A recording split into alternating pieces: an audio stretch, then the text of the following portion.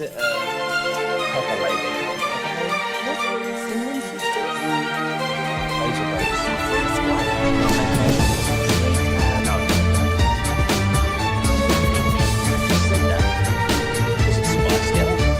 Doesn't sound right. Is it so possible?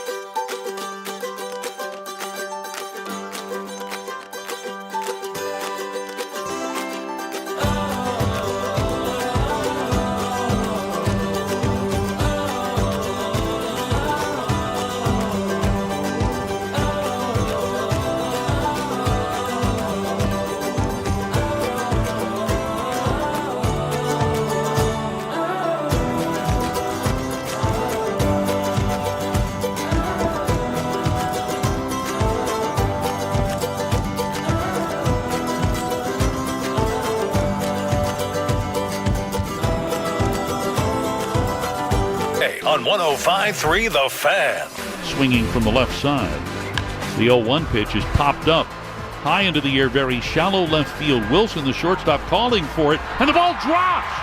Soderstrom called him off.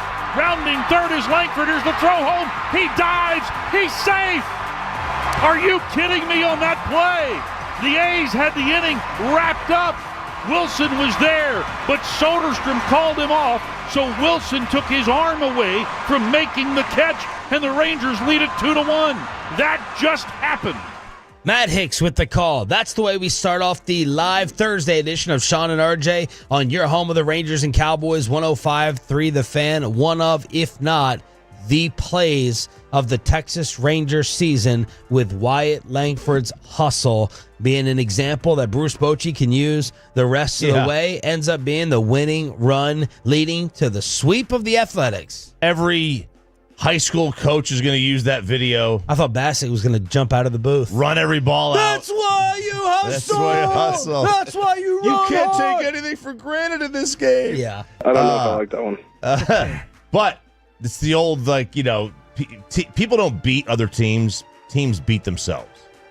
Bill Belichick would love that phrase. Like, give people enough chances to beat themselves, and they will.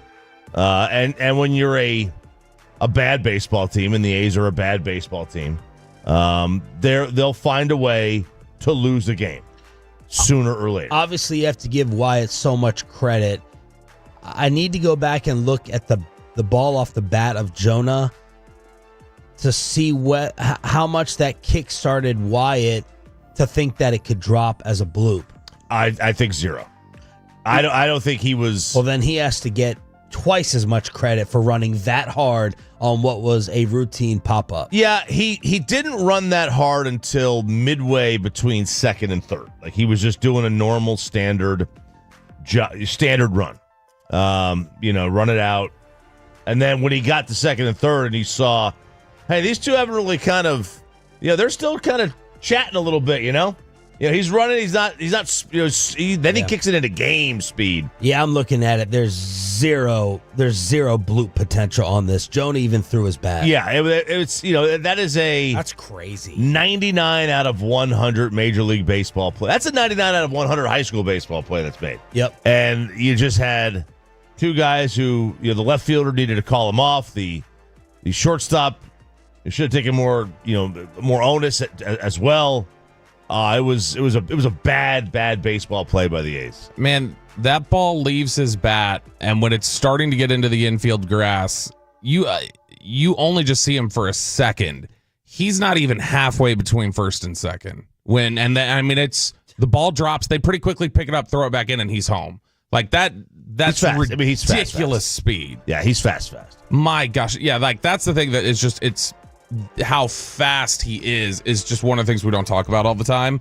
And it's also been because he's had so many different struggles at the plate. But yeah, this is the kind of thing that if they can win this way consistently, where you're getting Patrick Corbin to play above what he had been throughout his career, but the guy he's been so far lately. You're getting, again, more Corey Seager consistency, the home run, the double, everything else that he's been contributing.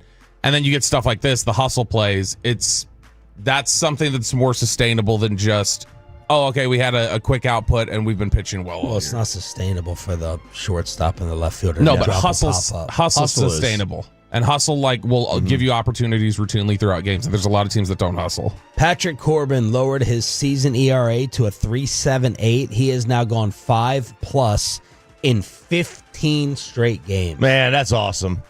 That's really. I do not think that they suspected that he would give you 5+ at all. They find one every year. They do. I think Kyle Gibson retired the other day. Yeah, Gibby, man.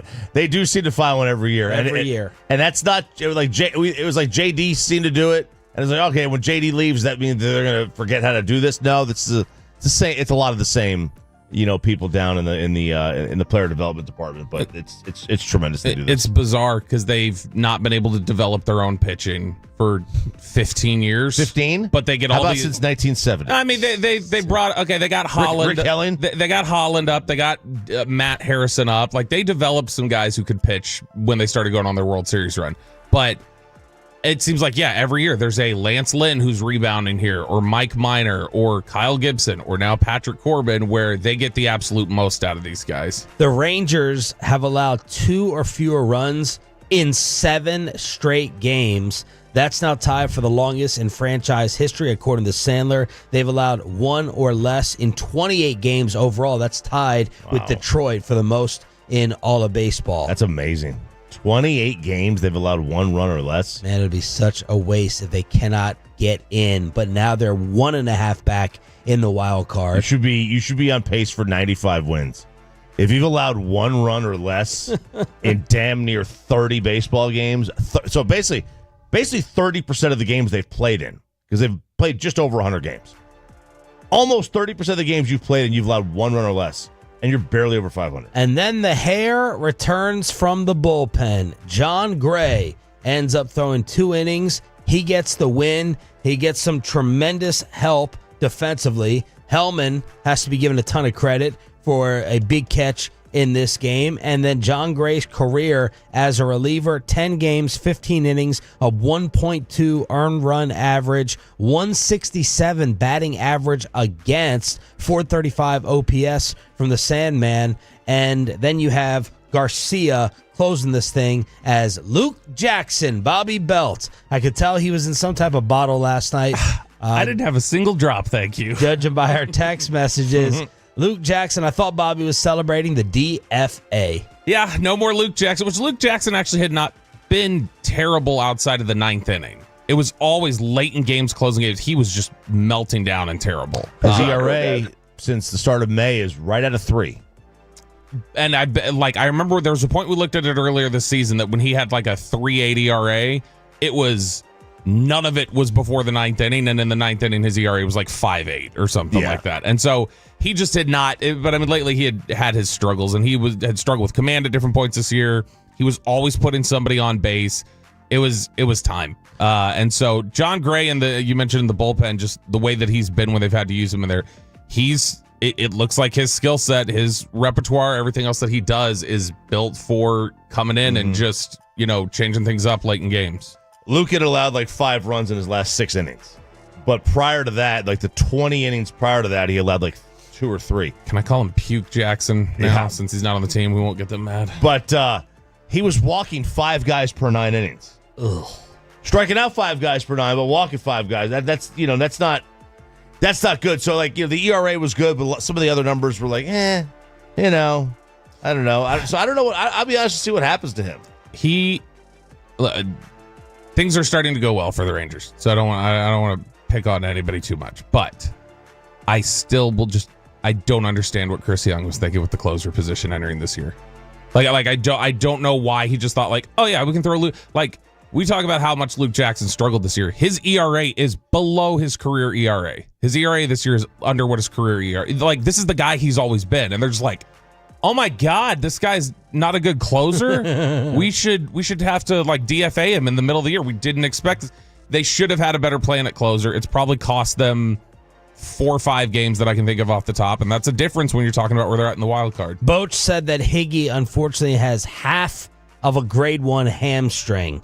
They're hopeful he'll be able to avoid the injured list. Cody Freeman, the backup catcher, yesterday, if anything went wrong. But Luke Jackson gone, John Gray back up, Corey Seager extending the streak to 24 games now on base. They're off today with the Atlanta Braves tomorrow in Arlington, 6:30 pregame, first pitch 7 o'clock. Great opportunity to see a future Texas Ranger in Marcell Ozuna and get eyes on him and scout him a little bit and figure out how he looks here with the Rangers. Well, speaking of moves, and the Braves, by the way, have lost 2 in a row. They're 4-6 in their last 10. They're 13 games under, 4th place in the National League East. Their manager is the favorite to get fired first for the next one to go. Jeff Passan with the latest update on buyers and sellers with the deadline. Well, and by the way, Steve Phillips, nice job by PayPay, getting the great Steve Phillips joining us tomorrow at 9, sandwiched between Brian Broaddus and I think that's it. So the Rangers, Red Zone. The Rangers, he Rowdy says, Tellez, that'll be the 920. are in the adding but not all in category. Now, you had mentioned Marcell Ozuna the other day. The biggest needs they list is a catcher, first base, and DH. And now he does say, obviously, Chris Young is always in win now mode. They have the bones, and this is what they're going to hang their hat on, of a scary postseason team. A bullpen of relative anonymity. Obviously, you've got Eovaldi and DeGrom at the top of the rotation. Best ERA in baseball over the past 2 months. And the offense has been a problem, but obviously if it turns around, they could be a very dangerous bunch. So they are in the adding, but not all in, which the problem they're going to run into is that there are 12 teams in the adding or all in category. And there's only like 5 teams in the subtracting category. Now, there are some teams in the all out category, it's like 11 total, but he said all out doesn't mean subtracted. It just means, hey, we're out. We're not doing, we're not going to make any moves. We're happy with where we are. We're just going to build to the future.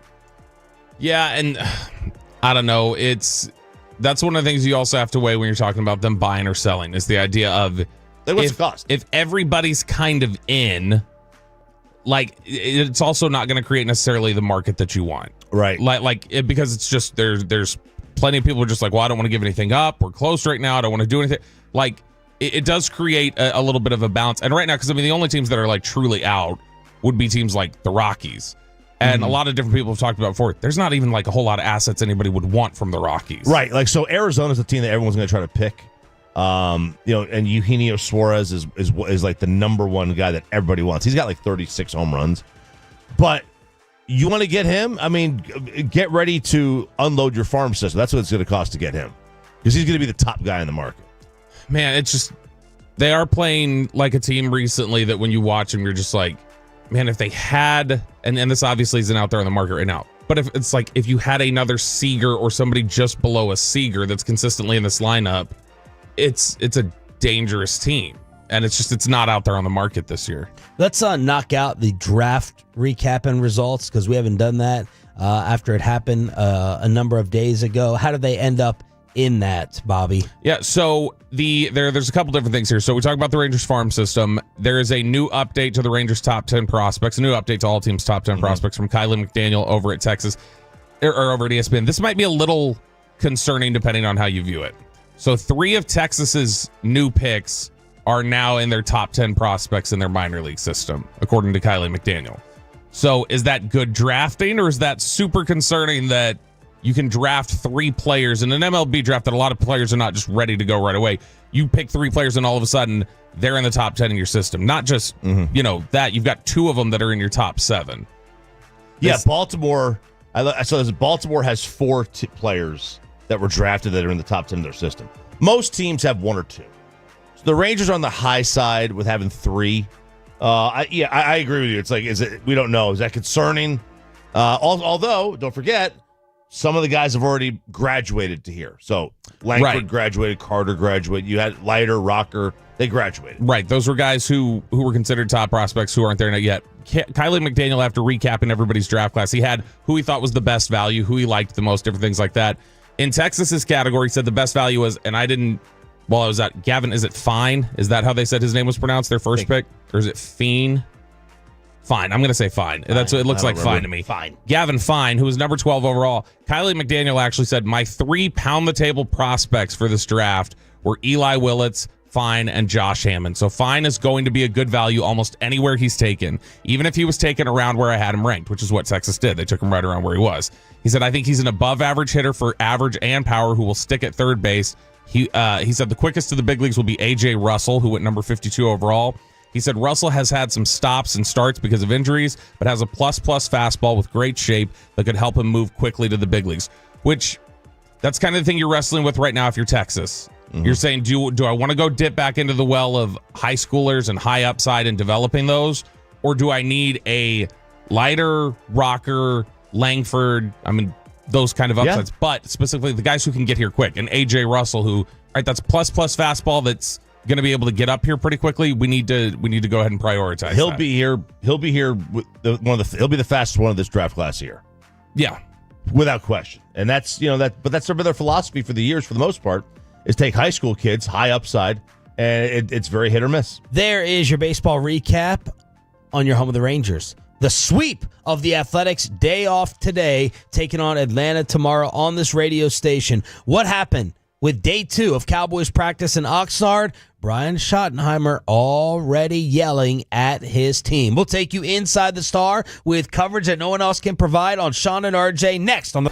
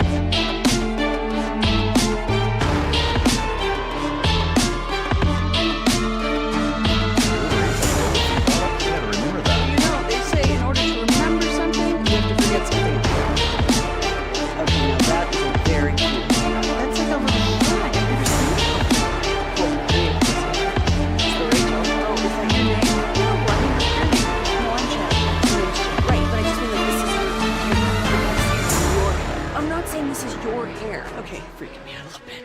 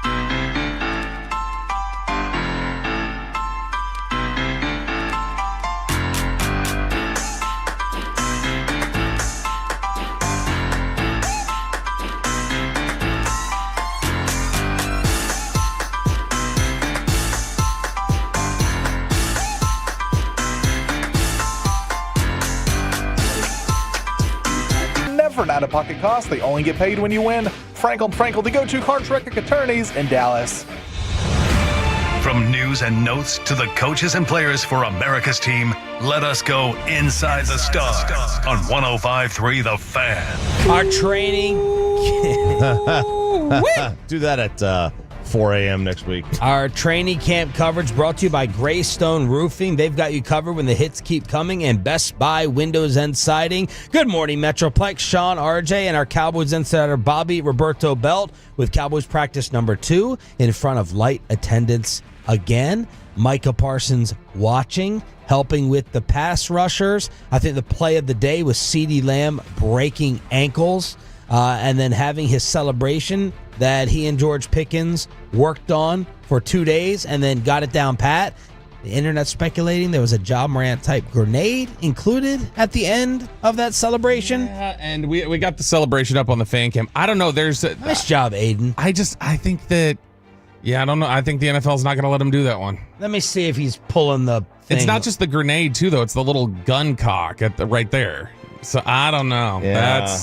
I count it as like blocking out the noise. I don't think it's throwing the grenade. I'll say blocking out the noise there to run away. Yeah, that's exactly what it is, Ja. Great excuse. I didn't see him totally pulling the pin. Yeah, I don't like if I. But Pickens covers his ears running away. So watch it. Like you'll see, he like pulls and then he goes covers his ears for the explosion. It could be a little pop rock. If nobody mentioned grenade, I don't know how anybody gets that. The Lamb throw. Nobody throws a grenade over their head. But they throw it and they throw it backwards. They both cover their ears and run away. How do they throw it? Educate us on the proper way to throw a grenade. Well, it's not behind you. It's like a hook shot. Oh, it's a hook? You're throwing it out of the. You're in the bunker. Okay, you're in trench warfare here. Okay, and you just go like this. He would know. Choppy has a giant mortar round sitting in his office. It's a 90 caliber bullet. Yeah, I know it's 90 ridiculous. cal. But CeeDee was breaking ankles on that touchdown through and weaving Cowboy defenders. And then the scare of the day came with George Pickens going down, but it ended up being a cramp. Boy, those cramps will look like season-ending injury. I remember the first practice Tristan Hill was at, and they're like carting him off, and everybody's like, oh my gosh, did he just shred his knee? And then Garrett's out there the next day, and he's like, yeah, he needs to drink more water. He needs to understand how we do things here. Romo. And so, I mean, honestly, the cramp thing is like a real factor when those guys get out there early in these practices. You always see somebody the first 2 days, and it just happened to be George Pickens. But you mentioned the Lamb weaving. There was another one of Pickens kind of doing the same thing where he takes the ball and he's kind of weaving through traffic. Now, obviously, it's not tackle, and so there's limitations on what you do there. But, man, I think that yesterday, you saw a lot of different highlights of those two, and it's easy to get excited about them. Dak was picked off by Kyer Elam, an offseason star for the Cowboys. Let's see if it actually translates to the regular season, unlike Kyer in Buffalo. And we got our second scuffle of camp already. The first one was Ezaraku and Brevin Spanford. That was on day one. Spanford was part of a couple of dust-ups last year as a rookie. And then this one was Marquise Bell, Troy Pride with Tyler Neville, and Brian Schottenheimer look at Aiden. Aiden's all over the video coverage. Well done on the Fan Cam, Twitch, and YouTube. And Brian Schottenheimer may have nailed one of Bobby's prop bets. Not may have, definitely did, despite y'all's hesitance to give me credit in the group text yesterday. He literally did what I said. He cut the music, and he started cussing him out, and it got retweeted a bunch. That's exactly what I said would happen. I get credit for that one. We're going to ignore some of the other things I had wrong, like having the Trayvon Diggs question, talking to the media in there, and not even getting a chance to ask that because it was wrong. But this is... Breaking news on 105.3 The Fan. Bobby Belch admits he was wrong without any buts or caveats. I had a butt in that one. And happy birthday, Zach Wilchuk. Yes, happy birthday, Zachary. This is 2 days, though. That I would say is unusual. I feel like we're normally it's not until we get into pads where we get consistent scrapping at these practices. Or it's usually building for 3 days and then guys snap. This is day one and this is now day two where guys are mixing it up, which I guess depending on how you look at that, you could say, oh gosh, are they totally focused? Like this seems like a sort of a bad environment. And then there's the other side that says, no, this is what comes with competition. And that means that everything Schottenheimer's tried to breed with competition and intensity is resonating, and this is the fine line you walk where you have to pull them back occasionally. Well, I mean, that's possible because, I mean, I have to go back to Jason's presence because Jason really, emphasized the competition. Yes, Jason loved that. And I don't remember, a ton of fights. They had it with the Rams. We didn't always see the fights until Amazon Prime would drop them with, Dez and Jordan Lewis. But, those sort of things would happen a lot of times away from public eye. But the other side would be it all depends on which way you're looking at it. Is this the... They look at Brian like a substitute teacher. I don't think that's the case. I don't think it is either. But if it's if that's this is the new guy we're gonna test. Shotty brought them together, and I thought I heard him saying, "I don't give an S who threw a punch. The next one to do it, such and such." So just cut it out right now. What else jumped out from practice? Yeah, there's a lot of rave reviews right now for kind of expectedly. It's stuff that we had talked about, which is Joe Milton. And Joe Milton keeps putting, wow throws up there and stuff that people are oohing and on about. That's what he'll do. And these are the kind of settings where he's going to look really, really good.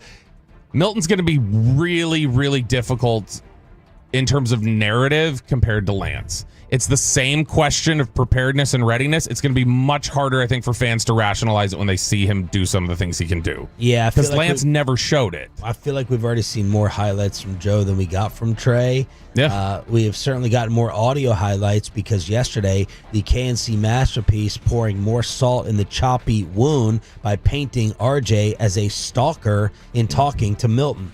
I just want to warn you about Choppy. I've seen him operate before. There was a time we were at the Super Bowl bar. He saw Cooper Manning, and he walked over there to talk to Cooper Manning, and he posted up like he was going to hang out and have a conversation. Never met this guy in his entire life. And he's like, no, we're going to hang out and be friends. So don't get too close to RJ, because he's going to be like, what about your phone number? What's your player tag? Like, just be careful. He's a lovely person, and he loves Tennessee, but like, just little tad. Yeah. Okay, good. See how they good. talk about you? These your friends. I never said that. I said we work together. I'm just kidding.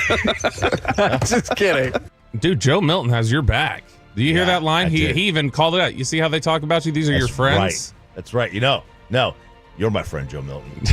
Exactly. Right. And by the way, I don't think the Cooper Manning thing, what they just described is not a stalk, or what they described is confidence. Yeah. And like, all right, let's go. Let's just see if we can slide our way in here. It's the whole, let's just act like you belong. Let's get in the club. Like, that's all he does. I just wanted to hang out with a third tenor. Was that our attention to Cooper, Hannah Storm, or Joy Taylor? And Cooper was just there. Cooper was in. Cooper was like, we were all there. We were trying to get in with the cool kids crowd. Yeah. And I was like, hey, listen, you're the other guy. So let's hang out with you. You did try with Joy Taylor, though, because you said the two most attractive people in the room. She's got a big pair of cans. Did you get any FaceTime with Hannah Storm, or did you just not even try that? I'm not a Hannah Storm guy. That was Sean's a Hannah Storm girl. I like Hannah Storm. I was. I've heard some stories. I've heard too many stories. Yeah. Brian Schottenheimer, we're hearing stories about all the motion and the shifts. And Schotty, at his presser yesterday, talked about how multiple he wanted to be. We're going to be multiple. We're going to be difficult to defend because we're going to be under center. We're going to be in the gun. You haven't seen pistol yet, but pistol's coming for all of our opponents that are listening to me talk right now. There'll be some pistol. There'll be some wildcat. Again, we're going to be multiple, and we're going to attack people. Our system's built to do that. So there he is, just putting it out there. Did he say wildcat? Wildcat. Yeah, and I mean, he ran some wildcat with the Jets at times. And so, I mean, I wouldn't be surprised if they had some. You got to remember, they've had CeeDee Lamb throw things before. They've had CeeDee Lamb. They'll take guys and they'll take advantage of guys with arms, like guys in the receiver running back core. But this is something that he's talked about, the different motion and the different looks, and he's not. I think people got to understand this is. It may not be effective. It may not work. You may not like the offense.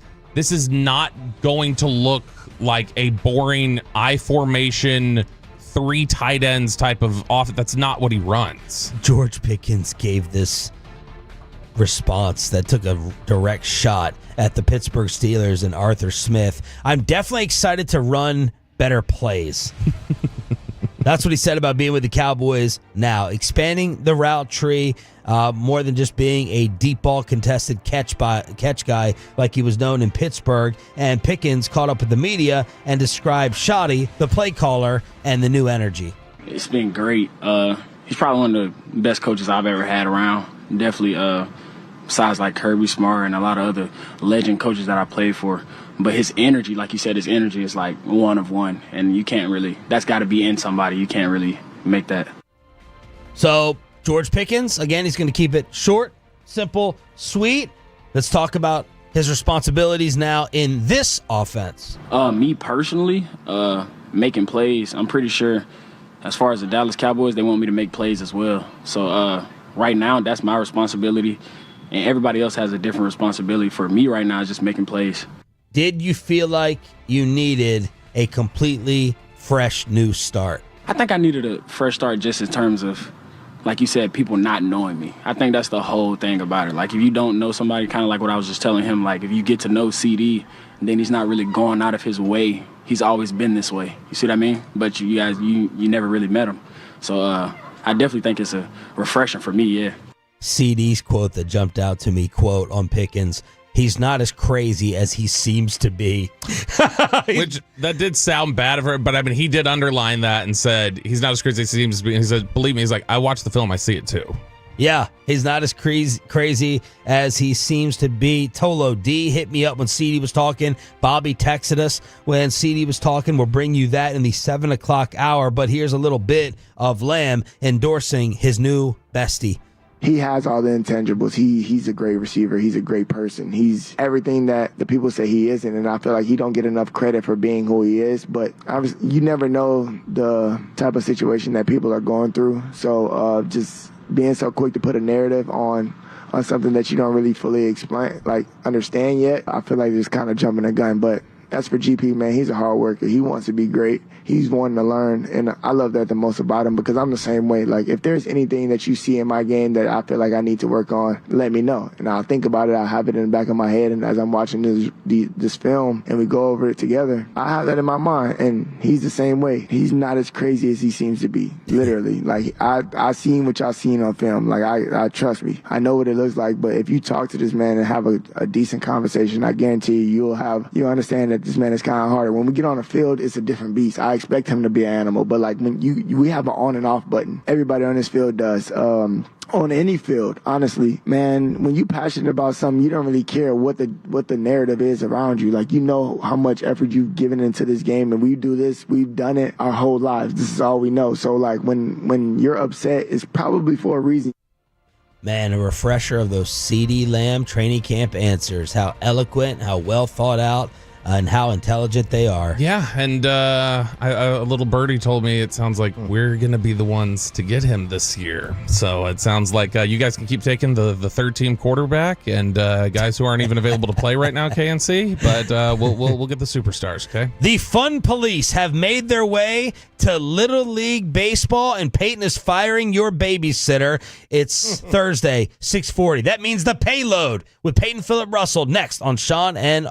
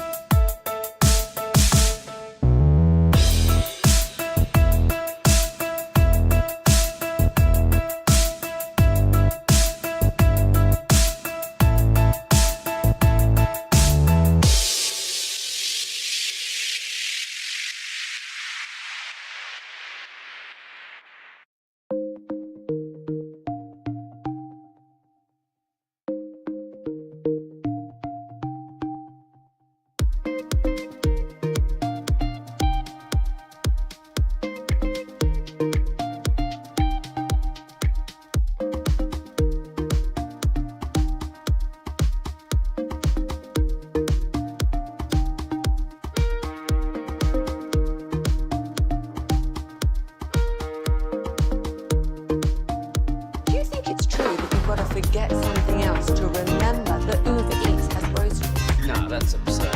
Hey, remember when you used to be a, what was it, Pepper Lady? Pepper Lady? Wasn't it Cinnamon Sisters? Razor Blades. Saffron Squad? Nutmeg Maidens? Preacher? No.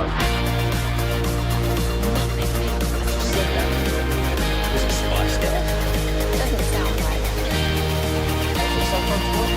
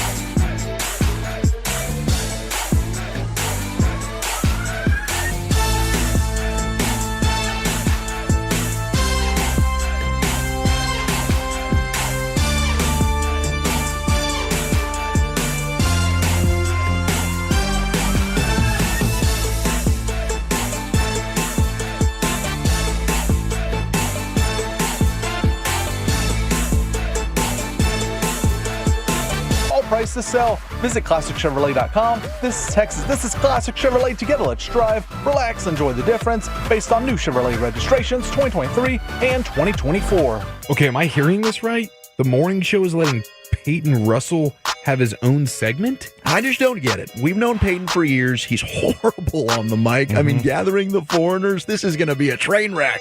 Daddy does work, and Peyton just does board hopping. That is right. It is Thursday, 6:40. Yes, it is. It's time for the payload. PP in the morning on Tuesdays, payload on Thursdays at 6:40. And guys, we start off with Little League Baseball. RJ, you have a couple kids in Little League Baseball, I believe, but the fun police are out in your hometown, your home state in New Jersey, where a Little League Baseball player was ejected and suspended one game for, you guessed it, bat flipping. Can't do it in the big leagues, apparently, or else you'll get, 99 right in the ear hole. People get butt hurt, but you can't do it in Little League either because you'll get suspended for one game. Unless, or except when actual Little League, puts it out on their social media, bat flips galore left and right. So they promote bat flips on their social media. Video on the fan cam. They flash to the outfield when the ball's hit. They go back to the batter, and the thing is still up in the air. You can see the height. You can't see the whole bat flip, because the camera guy sucks. But you can see the height of the bat. It's up there. Listen, this is peak New Jersey here. This is hardo dads. We play the game the right way. When I was a kid, Yankee callers. This is how we did it when I was a kid. Okay, we hustled hard. Okay, that's what we did. Is that what it's Hardo about? Dad. It's hardo dad. Are Jersey baseball fans Yankees or Mets? Oh, it's almost all Yankees. Mets is like Manhattan, a little bit of Manhattan and like Long Island. These are the guys fighting with Aaron Boone. Yeah, most of Jersey is Yankee fans, and you get your Philly fans down below. But this is hardo dad. You gotta play the game the right way. You know what I'm saying? Are kids still bat flipping? Yeah, okay. So I guess in Luca's age, because they play on, they're mostly just finishing their freshman year, and they're playing on high school fields. So there's not like a lot of no doubt home runs. So when there is, they better bat flip. So you barely see home runs at that level. Other than that, you get to some of the younger levels where they're hitting them. There's some more homers, and there's some bat flips, but it's not as I don't feel it's as big as it was 2 or 3 years ago. This kid though is the most New Jersey name you've ever heard. Marco Rocco. There's fist pump time. 0% chance that kid is from South Georgia. All right, Marco Rocco only comes from New Jersey. So here's the only cover or devil's advocate thing I'll say for them, because I don't know what the answer is here. Is this because of sportsmanship? Is that why he's getting in trouble, or is it because he's flipping in an aluminum bat? Because like a kid throwing an aluminum bat, they're like, I remember we were playing one time, we were playing like sandlot baseball type of thing. And I remember one of the kids flipped the freaking bat and it flew behind him and it hit one of the kids in the head. And it was really bad. Yeah. That kid got a goose egg on their head. So the umpires did rule that it was a safety concern because the bat went in the air. And I guess, if you throw it backwards, you can hit either the umpire or the catcher, or there's kids running around the dugout, I guess. I don't know. But it was a high bat flip, but I respect it. Yeah, it was a high flip. So he got suspended. Yes, because it wasn't just a regular season game either. It was a state tournament. Yeah, so it was to go to like Williamsport kind of thing. Did they lose? I have no idea. I imagine they won. But. I think they play this weekend. My favorite Little League story though is the fireman or the firefighter. Oh my God! Is this in Maryland? This is in Maryland. Yeah. So this guy is a firefighter, obviously, and I love the pettiness here. But this guy had a home run ball or foul ball, one of the two, hit the window of his truck, smashed the window. He's a firefighter in Montgomery County, Maryland. And he decided that he was going to take his vengeance out by flooding the field so they couldn't play anymore. What, do you have a hose on his truck? He probably hooked up to the fire hydrant. He probably hooked up to the hydrant. I saw this video. I think it was coming from the building. Like he hooked it up and it was coming from the top of the building, so it was all over the field. Just very petty. Covered the field. Just the pettiness right there. That's amazing. But yeah, Bobby, go ahead. No, I was just saying I like it. I respect petty like that. Yeah, you can't let the kids have fun, I guess. No, you can't have fun until you reach the big leagues. Which when I hit my first home run, this was 2010. You know, I wasn't a bat flip guy. It was dead center. It was actually at the Irving Golf Club, those baseball fields right over there. Glad you're not hanging on to it. Dead center. Wow. Yeah, and I didn't do the bat flip, but I did the once I knew it was gone, I rounded first. I put my finger in the air. Oh, baby. Wait, River Bottom? It was at the River Bottom Park? Yeah, it was the one tall fences right there. Yeah, sure. I think it was the California Tiebreakers was Grand Slam. I still have the baseball. Still have the baseball to this Boy, day. imagine being young enough to be an adult and having played in a California tiebreaker. Is he head? Do you think he was head down, trot around the bases guy, or do you think he was Clearly like, not. No, you can put your hand up and have a head down and be like, oh, Mr. But if this is a safety thing, by the way, I get it a little more. If you're talking about like one game, you can't throw that thing in the air because it'll like hit somebody. I'm sure. How many I bet have they've had ever hit the catcher? How many have ever hit the player behind the plate? So here's the thing, like to me, when he's throwing it that high in the air, there's like no telling where that thing could come down, or if somebody like it's been up there long enough, somebody happens to get in the path of it. Like I said, it happened one time I saw it. It's like storming the court. Mm-hmm. Like you'd think more people would get hurt, trampled, run over. Yeah, I guess the one problem when you throw it high in the air, nobody's watching the bat to look at the ball. So your eyes are on. Well, he's got equipment on. But I mean, they're crushing this kid's dream. This guy's 12, 13 years old, about to go into high school, you know, and you crush his dreams by eject him from the game and then suspend him in the state tournament. Now Don't it feels be a like little punk. Do it the right way. Yeah, you actually got to do it Bautista style. I guess Throw he it didn't towards watch the other Jeter enough if they're Yankee fans. Right. All right, it is the payload every Thursday at this time. Jeter we talk. didn't hit home runs. Pretty true. He has over 80 catches in foul territory. Let's talk about babysitters here. Do you guys have a reliable babysitter that you go to, a number one seed? Yeah, in-laws. Yeah, in-laws. Yeah. Really? But I had, Mom, Dad. I had one even before we just started calling the in-laws Teresa. Yep. Never paid for one though. Yeah, we just have in-laws when they're there, and then otherwise, no. Yeah, Kristen will not. I don't think Kristen will let anybody watch the kids if they're not family. So we have this mom who is freaked out and has fired their babysitter because she ordered DoorDash while watching the kids. She stepped away for a little bit, just to go to the front door, get her DoorDash, and eat her food. But if you're a parent, tell me if this is a valid reasoning to fire your babysitter or not. Frankel & Frankel injury attorney fan text 877-881-1053. So here's the story. This girl got a text from the parents of the kids saying they were going to be about 2 hours late to coming home at night, which would be around 11 o'clock at night, 11 p.m. The kids were already asleep, so the babysitter decided to order food to be delivered because she hadn't eaten since around lunchtime, around noon.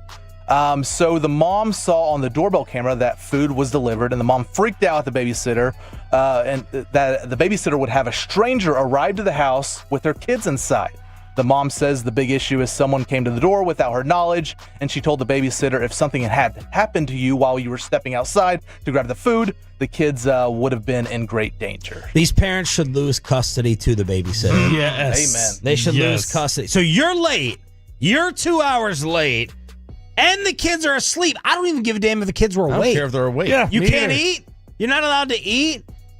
You should vet them enough to where you trust them with your kids to where delivery at the door would not be an issue. It's a modern society, woman. Psychos. Like you got to understand, like, this has been going on for, how often have we seen, I mean, this is, okay, so it's a Grubhub driver or whatever it is. Go back to years ago. People have always had like pizza delivery people show up to the door. Like that's been a thing for forever. This is not new. This is stupid. I don't know. Are we supposed to bring a packed lunch? Yeah, sack lunch, baby. Lunchable? Bring a sack lunch. Yeah. Bring a Lunchable, an Uncrustable or something. This is stupid. Lose the custody of the kid. This is like the worst type of person. Like super entitled, didn't bother. Oh, sorry, I'm not going to be home on time, and then like making you out to be a bad guy. The only thing I checked the cameras for our babysitters when we were gone was to see if the babysitter fell asleep on the couch, or if the kids were like standing on the chairs or the tables or the couches by themselves. Like if she lost track and standing up, that's it. Those are the only times I can remember contacting the babysitter. Like, hey, I don't want the kid standing up on the couch or the chairs. I don't feel like going to the hospital with a broken collarbone. That's it. Yeah, I mean, if the stranger, if it was someone they were inviting over, came into the house, that's a totally different story. But the fact that they weren't even at the door when you answered it, they dropped the food off, they drove away, you stepped outside for maybe 6 seconds to grab the food, and the mom says you don't have to step outside. I mean, I guess you could argue that. You leave it at the door. A lot of the deliveries, I don't even like to open the door because I'm in my boxers, so leave it on the ground. It doesn't matter. You can open the door up. Have you ever fired a babysitter? Like flat out had a discussion of like, you're fired. We're not doing this anymore. It's hard to have that conversation with your mom. Yeah. Mom, you're not welcome right No, here. I have not. No. I mean, you just don't call them back. Right. I don't have to fire you. It's a quiet quit. Yeah, it's quiet fire. quit. All right, is the payload every Thursday at this time. Guys, one last story here. Mike Vrabel, new Patriots head coach, is already calling out reporters while at the podium at training camp. It happens to the best of us. If you don't hear a question, he asked right before you do. It's happened to G-Bag plenty of times, and it happened to our own at the Fort Worth Star Telegram. Nick Harris last year, remember, he asked Mike McCarthy a question. McCarthy said, you're dramatic, Nick. Called him out there, but apparently Mike Vrabel will let you know if you messed up. Here's an audio clip from a couple of days ago at his press conference, calling out one of the reporters. Work hard the off season. Just now the guys are back. I know there's 90 of them, but generally speaking, 91, international pathway. How'd they do? How do you feel about how the guys came back? I mean, whether you were in a coma when I answered Tom's question, or typing on your phone or tweeting, I don't know, but I spent 5 minutes answering that question, and I can go back through it, but I'd rather not. I love it. But Mike was not done. He did it the next day. So that clip was a couple days ago. He did it yesterday where he's quizzing reporters on what he brought up the previous press conference. At the end of the day, what would make a successful training camp for your team at the end of the summer? Well, if we can remember what the objectives of training camp were, which were, do you remember? You said, no. No. That was yesterday. There were three things. Build a team. Okay. Remember, Mike? Earn a role. You remember the last one? Prepare to win. You guys are on fire today. We're off to a great start. Not even preseason. This is going to be a great year for Patriots. If I was one of those reporters, all you got to do is snap back and say, sorry, Mike, I must have had 8 bottles of beer like you did when you got arrested for drunk driving about 10 years ago. So the first guy was, they said it was Ben Volin. Or Ben Volin. Which he's not like a slap or anything. But from what I've heard, all the Patriot media hates him. It's fine, but you're talking about a guy who that's somebody who is established and has done that job. Yeah. And then the fact that Vrabel's this is going to get him. This is the wear down grind thing that people hate about him. He's Exhibit a jackass. Exhibit A, why I don't ask questions. I don't listen. So I don't know if it's been asked before already. And look, Vrabel, he didn't try to fire the reporters like some people tried to fire you guys, for asking the tough questions. Jeez. So, there's that. But how much would it take to get you to sit in on one of Shotty's press conferences next week and ask the question that was just asked right before? I'm not doing it. No, I'm talking about Choppy because he just said that's his biggest fear. How much would it take? Oh, I mean, monetarily? 200? Yeah. Oh, no. It's not a money thing. It's No, but would you do it for 200? Oh. Probably not. All right, well done. Peyton Phillip Russell with the payload every Thursday at this time here on your official home of the Cowboys and Rangers. They break out the brooms against the Athletics, and SMU is in the middle of a college football fight. Choppy has it in a loaded college football kegger on the home of the Rangers next.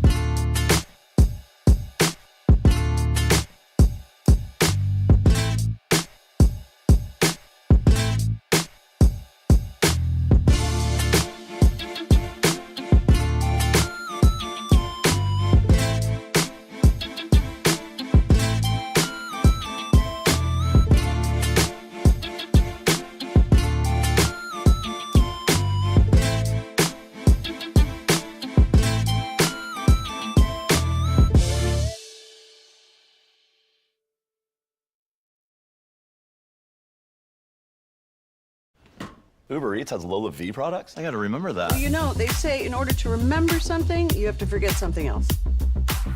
Okay, now that is a very cute haircut. That's like a little shag. I've never seen that before. Well, I mean, of course you have. It's the Rachel. Oh, is that your name? No, I mean like your name. No, I'm Jen. My name's Jen. Right, but I just mean like this is your haircut. But that's hair on your head. I'm not saying this is your hair. Okay.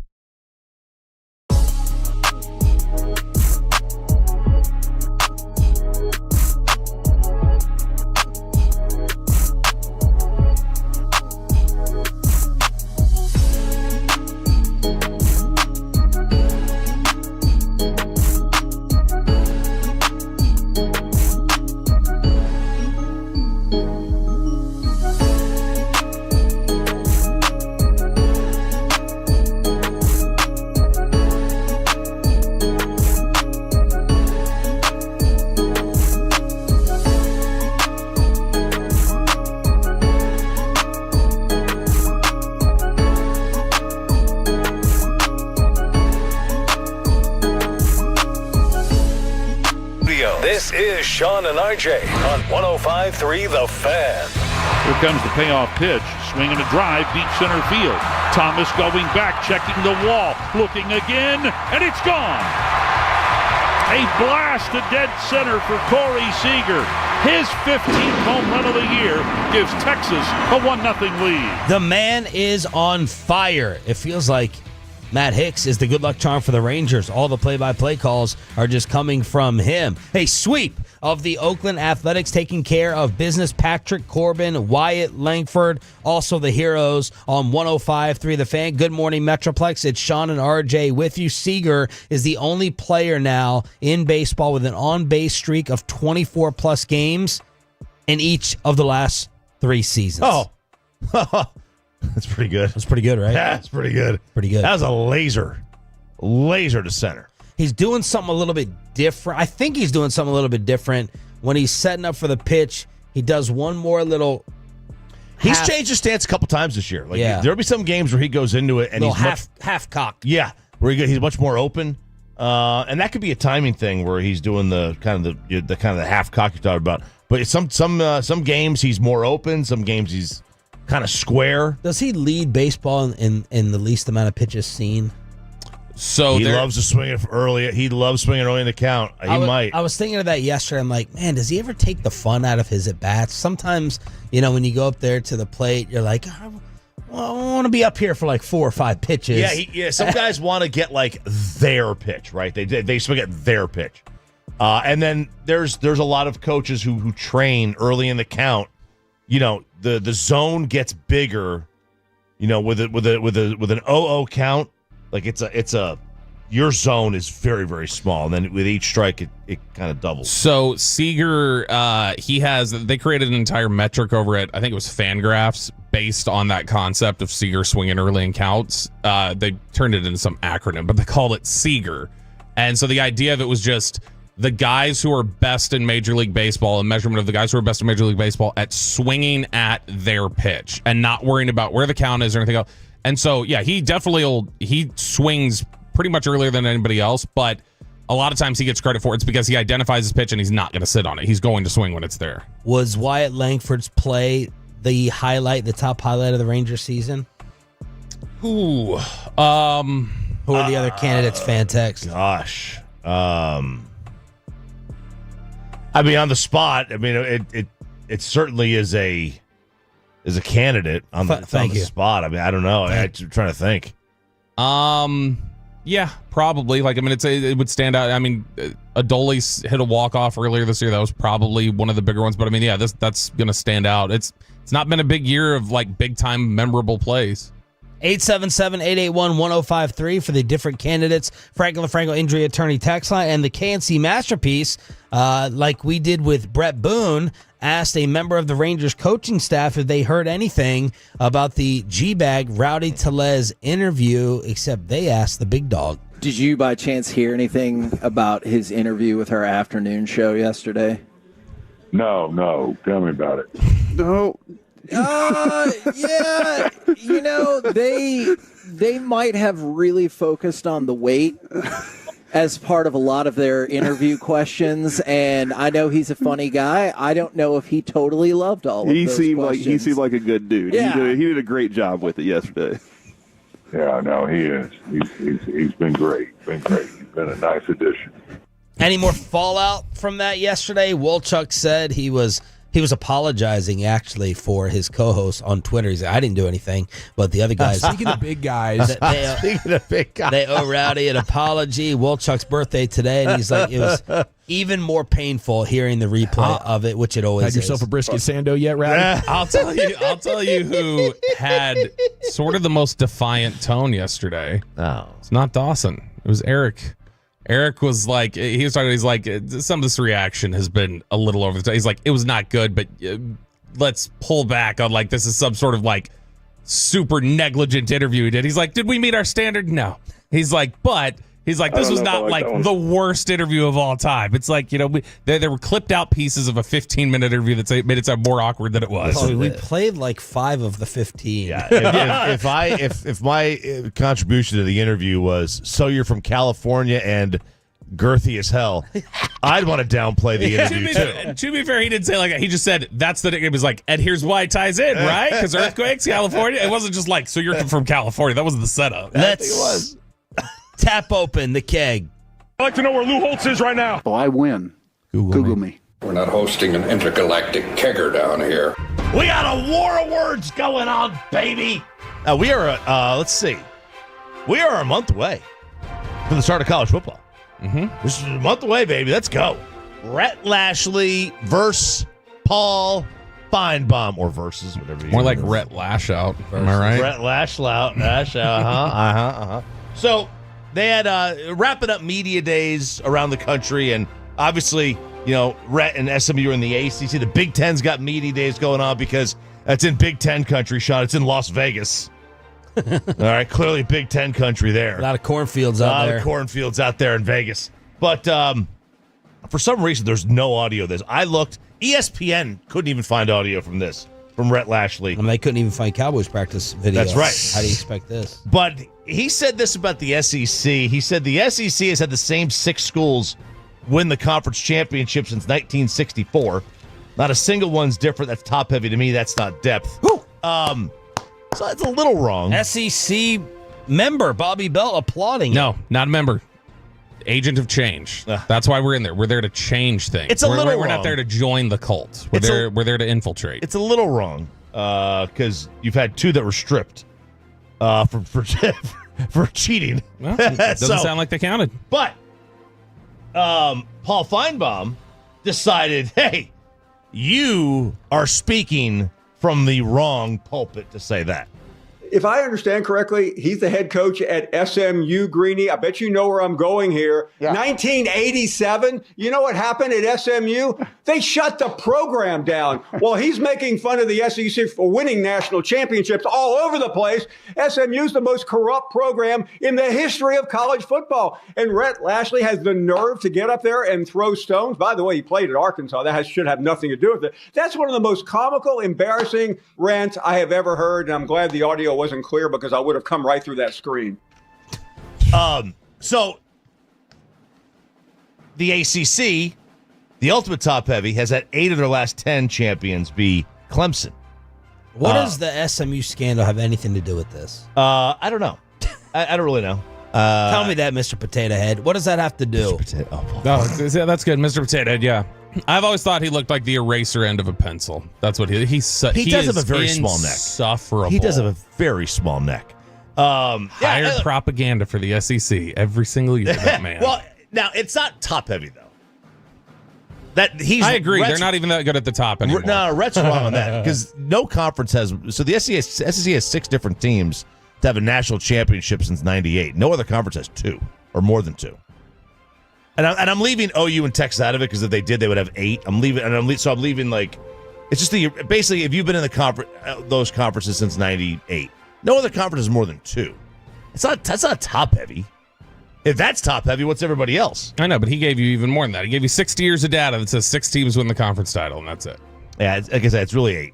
I mean, that was back in the day, like 1964 is when centers were going first in the draft, and like TCU was the number 1 team in the country. Totally different era. Totally different world. So that's Paul Feinbaum number 1. Paul Feinbaum number 2 is a complete. But every 6 months, if you were to go back on Twitter and just type in Paul Feinbaum, Lincoln Riley. Riley. You just type that on Twitter. Every 6 months, there is a random haymaker thrown from Paul Feinbaum to Lincoln Riley, and this week was no different. But I want to say one thing before I go.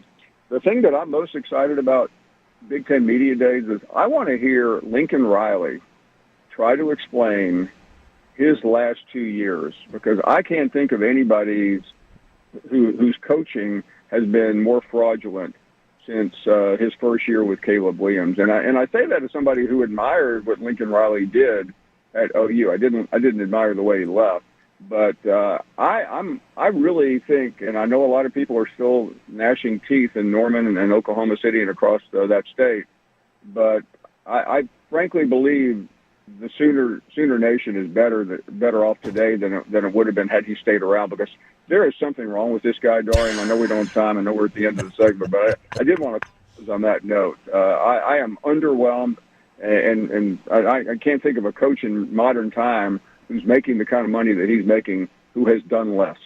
Wow. I mean, this is out of nowhere. Like, he was just like, hey, by the way, before I leave, let me just throw this shot at Lincoln Riley. He's right. Lincoln Riley is as damaged a reputation, I feel like, in college football over the last couple of years. Like, there's no reason for the struggles at USC that are there. And a lot of it, the year that they came, the first year he was in there, when that was one of the most talented teams in the country, it like a big chunk of the reason why they lost was Alex Grinch calling their defense and being in charge of their defense, and just Lincoln Riley refusing to do anything other than like buddy hires there. And he is a tyrant, apparently, with his programs. Whether it's Oklahoma or USC, he can be a little bit of a nut. So that's one thing Feinbaum got right. I feel like Feinbaum is today's Jim Rome, where if someone grabbed his scrangly neck and threw him around a room, I would understand it. I'm flirting with saying I would support it. I'm not saying I would support it, but I would get it. He's today's Jim Rome with Chris Everett. I think that's why Jim Rome why Jim Rome grew the goatee, was because he didn't have it when Jim Everett kicked his ass, and he doesn't want people to recognize him when you go back and look at that video. It is the college football kegger here on 105 through the fan. One more bit of audio from Media Days. This is Ryan Day. Now, Ohio State just won the national championship. Oh, God. But do not tell Ryan, oh my God, this will make you barf. Do not tell Ryan Day that they have to defend anything. You know, we've said it before, we're not defending national champions because we're not defending anything. You know, they can't take the trophy away. We're looking to attack and win a championship with this team. And so that started in the offseason, and it's continuing in through July. I think we've had a great offseason, but now we need to have a great August as we head into this first game against Texas. He's right. I mean, they didn't defend their own field last year when Michigan came in. Ryan Day was off to the side as Michigan players were driving flags into the field. And it's always been Ohio against the world. Now, he didn't say it in that clip, but the headline turned into Ryan Day says, we're not defending national champions, we're attacking national champions. I don't know if that's unfair to him because that's such a douchey thing to think and say, but I didn't hear him say it in that clip, so I'm trying to give him a little bit of the benefit of the doubt. Yeah, the headline is... know where Lou Holtz is right now. The headline is very misleading, but yeah, he did say, we're not defending it, they can't take it away from us. Now listen, Ryan, we agreed to this terminology, and I am obviously team adapt or die, but we agreed to this terminology 100 years ago. You are the defending national champions. The Rangers were the defending World Series champions even after they had missed the playoffs the following year. Jalen Hurts did something douchey like this yesterday where he said he didn't even put on the championship ring. He didn't wear it because I moved on to the new year. It's as simple as that. And he was hanging out with Michael Jordan in the offseason, and Jordan advised Hurts and the Eagles not to speak in terms of a repeat. So, who has gotten the championship ring and never taken it out to put it on their finger? Has that ever been done in history? One person comes to mind who I bet would have done this. Joe Mazzulla. I don't really wear jewelry. It's kind of impractical. Yeah, this is so Jalen Hurts he backed himself into a corner. Either he's a liar or a fraud. Yes. He is one of the two. Either he's a liar and he did put the ring on, or he's a fraud because this is a fraudulent thing to say. I do on to the next year. On to the next year. It's just what those hardos want to hear up there. It's almost like we've heard he's a fraud. College football kegger and a Ranger recap on DFW Sports Station as the loaded week continues here on Sean and RJ. We have another concert ticket giveaway to hook you up with. Neighborhood Watch at 740, the most local segment in radio, and Nick Eatman from California in the final hour of the program. But yesterday, Bobby Belt is going to play for you why he fell in love with CeeDee Lamb all over again. The commercial-free expressway on the home of the Dallas Cowboys is next.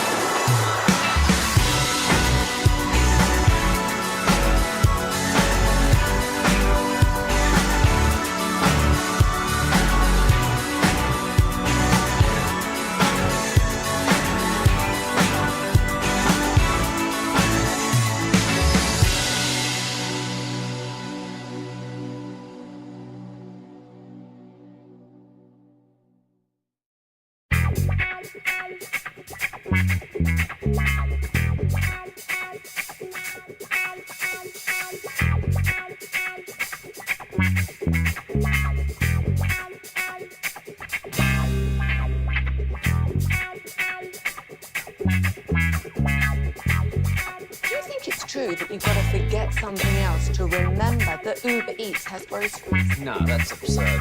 Hey, remember when you used to be a, what was it, pepper lady? Pepper lady? Wasn't it? Those are those. Not meant ladies? No. I just said that. It was a Spice Girl. Doesn't sound right. Was it someone's called?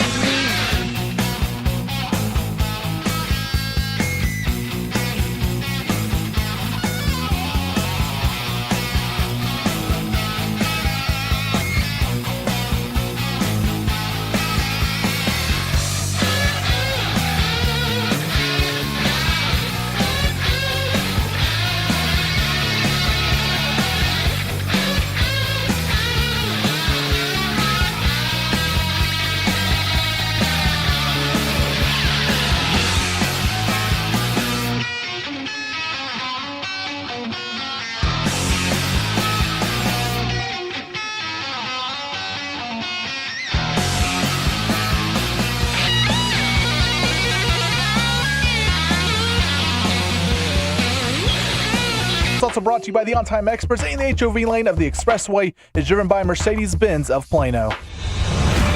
From news and notes to the coaches and players for America's team, let us go inside the stars on 105.3 The Fan. Hey, good morning to one Michael Bassick, who texted me and said, when are you talking Cowboys? I have a long drive this morning to go play golf. How did the third string center do in walkthrough yesterday? So there's the old Mikey training camp sarcasm leaking through. Absolutely love it. I wonder where he's playing golf. I do wonder. I asked him, where are you driving? He said, I got a long drive, so let me know when the baseball happens. I said, 6 and 7, top of every hour so far. He misses. He misses he misses being able to like put in those little barbs on the air. He misses them being there in real time. That's what he misses more than anything else, I think. It's just the ability to be sarcastic and jab people live on the air. Jab. We are commercial free with the Expressway every day at this time with a concert ticket giveaway and the Neighborhood Watch coming up at 7:40. We are inside the Star here on your home of the Dallas Cowboys. And, of course, our training camp coverage is brought to you by on-time experts Rhino Shield and Yardbird Southern Table and Bar.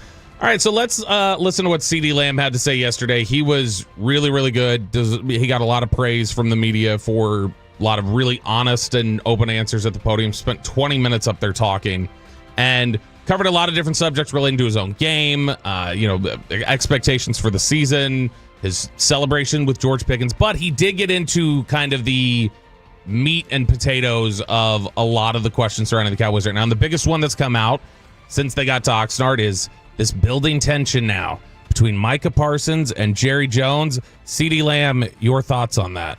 Being in this situation, obviously playing this media game with Jerry is not the best. It's not fun. It's not recommended.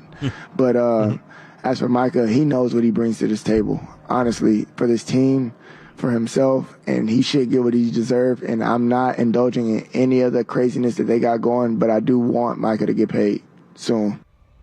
So when he says it's not recommended, don't get involved in that. Do you think that's a recommendation for like, bro, you can't win a media battle with Jerry, or do you think it's like, don't go play in that area because it's just a bad look? I think he's just more saying it's a headache. It's going to cause you stress. It's going to... Remember that video of Lamb when some Jerry shot came out and wasn't he driving a car and like banged his fist or something, or he was, is it exacerbated? Yeah, exacerbated. Yeah. It made it bigger, made it worse. Yeah.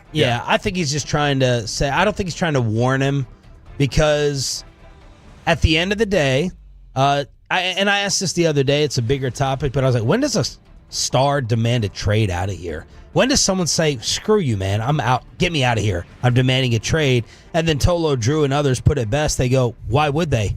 They know they're going to get paid at the top of the market and be set for life. And that's why Micah shouldn't be worried about a war of words. Although I will say this. Here's my latest 14th take on this whole saga. Now it feels like it's not about the terms. It's really about Micah the person. This leadership thing, I was pushing off to the side and saying, whatever, stop. What are you judging him by? OTA attendance, minicamp attendance, whether he's going to show up on the field in Oxnard? I'm starting to think I have like a 5% chance in my brain that Mike Florio could be correct, that they try to have Micah Parsons play 5%. Play this out as is with the $24 million guaranteed, that they really want to evaluate him as a person. And this isn't about guaranteed money, and this isn't about average salary per year. It is, your running buddy right now is our number one black sheep of the organization in Trayvon Diggs. Are you going to become him? We're going to judge you by the company you keep. What's going to happen once you get paid? You're already talking early retirement. So now I'm starting to shift my thinking from this being about money to character. Well, yeah, I mean, look, it would not. Nothing's crazy. Anything's possible. Anything's possible. I hate that.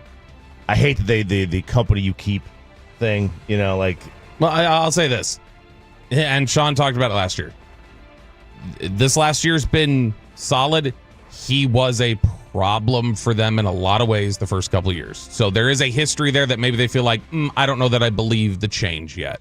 So I will say it may not just totally be company you keep. It may also just be we don't know if we've built up enough confidence here yet. Yeah, I think half of this is they're still upset that they feel that he backed out.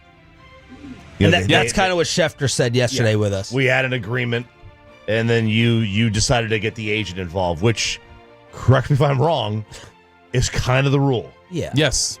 Right? There's rules for this, right? You can't. And even if it's not a rule, man, like Jerry Jones should be understanding of a young player with his life-changing deal getting the final. Okay, he agreed to it in the moment. Am I going to hold it against you because you had a final conversation with your agent who said, hang on, hold up? Come on, man. You're negotiating with 25-year-olds, dude. This is, I mean, that Jerry's that old school type, backroom negotiator, handshake deal. Don't get all the people involved that don't need to be involved. That's how he's approaching this. And that's the wrong way to go. You know how Maverick fans, there's a portion of them. There you go, Mike. Something you're interested in listening to. Although, never mind. Mike quit the Mavs. No, wait. He's back. He's back with Cooper Flagg. You know how Maverick fans were like, I want them to lose so Nico doesn't get rewarded? Yep. I wonder if we did a poll question, and I'm not suggesting to do it because people will say, oh, you're going to create headlines. I'm just thinking out loud here. I wonder how many would vote on Micah demanding a trade in order to hurt Jerry. Like, would you support Micah Parsons? Because the evil part of my brain, the evil shoulder of mine is saying, I wish he would just ask. I wish he would demand a trade. Now, it would hurt the Cowboys. It would hurt us. It would hurt our ratings. It would hurt the season. But just to, have Jerry Jones take a big fat L, unless it'd be better for the organization, but how many are just rooting so hard for Micah in this position that they would understand and support him demanding a trade because they they would understand a Cowboy star finally not wanting to put up with this. I mean, they might understand. At the end of the day, they want the player.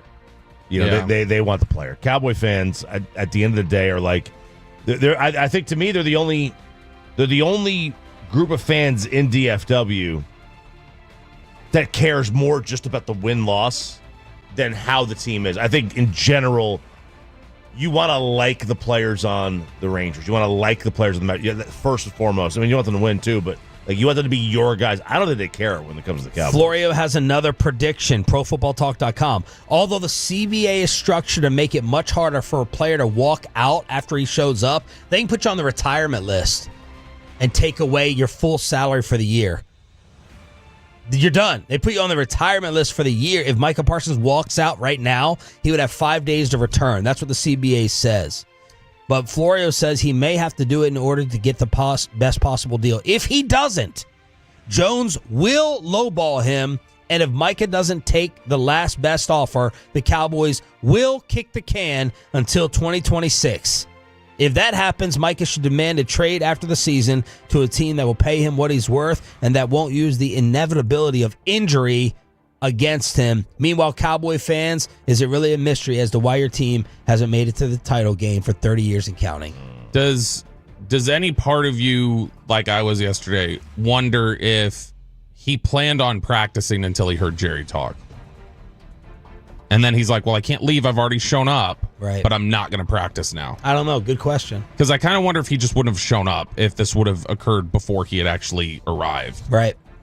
Or if he would have, it clearly bugged him. Or if he would have stepped out there. Yeah, because all this lovey-dovey stuff, right? Mm-hmm. Like, oh, let me sit next to him in the suite. Let me find him in Vegas. We're hanging out together, calling, buddies. What happened when the negotiating time came around?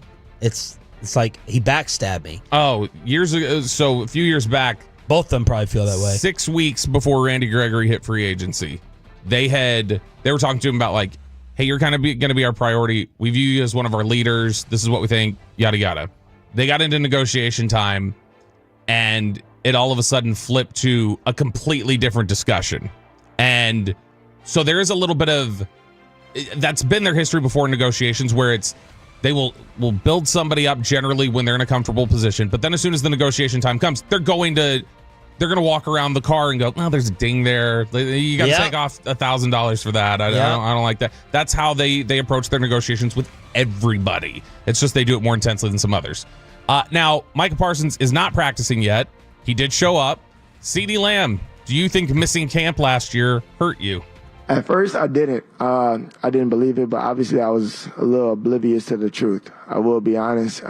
It's just I can be as strong, as fast, as explosive as I want to be, but if I can't control it to where Dak understands how explosive or how in and out my breaks I can be, I think I did that essentially just for me, and it's not never just for me. I have to do things to his tailoring, essentially. Just making sure that he's seeing the right things, he's seeing my breaks, it's defined routes, it's small things, man. It's critiquing myself, not slipping on some of the routes, just having my foot right, things of that nature. So like just being available for my team and being here, being able to lead, being able to tell guys right from wrong, things of that nature. Like I feel like the small things that I could have done last year, obviously not being here because of my situation, but that's neither here nor there. I got it done. I'm happy to be here. I'm able to lead my troops again. It's good. What a fascinating answer.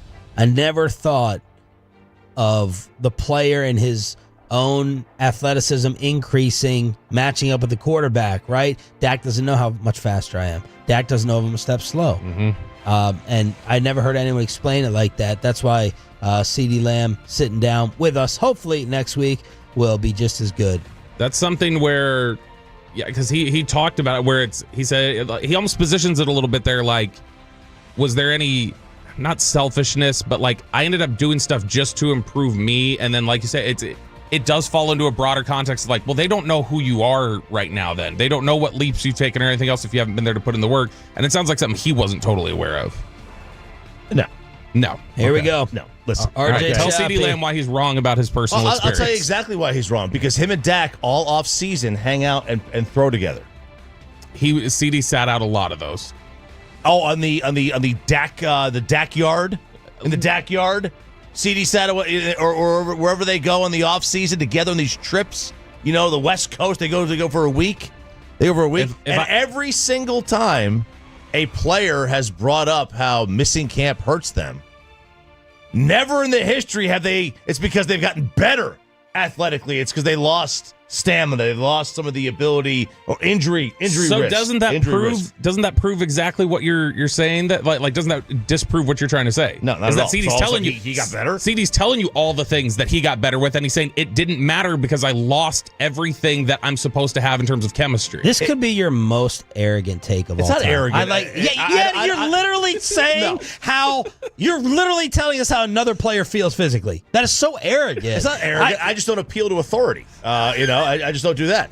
What he's doing here, place the blame somewhere else. I didn't have a great year last year or whatever, which he did have a great year, because I obviously, couldn't have been me. It had to be because Jerry didn't give me the contract. He did say him. He said I wasn't here to show them that I didn't do enough to show Dak. He said I need to tailor to Dak. He put that all on him. If he had said, look, this is why I got hurt, yada yada yada, I could actually buy that. But the simple fact that he said the one guy who doesn't know him any better is Dak. Are you kidding me? These guys they never spend a day apart. They're always practicing together. You trying to tell me that Dak was the one that didn't know him? All right. Well, then let's say, CeeDee, if this did hurt you, give us some evidence. When did you realize missing camp hurt? If he had said Cooper Rush, yes, I would have bought that. When did you realize Not missing Dak. camp hurt? Honestly, it was during the San Fran game. I want to say the first half. That's when I was like, wow, everything that I was doing, it was really just for me, honestly, just making sure that I was in the best shape that I could possibly be in for my team. Not that I was in the best shape with my team, for my team, with the guys that I love, So, I did all I could do to be available. Granted, it worked out, but I like small things.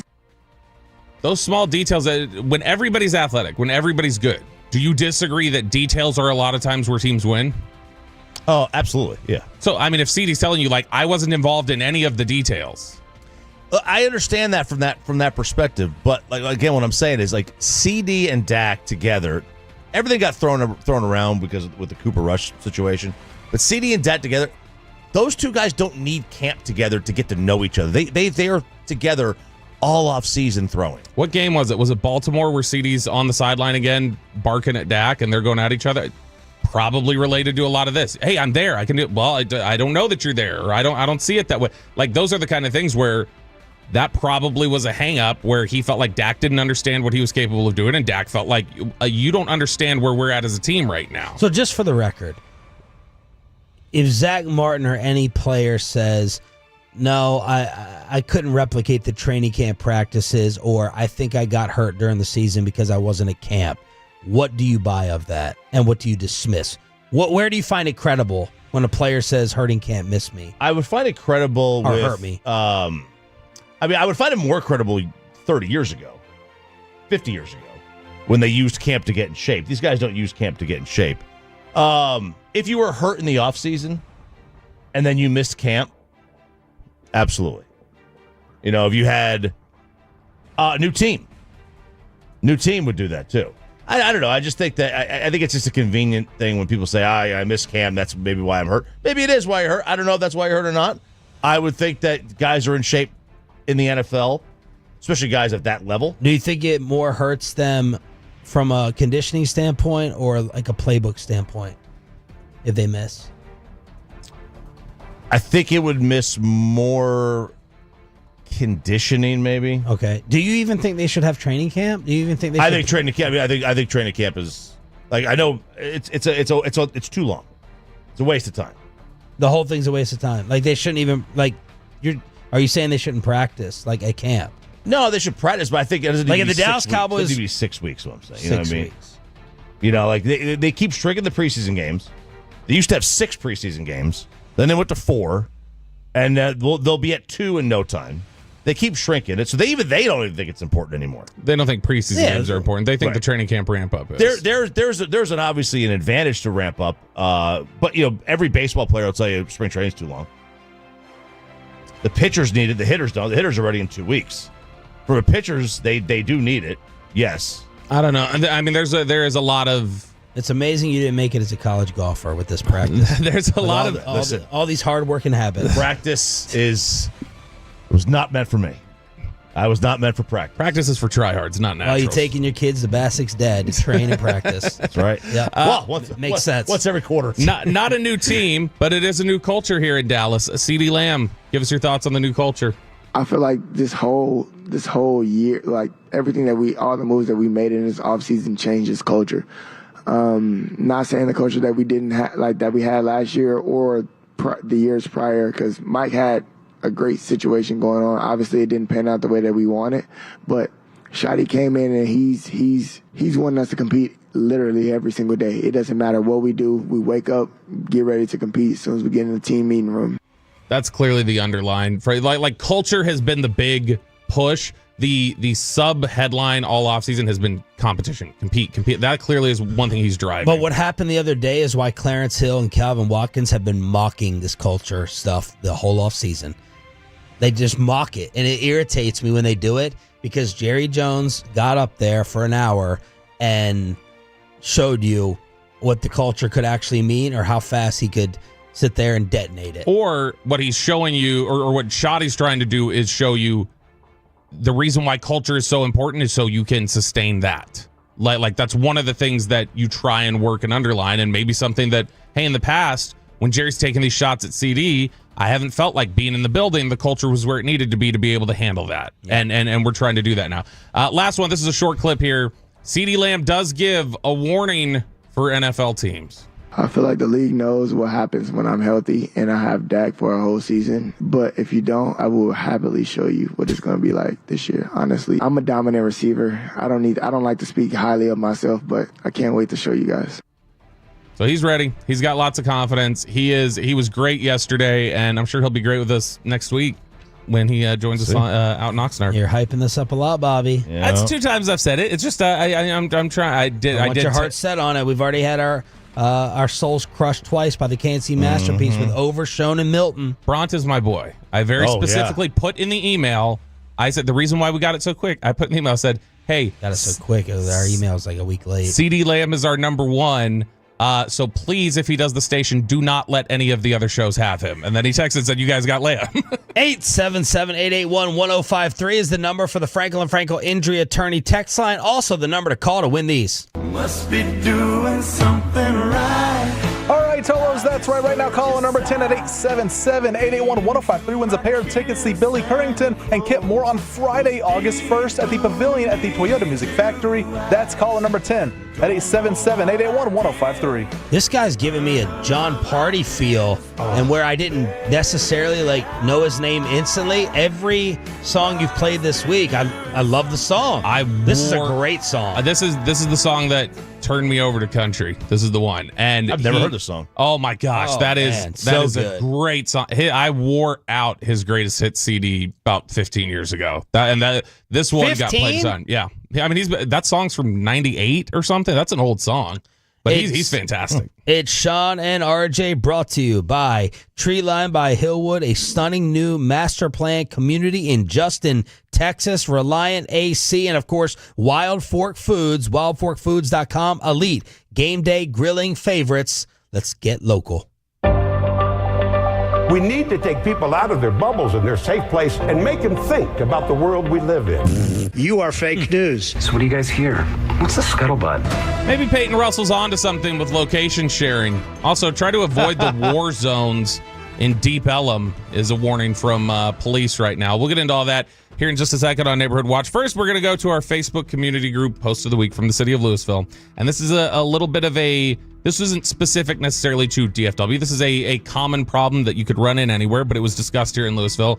And I'm curious how you would handle this, specifically you, Chop. All right. They say this person who posted on there said, yesterday my grandson, and you can throw the picture up on the fan cam. Yesterday my grandson went next door to ask for his soccer ball that went over the fence. The older lady told him, okay, still no ball. I peeked in their yard and realized there are 7 balls over there of theirs just sitting, they've collected them and put them up against a wall. Says, I didn't realize it was that many. The boys have asked now several times. I understand that it might be annoying to have them playing in our yard and hitting your fence, but really, you can't just toss them back. She said that they've now taken a note because they're getting involved. Now they've taken a note. They waited for their car to be back. Husband went next door. They didn't answer. So they left a note asking for the balls to be sent over the fence, and they are now going to see what happens next. Are all 7 balls theirs? Yeah, but they're all of their balls, and they are on this rack that's up against the wall. You can see it on the fan cam right now. That's the picture they posted. Whoa. Wow, this is fascinating on what to do. What part of town was this? Louisville. Man, those sketchy fighting farmers, man. Hey, the state champion fighting farmers from 1996. This is where you just take it upon yourself. You just go in the backyard. Man, which we do all the time. So that sounds like the beginning of a Dateline episode. You're tight with your neighbors. The neighbor behind me, I've never seen. The shades are always drawn. I'm told it's a single mother and a child. No idea how old. No idea if the child's a boy or a girl. I've never seen it. The shades are always drawn. No one ever comes outside. Literally ever. I've never seen the garage door open. So you've gone in that yard? We've tried to go. We've knocked on the door. Nobody answers. And for what? For the balls that go in the backyard.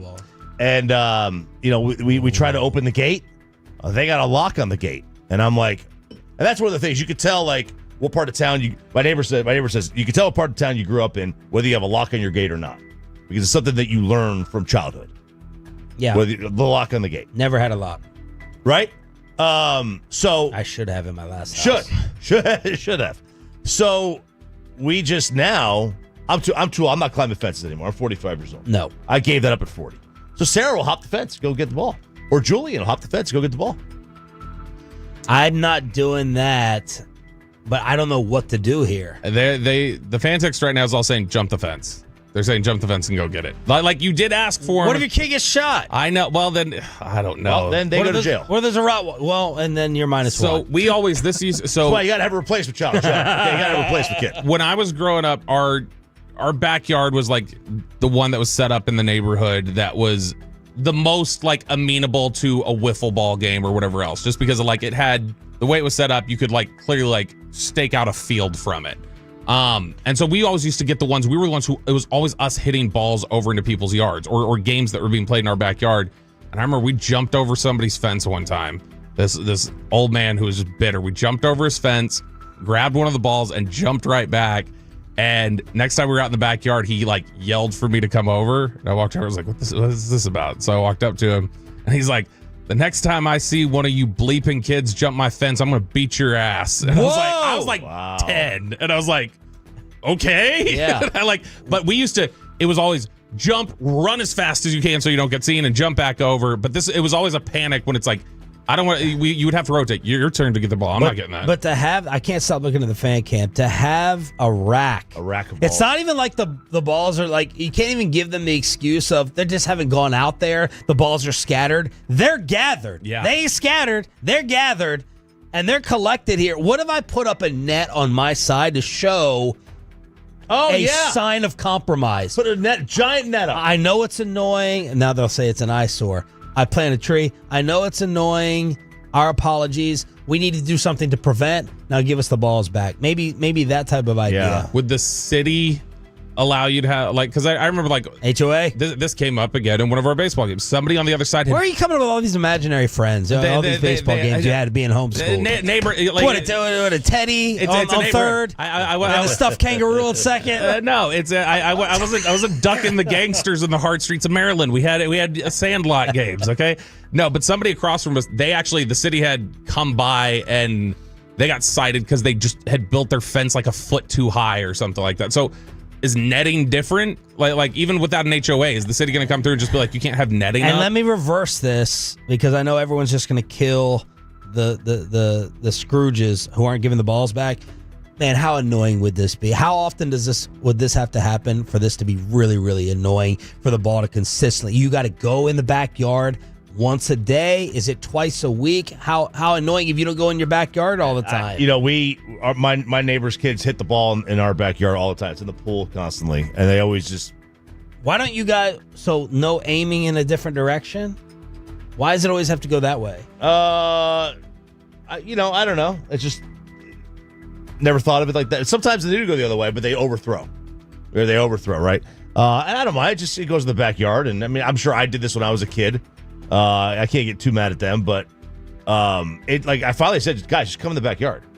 Come in the backyard yourself. The answer here is just to be richer and have a bigger yard. Yeah, you could do that. 616, as a federal police, you could get shot if you jump. He said, but legally won't hold up for simply jumping a fence. You get the ball, they get jail time. Win-win. So I guess he's saying a win-win is you get shot because, they get jail time. So this is a great one. We need a better solution here. Let's see here. What's some of the fan text saying? 956, they're kids. Let them play outside. Let them get the ball. 903, let's be thankful kids are outside. 817, depends on the city, but netting is likely not approved fencing material. And they said, 817, where did the parents think all the balls were going and why they had to keep buying the balls? So these are grandparents. And so that's it can't be every day, because it sounds like these are just grandkids going over to play there every now and then. But it's not like they live Sounds like there. your kids need to take up a different sport because they suck at soccer. Or they got cannons for legs. That's right. Just shooting it over the fence. Look out, Aubrey. That's and I mean when you say why not go the other way, one of the other things that goes into that is like I remember one of the sides we didn't play on the other side because the fence was like a chain link fence and the other was up high, and so it's like we knew the ball wasn't going to sail over as easy if we were going over there. Got a potential neighbor issue with my other neighbor on the other side of me. He's just a complainer, right? So we go out there in the backyard or the side yard, and I constantly see him looking through the window, like make sure we're not like standing on his grass. And I'm like, bro, it's your parkway. It's not even your grass; it's the city's grass. Just chill. But we had Pudge out there, and he pooped on his parkway, and he comes running out. He's like, "Are you going to pick that poop up?" Yeah. And I'm like, "Yeah, I am. When I'm done playing, I'm going to pick it up." Oh. Like, he goes, "Well, I want it done now. I want it done now." And I'm like, "We'll get to it. We'll get to it, man. Just relax." Wow. You're not Mr. Confrontation yet. You got that. You're going after K&C. You're becoming a different animal. Today. He gave me a bad look one day. He gave me a bad look one day. He doesn't like that I parked the car on the side. Okay, so we're doing neighborhood watch here on 105 through the Fan. One last one here. 214 says, my neighbors won't allow our kids to get their balls. So if a ball goes over the fence, it's there until the neighbors get home and they get thrown back once a day. If they already did it once, they have to wait until the next day. Is that a decent compromise? Once a day? That's annoying. Like, I know, but I'm just saying, like, if they're willing to do that, say, I don't want you in my backyard, but once a day, I'll go out there and I'll throw them back if I see them. Yeah, that's a win for whoever's losing the ball. You're getting it back once a day? That's probably asking too much from the people coming home. Yeah. So, I depends how often you go outside. Like, I don't go in my backyard really during the week. I understand you don't want to set a precedent of anybody just jumping into your backyard and but I would generally think just go get it. Like let the kid get it, or just come knock on the door. We'll go get it. Or something like that. All right, neighborhood watch here on 105.3. Buy them a gift. Yeah, buy them something super nice and say apologies for this. Yeah, like for something like this, I wonder. It's like, did a window break or something at some point? Now they're just like, you're not getting these balls back. I'm keeping them. Tree bark shattered a window. Something. Speaking of Peyton Russell and his location sharing ways that he does with Mackenzie, they share their location. It could get you saved, apparently, according to police. So a third-party location sharing app is being praised for rescuing a woman in Fort Worth just before midnight on Monday. Fort Worth police say a gas station clerk at Penny's on East Berry Street was kidnapped at gunpoint. Fort Worth police say there are 2 victims in this case, the female clerk who was kidnapped and another gas station employee who tried to step in and stop the suspect. When officers got to the scene, witnesses gave police a partial license plate along with a description of the suspect in the car. But what actually helped was one of the witnesses at the scene was a friend of the victim, and they had her location on an iPhone third-party app. The police tracked the victim's phone to the Sunset Motel off Mansfield Highway. The victim was unharmed in the passenger seat. 25-year-old Freddie Banks was arrested and faces charges of aggravated kidnapping and aggravated assault. So we've talked about couples, but like Peyton, I think you also said your friends have your location a lot of times, right? Yeah, Los Hombres, all 5 of us, we all have a location. So this would say that this would save you. The location sharing. If you would just share your location with your friends, with your boys. You stalkers, you location stalkers who have nothing better to do than be nosy, and you have nothing better to do. Now, if you're tracking your kids, I get it.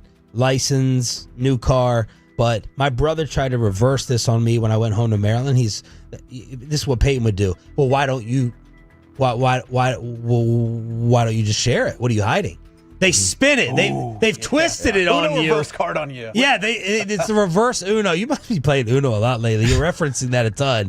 And he's like, well, what do you have to hide? Why wouldn't you just do it? Yeah. You know what I mean? So I'm like, screw you. My kids share with their friends all. They all share. But why? Why you and the Los Hombres have each other's locations? For what? How often do you look at it? Give me the practical. Well, no one's ever going to tell the truth about that. But why do you have their location? Your boys. So because my friends have and I'm not going to call them out, but there's some that will say, oh yeah, I'm leaving. I'm on my way to the party or whatever. I'll be there in 15 minutes, and they haven't left their house yet. So I use it for that. Now, I mean, I'm not like constantly checking their location. Surveillance Peyton over here. Are you mad because the ice is melting at the party? Yeah, dude, be on time. I hate people that are late to parties. I hate it, dude. No, there's no reason to it. Just we have the ability. We're close. We trust each other. Like, we're going to do it. I've never once pinned their location and said, all right, I'm going to drive to go see you because you're 10, 15 minutes away. Be honest now to RJ's question. During a week, how often will you look at one of their locations? How often do you go and check the locations per week? Twice, 3 times. Yeah. That's a lot. Yeah, it's exactly. Isn't that a lot? I can see if you're all going to a boys' trip or you're going to another city and you're spreading Oxnard. out. If we're out, if we're walking around, it might make sense. Where is somebody? They're not answering the phone. Let's say, okay, they're over here. They're just not answering the phone. Like Vegas. Yeah. Well, you checking it twice a week and they're all in the Metroplex? That's weird. No, just when I'm checking on my boys. Some are it's when they're on vacation. I think last week, at least last week, we had everyone in a different state. Everyone was in a different state. I see you're in Seattle, John. What do you need to know that for? Isn't it Snapchat that does it anyway? Automatically? No, you got to turn it on. Ghost mode. Oh, you got to turn it up. Yeah, Sarah's got all of her friends that they all have each other's. They never look at it. They never look at it. So I don't know what the point of. That's what they say. I mean, I see Sarah. Yeah. I see Sarah. She does. I mean, she's always sitting next to me on the phone. She never looks at it. But what's the point of having it? I don't know. I don't know. No idea. All right, there it is. The Neighborhood Watch every Thursday at this time. Commercial-free Expressway with a Billy Currington ticket giveaway. You know that we are obsessed with the Cowboys and America's team, as Mike Bassick will tell you. But what about the rest of the National Football League? These guys are going to go off on a number of topics around the rest of the league, including an O.J. Simpson parking spot. And RJ says, thank you, New York Giants, for continuing to suck. Around the rest of the NFL after...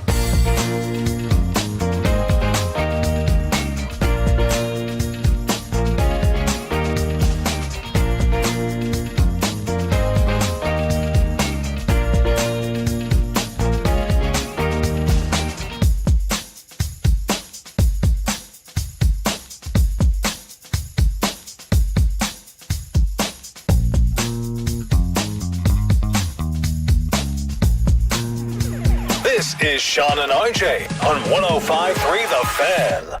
8 o'clock hour here on DFW Sports Station. That means you're home of the Dallas Cowboys and the Texas Rangers. I'm Sean Sharif alongside RJ Choppy, Cowboys insider Bobby Bell. We got Peyton and Aiden in the back. What did Aiden just say about checking his friend's locations? Bro, Aiden just said 4 to 5 times a day. Oh. But he did say, he's like, yeah, I mean, I'm nosy. But at least he owns up to that. At least he admits it. Yeah. Not your safety. I want to know how you're doing when you're going through the drive-thru. No, you're being nosy as hell. Yeah, he's bros looking after bros. That's what he's doing. He's trying to make sure that they're safe and that they feel safe. All right, we have Below the Belt at 8:40, Diamond Cavs at 9 o'clock after Wyatt Langford, maybe with the Rangers play of the year. Nick Eatman from California at 9:20 here on 105.3 The Fan. But let's go around the rest of the National Football League. I guess we have to start with the Cleveland Browns unveiling. Okay, so the uniforms, the helmet thing, and then the photographer falls into the lake. Yeah. Okay, so what? Obviously, everything got taken away from the helmet. What was different about the helmet? Was it like just a browner? No, version? it's like black. Oh, it didn't look black to me. It looked like it was like kind of goldish. I don't know. Maybe I just saw one. That was the one they were revealing yesterday. Oh no, I saw the blow up. Yeah, the blow up didn't look. Here it is. Yeah.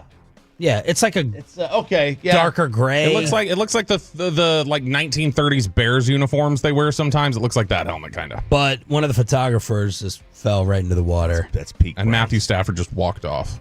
That's well done. And that's what people are saying. Even Cleveland can't unveil a uniform or a helmet correctly. Meanwhile, we have someone who may not be a football expert. I wonder if Jake Rietma knows Representative Alyssa Slotkin, the Michigan senator, trying to get, what do they call Michiganders? Michiganders, trying to get the Michiganders hype. But by charting a strategy from beginning to end on how we get through this moment. And we will. For God's sakes, people, the Detroit Lions are going to win the national championship and the Super Bowl, and they were in the toilet for years. Yeah, they are going to win the national championship. That's true. I you know what? I do think that if they played in the NCAA, they would win the national championship. Is this worse than the dome, the female dome question? Right? Was that someone asking? Was it Todd Bowles? Yeah, the like practice in the dome or whatever. This is. I don't know. This one is like, I mean, she's like the dome is worse. Politicians always make these analogies and like will try to like force it, and it's always so cringy. This or Patrick Dumont calling it. Patrick Dumont is so much worse. Patrick Dumont is so much worse than this. Doing what? When he called, we were in the championship games last year, talking about the NBA Finals. That's Fortune worse. favors the bold. Yeah, shut up, Nico. So that was worse than this one. But this is just typical politician cringe of like, hey, try to work in something for the home team, and like. It's just cringy. If politicians, I wish they would just leave sports out of it. They always try to make it sports analogies. They always sound dumb. Just stop. I remember Amy Klobuchar, when they were doing Elena Kagan's confirmation hearing for Supreme Court years ago, she like started trying to go like, so I wanted to ask your legal opinion on, if you're team Jacob or team whatever, like some Twilight question. From Edward or Jacob? Yeah. Oh and my it was God. just like, oh gosh, this is cringy. What are you even doing? Stop it right now. Where's Team Edward? Forget about Dak's pick six, the Marshawn lead, and don't worry about that. Jackson Dart started his New York Giant career in 11 on 11s with a pick six. So that went viral yesterday as the Giants also on day one named Danger Russ, their starter. Man, Unlimited. they are the gift that keeps on giving. They are. They are going to continue this charade of just trotting out bad quarterbacks when... And listen, we don't know if Jackson Dart's a bad quarterback or not. He might Sounds be. like he is. He might be awful. He might be the worst quarterback in the draft. We don't know. He might be the best. And that's the whole point. And that's why, Russell Wilson... I'm sure has a higher floor than Jackson Dart does right now. But he's also got a much lower ceiling. And the only thing that you really care about when the quarterback is the ceiling. Let's go for the high ceiling. And the quarterback stinks, we'll just draft another one the next year. But these guys, and this is what happens when you let the head coach make these decisions. The head coach tries to save his job. Russell Wilson has a better chance of saving his job right now. Yep. This is where the owner needs to step in and go, no. Hey, not your call. My call. I own the team. I'll even give you. I'll even let you coach hang around another year. if you start this guy. See, the only problem is Jackson Dart's awful. And so, like, we know he's terrible, and that is just not a great move to go. I still don't understand how, like, he went as high as he did. But, I mean, I don't know. We'll see. Maybe he'll be awesome, and he'll prove me wrong or whatever. But, like, I mean, that's a guy who consistently in big games in college just never played well and didn't look particularly impressive in on tape. terms of the most ready NFL to play today, where is Dart on this list from the recent class? Most ready is Shuck, probably. I would think. I mean, it's just it depends. Because I mean, Cam Ward has got a lot of talent and has like elevated above areas where people thought he was ready. But to me, Shuck is the one who he better be ready. He's like 28 years old. So I mean, the amount of football that he's played, and he makes the most pro ready throw. So I'd say probably Shuck. And how far down the list would Dart be? Like more ready or less ready? Yeah. So in terms of like ready to step in and just get you by, he's one of the more ready quarterbacks in the class. It's just to me he's not good enough is just the thing. And so it's kind of hard to blur the lines of, are you even good enough? Meanwhile, Cam Ward is not making Bobby happy in Tennessee. And look, maybe I'm being too nitpicky here. And you guys tell me if I am. You never. But I do feel like this is a little douchey, this reply. So he was talking to media yesterday, and he was asked, hey, you got any thoughts on Will Levis now that he's out for the year after he got shoulder surgery? News that Levis had decided to have surgery and he's kind of subtracted from the quarterback room now. I really didn't have a reaction. I focused on Cam Ward. He made what was best for him. You can't be mad at somebody for doing what's best for him. So I wish him a speedy recovery. I'm hoping to see him in the building a lot more. He's helped me in OTAs, just learning the install of everything. So you know he's a good football player. You know when he's ready, when he's healthy, you know he'll have his chance to the field. First time hearing it, Bobby, 1,000,000,000% wrong. Well, this is bad what either an way. overreaction. This is bad either way. What an overreaction. No, it's bad you. either way, and I'm going to tell you why. Jeez. First, it's either bad because he's just like, nah, I'm all focused on me, bruh. I'm focused on Cam Ward. That's what I'm doing. There's that. Or it could be the other one, which is, no, he interpreted the question to mean, any thoughts on how this impacts your role? So he had to say, well, look, I'm just focused on me. People got to make their best decisions, whatever else. Which if he took it that way, he's a complete idiot. And so you either have to decide, do I want an egomaniacal jerk, or do I want a moron at quarterback? That seems to be your choice here. This was egomaniacal jerk. Now I'm against your wife right now for calling me Buddy the Cake Boss, but this type of overthinking makes me sympathize with her in your day-to-day life on what you must do in picking apart arguments and fights after Cam was really complimentary and sounded pretty sympathetic towards Levis, but that's Bobby's brain at work. Why don't you go get some fondant then, Sean? How about some you what? Some fondant or whatever he cooks with. Fondue? No, the cake stuff. Fondant? It's a cake boss joke. Isn't it fondant? No. That's not how Buddy says it.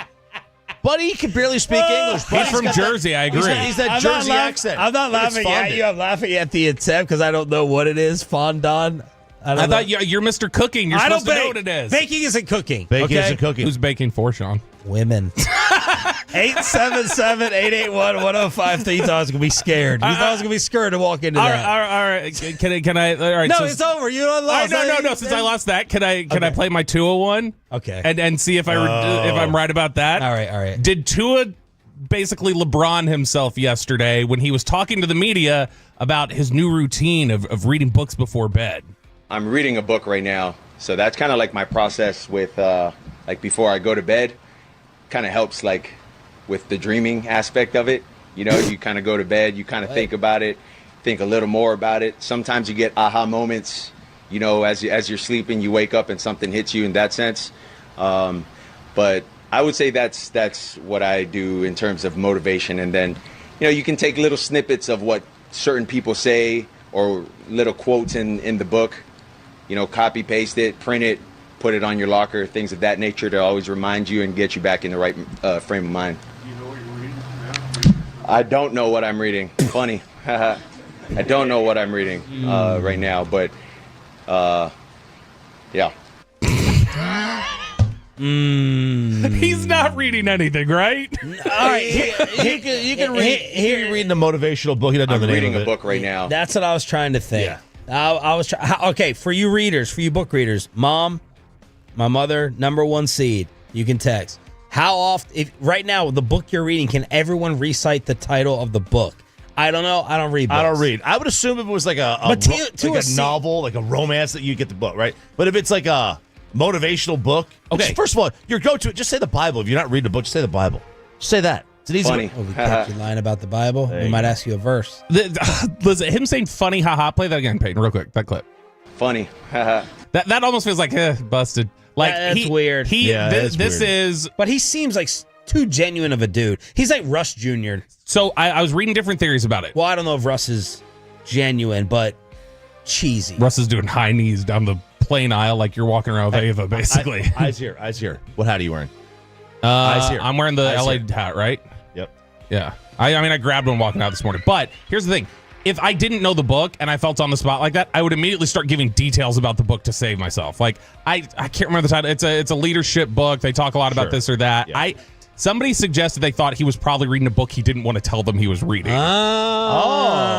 they said, they cut this clip off, and they were like, what you didn't know, he said, who are all you people? And then Dolphins staff rushed him off because it was another Maybe it's like How to Be a Good Dad, but he was just done talking about Tyreek, so he didn't want to go there.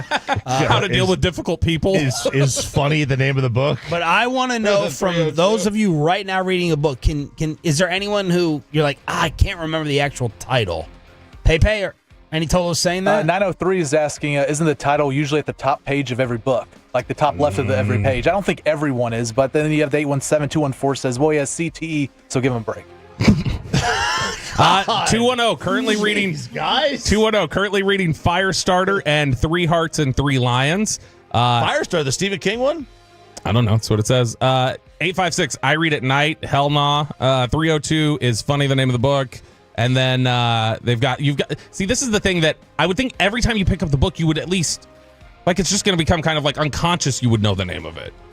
Yeah, you would think, unless it's like, how to a motivational speaking book on how to motivate a team of 33 people. Man, so yeah, that's it. I do like the theory that he's reading something, like somebody suggests on there. He's reading something that's about dealing with a difficult person, and he doesn't want to make it sound like, oh yeah, I'm reading this book that's about dealing with somebody like Tyreek. Really sad I wasn't able to get to Choppy defending O.J. Simpson again on the show, but we're gonna do it at some point in time here on DFW Sports Station. Thanks for being a total. That stands for Turn It On, Leave It On. All women hate golf. And now 20 men hate golf as well. Choppy explains, followed by Below the Belt on 105.3.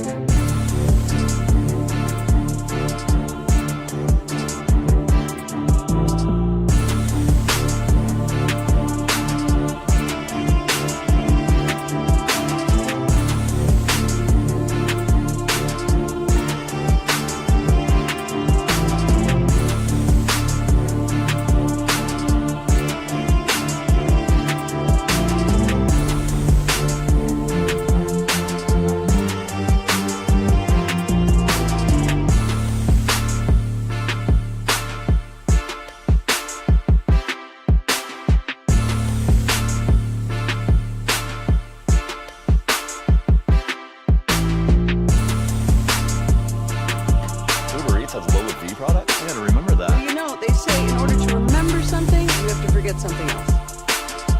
Okay, now that is a very cute haircut. That's like a little shag. I've never seen it before. Well, I mean, of course you have. It's the Rachel. Oh, is that your name? No, what's your name? 30-33 with Frank on Frankel. There's never an out-of-pocket cost. They only get paid when you win. Frank on Frankel, the go-to car and record attorneys in Dallas. Swinging from the left side. The 0-1 pitch is popped up. High into the air, very shallow left field. Wilson, the shortstop, calling for it, and the ball drops. Soderstrom called him off. Rounding third is Langford. Here's the throw home. He dives. He's safe. Are you kidding me on that play? The A's had the inning wrapped up. Wilson was there, but Soderstrom called him off, so Wilson took his arm away from making the catch, and the Rangers lead it 2-1.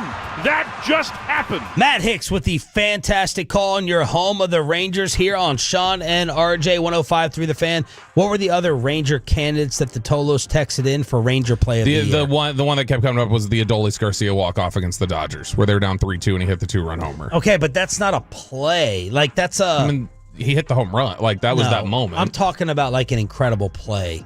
Like, that's a home run. Oh, so nothing else was being suggested as like a high. Nothing else was being suggested like a Sports Center top 10. There was nothing like that. I guess that you could say moment. Although this could, I mean, I would probably put this. Right. I mean, it's just so rare. You never right? see it. By the way, for him to run that hard, like I think you said it, 99 out of 100 times. That's a hit. I mean, that's an out. Yeah, it's an out. It wasn't even close to a bloop. No, and I mean, so obviously ESPN. They're doing the scroll at the bottom. They do the score, and they're being factual. But it's the most misleading comment about a game I've ever seen. It says Rangers 2, A's 1. Heim go ahead double. Yeah. All right. I mean that's not. I mean yes, technically. Yeah. Well, Mike immediately asked Raymond. He's like, "How are they scoring that?" Yeah. That should not be scored as a double. Did it fall in, or did someone touch it? It was a double because no one touched it. They let it go. Right, and look, baseball's been pretty consistent that mental errors they do not put down as errors, and when you fail to communicate, that's on the mental error side. Somebody did text in, and I had to look it up. I didn't remember it. Do you remember a couple weeks back Evan Carter's catch against Houston? Oh yeah, that was so the sliding diving catch in the first was one suggestion. Hellman had a fantastic catch. He helps out John Gray, who returns and gets the win from the 60-day IL. The hair just flowing out of the bullpen. Yeah. Meanwhile, Luke Jackson DFA'd. Bye-bye. Yeah, and this is he's been pretty bad his last several outings. He's given up 5 runs in his last 6 innings. But prior to that, he wasn't all that bad. And since May 4th, his ERA is right around 3. So that's not terrible, but some of the other peripherals were not very good. Walking too many guys, so I guess it wasn't a stunner. to see him go. But can we please get Sandler a chair and have all these guys sitting in a chair? ESPN did the same crap at the All-Star game. Poor Kirkjian over there on the right side, not even looking the same species as Mizorowski or whatever his name is, and Eduardo Perez. Like, this was with John Gray. Jared and John Gray. Like, it's cool, like guys. They had to do a wide shot because John Gray's like, compared Sandler's like not that much shorter than we are. But I mean, John Gray's huge. Yeah. Get him a chair. Get them both a chair. His nipples are barely above the table. Do you know Put him on the mound. That's and Gray on the side. Maybe that's on the mound. That might be a producer project. So that's actually, I know somebody on the little producer crew at NFL Network. Whenever it's Ian or Pellicer or one of the others, they always got to make sure, like, if we have shorter people here, like, let's make sure we have little boxes they can step on if we're doing stand-up shots. No, that's emasculated. They want everybody to be equal. That happened to me. That happened to me once. We were doing this at Cooperstown when we did the. So all these kids were like, they're 12, but we had to do pictures. We were behind them, and I was like a full head higher. But the way the lighting was coming in, it was like it was blocking out my face. So they gave me like a little thing to stand on. And the kids called me step stool for the rest of the weekend. That's good. And I'm like, I'll bop y'all's head together, okay? I mean, it takes 3 years to weigh one of me. I got the updated odds from Bet Online. From the moment that the odds opened up in Vegas, the Yankees were the favorites to win the AL East. No more. Wow. Toronto is now the favorite after their 14-4 July record. The Tigers passed the Yankees about a month ago as the favorites to represent the American League. That was before the Rangers and everyone else got done with them. Give me the AL West predictions to win the division right now today. The order of the division: Houston, Seattle, Texas, Angels, Athletics. Bingo. The Astros are minus 350, 2-7 odds. Seattle's 3-1. If you think the Rangers, who are a game and a half back in the wild card, 7.5 back in the West, you think the Rangers are going to win the West, 12-1 odds for you. Angels 66-1, and then you have the Athletics. By the way, Toronto is the biggest fraud in the sport. More than Detroit? Yes. Okay. Toronto is 60-42, right? So best record, tied with Houston in the American League. Toronto, so 18 games over 500. Their run differential is plus 32. The Yankees' run differential is plus 106. The Red Sox run differential is plus 54. Tampa and the Rangers are both 3 games over 500. Their run differential is double Toronto's. Toronto's three and out. 3 and out in the postseason. There's the call. Yeah, I mean, it's fraudulent. I don't know that it's more fraudulent than the Guardians being a game above 500 being minus 34. That's fair. That's pretty bad. Of the first play of the playoff team. It is nuts though that I was just, as I was looking through the standings and stuff, Texas they're behind Seattle in the division. like just the betting odds or whatever else, and they're just a game behind them in the division. Seattle's allowed 100 runs more than Texas this year, which is just like. Does Vegas not look at that as more sustainable, what Texas is doing? There are 2 teams in the American League that have allowed 3 teams that have allowed less than 400 runs, and the Rangers have done 354. They're way off of 400. Rangers off today. They host the Braves starting tomorrow, 6:30 pregame, 7 o'clock first pitch right here on your home for Rangers baseball. Why do guys hate golf? Well, guys hate golf for a couple of reasons. One, when you get people to have hole-in-ones on their first round of playing, which, I mean, that happens. I can't help it. But let's go to Thailand. At least 9, upwards of 20 Buddhist monks have been disrobed. I love that term. Yes, disrobed. Disrobed. Yes, after sleeping with an alleged blackmail seductress. Oh, they got disrobed twice. Who extorted them for millions of pounds. So dollars, pounds, whatever.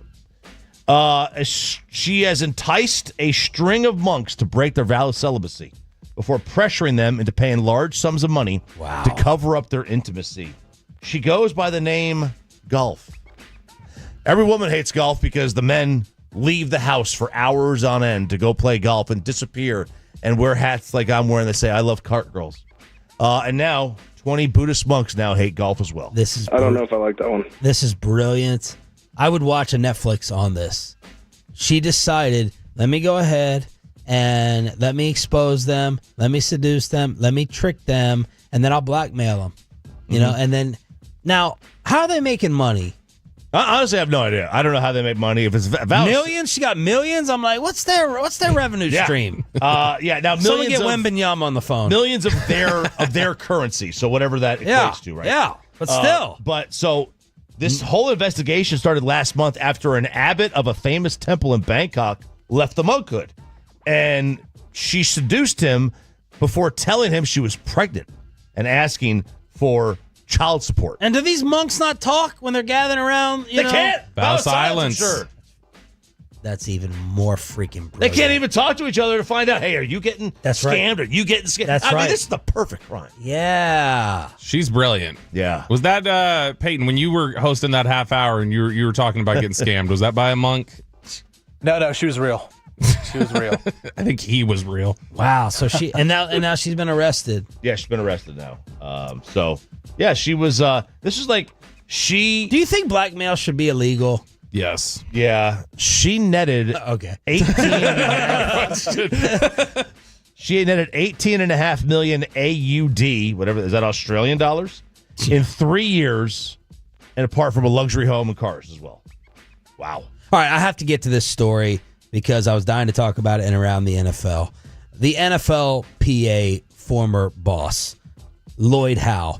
I was going to talk about his strip club visits, but now we have an O.J. Simpson parking space. So, Bobby, just give the quick summary and recap on all this mess. Okay, so essentially what's happened is that the NFLPA is in a really turbulent time right now. So recently we've had Pablo Torre expose rulings that were made by an arbitrator that said the NFL did tell their owners, hey, don't guarantee contracts for older veterans. They were basically colluding together. They didn't meet all of the definitions, so ultimately they didn't win the case. But that aspect of it had come out. They ended up hiding this from the players like in the league, and players were furious about this. They had no idea that the NFL had told this because the NFLPA agreed to bury it with the league. And then that also just kicked off a number of other issues with J.C. Treader, Lloyd Howe, issues of drinking, strip clubs, just basically partying it up. Lloyd Howe charged the union for 2 visits to strip clubs, including a $738 car service that took him from the airport to one of the clubs. One receipt obtained by ESPN shows he was picked up in a sedan by a car service at Fort Lauderdale Airport at 10:26 p.m. The first stop was at a nearby Miami Gardens address. The receipt shows only one other stop nearly 8 hours later. Oh, man. At 6 a.m., they dropped him off at his luxury condominium. Well, they went online and searched for the Miami Gardens address. Turns out it was Tootsie's Cabaret. Hey, Tootsie. 76,000 square foot venue bills itself as the world's largest strip club. Full nude, #1 rated. I can't believe ESPN put that in All there. these guy dances. 76,000. That's a sporting goods store. That's how big a sporting goods store is. So this idiot decided to charge it, like tried to expense it. More than a year later, Hal and 2 union employees visited a strip club in Atlanta. Where do you think they went? Magic City. Exactly. $2,426 in charges. Holy cow. Including cash withdrawals ranging from $200 to $525 from a club ATM. They used 2 VIP rooms. The purpose of the, what do you put on the expense report? Oh, man. Player engagement event to support and grow our union. I could see that. I like that. Yeah, So, player engagement. There it is. And now we have the parking spot. So he had the the facilities department merge 2 spaces in the parking garage to avoid door dings on his Porsche Cayenne. Gosh. So he goes and requests, hey, get rid of one of these middle lines so no one comes close to my Porsche. Right. And these parking spaces are numbered. So he took spots 10 and 11. But he said, so take the middle line up, right? So it's 10 and 11. We're going to get rid of that middle line. I'm going to have 2 spots, and we're going to change the parking spot number to 32. An homage of O.J. Simpson. The NFLPA head. The Players Association head. According to the longtime director of security. What? So, according to the longtime director of security. So he took out 2 spots and named it after OJ. Who took out? Wow. You know? Okay. So I don't know. He goes, I don't know why OJ. Everyone has their preferences, perhaps. And this is where I was like, hey, listen, who you were a fan of as a kid, say he's a fan of OJ as a kid, I mean, that's okay. It's memories, man. You know, it's like, you know, if Peyton Manning committed some heinous crime, I'd still be a Peyton Manning. You can't take the memories away. All of the drinking that's been alleged with all this partying and debauchery too. Do you know the law firm he worked for before the NFL? No. Booz Allen Hamilton. No. So he was working for Booz for years anyway. This is amazing. To be so stupid This is amazing. to dedicate your parking spot to OJ as the head of the NFLPA.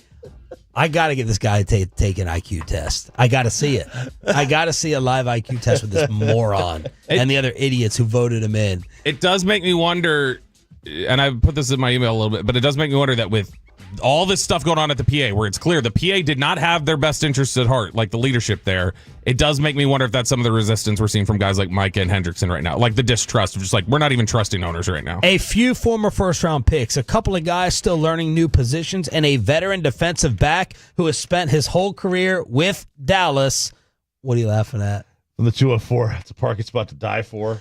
The 2025, you guys are bad. the 2025 Cowboy breakout candidates. Bobby has them next. And below the belt, 105.3 The Fan. Coming up on the... This is your haircut, but that's hair on your head. I'm not saying this is your hair.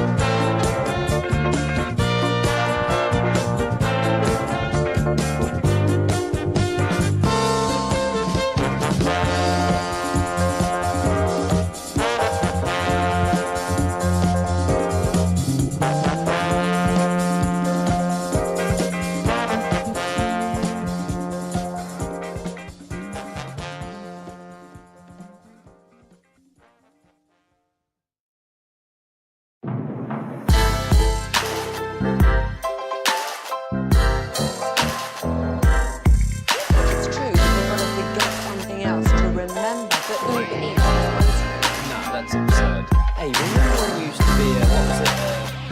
Pepper lady. Razor blades. Not maidens? No. I just said that. Was it Spice Girls? Doesn't sound right. Was it Saffron Squad?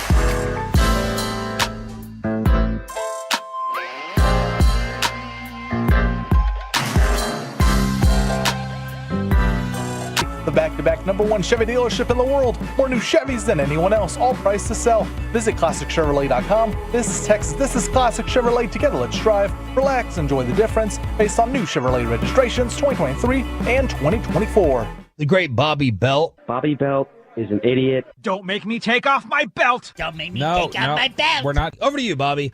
It is Israel Mukwamu season, boys. Just you wait. Let's talk about it here in Below the Belt, which is sponsored by D&M Leasing. You can check them out at dmautoleasing.com. We will be in Oxnard, California on Monday. We'll actually be there Sunday. But the station is out there right now. K&C Masterpiece is out there stealing all of RJ Choppy's favorite interviews. Brian Broaddus is out there the entire time. He'll be joining us in this same segment tomorrow to recap practice, take a look at different things. Nick Eatman coming up at 9:20. So Bucky Brooks had a list out on NFL.com that was the 2025 all breakout team. So he was looking at just different players that he thinks are good bets to break out this season. So 11 on offense, 11 on defense. No Cowboys on the list. Some names that might interest Cowboys fans because it's like, oh, Tyrone Tracy, the Giants running back, or oh, there's somebody from the Eagles over here, a guy like this that they targeted. But no Cowboys ultimately made the list.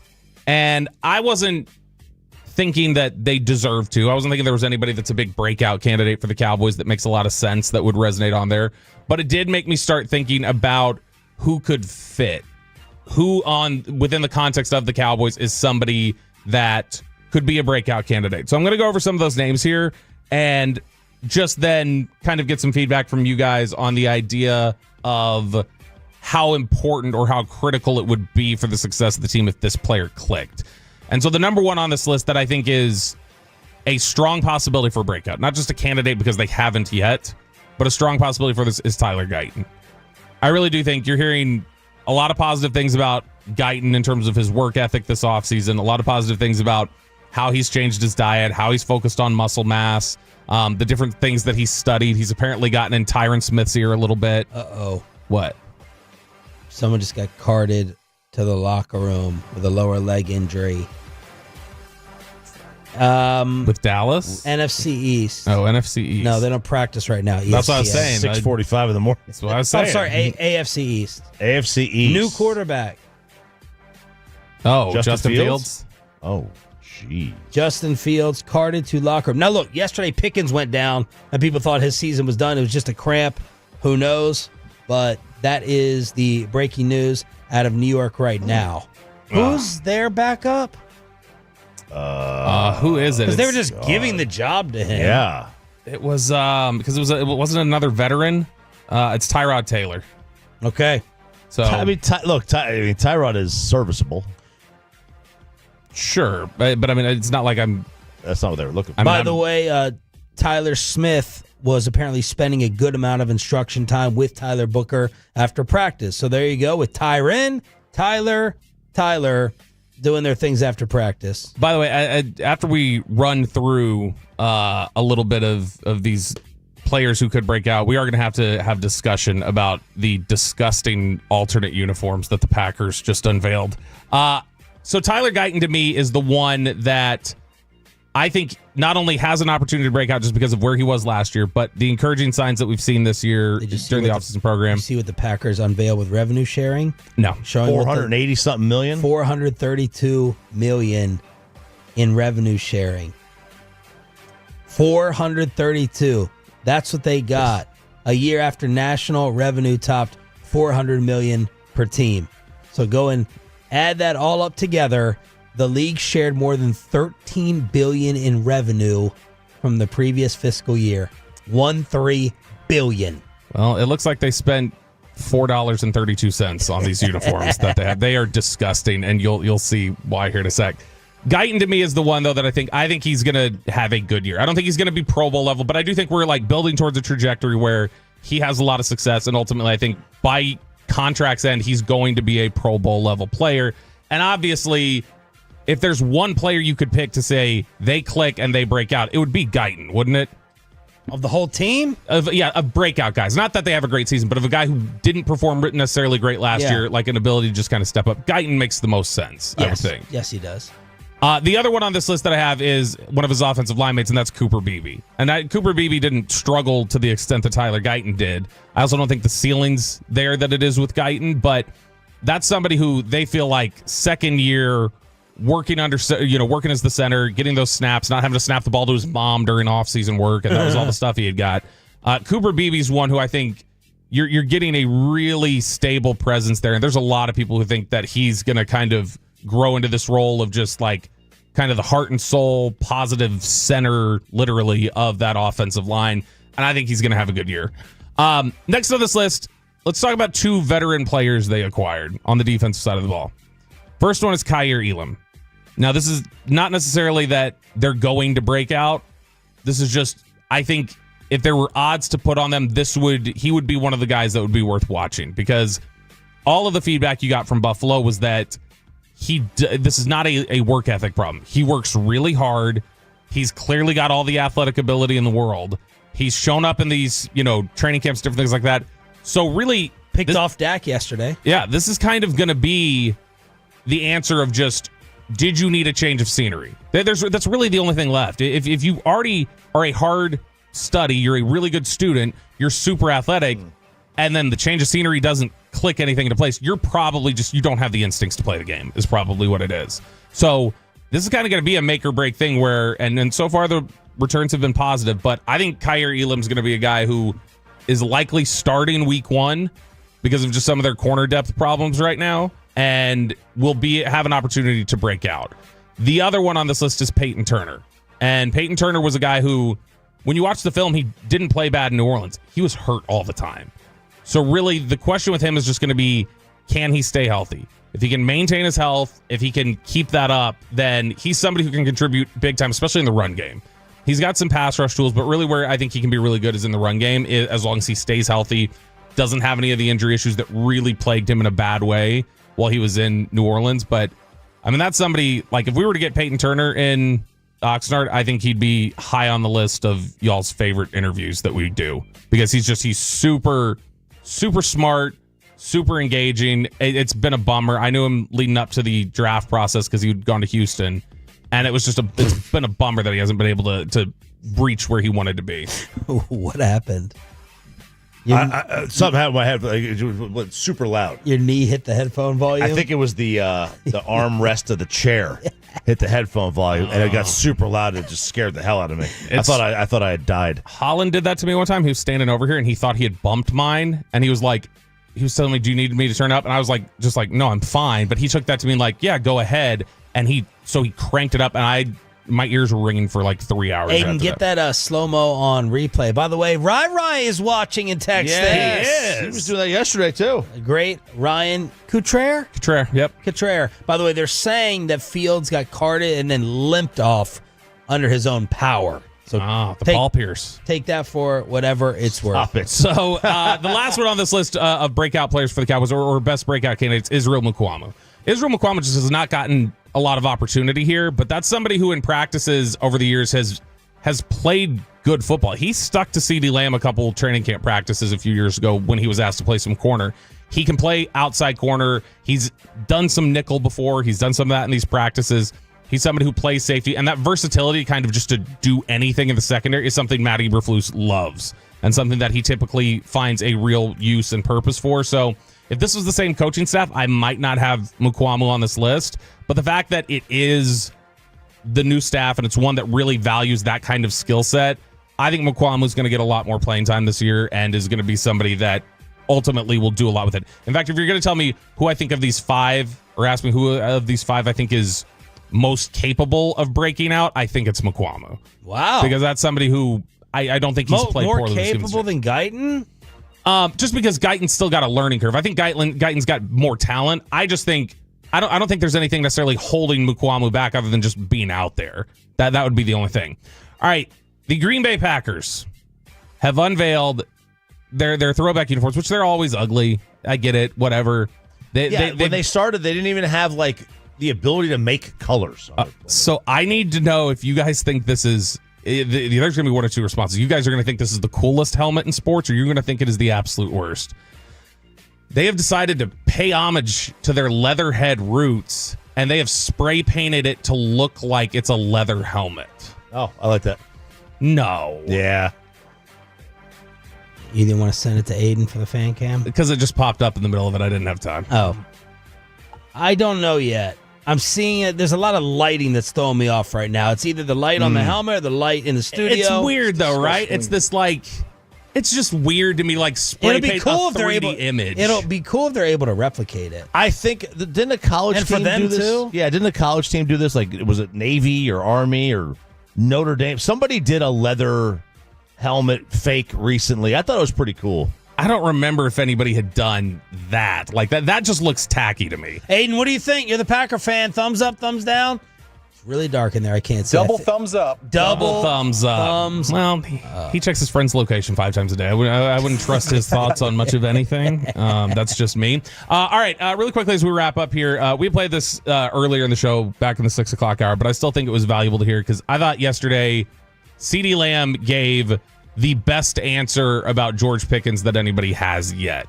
Pickens and Lamb both had big days of practice yesterday, but Lamb specifically during training camp, a lot of the guys, they would get asked, hey, what do you think about George Pickens? They'd be like, oh, I think he's great, or oh, he does this or that. This was the first really in-depth discussion of who Pickens is as a person and where they feel like somebody's gone so wrong. So this is CeeDee Lamb talking about where everybody's missed on George Pickens. He has all the intangibles. He's a great receiver. He's a great person. He's everything that the people say he isn't, and I feel like he don't get enough credit for being who he is. But you never know the type of situation that people are going through. So just being so quick to put a narrative on something that you don't really fully explain, like understand yet, I feel like just kind of jumping the gun. But as for GP, man, he's a hard worker. He wants to be great. He's wanting to learn, and I love that the most about him because I'm the same way. Like, if there's anything that you see in my game that I feel like I need to work on, let me know. And I'll think about it. I'll have it in the back of my head, and as I'm watching this film and we go over it together, I have that in my mind, and he's the same way. He's not as crazy as he seems to be, literally. Like, I seen what y'all seen on film. Like, I trust me. I know what it looks like, but if you talk to this man and have a decent conversation, I guarantee you'll understand that this man is kind of harder. When we get on the field, it's a different beast. I expect him to be an animal, but like when we have an on and off button. Everybody on this field does. On any field, honestly, man, when you're passionate about something, you don't really care what the narrative is around you. Like, you know how much effort you've given into this game, and we do this, we've done it our whole lives. This is all we know. So like when you're upset, it's probably for a reason. I think it's a really powerful way to state it, to say he's everything people say he isn't. They're putting a lot, they're vouching for him. Dak and Lamb are vouching for him a lot really early. You know, yeah. my wife would accuse me of this. She's like, you're naive. You just believe in that this person is, I mean, you guys, tried to question me liking Reetma.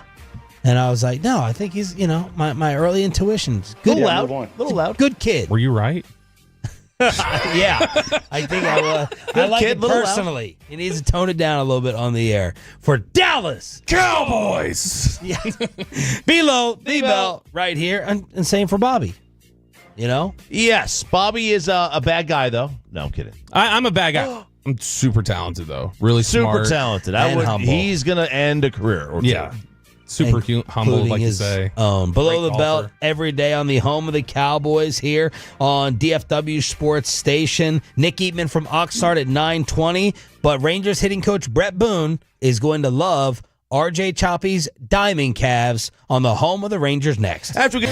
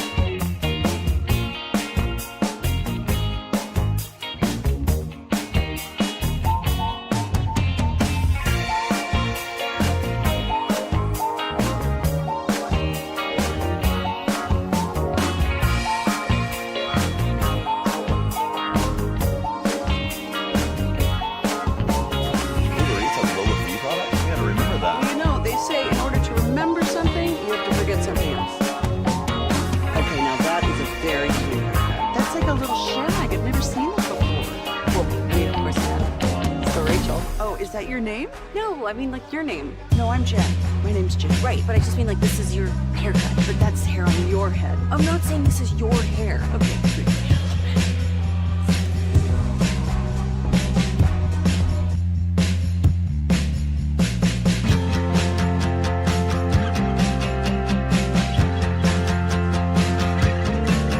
This is Sean and RJ on 105.3 The Fan.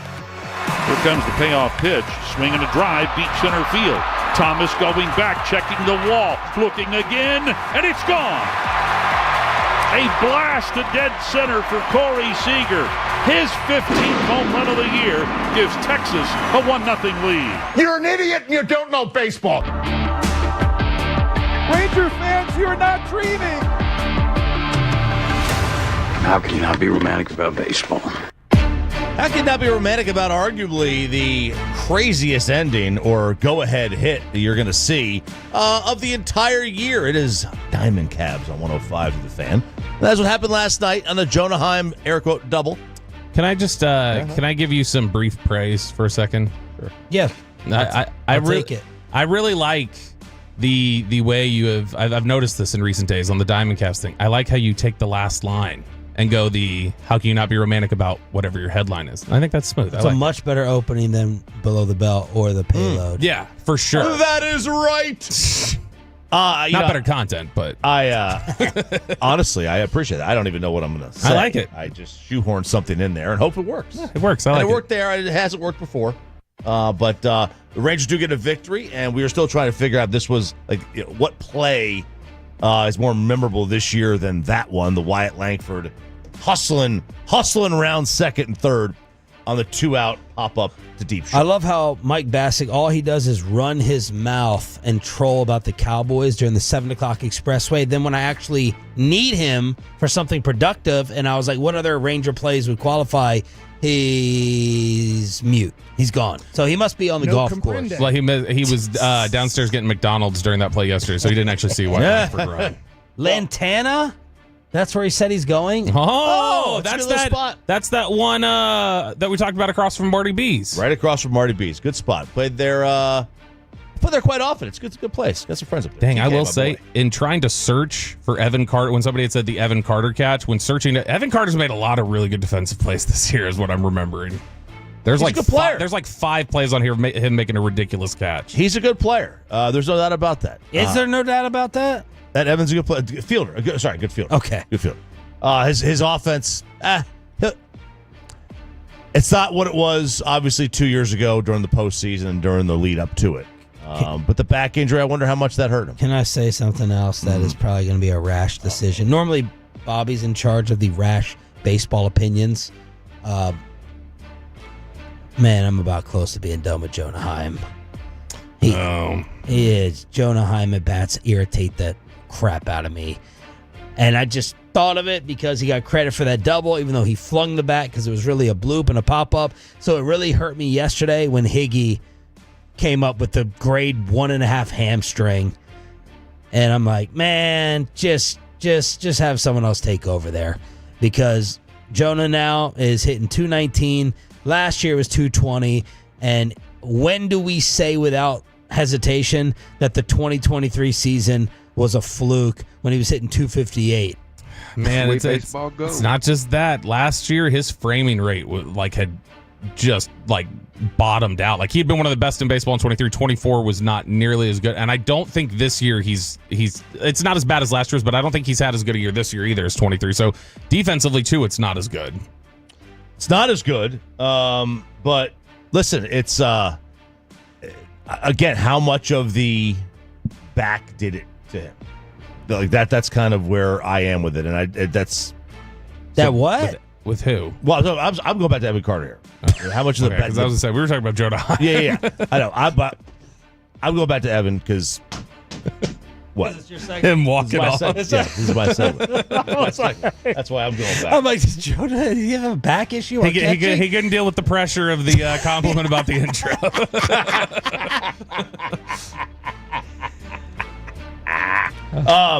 Okay, that was a little oversell, but just get back to it. Yeah. No, I gotta go back to it. I gotta go back to it now. Luke Jackson. Luke Jackson DFA'd. Puke Jackson. In his last 25 or so innings, so since the start of May, he had allowed 8 earned runs. It's not good. In his last 25 innings? Yeah, it's not good. That's actually pretty good. No, he's not good.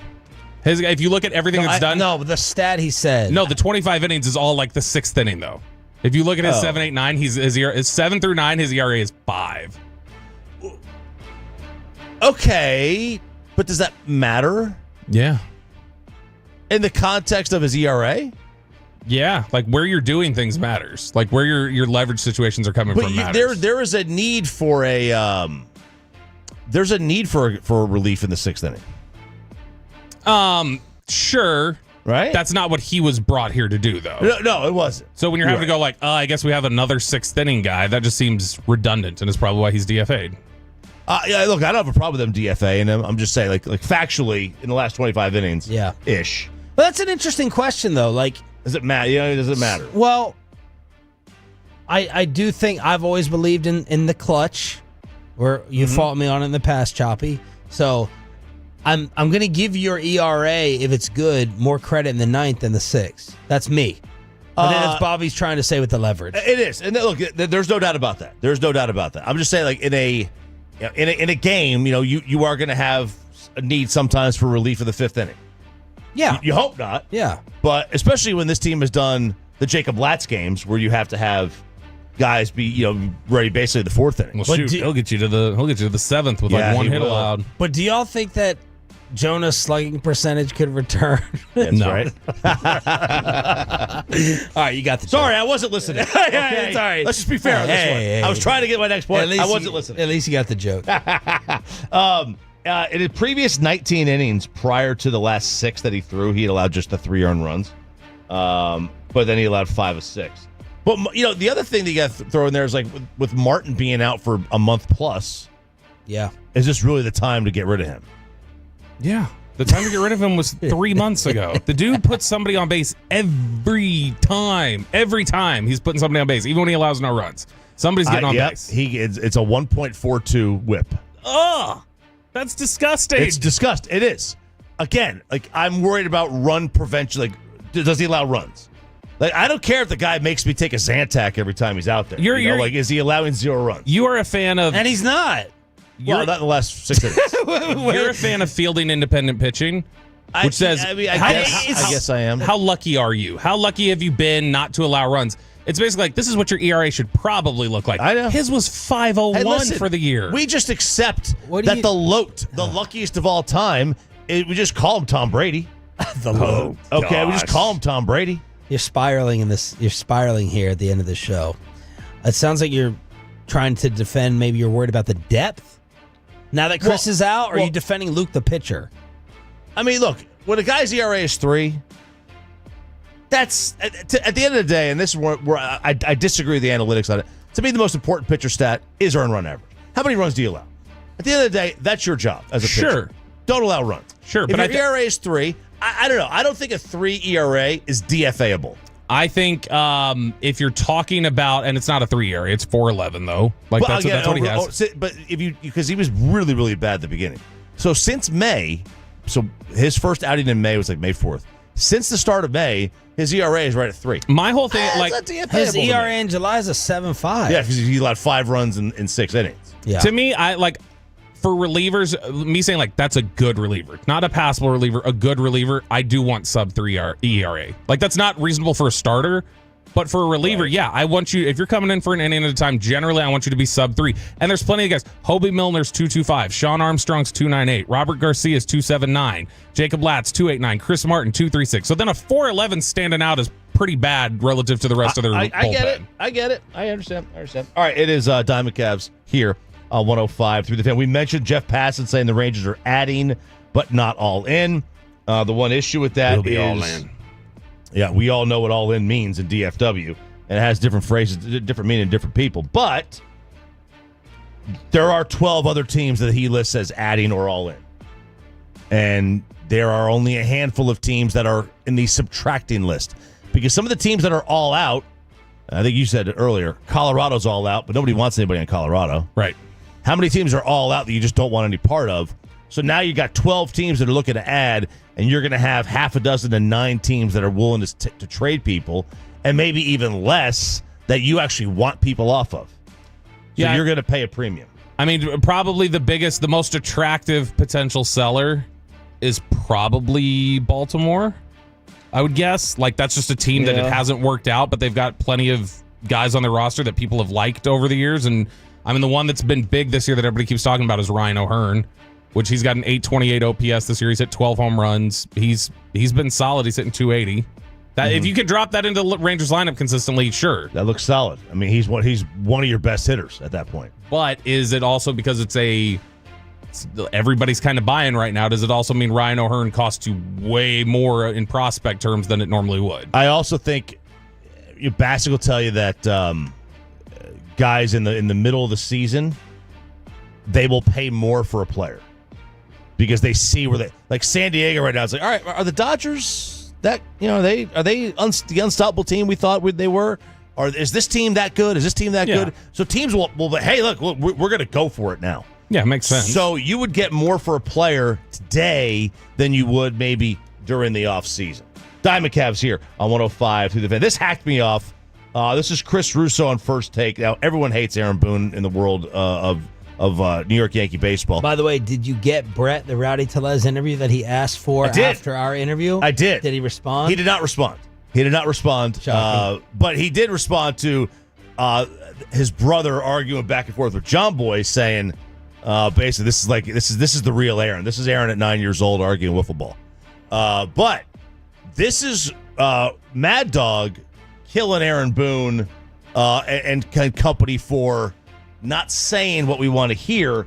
This is, I think, one of the dumbest things you could say. The problem that the Yankee fan has with Boone, he always defends his players. Well, Volpe's made 13 errors at shortstop. He's got the most errors of any positional player in Major League Baseball today, and he's hitting .214. How about Boone saying, you know what, enough. We can't stand this. Has got to stop. Stop protecting your ball players. Oh, no. What a horrible thing to do to shield your players from the mob. This is New York media. They would rather you say things that give them what they want to hear. Yeah. Like if he's you better come out with a report if you're Chris Russo that Boone does not get on them behind the scenes. Right. You better have that as your follow up. Yes. That it's a country club. I was worried about that with McCarthy. I was like, is he cracking skulls over there? Well, Mike McCarthy is not going to come on here and destroy his players and call them out. It's very rare that it works. But some Cowboy fans liked what Jerry did the other day. Mm-hmm. Diggs needed to be called out. Micah needs to be called out. These guys do need to be called out. So that's all of New York. That's all of New York. If they're not saying this behind the scenes, behind the scenes any manager or coach isn't saying, bro, the error's got to stop, man. Yeah. Get your head in the game. That's one thing. But if they're just not saying this publicly, you're not giving us what we want. Yeah, like we have the right to some blood. Yeah. But isn't that the same sort of criticism that you started leaning into with Dan Quinn, where you're talking about the Sergeant slogan and Mr. Positivity? I don't know. Feels like it. I just like that was the Sergeant slogan thing. That was somebody in Atlanta said that. But yeah, it's like I don't care for the slogans. But are you doing the slogan to the players? Or are you doing it to the media? If you're doing it to the media, that's fine. If it's just to the players, if you're doing it to the players, that's a problem. Russo, he's a low hanging fruit, dude. It's the only fruit he can reach. Is he short? Yeah. Really? Yeah. I think he's taller than we are. No, he's not. I held the door open when we were in Indy one year, and I hear "thank you," and I look back, and he's like 5'3". He swats the fruit with his newspaper. Diamond Cavs on the home of the Rangers. Rangers sweeping the A's off today. Back in action tomorrow against the Braves. Back out to Oxnard. Was Stephen Jones in a better mood with him than he was during the opening presser? Nick Eatman on Cowboys practice, and what did he get from a Steven sit-down? Next.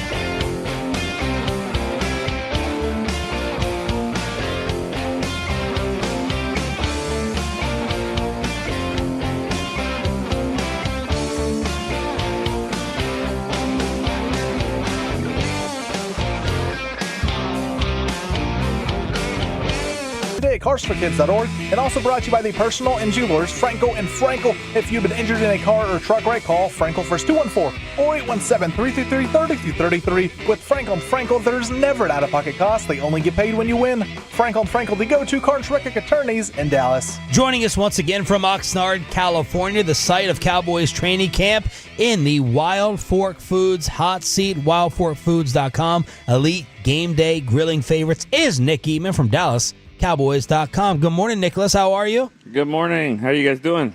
Doing okay. Your sit down with Stephen Jones. What did you get out of that yesterday?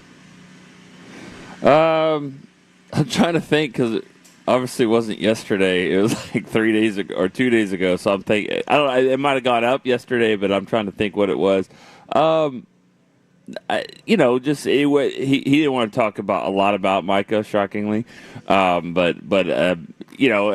talked to a lot of them about Schottenheimer and wanting to win for his dad and how that's something obviously that Steven can relate to. So, it was kind of just a basic interview. I can't think of a lot of just, groundbreaking stuff that came out of that. I mean, he named a couple players he's excited about from the defensive side that had a good day on that first day. But for the most part, it was, it was kind of regular stuff. Bobby thinks that Steven has been a little bit more surly this off season. Have you detected that? And if you agree, why do you think that is? Just from the press conference, if that's, that was a little bit unusual because there's been times where the press conference will go, 30 minutes, 20, 40 minutes, and he doesn't get addressed, with a question or anything. He was just grabbing the mic and like, no, that's not true, or that's never been the case, or something like that. For a reason why I'm not sure. I mean, this is an off season that's it has been somewhat different because they have been a little bit more active with free agency and things like that. I just feel like maybe there's pressure's mounting a little bit more and more. Or he's just getting a little older and more agitated. I don't know, but you could see it in the press conference that there were some things where the questions weren't even addressed to him, and he answered them, which is fine. He's up there. Nick, so, I mean, I like it. Nick, my latest Micah theory, and I have 14 of them now. I'm trying to guess all this craziness and what really is happening. My latest theory is now this is not about the guaranteed money, and this is not about the average per year, that this really is about evaluating Micah the person and the leadership, that he doesn't become what Diggs did once Diggs got his money. And that this thing, Mike Florio swears this thing could go into next year with Jerry undercutting Micah now that he showed up to camp. How much do you think right now is about the money versus the person? I think you're on to something with that. I mean, I think there's more to it than just the money. I think we pretty much know what it would take, right? I mean, like all the big contracts have been out there. He wants to be the highest paid. I'm sure of that. So I think they kind of know what they want to do. How they get there is some, they'll figure that out too. But yeah. Shockingly, I think it is about the leadership and the personality, and the reason why I say that, I just don't agree with it. I really don't. I think Micah has shown what he needs to show to be that kind of guy. Everybody's going to be different and lead in their own way. He's got a great relationship with Trayvon, but they're not the same. They're not the same person, and I don't think that they're not the same player. And they're not going to have the same contract. So, they're not linked, like I was joking the other day, they're not linked just like a convenience store. There's more, Micah's is the 11 out of this is a lot more. It's a bigger deal. And I feel like that it's one of those things where Micah's got, a little bit of leverage right now. The Cowboys aren't in any hurry. They could always franchise them, so they don't need, And I think that's how these things go. If you remember the last 2 years, same type of thing. You feel like, oh, man, this is going to go forever with Zach Martin, and it's going to go forever with CD, and it did, and they get done. And so I think this is just a kind of a leverage thing, back and forth like a tennis match. I think it'll get done. I think he practices. I I have a feeling it might get done sooner than later, actually, but who knows?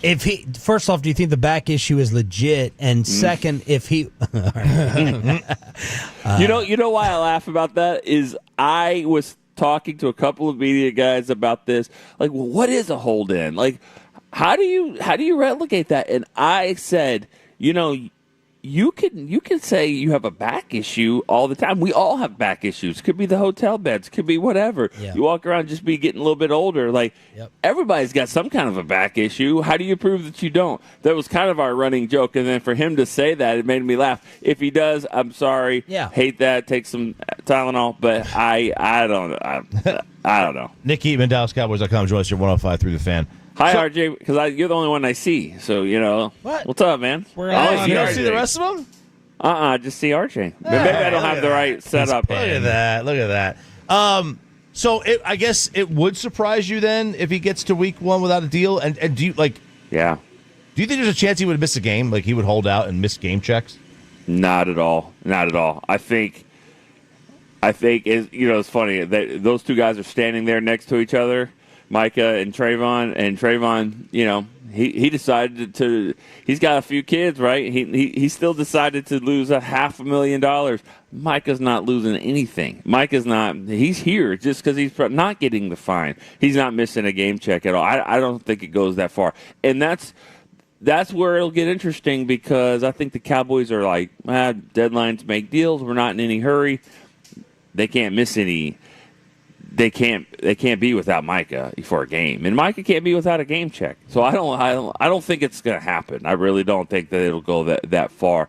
And he's here right now, and maybe he decides what he wants to do. I think he made a comment about talking to CD and not wanting to have too much rust and all that. So I would think he might. His mental deadline might be even earlier than let's say CD or Dak. Dak never had one. Dak was here the whole time. Nick, you mentioned CD there and the conversations that Mike had with him. I thought CD was really good yesterday and really fascinating the way that he talked about the time that he missed in training camp and how he said, I was doing everything I could do to get ready, but I realized that doesn't mean much if I'm in the best shape, but it's not within the context of the team. The team knows what I can do, and we have that chemistry. Do you think any of that is at play for Micah or anything else? And just in general, kind of your thoughts on what CD had to say yesterday? Yeah, I think CD. It was fascinating. I mean, he talked a lot, and it's funny to kind of remember like, oh man, how much that he missed last year because he wasn't. He never did that. Never went to the podium. Never. Obviously wasn't here. It's funny. He's showing that leadership, if you will, for what you're looking for after the guy that makes a deal. So I thought that was interesting. He had a lot of great things to say about Micah's situation and Pickens, all that. It makes me think, though. You go back to I think you guys asked the question about Micah and what else he needs to see. Micah can play the game. If you remember training camp last year. I mean, he was saying that, the nicest things in the world about Jerry and Tyron Smith and all that kind of stuff. He'll play this game. That's what he's doing. I think this thing's going to happen. You mentioned I had a couple conversations yesterday about being here and being somewhere else and Trayvon and all that. And I just think that the Cowboys know how different it is. Especially for like Diggs. You can rehab all you want, but you're rehabbing to get your knee better. You're not rehabbing to get your knee better and playing football. I'm talking about being at other places, other athletic trainers and all that. These guys know how to get you ready so you can go play football. It's a different type of rehab, and I think that's why they were kind of upset. Yeah, Diggs told him where he was. Cool. That doesn't make it okay. Yeah. Just because the kid says, hey, Dad, I'm out here, until 2 a.m. Yeah. You know where I am. Well, that doesn't mean I'm not going to come get you. Right. In this case, they didn't, but you know what I'm saying. I think the frustrating part is that you're setting that's why they took the money. It's like now you come here, you're not as ready as you need to be. You're with Britt Brown the whole time. Britt's got other guys he's got to deal with, and you should be further along. If you were here, you probably would have been. Nick Eatman, DallasCowboys.com, and the Wild Fork Foods hot seat from Oxnard, California. Let's take it to the actual field and discuss the actual sport. What stood out yesterday or over the first 2 days of practice to you? Well, the defense is taking the ball to the ground. You know what I mean? They're knocking the ball out. The ball has hit the ground a lot in the last 2 days. Not great for the offense, obviously, but most of these are the defense making plays. You know, you see a lot. I've heard Peanut Tillman's name several times. It just in walking around in if you guys know, he was the one that would. Oh, now he was one of the guys that was punching the ball out. I recently did an interview with Kenny Gant for Shark Week. Yeah, it wasn't for Shark Week. It was for a documentary. But he was like, Peanut Tillman, we were doing that 10 years before you. But they're doing it out here. They're knocking the ball out. The defense flying around. But if you remember, and you guys know this, you've been to enough of these practices. Isn't that always what happens? Yep. The defense always is the one, especially when you can't hit anyone. They fly around and they make all these plays. Let's get physical and let's see what happens when you start really pushing people around. But right now, defensive team speed is what's showing out, and they're flying around to the ball. Do you already feel better about Joe Milton than you ever did Trey Lance? Not really. No. I mean, all right, you're breaking up here, Nick. No, I get it. He was the Rocky Top guy and all that. He can throw it better than. I said this the other day. You take him to the state fair, he's going to win the Panda. You know what I mean? He can throw it. He's got such a great arm. The accuracy. I don't know how many throws it takes to get there. I don't know. But what's funny about him is he's got that cornerbacks mentality of the terrible memory. We've seen 3 or 4 not too great of a throws here. Then he hits another one. He's jumping around, talking crap to the defensive guys and all that, and you're like. Yeah, you're like 1 of 6 right now, but he's getting it. He can run. He's tall. Yes, he can throw. Arm strength. Check. Just the processing part of it, and it's his first time with this offense, so that's going to take a little bit. We had a running joke. I said Phil Maffa is going to lead the NFL in rushing in preseason, and I was told it was a funny joke. It's probably going to be Joe Milton, because he'll take off and run, and maybe there's something to that too. You mentioned the offenses. We're talking with Nick Eatman here on 105 through the Fan. Nick, there's been a lot of buzz building in the last 2 days about, oh my gosh, all this motion. It looks so different. Schottenheimer's going to change things up. From what you're seeing out there and what you saw in OTAs and minicamp, the motion discussion and all the exotic stuff, is that legitimately exciting, or do you think that's a little bit of training camp fluff? Both. I think both can be true. It's exciting to see some of the things. One thing I'll say is last year we saw a little bit of difference at the end of the year. They had to trick it up some without Dak there, and one of the things that we saw was Turpin, doing a lot more, even running the football, and rumor has it that was one of the Schottenheimer ideas that he had late at the end of the year, and I like seeing that out of Turpin. He is maybe not the best choice of words, but he is a weapon for this team. He is. He definitely is, and he can. And I like that they're utilizing that. It's still scary when he runs the ball right between the tackles, but nothing's going to happen in a training camp practice. But I like how they're moving him around, moving other guys around. But the guys have to be. They all have to be smart enough to do it. You have to, when you're moving these guys around like that means everybody moves. It means everybody needs to learn what's going on. And I think to have CeeDee and Pickens both here, I think the wide receiver position is as strong as it's been in a long time, especially because they're practicing right now with Dak. Dak was here last year, but he didn't have the studs with him. Now he does, and I think that offense is going to be really good earlier in the season. Thank you, brother. We appreciate it as always, right. And we will see you in person in a couple days. Love it. See you guys. The great Nick Eatman, DallasCowboys.com, in the Wild Fork Foods hot seat from Oxnard. Back out to Cali as we crosstalk with the K&C Masterpiece next on Sean and RJ. But let me go ahead and hook.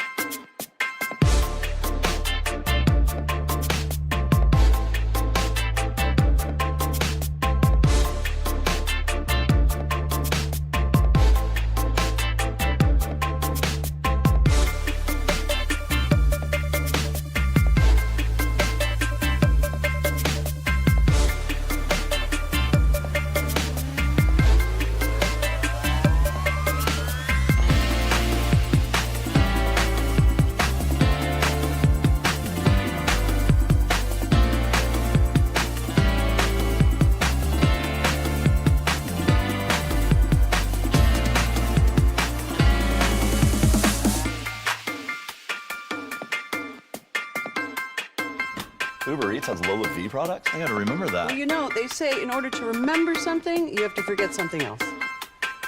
Okay, now that is a very cute haircut. That's like a little shag. I've never seen it before. Well, I mean, of course you have. It's the Rachel. Oh, is that your name? No, I mean, like your name. No, I'm Jen. My name's Jen. Right, but I just mean like this is your haircut. But that's hair on your head. I'm not saying this is your hair. Okay.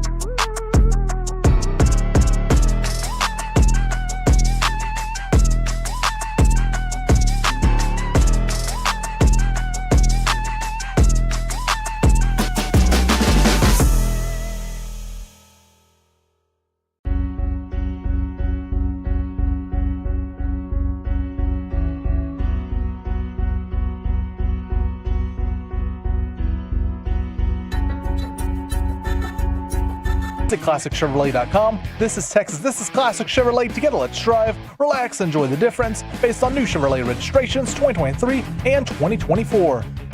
Well done, Corey Majors. Well done. You just scared Bobby in the commercial break. As we crosstalk with the K&C Masterpiece from Oxnard, California. Would you like to sing the rest of the song? It's a great song. Sum 41. No, I was looking down. I just asked, why is his name Shoddy Incoming? Are they getting shoddy today? That's all I was asking. Yes. What time? Pre-record after the show today. There it is. Nice. Brian Schottenheimer on the K&C Masterpiece. What else is coming up? So today we have Osa Odigizua joining us at noon. I love that guy. He's so cool. And this is his team. This is his defense now. His That's what I'm team. claiming. This is his defense now. Wow. Yeah, I know Mike is out here, doing things, but this is Osa's time to lead, and I'm very excited for it. Do you know what that sounded like? That sounded like Corey got a little too excited, said that believing it, and then quickly realized he had to turn it into a bit of like, oh, yeah, no, it's his team, of course. Yeah, no, it's his team. So it'll come up in the interview, but security booted his agent off the field. Oh, leave Sam alone. Yeah, we were standing there, and this guy, the security guy, walks over, and he's like, "Look, I've been security here for 20 years. You have to get out of here." We were like, "Whoa!" And he goes, "I'm Osa's agent," and he was like, "I don't care. Don't care. You don't have one of those passes. You need to get on the other side of the Are they being fence." real strict about the line already? No. It's I walk all over the place. I pretty much walked on the field. Johnny yesterday. Cash all up in here. Because Choppy, don't you? I mean, you really got mad at someone. I can't remember who. Yeah, it was. I can't remember who. He was some guy I could have just just made mincemeat of. Wait, you were policing other media members out here? No. Some security hack with the team told me. Was he a tiny fella?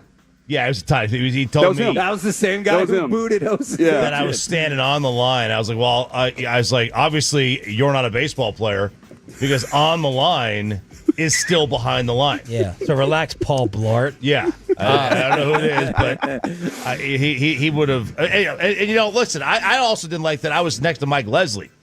Okay, and usually that's Bobby. Right. Well, it wasn't. It was just that I feel like I was being yelled at for Mike Leslie's crime. Even though I was on the line. Now, Leslie had 1 foot over the line, but also 1 foot over the line and 1 foot behind the line. Were you also wearing a 3-piece vest? I was not. Okay. I was not.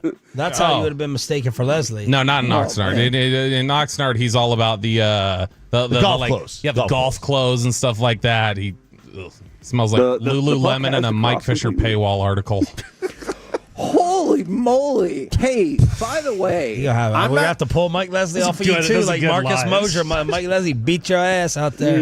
I'm not saying that this is related, but how many likes do you have to get on a tweet for it to be considered viral in your mind? How many likes? Likes don't matter to me. It's retweets that tell me if it's viral. Okay, retweets. I think they're the same. I don't. 300. All right, so if you wrote an article about something that happened at practice, and then you said in your own article that you had 2 tweets about it that were going viral, and then somebody who's reading that article clicked on those tweets, and they had a combined 22 retweets for both of those tweets. Do you think that author has misunderstood what viral is? I need to know who you're talking about before I commit to a take on this. Don't be a wuss. You just said 22, so you would have to say 300 is what I consider viral, but that's... Did you not hear what I said? Right before that, I go, I'm not saying that this is related. Oh, yeah. So just think about the people you were just talking about. Last night I had fish tacos. Spencer McKenzie's?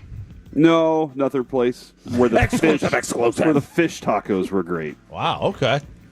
Yeah, I wouldn't consider that to be viral. Oh my gosh, Sean, that took so long. Yeah, it did. It took me a while. It took me a minute. I was trying to think of what type of fish you ordered. Because Corey was texting me about the seafood last night. I thought we were segueing to the actual restaurant scene out there. My bad. It's all good. Eat me. Eat me.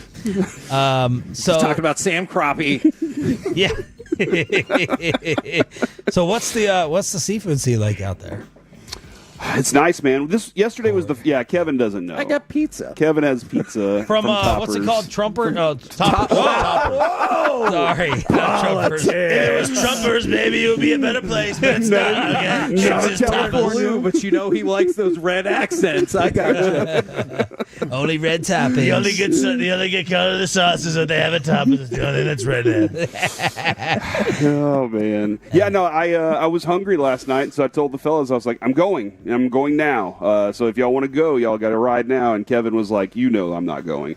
And I said, okay. So I ran over there. Kevin, I hopped in our Jeep Guardian. Yeah. Is that what it is? Did you know that? We have a Jeep Guardian. I mean, RJ should know. Doesn't he book it all? I do book it, but I didn't. The car, they assign the car as you get closer. What's a Guardian? Okay. I've never heard of a Jeep RJ Guardian, says y'all are going to have a smart car next year. Get it at Platinum Chrysler Dodge Ram Jeep. So it used to be a Jeep Cherokee, but they had to change the name. Did they? What? Oh my God! It's a Jeep Guardian. This is it's a Cleveland Guardians joke. You know what? I need to sit out of the rest of this. Well done.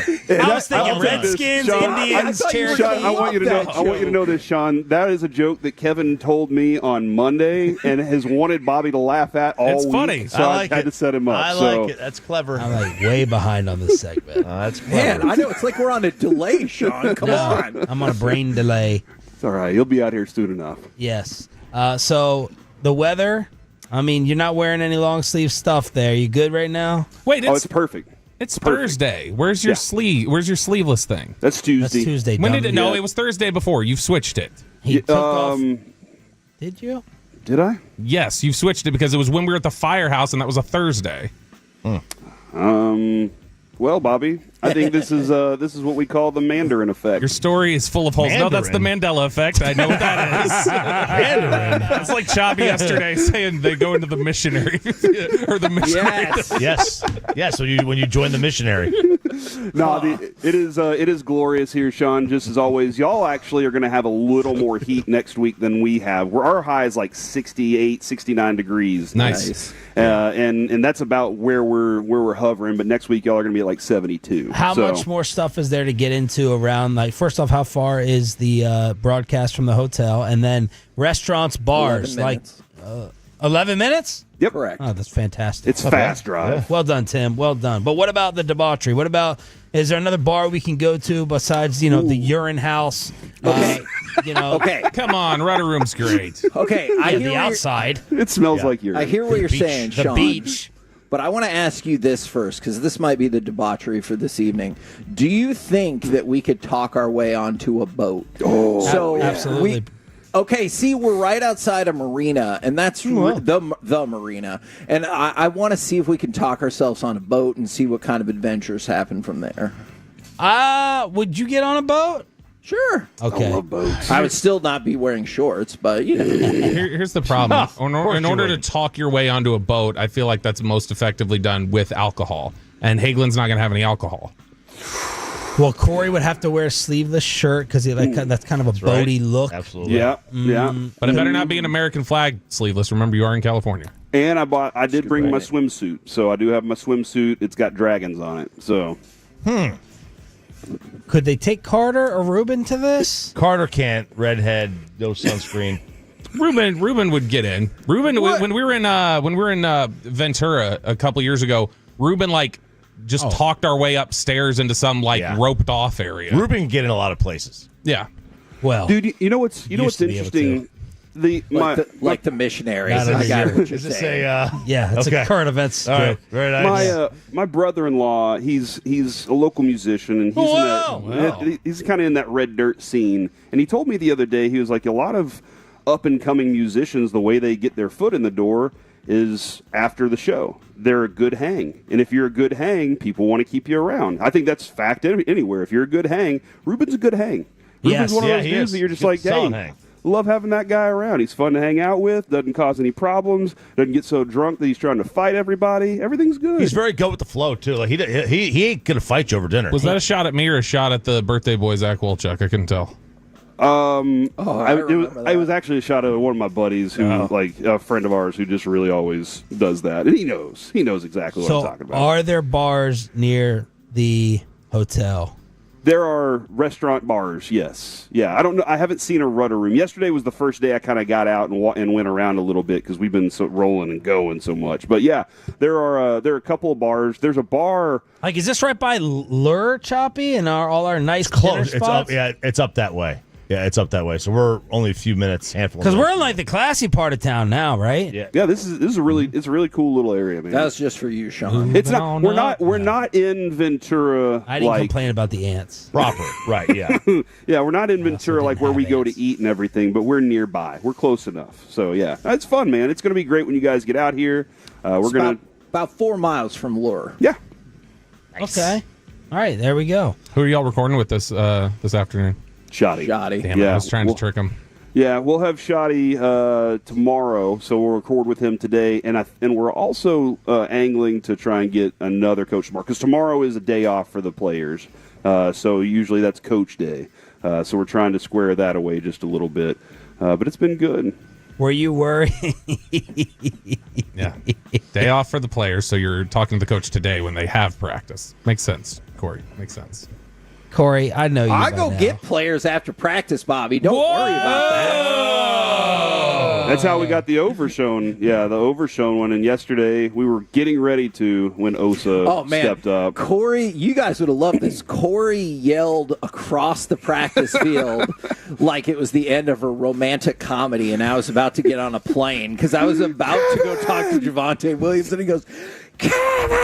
I was like, we gotta go. Kevin, come on. Are either of you reading a book right now? I'm reading Ready Player 2 because I read Ready Player 1. All right, what about you, Kevin? Yeah. The Bible.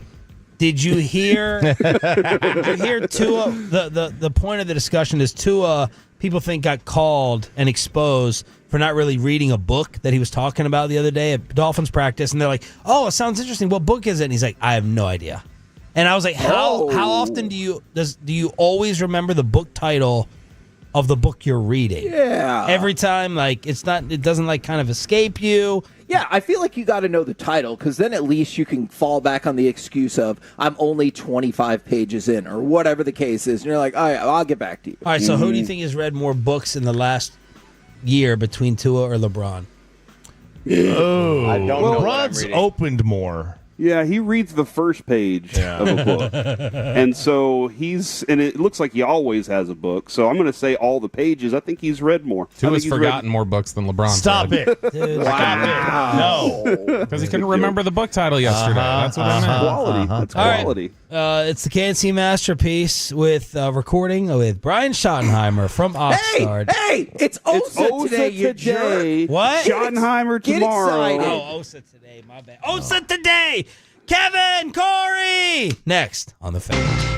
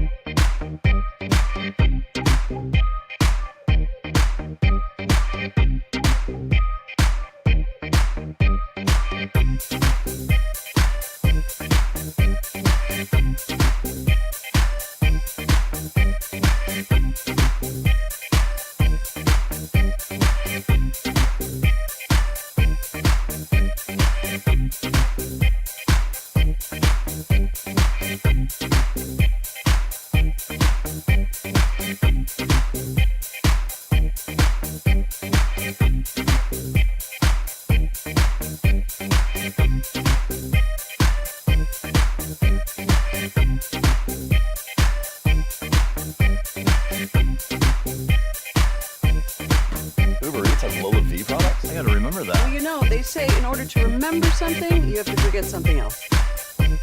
Okay, now that is a very cute haircut. That's like a little shag. I've never seen it before. Well, I mean, of course you have. It's the Rachel. Oh, is that your name? No, I mean like your name. No, I'm Jen. My name's Jen. Right, but I just mean like this is your haircut. But that's hair on your head. I'm not saying this is your hair. Okay, you're freaking me out a little bit.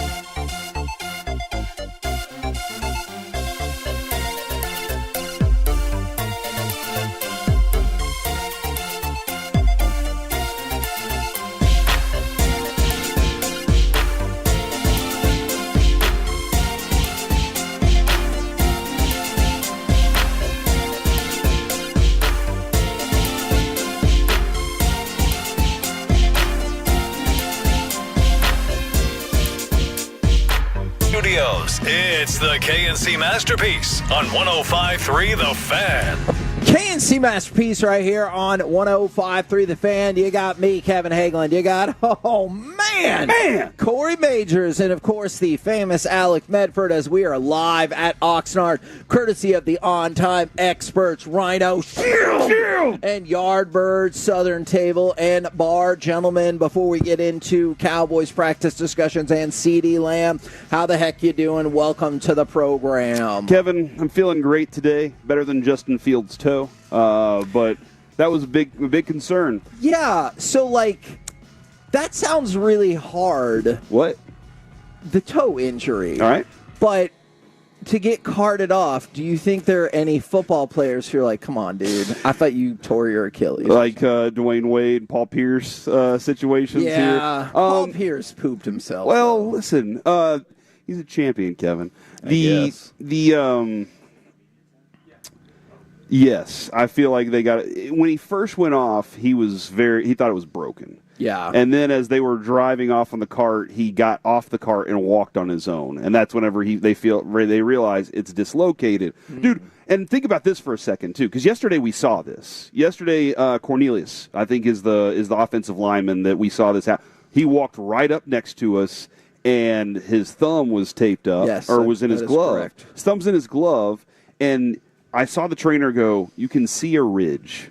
Oh. And I looked at the glove and I went, oh, that's gross. And at the moment, they got to think, is it broken or is it just dislocated? And when you hear pops and stuff, you don't know. And so they cut his glove off because they were feeling around at the ridge. And you could see he had his eyes closed like, this hurts. Oh, my God. Just fix it. And they cut his glove off. And, Kevin, when I saw it, I wanted to bomb. You saw me. Yeah. And he walked over into the tent. We never heard a scream, and then the next thing we know, he's taped up and back out on the field. And that's just what football players do, man. They dislocate fingers and toes all the time, never take a cart, and get back out on the field. So, but this morning, it was definitely Jets fans had to have been losing their damn minds. Going, we had 4 plays with Aaron Rodgers. We don't even get to see Justin Fields get out here. And so, don't you think as a Jets fan you should probably know something like that was going to happen? Yes, that's just the way it is for them. So I'm good, Kevin. I got a great night rest. I needed it last night as we've been rolling out here, and I'm ready to rock today.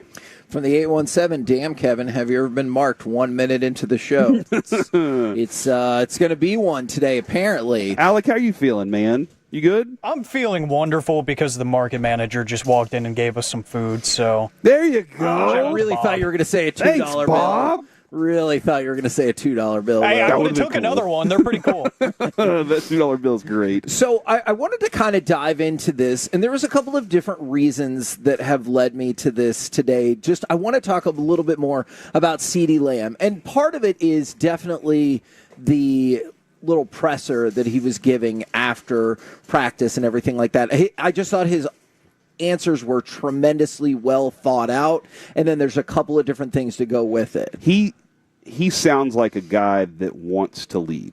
Yes. And knows how to. Like, when we talked with Joe Milton, he said things that sounded like good leadership. Sure. And I know he's the backup quarterback and everything, but that was good to hear from him.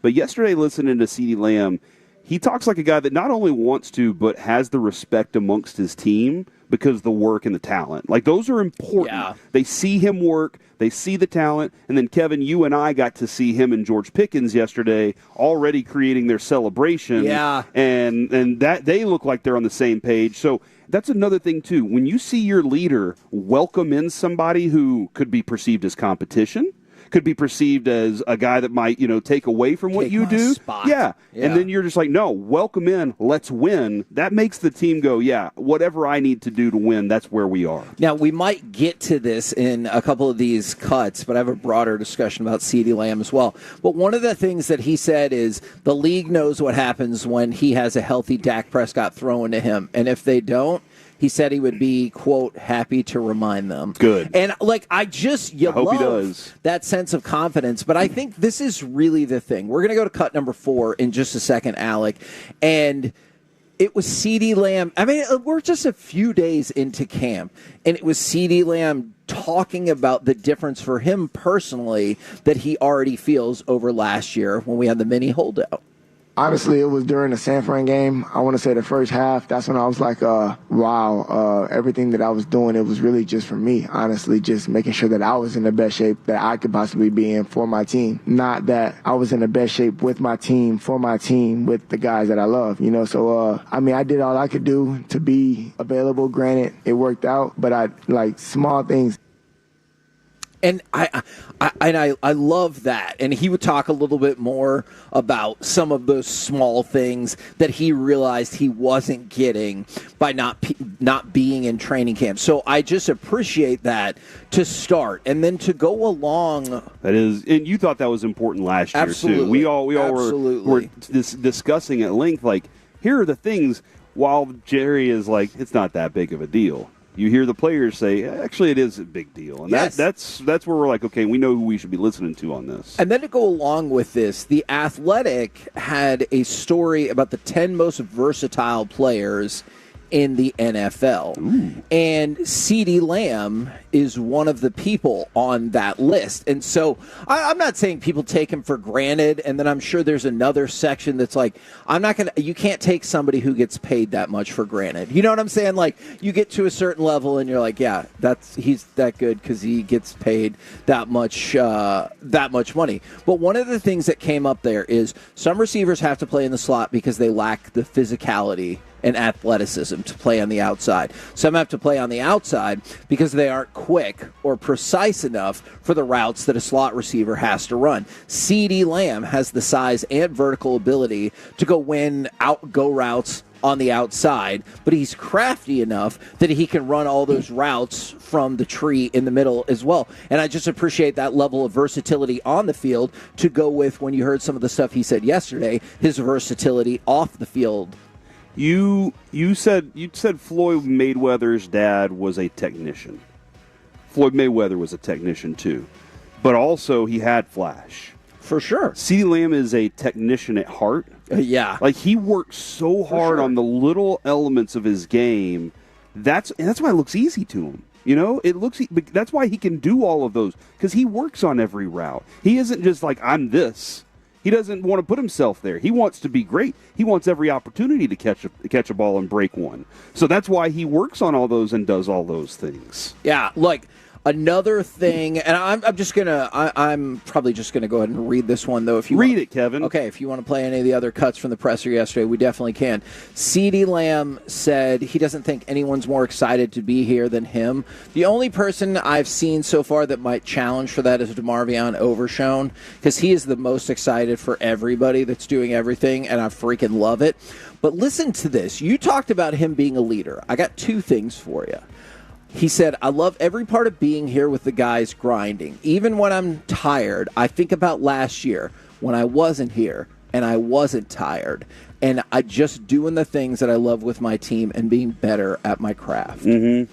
Like, I love that last year when I wasn't here. Yeah. When I wasn't tired. You know, you can look at other players on this team, and when we have Osa on later today, you're going to hear him talk about some of these guys. You look at some of these guys that missed a year and how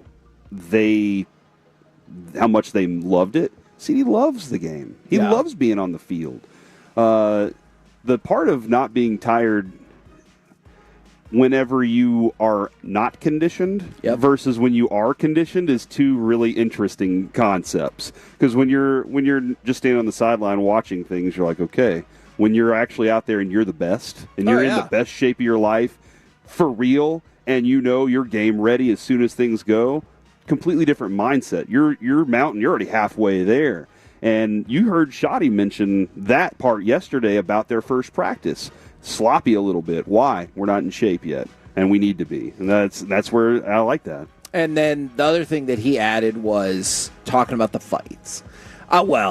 Scuffles. I definitely would not call them fights. Out here on the field? Yeah. What fights? There's been a couple of minor scuffles, one per day. Oh, really? And he goes, we got to be professional. I love this part. I get it. We got a lot of animosity and tension. And he goes, and the understanding that we want to proclaim our dominance and show like aggressiveness on both sides of the ball. But then again, to what extent? And so, like, I get it when the Rams come out here or whatever, but I just really appreciate that he's like, hey, I get it. We have a lot of pent-up aggression, maybe for reasons, or maybe for specific reasons, or maybe just because we haven't been out here. Maybe I don't like that guy that much. He's talking about focus there, and you don't want to lose focus from what we're trying to accomplish. And Schottenheimer's trying to, as Mickey pointed out yesterday, get a lot of things in. They're trying to get a lot of plays in. They're trying to get a lot of reps in. They're moving with purpose, and man, that's an interesting smell. And so they're that's why you fight. That distracts from the focus. That distracts from the purpose of what we're trying to do. Kevin, yesterday it did look like, again, the defense got a leg up on the offense, and that is something that another interception from Dak, which I know people love. I do not care. Okay. Listen, and Tolo's out there.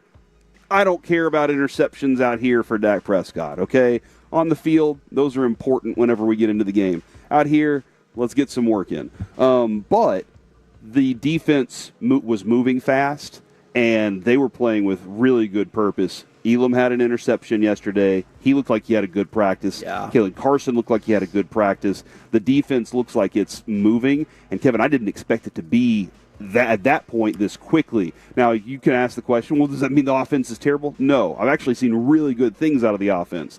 Defense is just has the advantage right now. Carson was actually in on the breakup of that play where George Pickens went down for a second, and obviously... Oh, man, that was a fear, wasn't it? Yes. Everybody was holding their breath for just a second whenever he went down, and we were kind of like trying to figure out who it was, and then we saw it was Pickens, and we kept an eye on him for the rest of practice after that. Yeah. He's all right. He'll be all right. No, absolutely. But the way he laid on the sideline, you just always you get nervous about that. Now, we are, of course, the home of the Dallas Cowboys, 105.3 The Fan, and we're out here in Oxnard. But, we are the home of another team, and perhaps if we go to cut number one, we can celebrate a little bit more of that Rangers win column magic. Here comes the payoff pitch. Swing and a drive, deep center field. Thomas going back, checking the wall, looking again, and it's gone. A blast to dead center for Corey Seager. His 15th home run of the year gives Texas a 1-0 lead. And for Corey Seager, 24 straight games on base. We talked with Boach about that yesterday, and he's talking about the at-bats. You can just see somebody getting into the zone, and his OPS during that time is ridiculous. It's far above a 1. I think it was like a 1.1 last I saw. And then the Rangers have come out of the break in the second half. They've won 5 of 6. And one of the reasons I think that's so important is you heard Boach yesterday. He goes, I was perhaps a little worried that the All-Star break was coming at the wrong time for us. Because they were getting warmed up. Yeah, because they won 3 of 4 on the other side. So now they've won 8 of 10. I know they're off today, but I want you to think about something here. If they win tomorrow, it will be the first time they have been this many games above 500 in 3 months. Good. No, that's great. I love that. I hope it happens. Yesterday was fun. Mike said something yesterday on the game that I really liked, and he's dead on. We're never going to lose again? No, he texted us that. He said, this pitching staff has been a lot of fun to watch. And, Kevin, I think I've told you that multiple times. For sure. But when he said that, my first thought was Patrick Corbin's on the mound today. I did not expect anything from Patrick Corbin. I thought he was going to be a lefty that we threw in there to replace Cody Bradford, and we weren't going to get anything out of it. And he goes out there, and he is fun to watch. Yeah. You're watching the shapes. I'll give Dave Raymond credit on this, too. He said all the different shapes and lines that he's throwing with, it's more artistic. And I was like, that's damn right. The way he's pitching Mike Maddox baseball, and that's fun for us because we're not used to good pitching. Well, the one thing I will say, Kevin, I don't know if we have this further in the show. Deep dive tomorrow. All right, we'll do that tomorrow. I won't remember it tomorrow, so you'll need to write it down because I won't remember it. I promise that I will. By the way, if you care about such things, The Rangers have jumped up in ESPN's power rankings from 18 to 15. And look, it goes back to what we talked about yesterday with Boch talking about how they were starting to heat up right before the All-Star break. Clearly, it has not been an issue carrying over to the other side. And here's the other thing I want to bring up. Twofold thing right here. The Rangers are 1.5 games back of getting a wild card spot. That's all fine and well. I actually don't think that's the number that you need to care as much about, as weird as it sounds. Because, 1.5 games to 4.5 games, it's a big jump, but it's not the end of the world with this much time. The bigger thing for me, though, is if you're 4.5 games back, which obviously we've experienced that plenty this year of a wild card spot, you'd have to jump 4 teams. Now you just have to jump 1. Okay. And Seattle and Boston right now are tied, and so you're 1.5 back of both of them. So all you have to do, sure, go win the division. That would be great. But you won the World Series from the wild card spot, so clearly that can be done. But if you could just jump one of those teams, and to me, I think that's a bigger deal. Going from 3.5 out to 1.5 out, rock on. But I think the fact that you only have to jump 1 team now as opposed to 4, I think it's a way bigger deal. Oh, and when you jump that team, then you're just gonna stay ahead of them for the rest of the season on the way to the playoffs. I Kevin. really hope. Don't worry about it. That is the case. It's in the cards.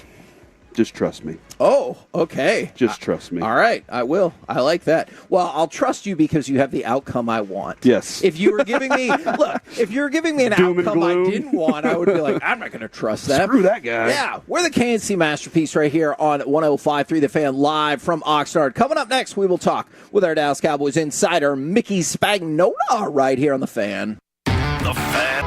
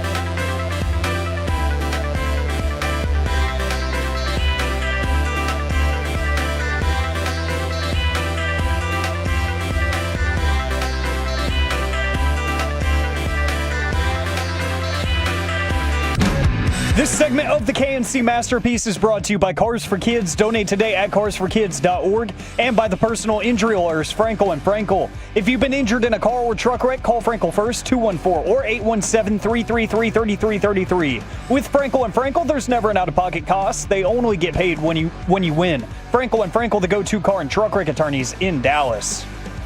K&C Masterpiece right here on 105.3 The Fan. We are live in Oxnard, and right now on the Wild Fork Foods hot seat. Remember, wildforkfoods.com, elite game day grilling favorites. We bring to you our Dallas Cowboys insider, Mickey Spagnola. Good morning, sir. Good morning, gentlemen. How's it going? It was good. About 3 minutes. There was about 3 minutes during practice yesterday when I thought it was going to be very, very bad. When you saw George Pickens laying on the, I almost did it and said Carl.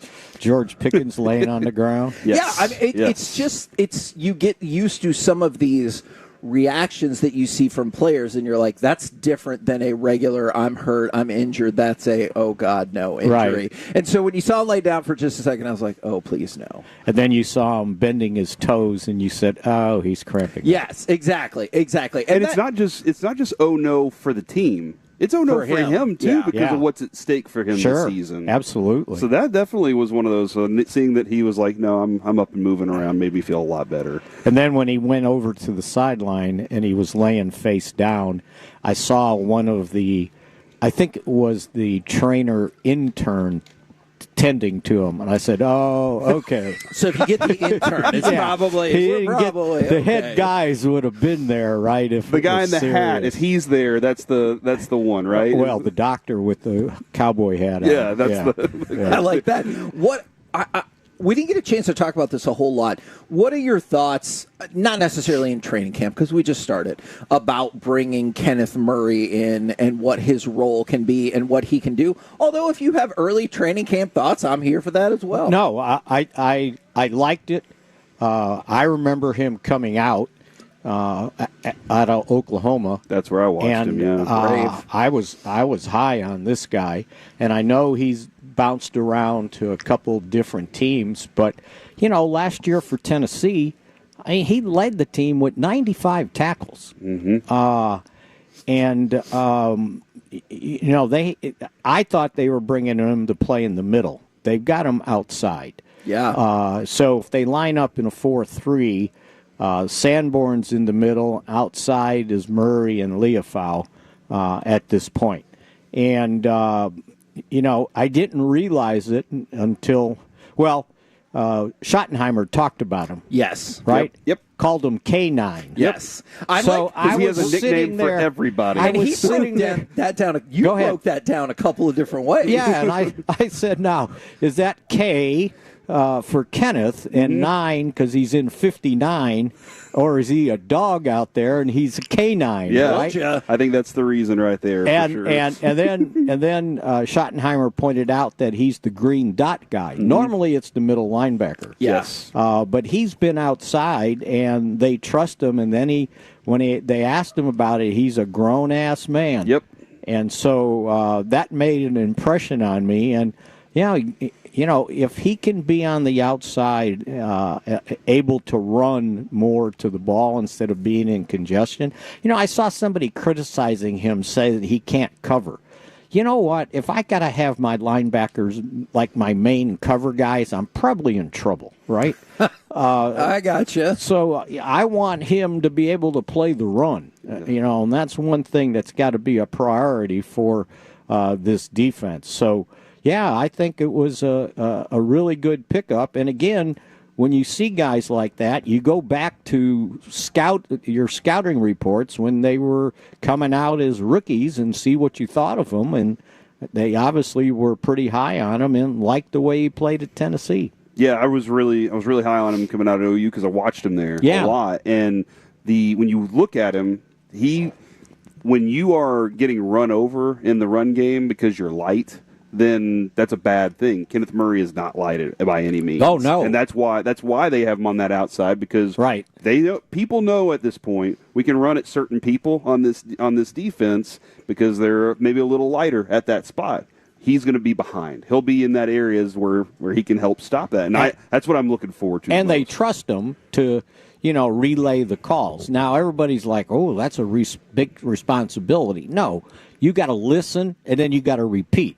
It's not like you're changing everything up, right? Why do you think it gets made out to be a bigger responsibility? Because I think everybody thinks that the guy's making the defensive call, and they don't realize that he's just listening to what the defensive coordinator just told him. Okay. So you got to have at least a little retention rate, right? Sure, sure. It's like you don't get in the huddle and go, "Oh, what did he say?" Yeah, dude. On Madden one year, they did have you could be a quarterback and follow his trajectory, and that was part of the game. Uh-huh. You had to listen to the coach tell you a play and then go call it. Like that was the thing you had to do on the game. And I was like, all right, some of them got chaos. Matt Stafford didn't have one where he was like, he's still talking.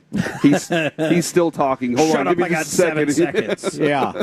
And, and the other thing, when you mentioned the quarterbacks, when they're, interviewing, scouting them before the draft, they'll get on the board, here's the play. Mm-hmm. And then they'll come back 20 minutes later and go, okay, now what was that play? And to see what their retention rate is.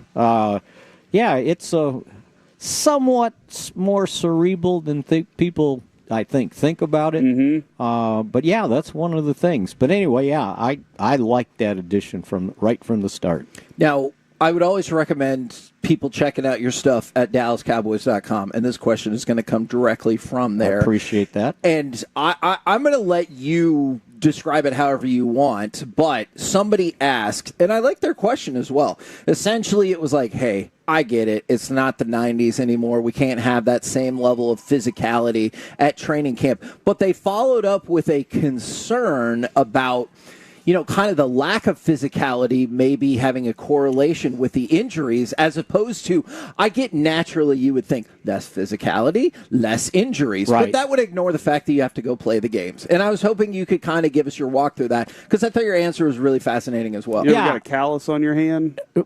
You get calluses, they protect your hands from doing work that's physical, and that's what I call that. And it's just, you got to play football, right?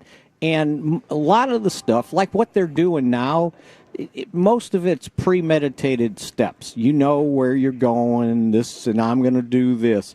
But when you're actually playing the game and you're tackling and you're trying to break tackles, your body's making movements that you're not used to doing. Yep. And that's why I think I hate to be old man syndrome back in the day when they practice in pads the majority of training camp, you're playing football and your body's getting used to taking this turn or stopping or jumping, and so I think your body gets used to those movements. But now when you're very limited in how much you actually play football out there, I think all of a sudden your body goes, whoa, what was that? Why'd you do that? Yeah. We're used to taking one step here, one step there, and then, just bumping the guy, not trying to use my shoulder to tackle him. And I think it's affected the quality of the game over the years. Now, I know the athletes are better. They do more, things that you go, wow, how do they do that? Right. But as for the injury standpoint, I think you're more susceptible to getting hurt just because you're not doing that for practice. So I absolutely agreed with the guy on the mailbag. Because of the way we have seen the collective bargaining agreement evolve, though, does it feel like we're past the point of no return? Like it's never going to... Yeah, no, it won't close. go back. I'm saying never even going to come back close to that. No, it might get easier. Yeah, and that's one of the things that, the NFLPA, when they negotiate these collective bargaining agreements, they have to make some concessions. And so what the owners are doing is, it's more financial. And then, we'll concede that we won't work you as hard, and we'll give you more time off. Yep. And the weed thing I thought was such a throwaway issue for the owners. They were like, who cares? But let's make it a big deal. And they're like, I don't know if we can give you that or not. Yeah, and so that's what happens. And I do think when you're you've trained all off season. Well, not all off season, right? It's 2.5 months. Yeah. And then you take a break for 6 weeks before you come to training camp. Yeah. I'll guarantee you the head coach is scared to put his head on the pillow at night because he doesn't want to wake up and go, Jesus, now what? And they almost made it with Turpin. Yeah. You give these guys unstructured time that long, something bad's going to happen. And it does. Look around the league when when the mini camps are over, between mini camp and the start of training camp, things happen, right? Yep. And I heard a funny story from a guy. He had been a security guy with the Packers when Holmgren was there, Brett Favre was there. Huh. And they would have, I don't know, say the day off for the team was Monday or so. And this guy said on Tuesday, Holmgren's in the film room, it's dark, and watching tape. And he said, I would walk in every Tuesday morning, and the door would open, and he would not even look up. He'd go, okay, what did he do last night? Just like that, assuming something bad happened with Brett Favre. Right? I can understand that. Especially once we invented text messaging. Yeah, you know what I'm saying? At least it wasn't in Green Bay. That's true. Right? That's a good point. So it's just that unstructured time, but the owners, that's the concession the NFLPA wanted. They wanted time off. Even for the bye week. Yeah. Bill Parcells, here's what Parcells did. I remember this. He would tell them we're practicing Wednesday, Thursday, Friday, right? Yeah. And he did it on purpose because he wanted to shorten the weekend so they didn't go to the old school. Yeah, I got What was the line he used? Ship at a naval yard or on leave at a naval yard? Yeah. Yeah, he was like, that's what it's like. These guys just go. And he wouldn't really tell them when they were going to be off. Right. So they would get to Thursday, and he'd go, okay, you're off Friday, Saturday, Sunday, hoping if he waited that they couldn't make plans, and if they wanted to go somewhere, they had to go at the last minute, and the flight would be more expensive. Yeah, right. Don't so take that my was money. that was kind of the deterrent, right?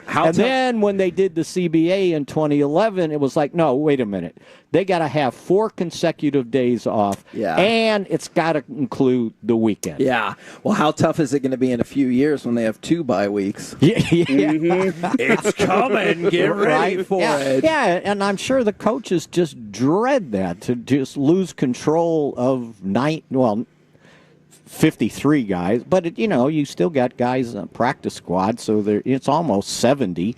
And it's like, okay, they're on their own. And, and you can preach to them like your kid's going on spring break in college. And, sure. And it doesn't deter much, right? Don't you think every year, for every team, not just the Cowboys, the coaching staff has a particular group that they're going to keep a closer eye on than other players? They're almost hoping there's some soft tissue injury, and it's like, you got to stay here in rehab. You can't go and do anything. Yeah, I could definitely see that. But that happens, And now what? They'll practice today, so they've did a little something on Monday. You practice Tuesday, Wednesday, Thursday. Now it's time for a day off already, Friday, right? And then you practice one more easy on Saturday and put the pads on Sunday. And walk through a couple times. And then, I mean, before, when they were going 2-a-days in pads, hitting both practices, it wore people out.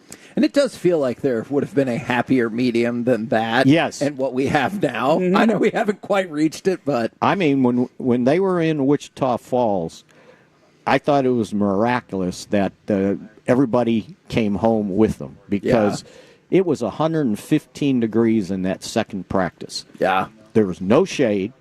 At least they let them drink water.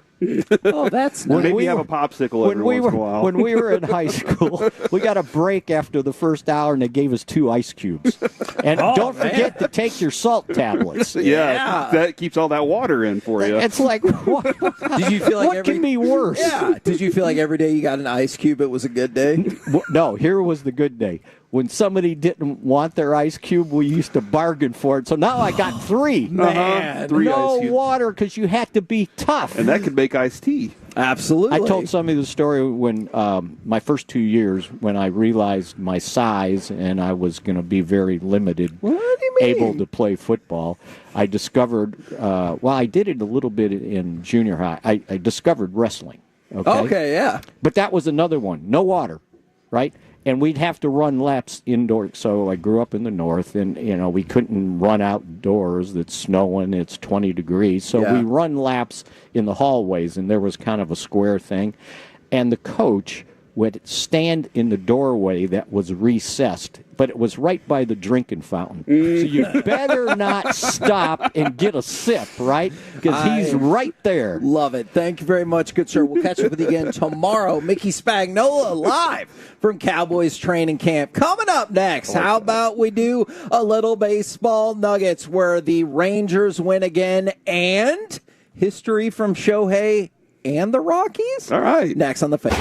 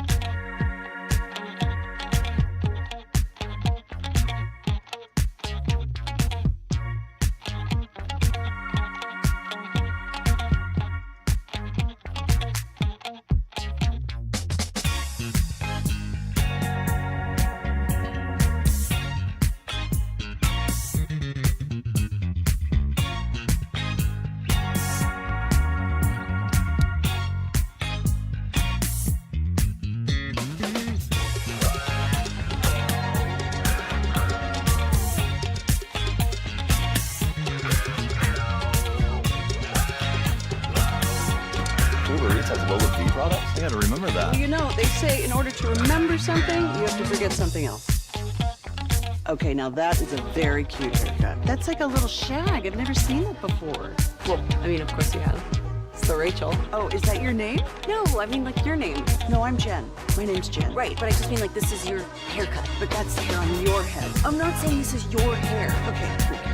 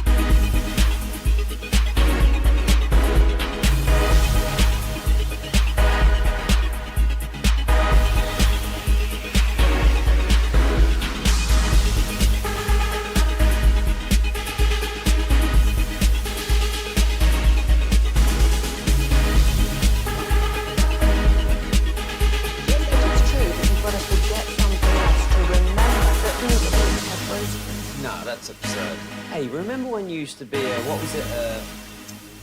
Chevys than anyone, all price to sell. Visit ClassicChevrolet.com. This is Texas. This is Classic Chevrolet. Together, let's drive. Based on new Chevy registrations 2023 and 2024. High fly ball center field, headed for the seats, reaching them again. 5th consecutive game with a Shohei home run. K&C Masterpiece right here on 105.3 The Fan. We are live from Oxnard, and right now, brought to you by Reliant Air Conditioning, gimmick-free AC repair and replacement. It's time for Baseball Nuggets. Kevin. But first, Corey Majors. Do we have a breaking news sponsor at the moment? I don't believe so. All right. Kevin, at the age of 71, according to TMZ Sports, they know Hulk Hogan has passed away. What? Oh, man, everybody was just saying he was healthy. Medics were dispatched to the 71-year-old's home in Florida, with operators stating it was regarding a cardiac arrest. Oh, my gosh. He was carried on a stretcher and into an ambulance. Hogan's wife, Sky, denied he was in a coma, stating his heart was strong as he recovered from surgeries. And they said they broke that story last month about him rumblings on his deathbed, but he is now passed away, according to TMZ Sports. Wow. That is a bit of a shocker. Like, that's, I mean, childhood right there, wrestling. You know, when that was the introduction to wrestling for me, aside from the Von Erichs. Look, I still joke to this day that if people were really bent out of shape and wanted to replace our national anthem, you should replace it with Hulk Hogan's theme song, because I really think that would bring parts of the country together. But here's the thing, and I absolutely understand and know what people are going to say. He has a very complicated, specifically post-wrestling life. Mm-hmm.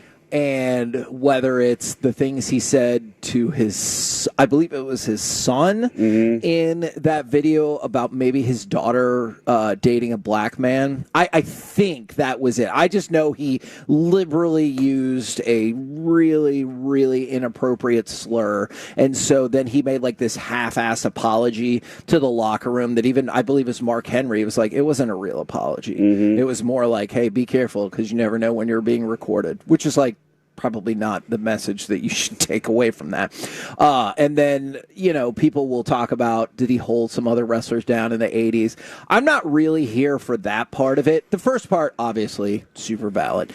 I'm not here for the part about holding wrestlers down in the 80s because there was nobody that was a bigger draw than Hulk Hogan. Like, if you move forward into the Attitude Era and Stone Cold Steve Austin, obviously he's right up there in terms of the best draw of all time. But if you look at the longevity of Hulk Hogan, you could make an argument. I think you could make a strong argument for a span of about 15 years. He was the best good guy in the business and the best bad guy.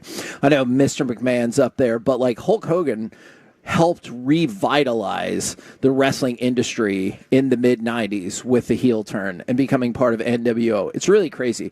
Like, and I promise we'll get to baseball too.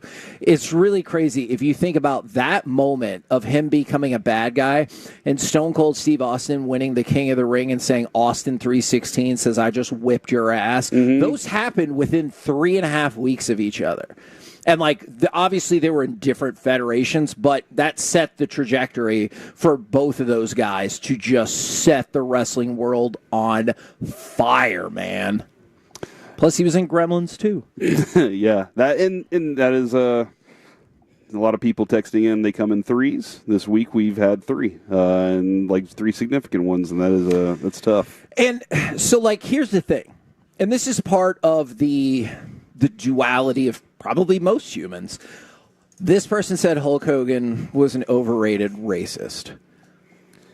I totally hear you on the second part of it. On the first part of it, I don't understand the overrated part. What are you looking... Okay, Corey, you're a wrestling promoter. Yep.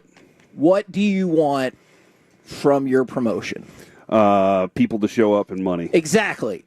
Do you care the most that your arena sold out or that you put on the best wrestling match anybody's ever seen? The arena sold out. Exactly. That second part would be great. But like if when people compare him to Ric Flair, and look, I might get murdered for this. Ric Flair, if you look across the 80s, he drew really, really well regionally. Hulk Hogan drew money nationally, and there's no question he crushes Ric Flair when it comes to a draw. Was he as good of a wrestler as Ric Flair? Hell no. But do you care about that if you're just backing up the money truck time and time and time again? It's Hulk Hogan who was on Sports Illustrated. It's Hulk Hogan who was on Saturday Night Live. It's Hulk Hogan that really made pay-per-views blow up. Mr. Nanny. And he was in some really Gridiron. Yeah, he was in some really no holds barred. Some really terrible stuff too. And then unfortunately, and I don't know if he was always this way, he really, really in the last 20 years started to just make up these ridiculously fantabulous stories. Like he said he found The Undertaker when they filmed Suburban Commando, and I was like, he was already a wrestler, and the WWE had already met with him. He might have already been under contract, and he said he was in the Rolling Stones, just all this ridiculous stuff. I'm just saying, if you're a business person and you think he's overrated as a draw, I'm not with you. If you think he's overrated as a wrestler, I don't think he is, because I don't think people thought he was that great as a wrestler. I think from the 3-2-1, I think they followed up and said, no, as a racist, he was overrated. Oh. And so maybe that's... Well, I'm going to have to really think about that. I was not prepared for that. I do want to point out, Alec, if you can, for Masterpiece of the Week tomorrow, Kevin's sound. I really would appreciate that one, because I know you like sounds. I definitely took that from Mike. Yeah. Look, like I said, he unfortunately, the last, it feels like, post WrestleMania 18 with his match against The Rock, the rest of his life was filled with, a lot of controversy, the racist stuff, the just unbelievable fictitious retellings of things, and it is really, really unfortunate that that's on his legacy as opposed to the guy that made wrestling mainstream. You're right. in the 80s. But I understand all that. Don't get me wrong, I definitely understand why that is. He was the good guy, growing up. That's what you thought. I know he made that turn, but when I was a kid, he was a good guy. Yeah. Roddy Piper was the bad guys. Right. That's how the cartoon was drawn up. And by the way, did you know that those are the two highest ratings in the history of MTV at that point when they ran two wrestling specials in 84 and 85 in the history? And this is at the apex of the music video. Just imagine if they would have gotten an NFL game. That's a great, that's a great We see point. what Netflix is doing. But yeah, I do not think that Hulk Hogan was a great wrestler from a technical standpoint, but I feel like everyone came to their senses about that. They realized, hey, I want to see you get beaten up for about 10 minutes. Somebody hits their finisher on you. You hulk up and are impervious to pain.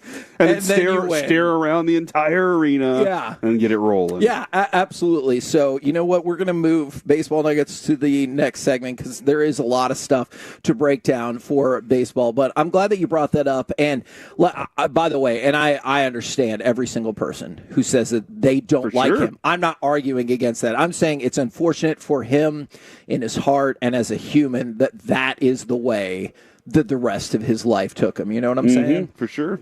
We're the K&C Masterpiece right here on 105.3 The Fan. No more wrestling talk today.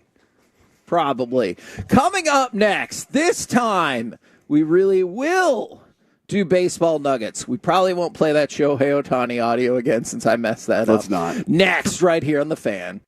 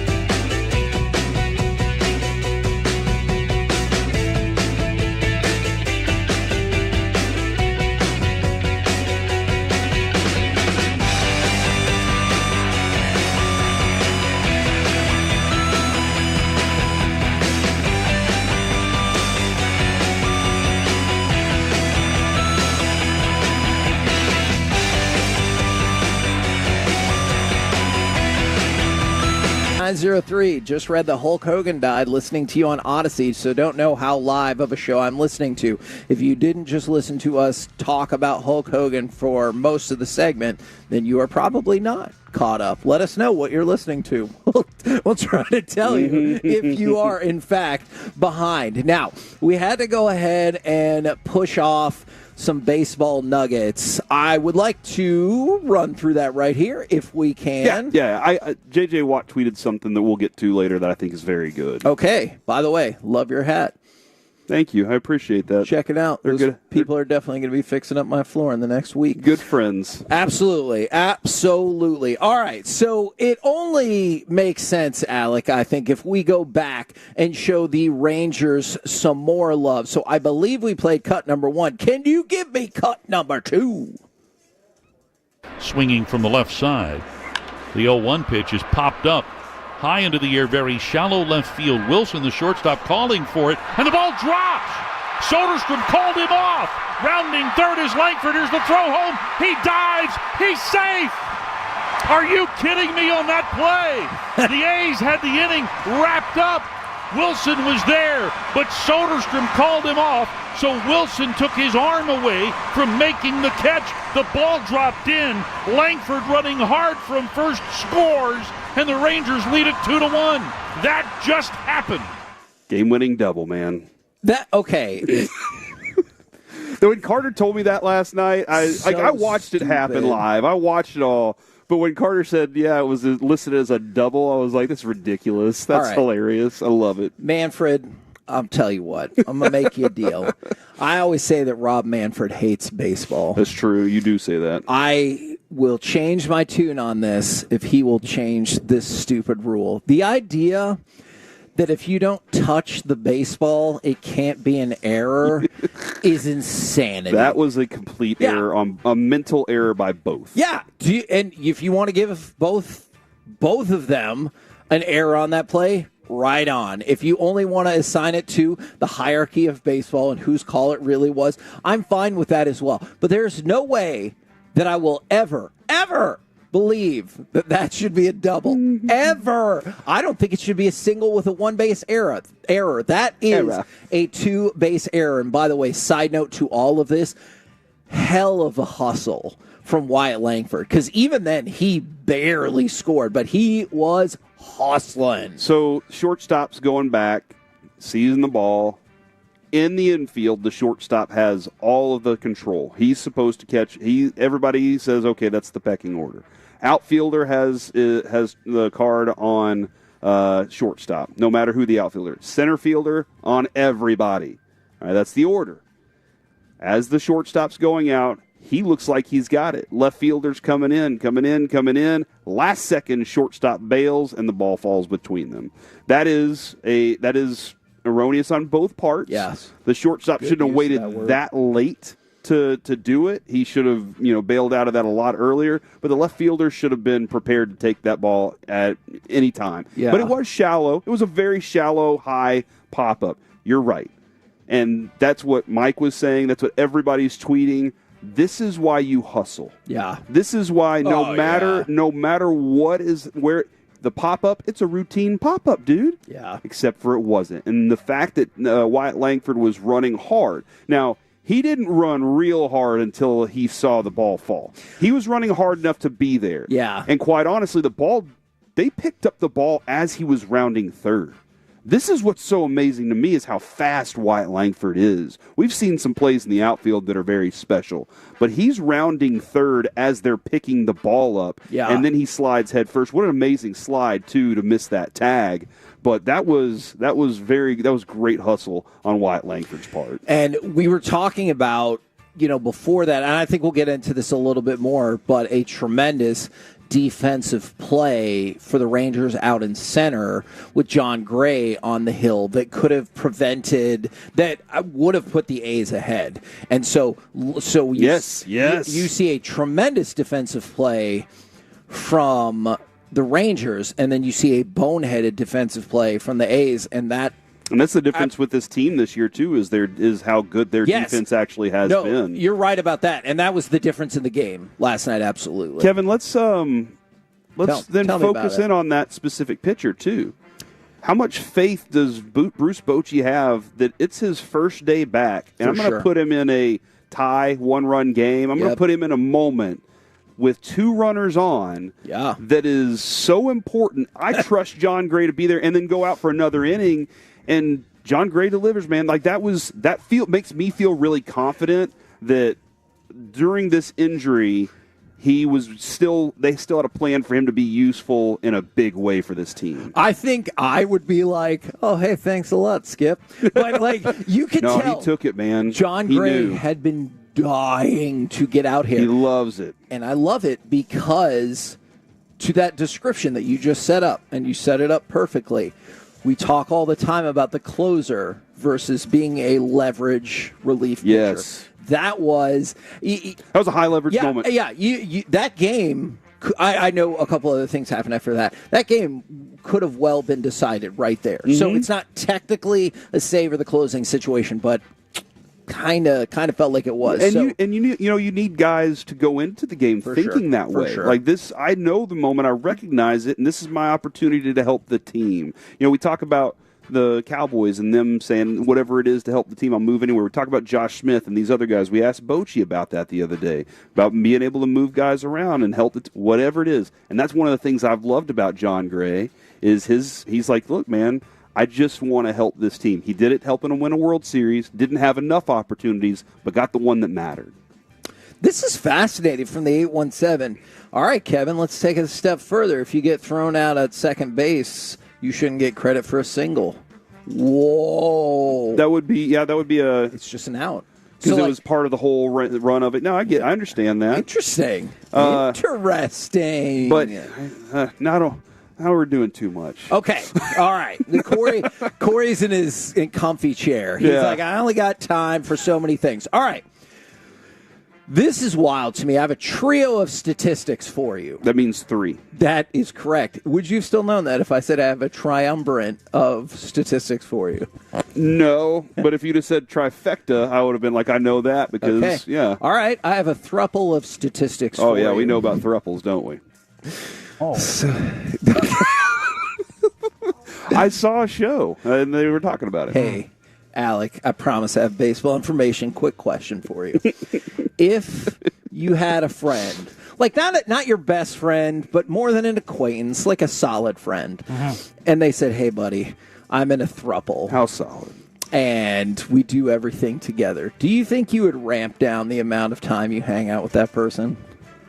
I feel like it's none of my business, but if we're being honest. I would try to look past it. Okay, good man. Or would you say, you know what? No. I kind of want to watch this this thing. No. Not like watch like that. I just kind of want to observe how it could be chaos, dude. You don't know. I am curious about the logistics of the everyday run of the thruple. Not like just out and about in the world. Is there a hierarchy of the triangle? Like, I don't know.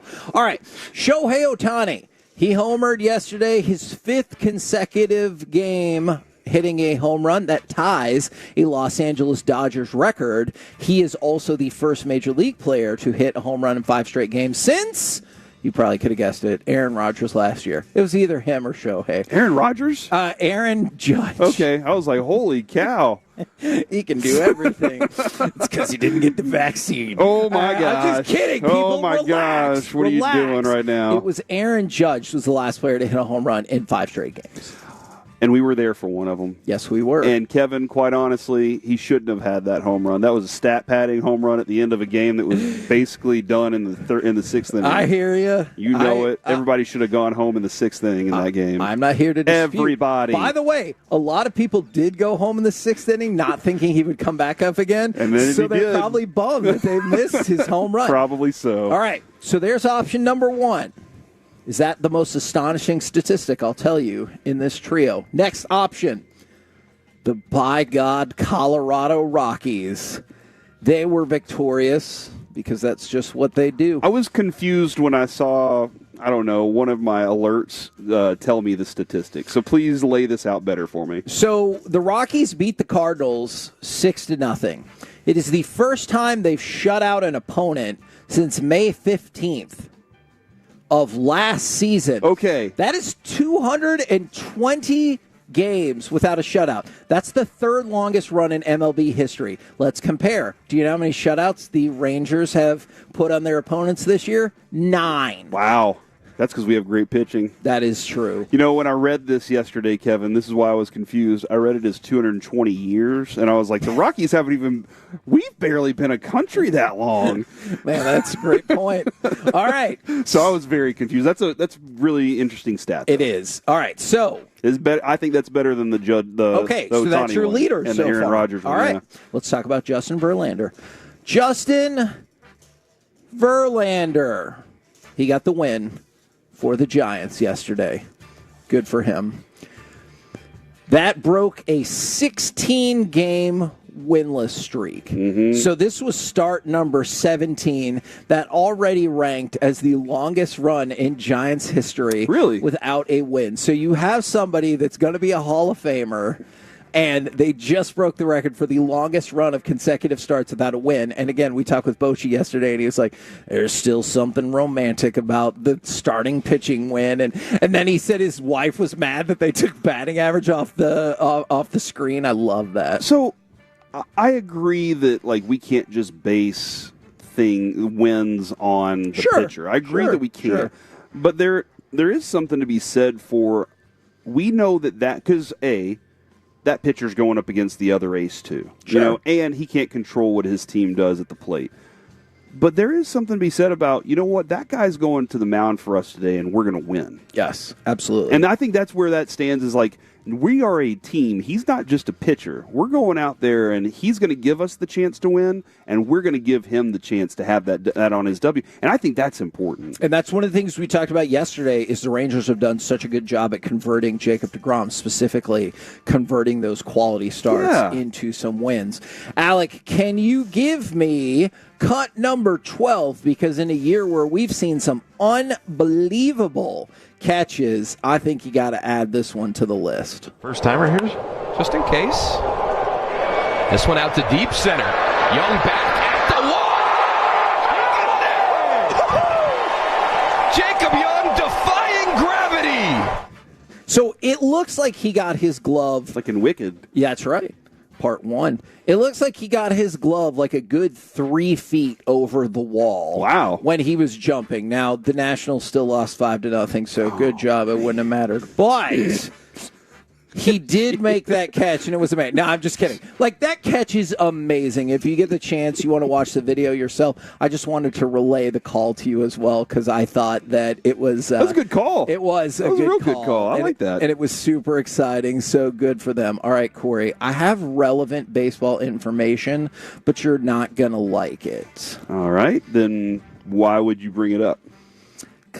Because I think you need to know. You said relevant. Yeah, it's relevant and important. Yeah, I think it is important. But you're not going to like it. Okay. So the Astros won again. They have now won 4 straight. Yeah, the Rangers go on a win streak, and the Astros are like, us too. Yes, that is true. But luckily, the Mariners are like, yeah, we could be okay. Yeah. But the Astros, with their 4 straight wins at 60-42, they are now once again tied for the best record in the American League. Well, that's cool for them and everything. That's cool. Rangers are hunting you down right now. Be prepared. All right, that is where I stand with this Rangers team right now. The Rangers are hunting, and the Astros are just going to hold on as long as they can until the Rangers take it away from them by the end of the season. Whew! I love it. From the 469. Did the Hulkster really die from the 903? Guys, Hulk Hogan just passed away. This is true. That's why I got to turn it on, leave it on. We talked about it about 30 minutes ago, but I thought it was a fascinating segment. I'm sure we'll talk about it, well, maybe in crosstalk, because I said no more wrestling today because we took up a whole lot of time with that. We're the K&C Masterpiece right here on 105.3 The Fan. Coming up next, how about we do some AM on the FM? We got the question of the day plus wrestling. No, I'm kidding. We're going to hear how much baseball has evolved in such a short amount of time from one of my favorite players in the league. Next on The Fan.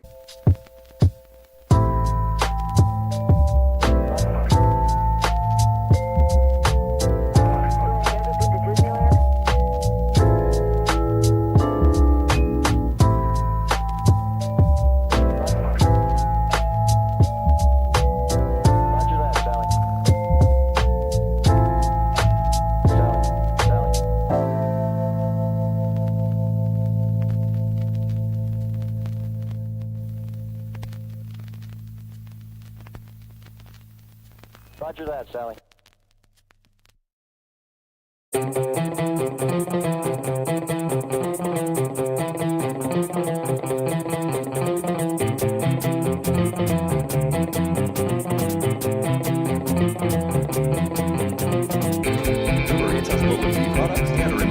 know, they say in order to remember something, you have to forget something else. Okay, now that was a very cute haircut. That's like a little shag. I've never seen it before. Well, I mean, of course not. It's the Rachel. Oh, is that your name? No, I mean, it's your name. No, I'm Chad. My name's Chad. Right, but I just mean like this is your haircut. But that's your hair. I'm not saying this is your hair.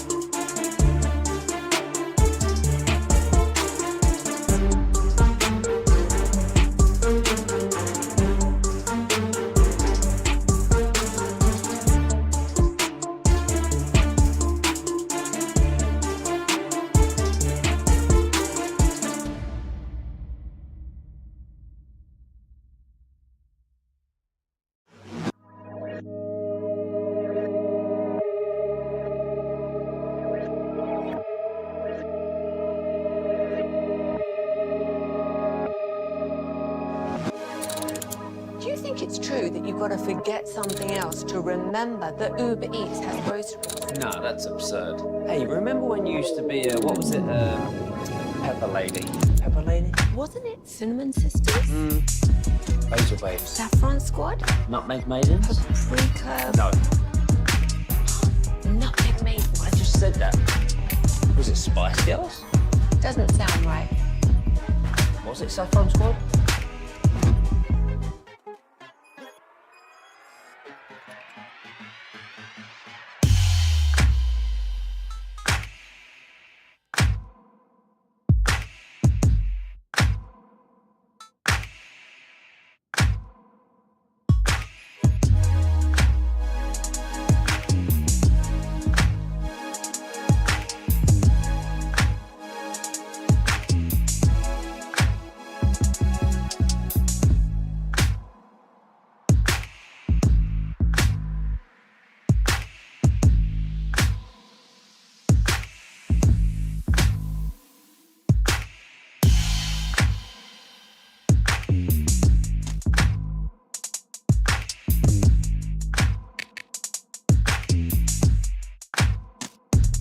The K&C Masterpiece is brought to you by Cars for Kids. Donate today at carsforkids.org and by the personal injury lawyers Frankel and Frankel. If you've been injured in a car or truck wreck, call Frankel first, 214 or 817-333-3333. With Frankel and Frankel, there's never an out-of-pocket cost. They only get paid when you win. Frankel and Frankel, the go-to car and truck wreck attorneys in Dallas.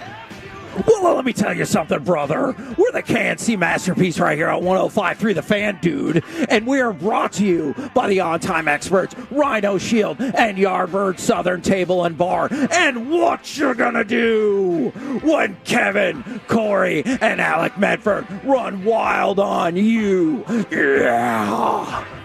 Right now, it's time for this. What does this button do? Please, please, do not push the button. You have no idea what it... Alec, you be quiet. Alec, that was awful. 1 for Alec, 0 for Peyton. Don't you dare touch that dial. I have no idea how I'm supposed to follow that up, but it's time for AM. It was pretty on accurate, the FM. right? Exactly. That's why I have no idea how to follow that up. Aren't you glad that I said that instead of some of his other rants? Well, yeah. We got to be fair. If you're not educated, I will quote Seth Rollins when he was talking to Kay Adams a few weeks ago, and she didn't know anything about his past. Just Google it. But it is time for AM on the FM. My name is Alec Medford, the man that they call the pride of Mansfield, Texas, and today, a real American. 877-881-1053. That is the Frankel and Frankel Injury Attorneys text line to answer today's question of the day. Twitch and YouTube want to hear from you as well. Plus, during my TikTok doom scrolling that I do nightly at this point because it's a problem, some audio that I found from Barstool talking to Vinnie Pasquantino of the Kansas City Royals, who... One, he's got one of the best nicknames in all of pro sports with the Pasquatch. And two, he is a hilarious human being, too. I follow him on Twitter. I'm obviously not a Royals fan. I don't follow them whatsoever. But he is just such a fun person to follow. Because I remember there was a stat whenever Shohei made his return to pitching, how he touched 102 for the second time of his career in... I think it was counting both the WBC and Major League Baseball. He had only done that twice. Both times were against Vinnie Pasquantino. And when he saw that stat, he just quote tweeted and he said, "What the heck?" And I was like, yep, you're getting a follow from me. I don't know why that sold me. But he was talking about his time in the minor leagues, which was during the COVID season. So he had to make a major life change before he ended up being an everyday player. We'll get to that here in just a little bit. But gentlemen, we go to the National Day calendar. There's actually two that I was torn between forming a question around. It's National Drive-thru Day. And then it's also National Refreshment Day, which is the fourth Thursday in July every year. And I think it's also Karl Malone's birthday. Which is interesting with the Hulk situation. We can skip that. Yeah. Oh, yeah, that's true. They had a huge pay-per-view match. That's true. But again, I do think we can skip over that one. I'm going to go with National Refreshment Day here, gentlemen, and I'm going to ask what the ultimate refreshment is for you. You can paint the scene and everything, because for me, it will always be on a hot summer day, you give me a lemonade, and life is A-okay. Oh, I'm okay. A-okay. See, I go with the yellow Gatorade. I think it comes through in so many situations. It's delightful even when you're not dying, but if you've done something athletic or you're coming back from sickness, I think it's very clutch. So I will go with the yellow Gatorade. Yeah, when I'm sick, it is always I will grab one yellow and one orange Gatorade. Those are the two best Gatorades. Facts. Everybody knows it. I used to think they had vitamins in them, and that's why I would take them. And I was like, oh, there's no vitamin C in this orange Gatorade? Oh, crud. I did not. Well, I still drink them anyway because I need the electrolytes and the hydration. Yeah. There are two. I'm going to go with two different refreshments here for different purposes. The hot day after mowing a yard, and I don't have anything else to do today. The first beer. And I'm going to go with a bottle of Dos Equis. I do like a Dos Equis. The first beer, though, nice bubbly, it's refreshing, it's gone. But, man, I've also been up in hot attics before. I've dug some hot ditches before. And a Topo Chico. Just popping open a bubbly. And our great plumber, Michael Talbot. One day he was doing some work, and I gave him a Topo Chico after he had finished, and he was like, dude, this is my favorite drink after a day like this is a Topo Chico. Is it like flavored water? Or okay. I don't know. All right, Kevin. My wife loves those. It is soda water. Now, they do have lime flavor. They have grapefruit flavor. Those are available, too, but it's just soda water. Whatever their how does it make bubbles again? CO2. Whatever their recipe is on how much bubbles they get is perfect. And like there are other options out there. I just don't like the way that it hits. So that is the Topo Chico on a warm summer day is the best refreshment. Man, my dad went through whenever I want to say it was like middle school. When I was in middle school, he was on a huge sparkling water kick. And that's when I started seeing Topo Chico everywhere, and it felt like restaurants started picking it up too. Yep. And again, just the same reason that I hate tea, he would switch my water with his when I wasn't looking. So then when I get a little bit of spicy water instead of some, actual refreshing water, I'm like, dude, what are we doing spicy here? Water. So another thing that I hate because of his pranks. Why is it spicy? Why? Alec, I think you would enjoy this. Yesterday, we were talking with Scott Agolnick with the Dallas Cowboys. He said his favorite drink was tea, and I said, have you ever thought about drinking something better? And then he also told us that he really likes tequila, which was fun. He's an aficionado. Yeah, he is. I know. I still need to try the one that Dak Prescott himself has. I think it's called Volteo. I've seen it at the store a few times. I need to try that one. But for National Refreshment Day, 877-881-1053, your favorite refreshments. I just can't do the sparkling water again. I think it's spicy. Look, it's not for everybody. I get it. I understand. That's my new favorite description. Spicy water. That's why I'm going to start saying it. Hey, can you pick me up a spicy water, please? Yeah, it doesn't sit on the palate well. It doesn't. From the 214 mineral water. We see the 817 carbonated water. Okay, I'm sorry. What is mineral water that's different than regular water? I know that's probably a really dumb question. Got minerals. Okay, but does it taste different or? I don't know. Okay. I don't even know. I'm simple when it comes to my water. I don't need anything fancy. I don't need out of the tap. Exactly. Just as long as it's filtered, as long as it's clean water, I will drink it. It doesn't need to be anything fancy. So I don't do the mineral water. I don't do the sparkling water. I don't do the Topo Chico. I don't do any of that. So I am as dumb as it gets when it comes to that stuff. I'm the wrong person to ask. Absolutely the wrong person to ask. From the 469, purple body armor. Body armor, I think, has evaded me.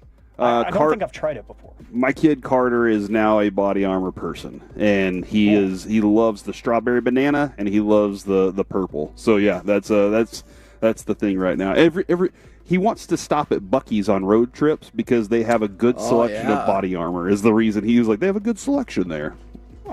Let's see, from the 214, this is real specific. We got a bit of a cocktail going on from the 214. Captain Morgan, Parrot Bay, and then Gatorade all mixed together. It's refreshing, hydrating, and it will relax you. Okay, I like that.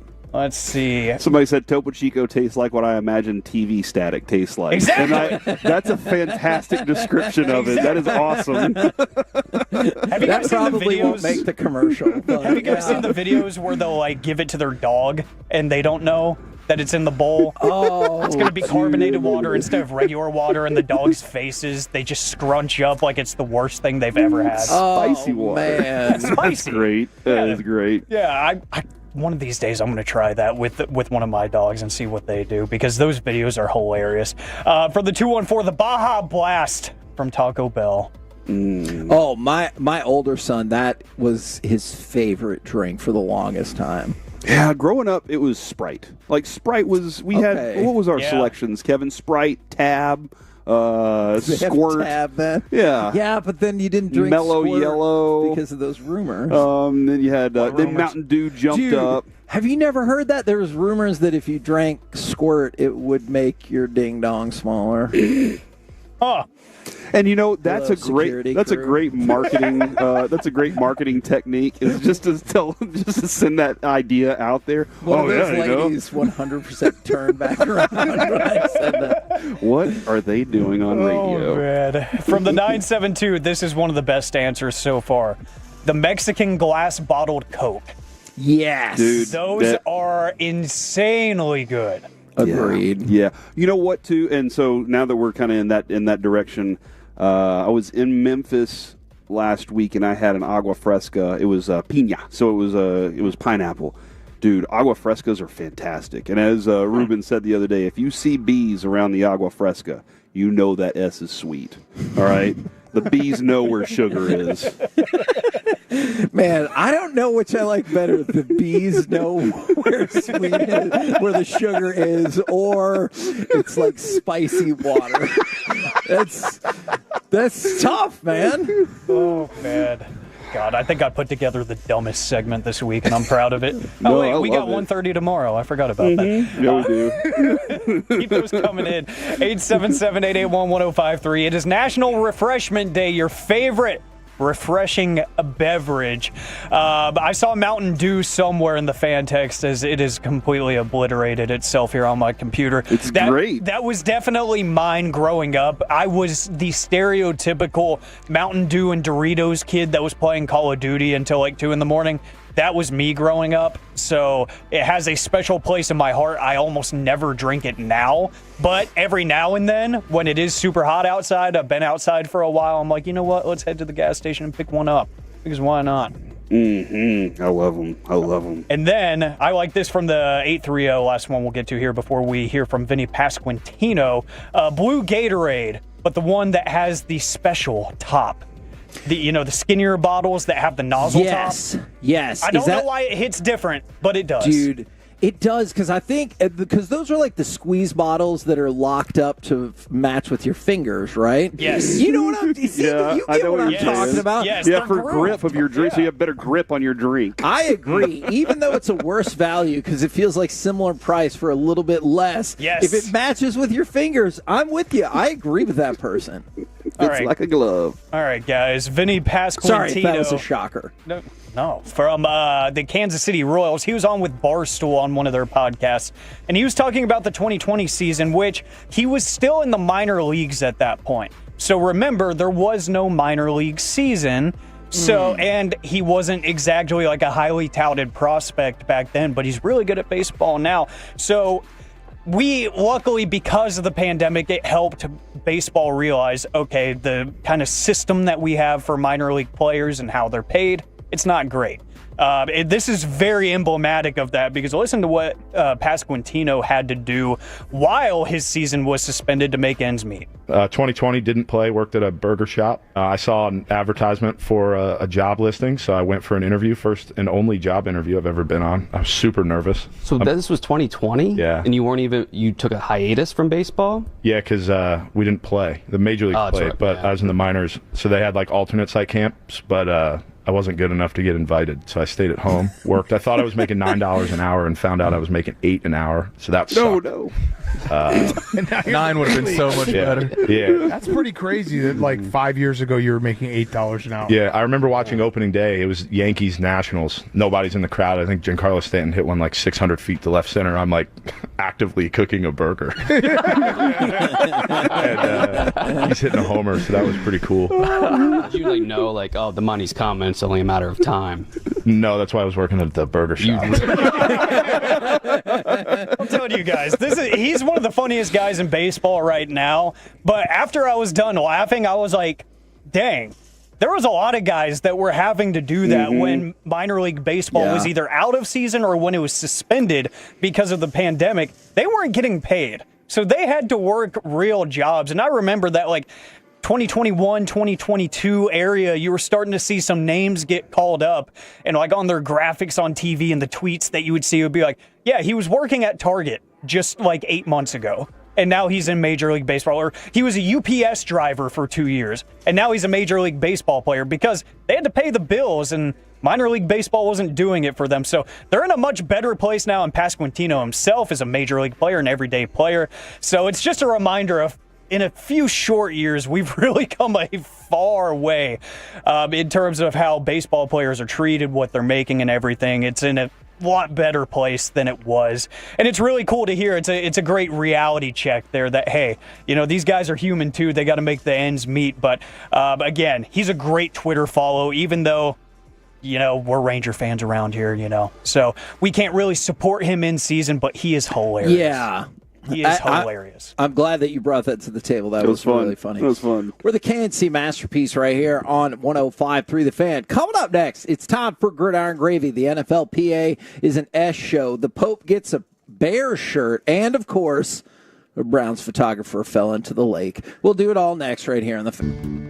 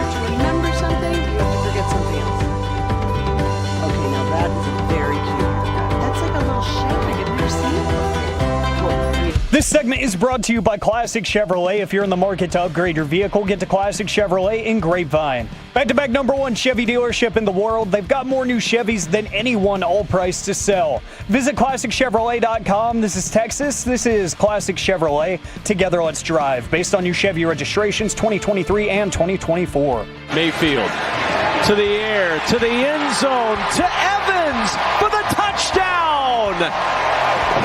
His second touchdown grab of the day. The fourth touchdown for Baker Mayfield. K&C Masterpiece back here on 105 through the fan, live from Dallas Cowboys training camp, courtesy of the on-time experts, Rhino Shield and Yardbird, Southern Table, and Bar. And right now, let's say we go around the entire NFL and dip into some gridiron gravy.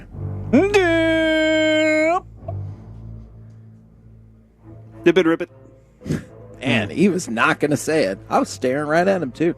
Baker Mayfield. I'm going to go ahead and pay off the audio we played right there. I thought this was really fascinating, and we're going to talk with Brian Schottenheimer tomorrow.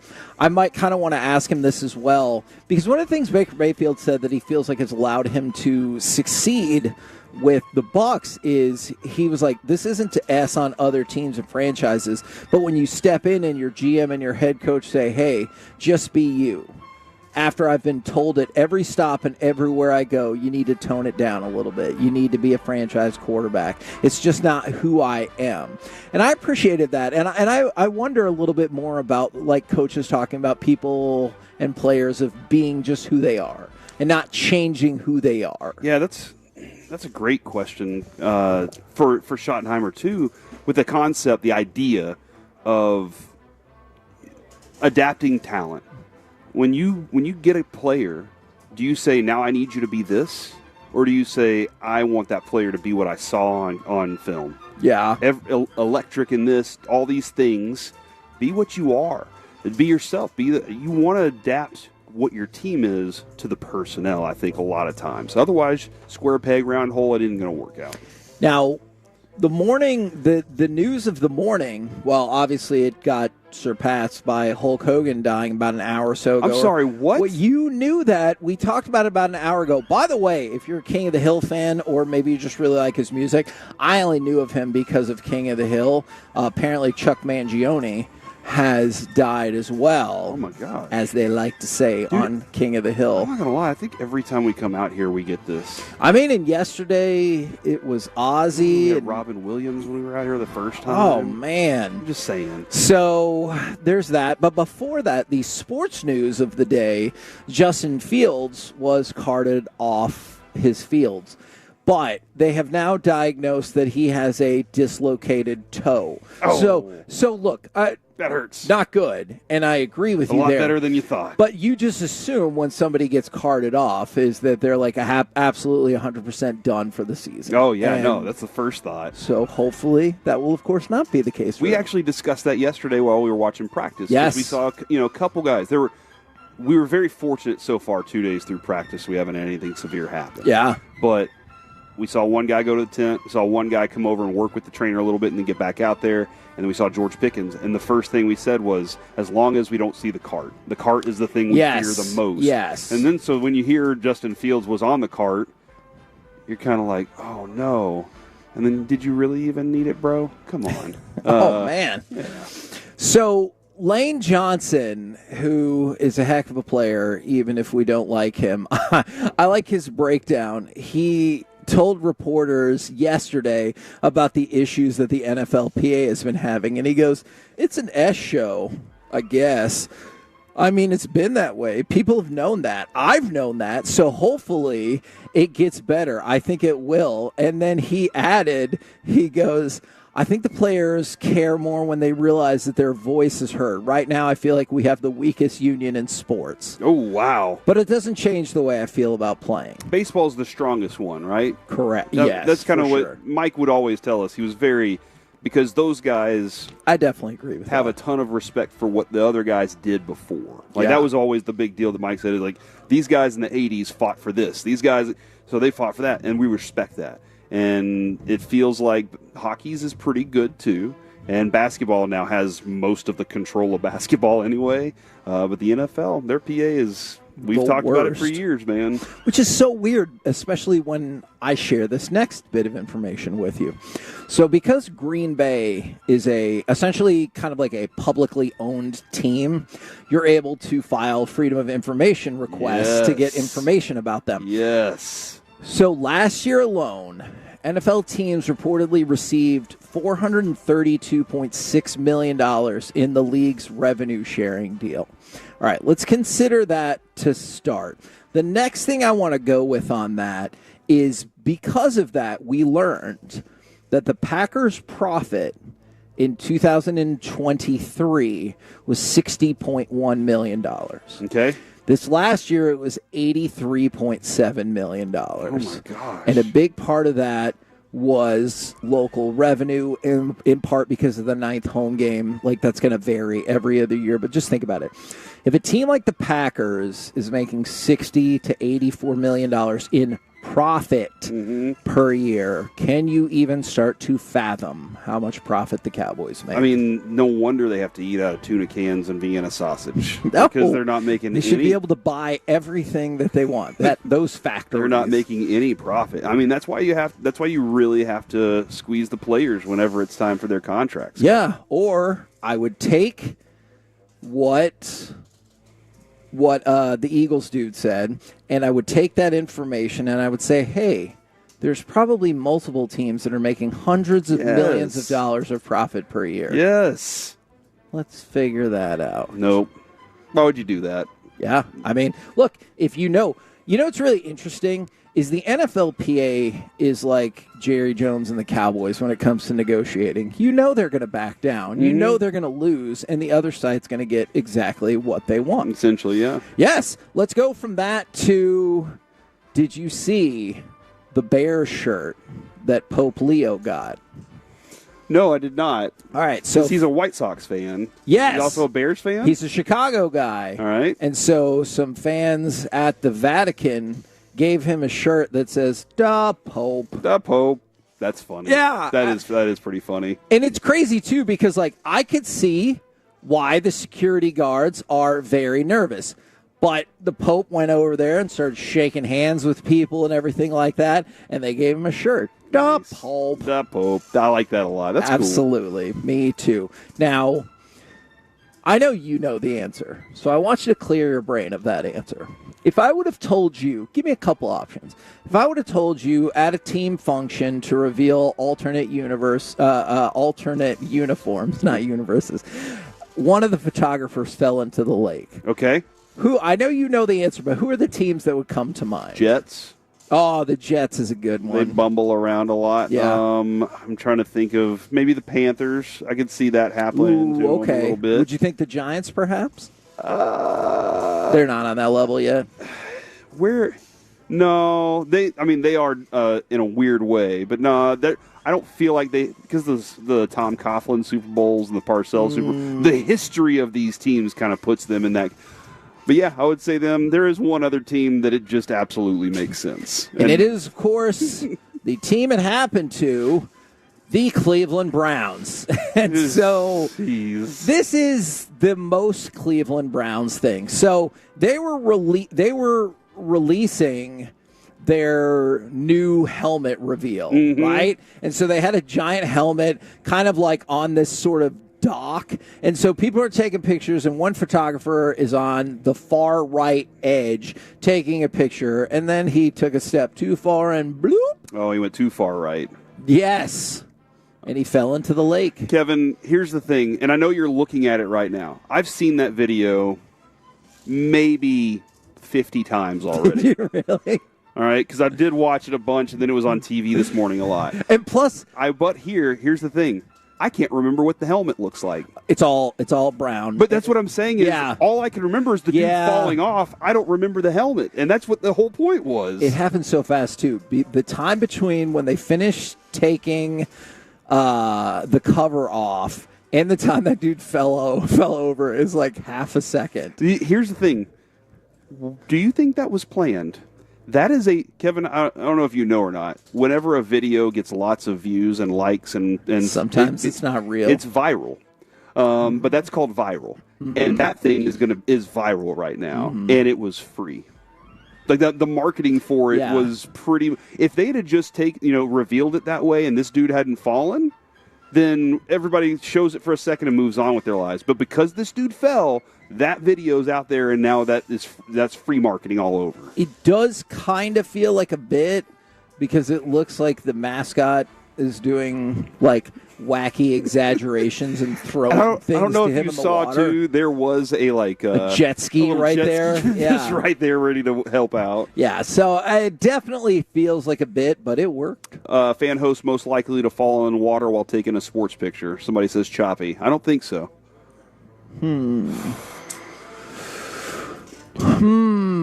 Gio, me.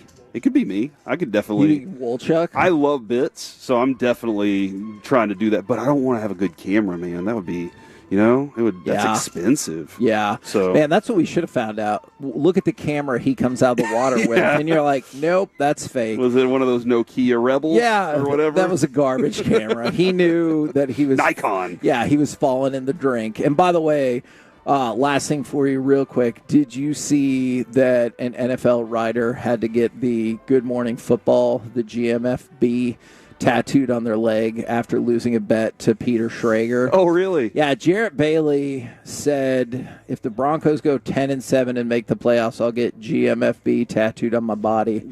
And they did, and he said a bet's a bet. And again, we discussed this a lot.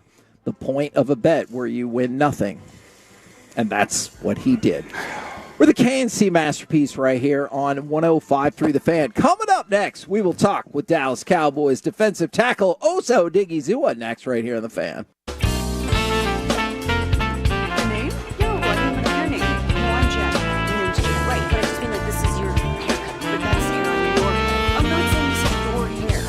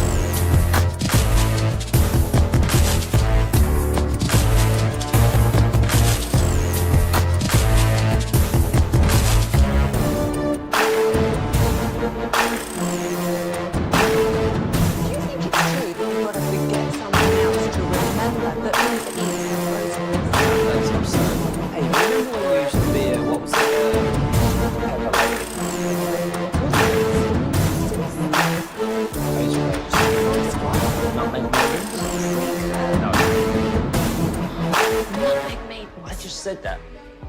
Was it Spice Girls? Doesn't sound right.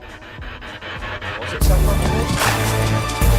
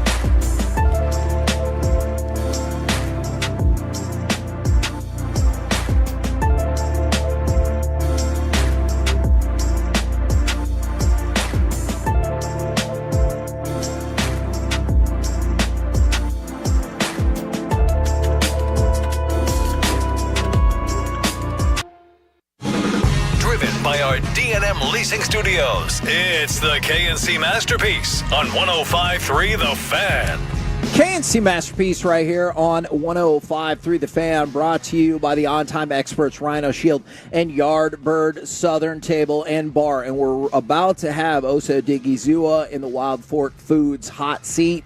WildForkFoods.com, elite game day grilling favorites. And I wanted to mention, before we go into this interview, because we had the opportunity to talk with him after practice yesterday, is I hope later today y'all go check out the video on YouTube, because he definitely makes some, like, gestures or looks with some of these questions to kind of be like, you know. That's my favorite part. Yeah, and so I thought there was some fun nonverbal cues in there as well. But without further ado, here's Osa.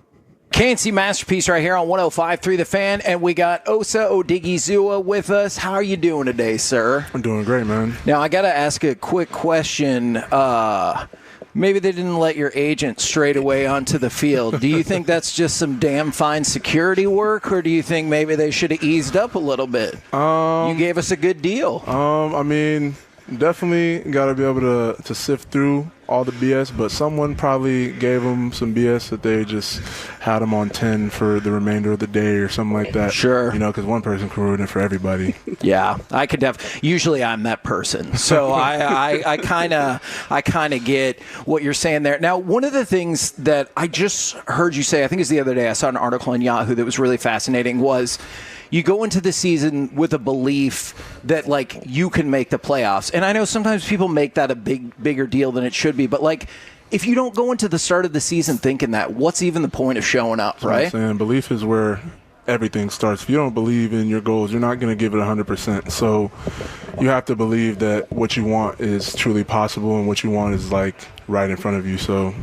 and work like it. Have there been times when, not necessarily here, but just throughout your life, when you've showed up and you're like, man, I'm not sure, but, like, you learned that lesson along the way? You're like, all right, I should have believed all along. I mean, I always feel like that I set, like, pretty realistic goals. I feel like the things that I want are possible. Even if I'm not sure how it's going to happen, I just know if I work hard, anything is possible. So if I stick to my work ethic, and I'm very confident in my work ethic and my discipline, like, I know everything that I want is attainable. I just have to just be consistent and be disciplined. Now, you said the same thing in terms of, because everyone wants to know, are you going to change with your contract? I get all that. But you said, like, you're still the same and you still have the same goals. Are those a combination of personal and team goals, or can you break that down for us at all? Like, what are your goals? Definitely personal and team goals. I feel like there's no point in talking about it. Everyone's going to know. Yeah, got to be about it. You know? Go win the damn Super Bowl. I hear what you're saying. A lot has been said about leadership, and I'm kind of curious. I love to hear what other people's thoughts are. Yesterday we had Joe Milton, and he gave us some pretty interesting thoughts on how to lead and how to connect with teammates. What's your approach to leading? And there seems to be a bit of a void with this team. When DeMarcus Lawrence leaves, it seems like there's a new place for a guy like you who's been around, just got a big contract to take over there. I feel like my approach, I just want to, lead by example. I can't ask anyone to do something that I'm not doing myself or I'm not willing to do, you know? So I would rather just be like, if you want to know what it looks like, look at me. You know what I mean? If you want to see how it's supposed to look at what I'm doing. And if you want to get better, I'll help you. You know what I mean? Like, and do stuff like that. Obviously, talking is a little bit more part of my role now too, just to be able to feed positivity into guys and make sure we're holding guys accountable, and also putting myself on the line too, because if I'm going to be talking about it, then I want someone to be like, yo, that ain't it as well. So yeah, I'd say mainly by example, but just also feeding people positivity and just taking a servant mindset as well, just doing whatever I can to help. I know it's a different era, different group of guys. I've sat with Nate and talked to him about Charles Haley, and he was like, that guy would be saying all these things, but then he'd be right next to you on the treadmill the next day. And that's why we were all on the treadmill the next day, because he was there. He was the one that we were like, all right, if he's going to do it, we got to do it too. That's part of that, you know. That I'm not going to ask you to do anything I'm not going to, and I'll be right there with you. Yeah, 1,000%. And that's like, that's one of the things I just don't believe in. Like, I wouldn't sit up here and just be like, yo, you got to do X, Y, and Z, and then I'm not doing the same stuff, because then it's like, do you even believe the stuff that you're saying? I don't want to be that guy. So my little 8-year-old niece always says, don't just talk about it, be about it. Really? So you think she's got the right idea, right? Yeah, 1,000%. Now, I was hoping you could kind of tell us, like, nobody respects a hypocrite. Exactly. Man, I love that.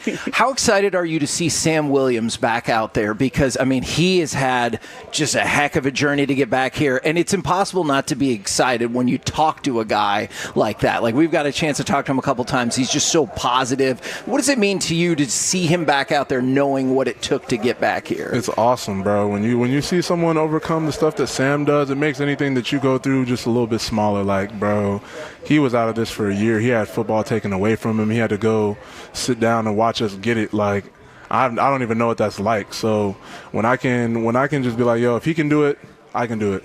You know, it's an inspiration for real. So it's dope to see someone like him back, especially with all the talent that he has. Yeah. Oh my gosh. You know, like talent. Like Sam is a freak athlete, bro. So like having him off the field definitely hurt us last year. So it's exciting to have him back, and then just the energy that he brings. You know what I mean? Brings everyone else up, and it just kind of like is contagious. So when you have a guy like that, and overcoming everything that he did, and then just to be able to come back and still have that same energy and that same positivity, if not even more, it's just awesome and very inspiring. So I know, obviously, different people, but when you talk about energy and positivity, I immediately, especially early in camp, think about DeMarvion Overshone as well. Do you get the sense that he brings that same kind of like super positive vibe? Because we talked to him yesterday, and he just like, nobody was more excited, whether it was the Nealon pick six or whatever. Like, he is fired up, bro. Man. I mean, and that's one of those people that I could take inspiration from as well, bro, because the day he got injured, he was smiling in the training room. Like, he still had a smile on his face. And so, like, just knowing the strength that takes to be able to still wear that smile, the same smile that you had the day that you got here, whether things are going good, whether things are going bad, and you can still smile like that and still be positive and not bring anyone's energy down or not sulk or take that and put it on anyone else. Just like, it's awesome. Yeah. That's the kind of guy I love having around and guy I love having on the team. And like I said, anyone that might, before you even think about complaining about anything, before you even open your mouth to air a complaint or any grievance at all, look at Demo. Look at what he's went through. Look at that positivity that he has. Look at everything that he's overcome, everything that he's going through, and he's still smiling, bro. Shut up. I love it. I agree. You know? I mean, there's always times in people's lives where you get kind of humbled by someone else's attitude like that, and you're like, you know what, maybe my crap's not so bad. Nah, yeah, bro. Like, and it's just a position that we're in, like, but everything that Sam and Demo have gone through, and then to still be positive and smiling and joking and stuff like that with the guys, like, you know, it definitely lifts up everyone else and just makes it easier for you to overcome your problems. Yeah. I'm very interested in how Eberflus's defense is going to look with you, and you are an important factor on that defense. Did he walk in and say, hey, look, this is, I'm going to need you to do this, and can you build what happens from you on out on the defense, like how your role is important and how it helps the other guys behind you? I mean, the attack front is the engine of the defense. I would say when you can even, like, I don't even want to say it, but like, I'll just say this: when you look at some of the best, like, championship caliber teams, like, things start up front. You know what I mean? Like, yes. We're very big believers. When plays are made up front, it makes everything way easier. Whether that be on the offensive side of the ball or the defensive side of the ball, when things don't make it past the trenches on defense, you know, it makes everyone's job easier. If you can put a lot of pressure on the quarterback with your D-line, obviously it's easier for the DBs to cover. Quarterback makes bad decisions, turnovers happen. You know what I mean? Yeah. When you got guys that are pushing people around up front on offense, running back's going to find a hole way easier. QB has time to make his reads and throwing bombs over Baghdad. So to have a defense that requires the front to eat is exciting, especially having the skill set of the guys like, you know, like myself and Mike, and then with everyone that we've added, you know, bringing it out of Mozzie as well and seeing the growth that he's doing. And like I said, just matching the skill set and demanding this out of everyone is going to be awesome. It is awesome. Do you like hearing, like, Shoddy this morning? I know you probably are already out there. He said in the press conference, he goes, I am not afraid of bold predictions. And he said, I believe our defense will be near the top of the NFL in terms of forcing turnovers. When you break it down like that, it kind of sounds like, yeah, that's definitely our goal. 1,000%. Yeah. I mean, last year was like a down year, but I mean, we've been that. You know what I mean? Yes. Was that a product of Dan's scheme, or why was that? I mean, yeah, but at the same time, the players that we have are the ones on the field, the guys that we still have. Yeah. You know, so I don't think it's going anywhere, even though DQ's gone. Shout out to DQ. But the mentality is still the same. The guys that we have is still the same. The talent, I think we've been added more to what we've had in previous years. So it's not going anywhere. Have you gone up against Booker yet?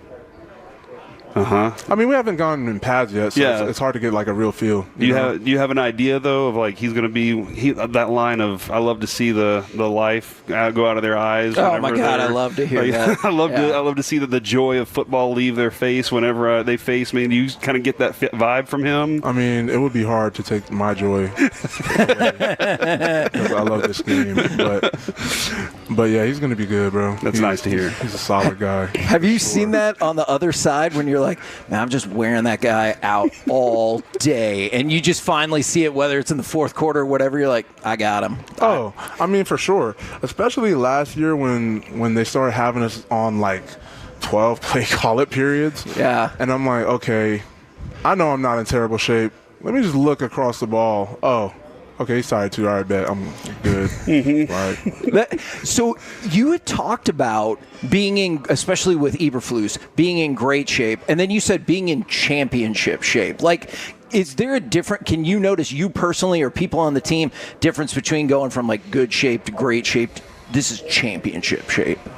Championship shape, when you're hungry for 2-minute period, you know what I mean? It's the fourth quarter, end of the game, and you want to go out there and win the game. Yeah. When you're thirsty to be the one that that seals the deal, and you know you have the gas tank to do it. That's championship shape. Thirsty on the field, you mean? Yeah, right? like, I'm just kidding.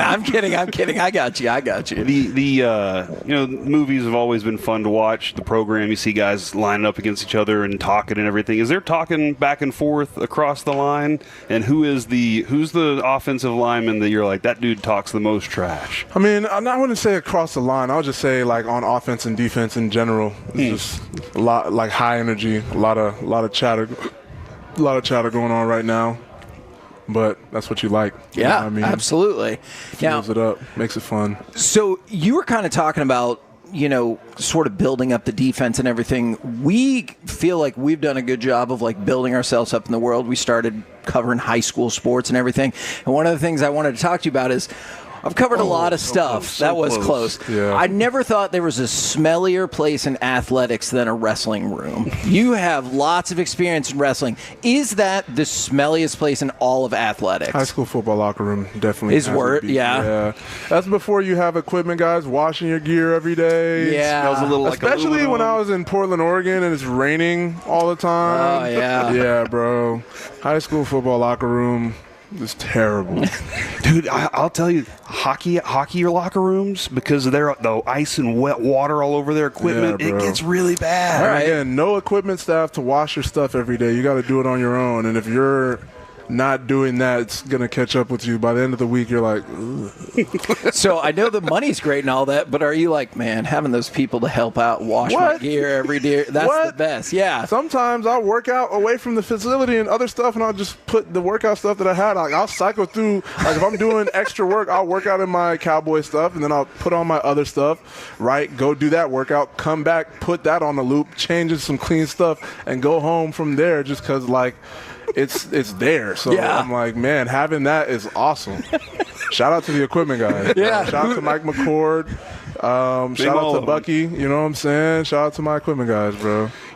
We did get a chance to chat with your agent just a little bit. He seems to really care about you, and that's Jerry Maguire's a fun movie.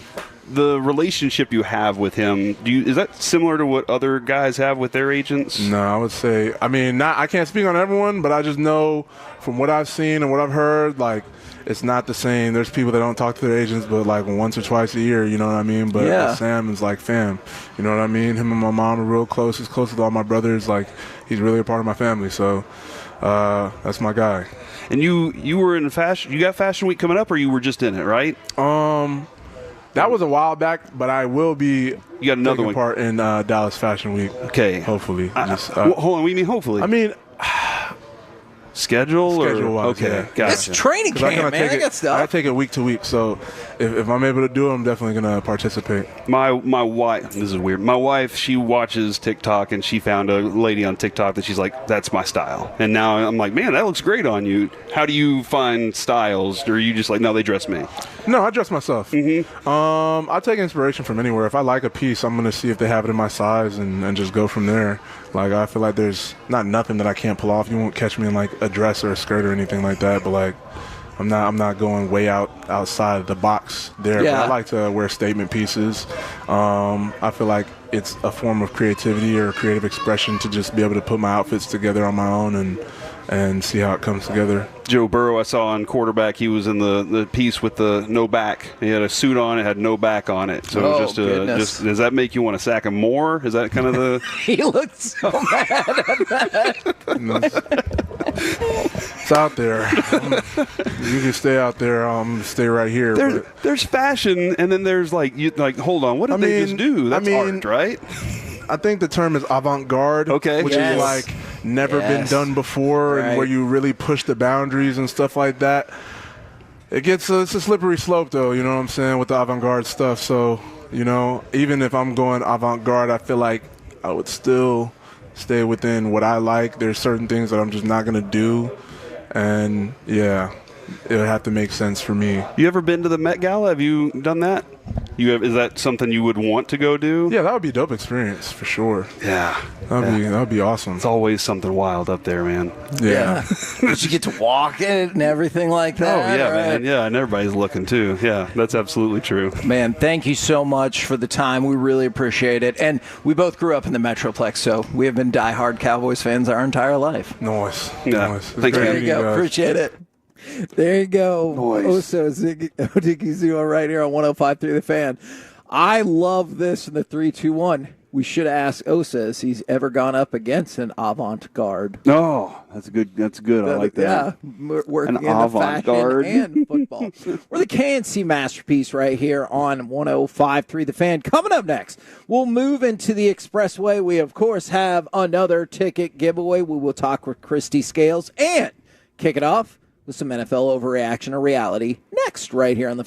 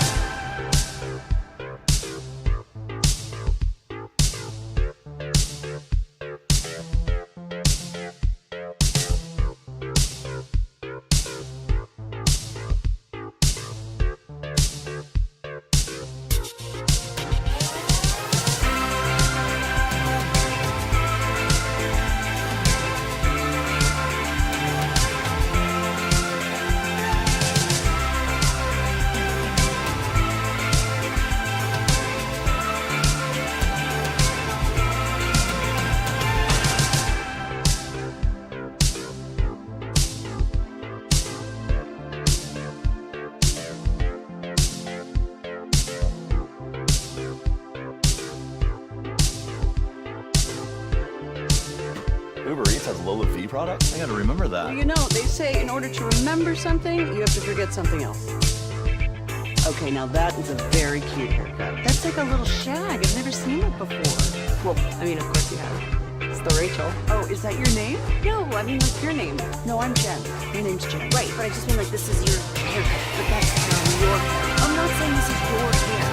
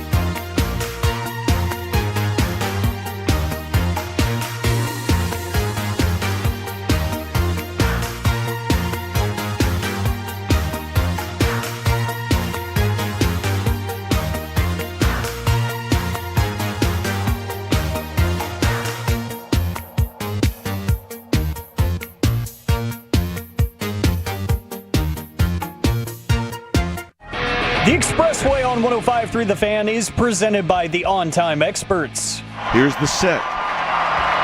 And the pitch. He struck him out swinging and the ball game's over. Garcia fans Butler and Urshela to end it. The Rangers win it by the score of 2-1. They sweep the 3-game series. K&C Masterpiece right here on 105.3 The Fan, rocking and rolling with the positive vibes of the Rangers. You just heard Hall of Famer Eric Nadel. Rangers sweep the A's. They have now won 5 of 6 out of the break and 8 of their last 10. If they can win on Friday, it'll be their best record above 500 in 3 months as they are off today.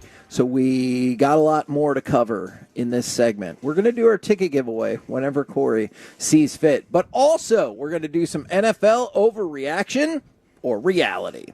Bum, bum, bum, bum. I want to start. Man, I like the idea one of these days, Alec, of just you answering the question the questions, and then Corey just does a running soundtrack of football music or football sounds. Like whatever he sees fit. All right. So this one might sound a little weird. Regardless of what does or does not get accomplished each day in training camp practice, any day without an injury counts as a good day. Yeah, absolutely. Yeah, I mean, your goal is to be able to do work. Yes. Guys can't do work if they're injured. Yep. Now, and the other thing, too, is that shuffles around everybody's work. So now this guy has to cover this guy's job, and he's not the starter for the season. So, yeah, it screws up everything with an injury. And we talked about Justin Fields' dislocated toe. Byron Matos, the offensive lineman with the Dolphins, he's still in the hospital today, and they said they're going to run some more tests on him. He got injured yesterday, and then an MRI confirmed an ACL tear for Dolphins cornerback Artie Burns. So now he's going to miss the entirety of the season. As simple as that for you as well, Alec. Any day without an injury is a good training camp day. Yeah, that's a simple reality for me because, again, you guys touched on it with Mickey a little bit, that we've moved past the age of the super physical practices and stuff, and they're so limited in what they can do. So because of that, I want everything to be nice and clean. And, we love our people at Greystone Roofing and Construction, and we have to give those injury reports when they happen. But I don't want to give Cowboys injury reports because I want my team to be healthy. So if we are going to be so soft with our practices now, then I want the reports coming out of each practice to be pretty empty. I've got a great idea. I'm in communication right now with Greystone, so hopefully we'll stay injury-free. And instead of the injury report, it'll be the Kevin's Roof Report. Okay. Brought to you by Greystone, because they got you covered when the hits keep coming. Corey, you got information for us. About... I don't know. It looked like you wanted me to go. I was waving at somebody. Oh, gotcha. Nice. Tad Carper, the PR guy for the Dallas Cowboys, said hello. Okay. And he was saying hi to you all as well. Oh, okay. I turned my back. I can always throw out some information if you want, though. But I welcome that. Overreaction or reality? I know the answer deep down in my heart. Once the deal is done with Micah, the Cowboys will then finally learn from their mistake of constantly slow playing contract negotiations. No, it's part of the game. It's fun. Fun for not us, but fun for them. Dude, think about this for a second. You're right. Not just us, but we, as in general, a royal we, discussed that through most of this offseason. Yeah. It was a talking point at least once or twice a week for everybody. And then the first day of camp, it was the whole thing. Yeah. Not just here, but nationally. No, I know. So why would I ever give up that headline? If I know that that's something that I can use every year, then I will use it. You're right, but I go back to this. If you won the Super Bowl, all of sports media would shut down, except for anything about the Cowboys Super Bowl. True. So I wish they would do that instead. They can, Kevin, one day. Yeah. Sure it's going to happen. But I guess we'll see. It could happen. It could. We said that we didn't think the Rangers would win the World Series that year. And I didn't think the Mavericks would trade Luka. So that's a good point. Dude, why'd you do that? I'm sorry. Would you be okay with the Mavericks trading Luka forever because we got Cooper Flag in if the Cowboys win the Super Bowl this year? You say forever, like every year? Yep. I have to go through that again? No, you have to be okay with it forever. Oh, yeah. Okay. I'll take it. Fortune favors the bold. Yeah, all right, thank you, Nico. I know what you think. Thank you, Nico. All right. Alec, I'm going to start with you on this one because I already know how Corey's going to vote because he loves this team. Oh. Alec, it pains you to say it or even think it, but there is a very good chance the Eagles can repeat as Super Bowl champions. Yeah, it's a reality because my stomach actually turned when you said that, and I thought about just bolting to the bathroom there instead of answering the question rather. Yeah, I mean, they didn't have much turnover, and it feels like what little turnover they did have was not anybody relatively important to what they did really well last year, which was run the football and stop the football. So I feel like they're mostly the same team. If anything, they probably got better through the draft and keeping some of their guys in place. But Yeah, that's still a loaded team. They've done everything the right way in terms of their long-term plays with contracts and everything. They've still got a window of a couple of years before some of that money starts to really hurt them. So yeah, I mean, it might not even be just this season. It might be next too. Corey, are you happy to think about the Eagles repeating as Super Bowl champion? What are you doing right now? Why are you bringing that up? Why'd you phrase it that way? You know why. It's ridiculous. We're at Cowboys camp right now, sir. Do you think it's the most ridiculous thing in the history of football? Yes. Okay. Wow. If I'd have said, no, no, I don't want to even think about it. But I think they still are stacked with talent. They're very stacked with talent. I'm so excited to see how this plays out. Overreaction or reality? At least 3 of the Browns' current quarterbacks will start games for them this season. Reality. Oh, man, you barely even had to think about that. Flacco's going to get, the best chance, I think, immediately. And at some point, they're going to realize their cameraman fell off the float, and they're going to have to do something, and they're going to turn to one. One will fail or get hurt, and then they'll have to go to the other one. It might be all 4, Kevin. Oh. It might be all 4. I'm just saying. They're going to carry 4. Alec, I know we need to get to the question, but if they carried 4 quarterbacks, they must think the rest of their roster is badass. They're like, that's fine. We're good. All right, Alec, overreaction or reality, at least 3 of the Browns' current quarterbacks will start a game for them this season. It is funny to think about like the brass going to like the linebacker group and saying, hey guys, sorry, we can't make up our mind with the quarterbacks, so we're going to have to be one lighter here. Like that would be hilarious. But yes, I'm going to say reality because they've had 2 or 3 practices so far, and it feels like after each practice, I've seen at least one tweet from their media circuit about each of the quarterbacks looking good or looking bad.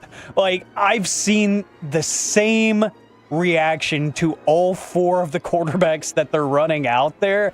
I've seen Kenny Pickett get reps with the ones. I've seen Flacco get reps with the ones already. Yeah, it's going to be a revolving door. In my perfect reality, they just say, hey, against this team, you're going to start. Against this team, we're just going to keep a rotation going. And just say, hey, next year, this is your audition for next year. Maybe you can be the full-time guy next year. That's not going to happen, but that would be amazing. In that perfect reality, do you kind of wish that next week Deshaun Watson would say he's good to go and ready to play this season? Just to see all 5. Yeah, just to see how that would go. All 5 of them go. All right.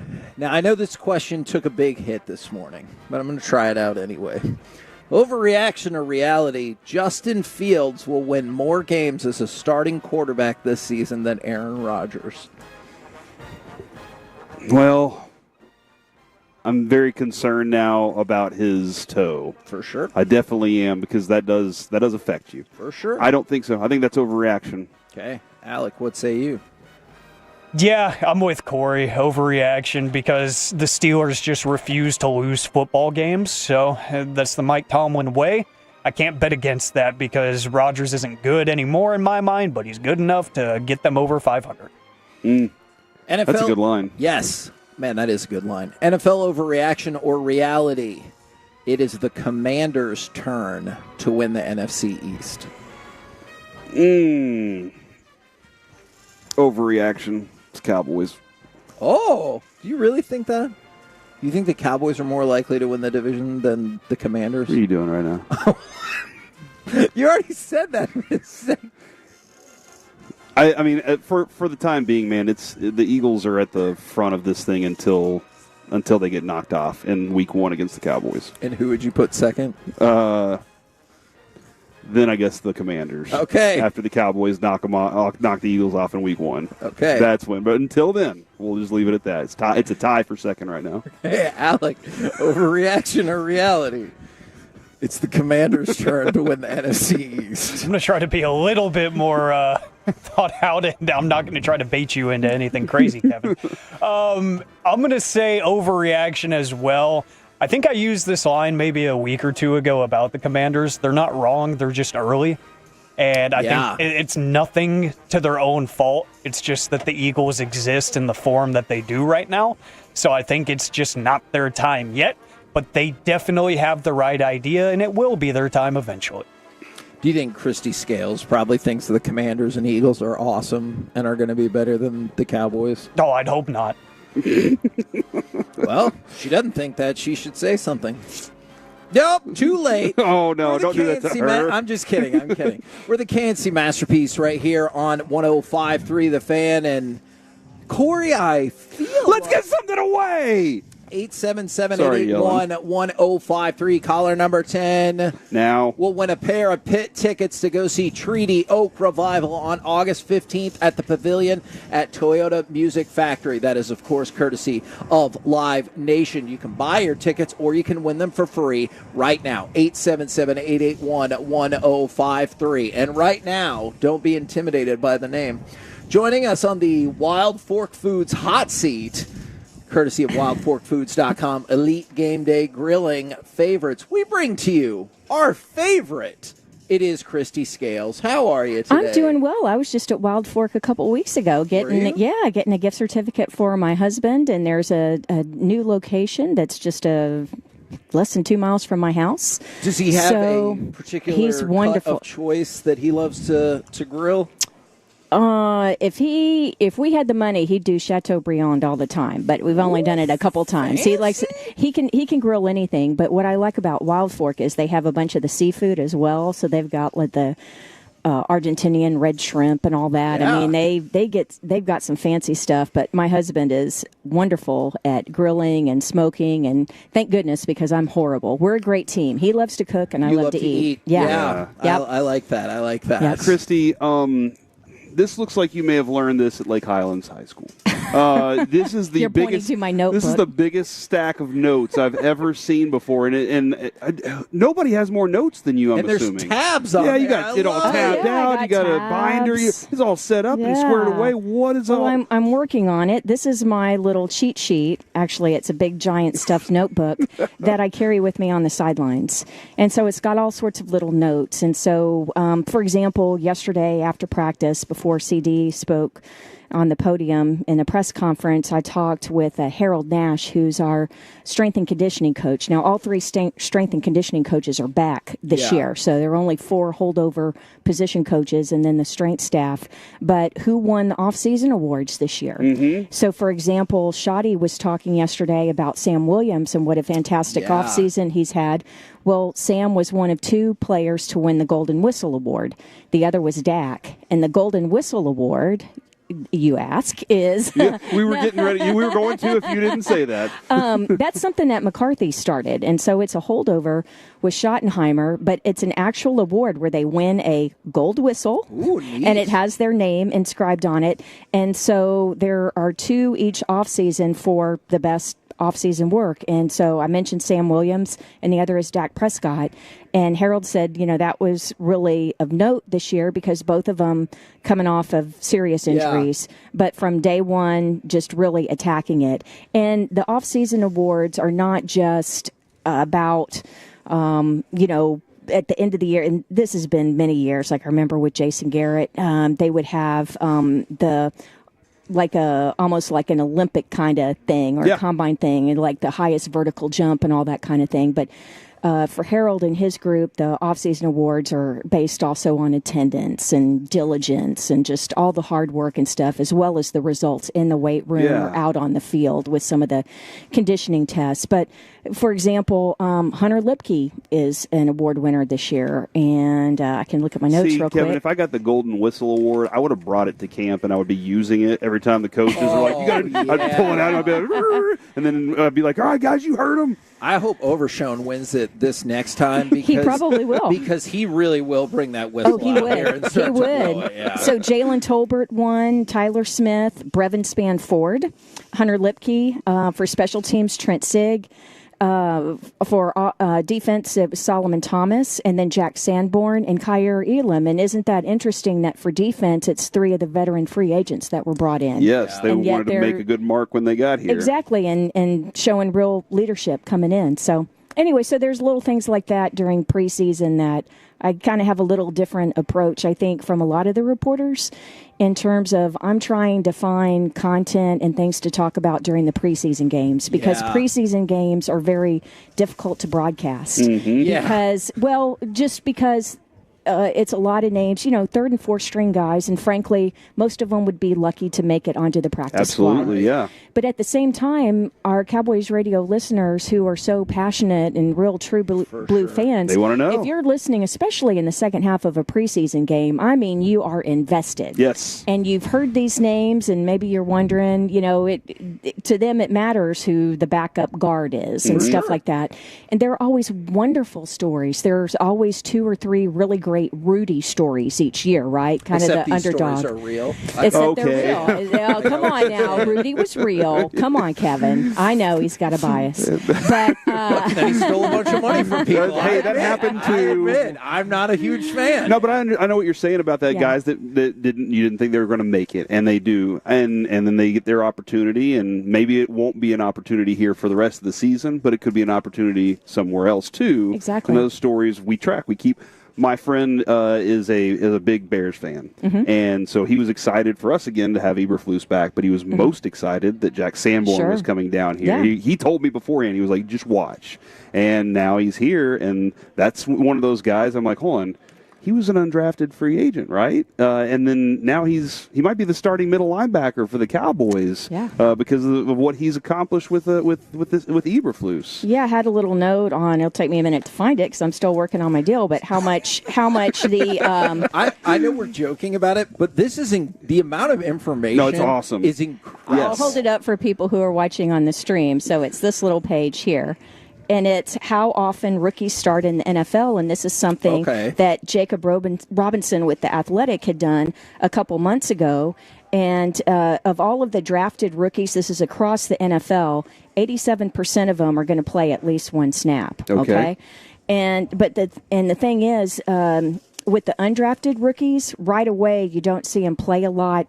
Their rookie season, this is across the league, not necessarily with the Cowboys, but you're still going to have a bunch of, here's the note, 15.2% of the starters last year were undrafted free agents when they entered the league. Wow. That's wild. It really wild. is. Isn't that higher than you would think? Yeah, absolutely. Well, I mean, it's absolutely higher than you would think because statistically, just break it down. There's 7 rounds in the current draft. If you want to count all undrafted free agents, that could be round 8. That means each round would theoretically have 12.5%, but I know that would ebb and flow with first rounders and everything.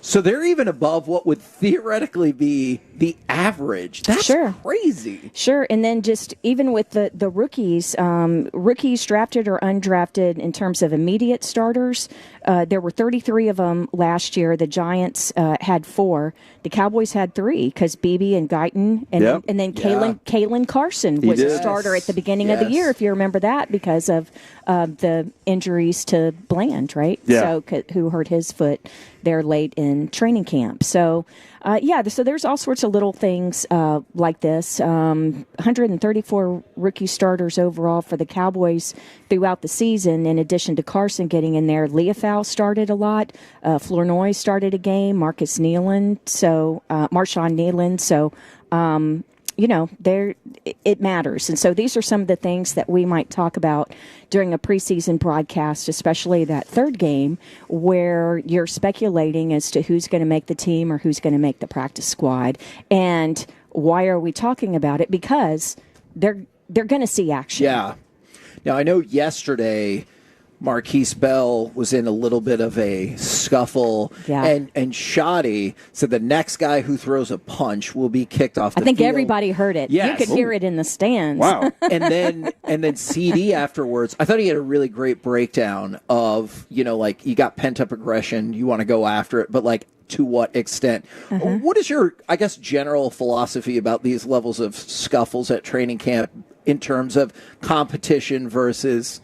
Let's not get somebody hurt. Well, that was just dumb yesterday because you're not in pads, and Troy Pride was the recipient of that punch by by Bell, which was interesting because I wonder if Bell was maybe aiming for somebody else because you're not going to hit your own fellow defensive he's on back. my side of the ball. Usually it's going to be, if it's a defensive back, maybe it's against a tight end or a wide receiver or something like that. Do you have a hypothesis about who that? Well, no, I don't. But the thing is, Pride was checked out and he missed several plays of practice. Okay. Now, does that matter? Day 2, missing several reps in a practice? Well, it could if you're Troy Pride and you're going to be one of these bubble guys and every one of your reps counts. Mm-hmm. And what if he really were hurt and had to miss some practice time? So, I'm happy to see all of it really is a enthusiastic, energetic camp. I mean, the tempo is great. It is. I love it. It's actually been fun to watch, hasn't Noticeably it? It really faster. is. And that's the way it was at minicamp and the OTAs.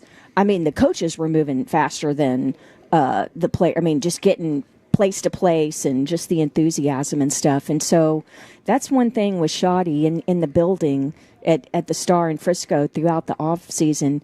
That infectious enthusiasm has really been contagious. And so the people that Mike McCarthy would call the bartenders, the people that in football ops, or, for example, the athletic trainers, the equipment managers, the people who handle the logistics and the things, that are there all the time.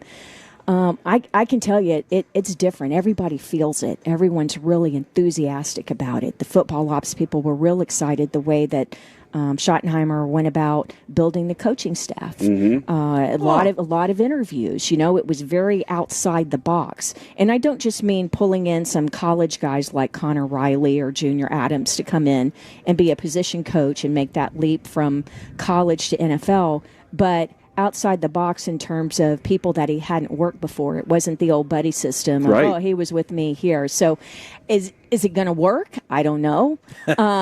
Is there more coaching of coaches? That's something that happens every year. But, because you'll have 1 or 2 position coach changes. So that's not that unusual. But to the extent that it is this year, we just haven't seen that in a really long time. This is a long group of running backs. Mm-hmm. What is the dynamic you think will be the one that we ultimately see whenever the season starts? Or have they even separated themselves enough already to kind of go, okay, we see what it is? Yeah, too soon, obviously. But, Williams was out there with the ones. The first 2 days he does. For whatever you can take from that. The pads aren't on, so how do you know? But I think overall the running back is going to be a lot more efficient and better this year just because I think the line's going to be better, particularly at the run blocking. So, Jaden Blue, I think ultimately is going to end up playing more, but right now he's basically running with the 4s.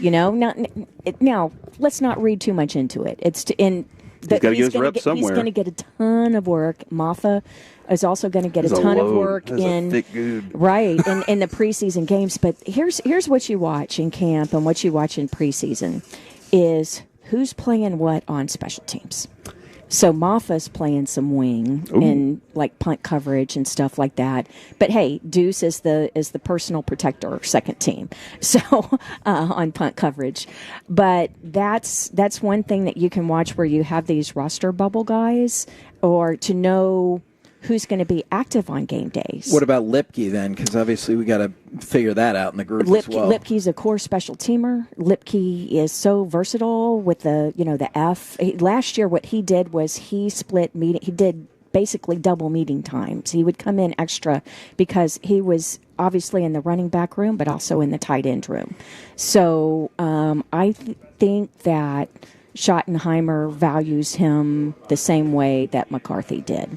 Okay, so that close to at least if it's close to that much, then that bodes well for Hunter Lipke. I got you. Because there's some versatility there, because a guy you could keep the 3 tight ends and use Lipke as your 4th if you needed to, because a guy like Princeton Fant, you can do like you did last year, where he starts off on the practice squad, and then if you need to elevate him, you can do that 3 times before you have to do that for the active roster. So that's too much of a projection right now. This is only the third day of training camp practice, but no, I think I just mentioned Lipke earlier being one of the off-season award winners. Mm-hmm. So he's very valued and recognized by the staff. Real quick, Kevin, right here is from Zach and Frisco. I love hearing Christy Scales back on the radio. You know it's Dallas Cowboys football season when she's on. She's an encyclopedia of all things Cowboys. Oh, no, she this carries is my encyclopedia. the encyclopedia. All you have Kevin. to do is know where to look.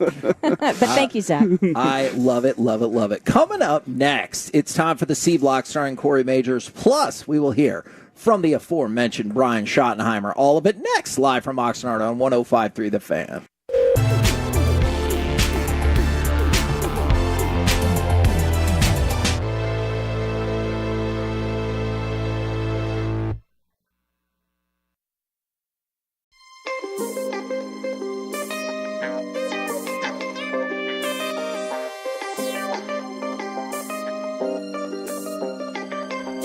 True that you've got to forget something else to remember that Uber Eats has groceries. No, that's absurd.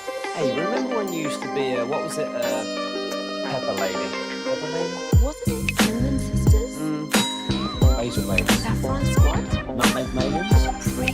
No. Nutmeg Maidens. I just said that. Was it Spice Girls? Doesn't sound right. Was it Saffron Squad?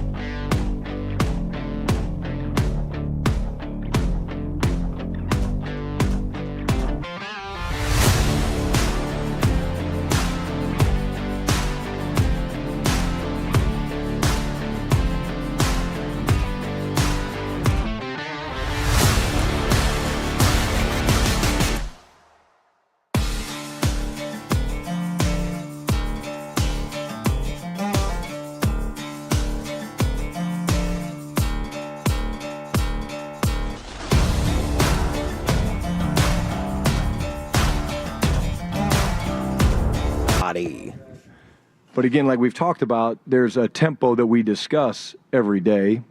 We've talked about it multiple times. There's going to be those events that happen during a game. If you throw a punch, you're getting kicked out of the game. And along with that, you're getting fined about $45,000. So do we have the discipline to, when those things happen, not only not throw a punch, but sometimes it's better to go and grab your own guy. Go and grab your player, your brother, and pull him out of the fray so he doesn't do anything messed up. But I love the way they're practicing, but it went too far. And I had warned them before, and I've made it very clear. We're not throwing punches. If you throw a punch, there's going to be a consequence, just like in a game, and you're out of practice. So outside of the fight, I know the first practice you weren't too happy. Was the second practice better to your liking outside of the fight? Yeah, we talked about that. I thought the energy in the second practice was excellent. I thought the running was the standard that we're looking for. They ran, which was really great to see, but it was clearly different. So is that part of the ramp up? Is that them kind of getting their legs up underneath them a little bit? But again, we show the good, we show the bad, we talk about that, and we make it very clear to them, hey, this was successful, this wasn't, this was to the standard, this wasn't, and yesterday was much better. Clarence Hill, the LLS Cowboys, is that a fine line? Because you said earlier you want a physical-ass camp, and you got compete every day, and guys are competing with jobs and roles, and so there's going to be some intensity. You want the intensity just to win, not to cross the line. Is that what you're talking to them about? Yeah, and again, like we teach it, as we're looking at this, Clarence, like yesterday we were in helmets. So when you're in helmets, you're a little bit smarter. You want to be smarter because if the guys fall and things like that, right, you worry about guys just falling on shoulders and things like that. Sometimes it's going to happen. Like we were running a game yesterday in one of the team periods, and it was a TE game, and the lineman was blocking the guy, and they kind of stumbled into each other. That happens. Today we'll have the soft spiders on. We'll have the shells. So you'll see it turn up even a little bit more. The receivers and DBs will be a little bit more combative. We call it play the ball live. We call it bust the triangle on defense. And but these guys have been amazing. Anything we've asked, they've done. And the excitement and the buildup of wanting to be in pads, like they've been practicing for a while.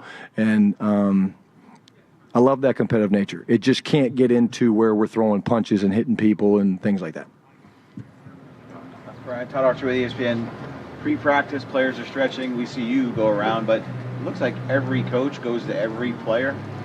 What's the reason behind that? So if you watch it, it's what we try to do is it's a brotherhood. It's a fellowship. When we do the stretch, offensive coaches go to the defensive players.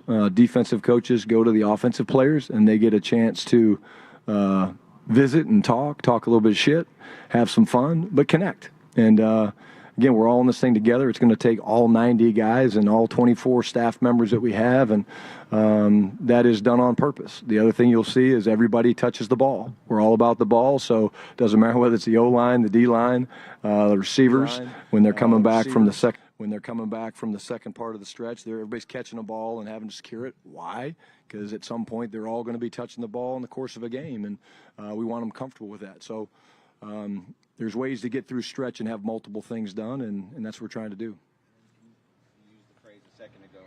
Can you explain bust the triangle? Like, what's the coaching point there? Yeah, so when a receiver extends to make the play, right, this is what's the triangle. When you put your hands together, that's the triangle. So if you're throwing me a ball, that's the triangle. What the DB's taught is he's playing the defender, the man, and once the ball starts to go and the receiver starts to raise his hands, his job is to bust the triangle, break up the hands, because if my hands aren't together, then obviously I can't hold on to the football. So it's a very specific coaching point that you'll see our guys, D.A. and Andre Curtis, do a great job of teaching that. And there was a great clip yesterday with the booth on Pickens. That was busting the triangle. Now, he wasn't supposed to do that yesterday because we were in helmets, but today all that stuff is good, and great example of what bust the triangle is. On the show with the Athletic, George Pickens went down, looked like it was just some cramping, but do you expect him to be full go today? Yeah, I think it was just a cramp. But again, like I said yesterday, with all the injuries, I leave this deal and I go talk to the guys. I kind of know what the practice is. It's 3 days in a row, so we'll see. I'll have a lot more information, but it appeared to be just a cramp. Do you expect Ron Bland to be back today? I don't think so. He's dealing with a personal issue with his wife, getting ready to have a baby, and so obviously excited and praying all great wishes for he and his family. Nick Harris, 4-Star Telegram. When you look at this running back situation and just kind of like how you're building a roster, Do you see an offense where you have to have two backs philosophy-wise for these guys to be fresh throughout a game? Or do you even see a scenario where you have three backs that you alter throughout? Yeah, again, we probably played too much into this last year. Of course, I'm talking about myself and Mike in terms of running back by committee. And, look, at the end of the day, it's early. If we have a guy that clearly wins the starting job, then he'll be the starting guy. Is he the bell cow? Like, there's all these cool words that go with, oh, he's a bell cow, or he's the man, he's the stud, or whatever. Let's let these guys compete. And it does take more than one. It usually takes more than two. You talk about, Hunter Lepke, is he one of the two? Well, shit, he plays a bunch of football for us, and really, really like the young guys that we drafted. I talked about Jaden the other day, Phil Maffa. I just didn't see him in the spring, and now I'm seeing him. I really like what I see. He's doing a great job. So we're not ready. We're a long ways away, and I love that you asked the question, but we're a long way from knowing what this is going to look like. And in a 22-game season, whatever it ends up looking like, you're going to need all those bodies. Wildcat yesterday. Has Micah Parsons come up to you yet? Yeah, Micah, about Wildcat, I can't tell you guys who the Wildcat quarterback is. What if it was Beebe? Maybe it was Cooper Beebe that wanted to be. I mean, he is a Wildcat, Kansas State. I think Philly's drawing that up. Coach Fangio is drawing that up with Cooper Beebe back there and Dak snapping it to him. We're not doing that, Vic. Don't worry about it. Tommy Yarsh, DallasCowboys.com. It seems like even going back to OTAs, Kyrie Elam's kind of been all over the place and making plays. With the amount of injuries that you guys have at the cornerback position, how welcome has that been, to have him seemingly getting more comfortable on a fresh start? Yeah, confident, man. He's playing with a lot of confidence. You watch him, just the way he's reading splits. He plays the game the right way. He studies. He's on top of splits awareness and relating to receivers based on their split. If the guy's outside and he's like 4 yards outside, he moves inside, and all things that a veteran player do, which Kyler's not young, but again, he hasn't played for 10 years. So I just think he's playing with a ton of confidence. He's getting his hands on the ball. Great interception yesterday. So I think he's playing with a lot of confidence, playing at a high level, and of course that's good for us.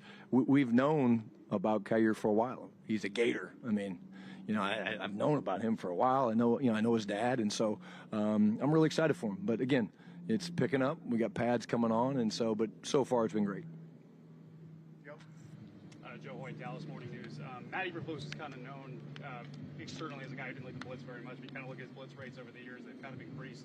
Have you seen like a Matt Eberflus that's kind of embracing more blitz? I saw a couple yesterday. Have you seen a change in him since maybe you went up against him in Indy?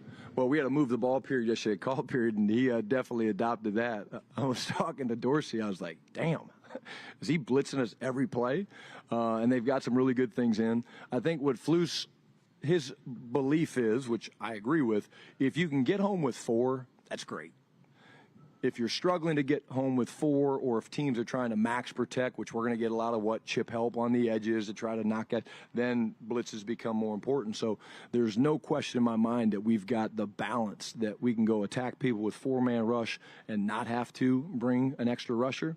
But we also have some exotics that have been extremely difficult for us to pick up. And, again, he'll dial them up at the right time. You kind of alluded to it there, but how has just the chess match been between you guys so far, even just a couple practices in?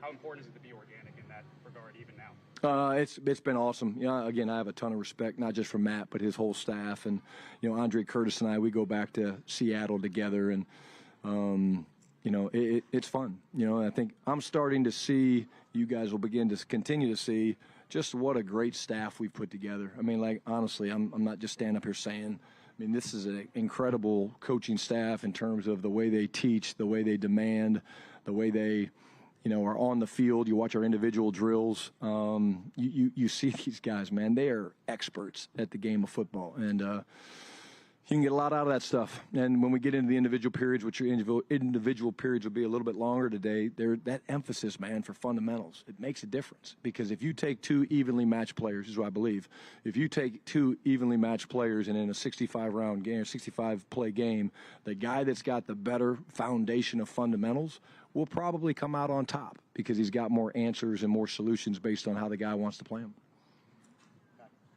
Hey, Coach. Patrick Walker, DallasCowboys.com. Granted, the pads aren't on just yet, but you talk about a player like Ezra who had a great day yesterday. He's moving in multiple spots. Can you just talk about how impressive it is for a rookie to be such a technician in his pass rush and how that will allow versatility with what Eberflus does? Yeah. How'd you guys know he had a good day? It jumped off the field, right? You guys are like, oh, there he is again. There he is again. There's that man again. The timing of his footwork for a rookie, the ability to take 2 steps and up and under is dynamic. His pass rush adjustments and how he can react off of how a guy plays him, whether you use an inside hand or an outside hand punch, is impressive. We're seeing what we loved about him on film. And the speed and the effortlessness that it takes to rush the passer is really good. But he also, again, to his credit, he's more than just a one-trick pony that's a pass rusher, man. He can set the edge with that length that he has, and having a really good camp. Joe Trahan, WFA TV. Coach, this is a little bit far afield, but please go here with me if you would. Did you happen to see what Scotty Scheffler said last week, his comments about perspective on his sport and how he views his place in golf and what winning means to him? And if you did, your family's been around this game so long, I'm curious about what you thought about it and how it translates to how you go about football. Yeah, it would suck if I said no, right? But I actually did. I mean, it would suck to be like, okay, yeah, I didn't, so let me help you out, number one. I did. Somebody sent it to me because we're always looking for things to show the team. I think he was being vulnerable, which is great, and there's times like that. There's times when you go and you play incredibly tough game and you win it, and maybe it's a short week and you're just like, great win. You call the guys up, you're talking to them, you're like, hell of a job, and then you get on the plane or the bus or you get in your car to go home and you're like, damn, I had to go back and do this again. But what I feel is when you're doing it with people you love, and the biggest difference I would say to you is he plays a individual sport. We don't. So good times, bad times, I can put my arm around CeeDee Lamb and give him a hug. I can put my arm around Micah. I can be with Malik Hooker and cry with Malik and just be like, man, that was hard. Or just, hold up a player that's exhausted after a double overtime game or whatever it is. I think that's the difference with what we do. We play a team sport, and that's why, again, the culture and the connection is so important. Coach Sam Gannon, Fox Sports Dallas. CeeDee gave a pretty candid press conference yesterday. One of the things I thought was really insightful that he talked about was that he likes hanging around the defensive guys a lot because he's a physical wide receiver. I'm curious if you've seen the impact in just his style of play because of the fact that he likes to be around those defensive guys so much. Yeah, actually, the first play of the move the ball period, I actually called a play that was for CeeDee, and I looked in the huddle and CeeDee wasn't in there, and I was like looking over and he was with some of the defensive guys, and then when he found out what the play was, he was like, no, I'll go. I was like, nope, you missed your chance. Again, we want that competitive spirit. We want them having fun. We want them going out there and doing it. But I will say this, and I said it to the team today, when your best players practice the way CeeDee Lamb does, it sets the precedence of how important it is. And the way he practiced yesterday lifts the spirits of everybody else, but it makes it that's the standard. And so I didn't see his press conference, but again, just in terms of him and how much fun he's having, I know he's thrilled to be back, but when he practices like that, it usually is going to be a pretty good practice. Jonah Javad, WFA. Brian, this is a little bit out of right field. Okay. But Dak Prescott, at least from my hearing, doesn't sound like he's doing the here we go pre-snap. Has that been a intentional change, if that's true? And if it is a change, how did that happen? So you guys asked me this in the spring. I think I was misquoted, honestly. I said that we always tweak our cadence, but for those here we go lovers out there, there'll be some here we goes, but there'll also be some maybe things that it's not used. So, but I mean, why would we take it away when it's got TikTok memes and stuff like that? Like, why would we change it? But we always adjust it a little bit. And so the faithful here we go people, he does say here we go at times, and at times he doesn't.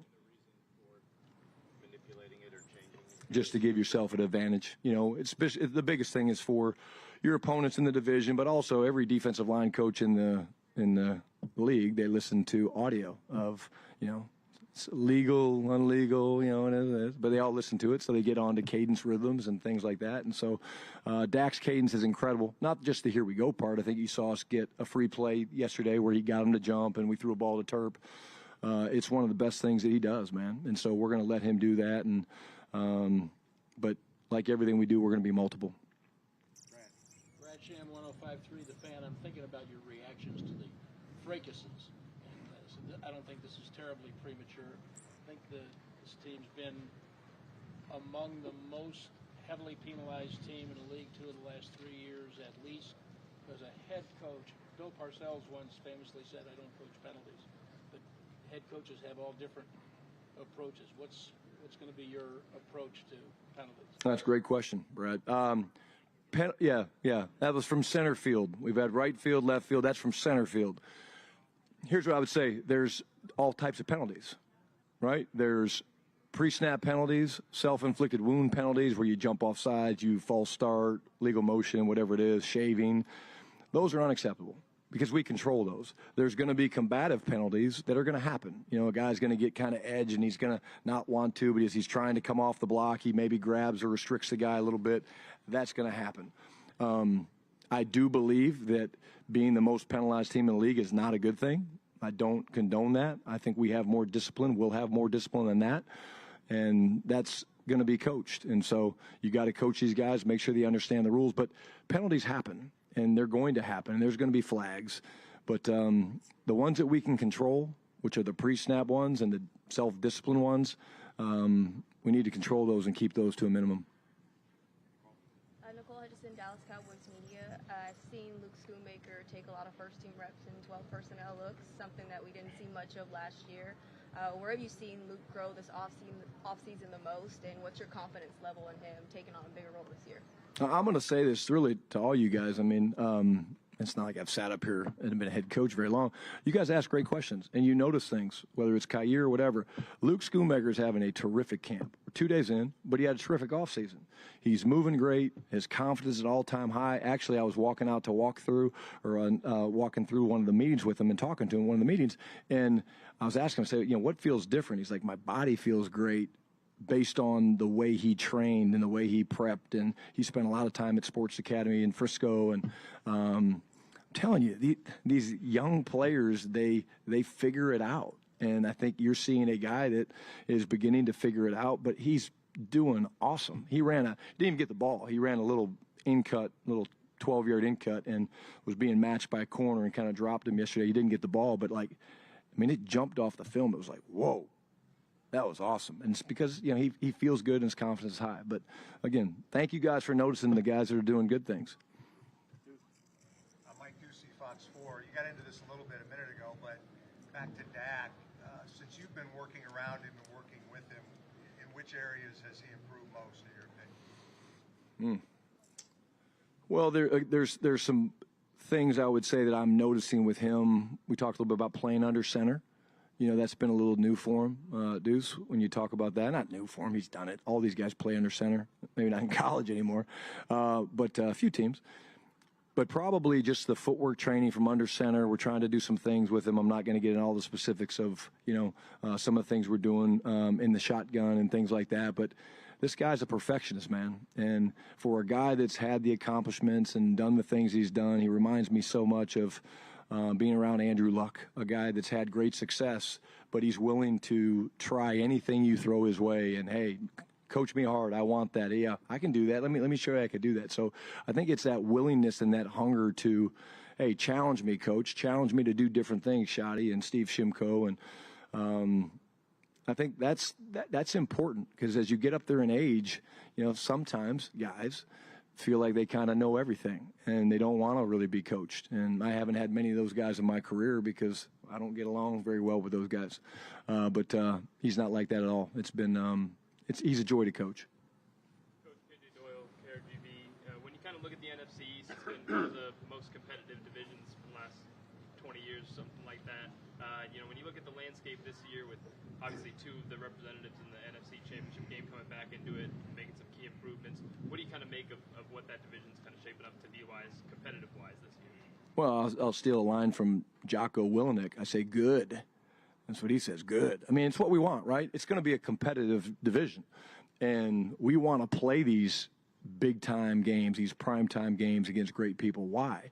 Because when you get into the playoffs, if you've had a easy go of it or anything like that, are you really prepared to go win a game on the road in the playoffs if you have to do that? No, you need battle scars and battle wounds and things like that. And it's a terrific division with great coaches, with tremendous talent. I think you see the fact that it's not been a repeat winner or whatever it's been over the past couple of years.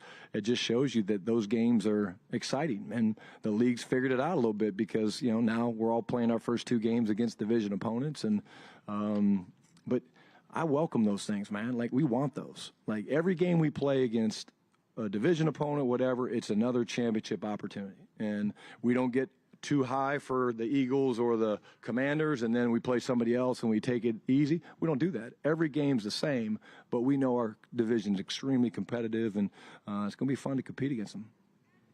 Zach Hedrick from NBC and Fox in San Antonio. Coach, you mentioned Cooper Beebe earlier. What progression have you seen from him from year 1 to year 2, and specifically, how has the chemistry developed between him and Dak in just terms of calling out protections up front? Yeah, again, awesome. He's way more comfortable. He's got a season under his belt, so everything is much more clear for him. And he did a really good job last year. But he and Dak now almost anticipate what they want to do. So, usually the center drives the initial ID, and then the quarterbacks can move it. But they're to the point where they work so well together now that Dak's like, I don't have to do much because he's doing a lot of it for him. I think it's been great watching the relationship between him and Clayton take off. He obviously knows, Connor Riley from their time together at Kansas State. But, Cooper just, I thought, had a good year last year. Did some great things up and down like most rookie centers. But he's, again, another guy that's playing with tremendous confidence. But he's able to react now. And when you react as a center, you play the game. You're not up there thinking, okay, oh, shit, what's the point here? I got to do this. He's just up there taking command of the offense. And that helps us play faster, which helps us get in and out of the huddle and get the ball snapped a little bit quicker. Yeah, Tim Kalishaw, Dallas Morning News. I have personally noticed you signed 5 first-round picks this offseason for the defense. I don't know if anybody else picked up on that. You've talked about Elam and Murray, the 3 guys up front, Thomas, Turner, Dante Fowler's been here before.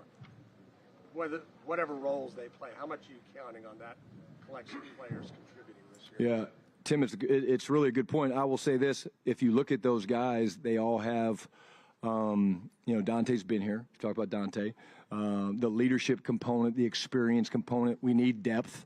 The way we're going to play hair on fire defense, attack front. Peyton's a guy coming out of college at Houston. We loved his length, and he's been productive in New Orleans. Solomon, you guys see it every day in practice. He is the guy that sets the tempo and the tone of running in practice. And I think I said this before when we played Washington last year, man. They have DA on one side, but Dante, I mean, he was an ass kicker. And so, we were like, oh, man, what do you do? So, yeah, absolutely. We wanted to improve the depth of the roster with guys. First-round talent means we have to do what? We have to pull things out of them and figure out best ways to use them and stuff like that. But, again, I say it again. I think we have maybe the best, if not the best, defensive line coach in the country in Aaron Whitecotton, and he seems to do that wherever he's been in terms of pulling the best out of everybody. Brian, back on CD here for a second. Have you, in all the years you've coached, have you been around a guy as proficient outside in the slot, and what's the biggest advantage? Obviously, I know it's about lining up in different spots, creating mismatches, but how much of a challenge is that for him, and how many guys have you been around that have been able to do it the way he does? The reason I looked away, I was thinking, a name doesn't pop into my mind that was as efficient, proficient at doing it. But he's done it since I remember being here as a consultant. They were able to move him around. And when you're able to move him around, it's obviously a great advantage for us. But I'm going to take it even a step further. The fact that we do that with him has helped Cavante Turpin learn, I need to learn the system and be able to be moved around, because look at them moving CD to go catch this route over here, that route over there. So Turp has learned that, and now we can move him. We're in the process of doing that with GP, where he's not just, like I said, line up at X. So there's a powerful statement when you're able to move your best player around and he's going to these different spots, because it paints a picture to these other players like, well, if I need my touches and if they can move me around because I know the system so well that I can line up at any spot they put me, that is really important. And the guy that feels it the most is the guy that's throwing the football, and that's Dak. And so he's special. Coach Daniel Stevis, CW Dallas. Hate to put this on you, but with CD in mind, yesterday during his presser, he said he's the most excited guy to be at training camp, aside from maybe Sam Williams. Curious, in your perspective, who is more excited, and is there another candidate in mind? You did put that on me. CeeDee's excited. He loves the game. When you're not, look, I've been gone for 5.5 weeks from these guys, and I missed them. I missed every single one of them. And so I think, he's that way. He's ready to work. He's excited about what we've done, the pieces we've added on offense, defense, bringing in GP. But I'm not going to pick.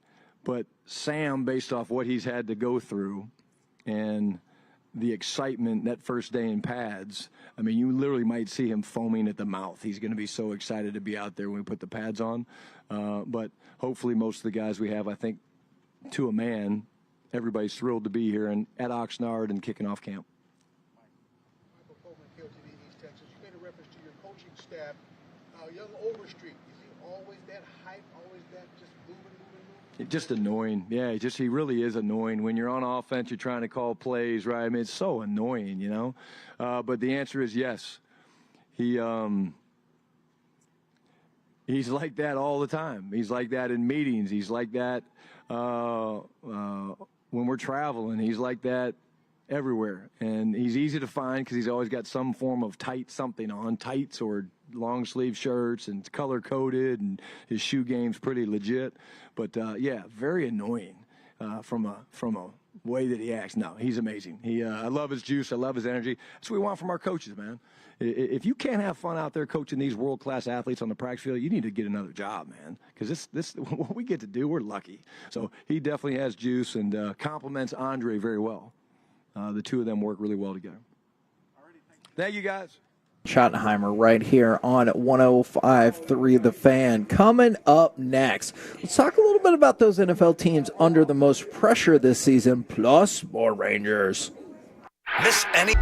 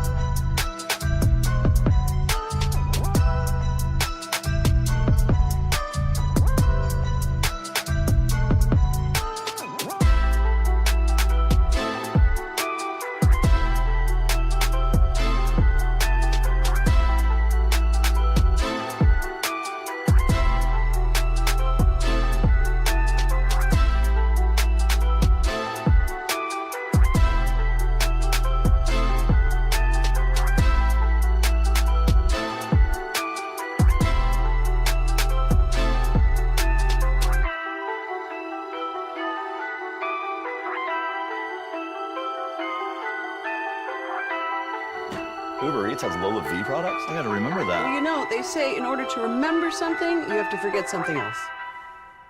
Okay, now that is a very cute haircut. That's like a little shag. I've never seen it before. Well, of course you have. So Rachel. Oh, is that your name? No, I mean like your name. No, I'm Jen. My name's Jen. Right, but I just mean like this is your haircut. But that's hair on your head. I'm not saying this is your hair. Okay.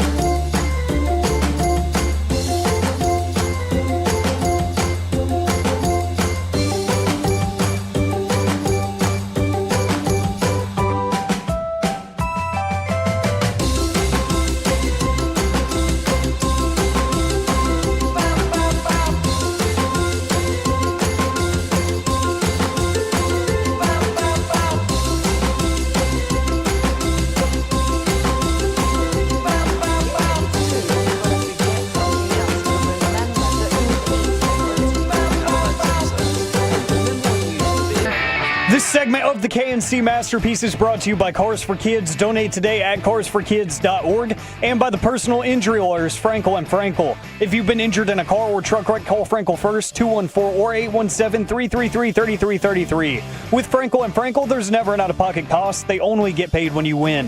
Frankel and Frankel, the go-to car and truck wreck attorneys in Dallas. Again, the whole season essentially comes down to this play for these two great teams.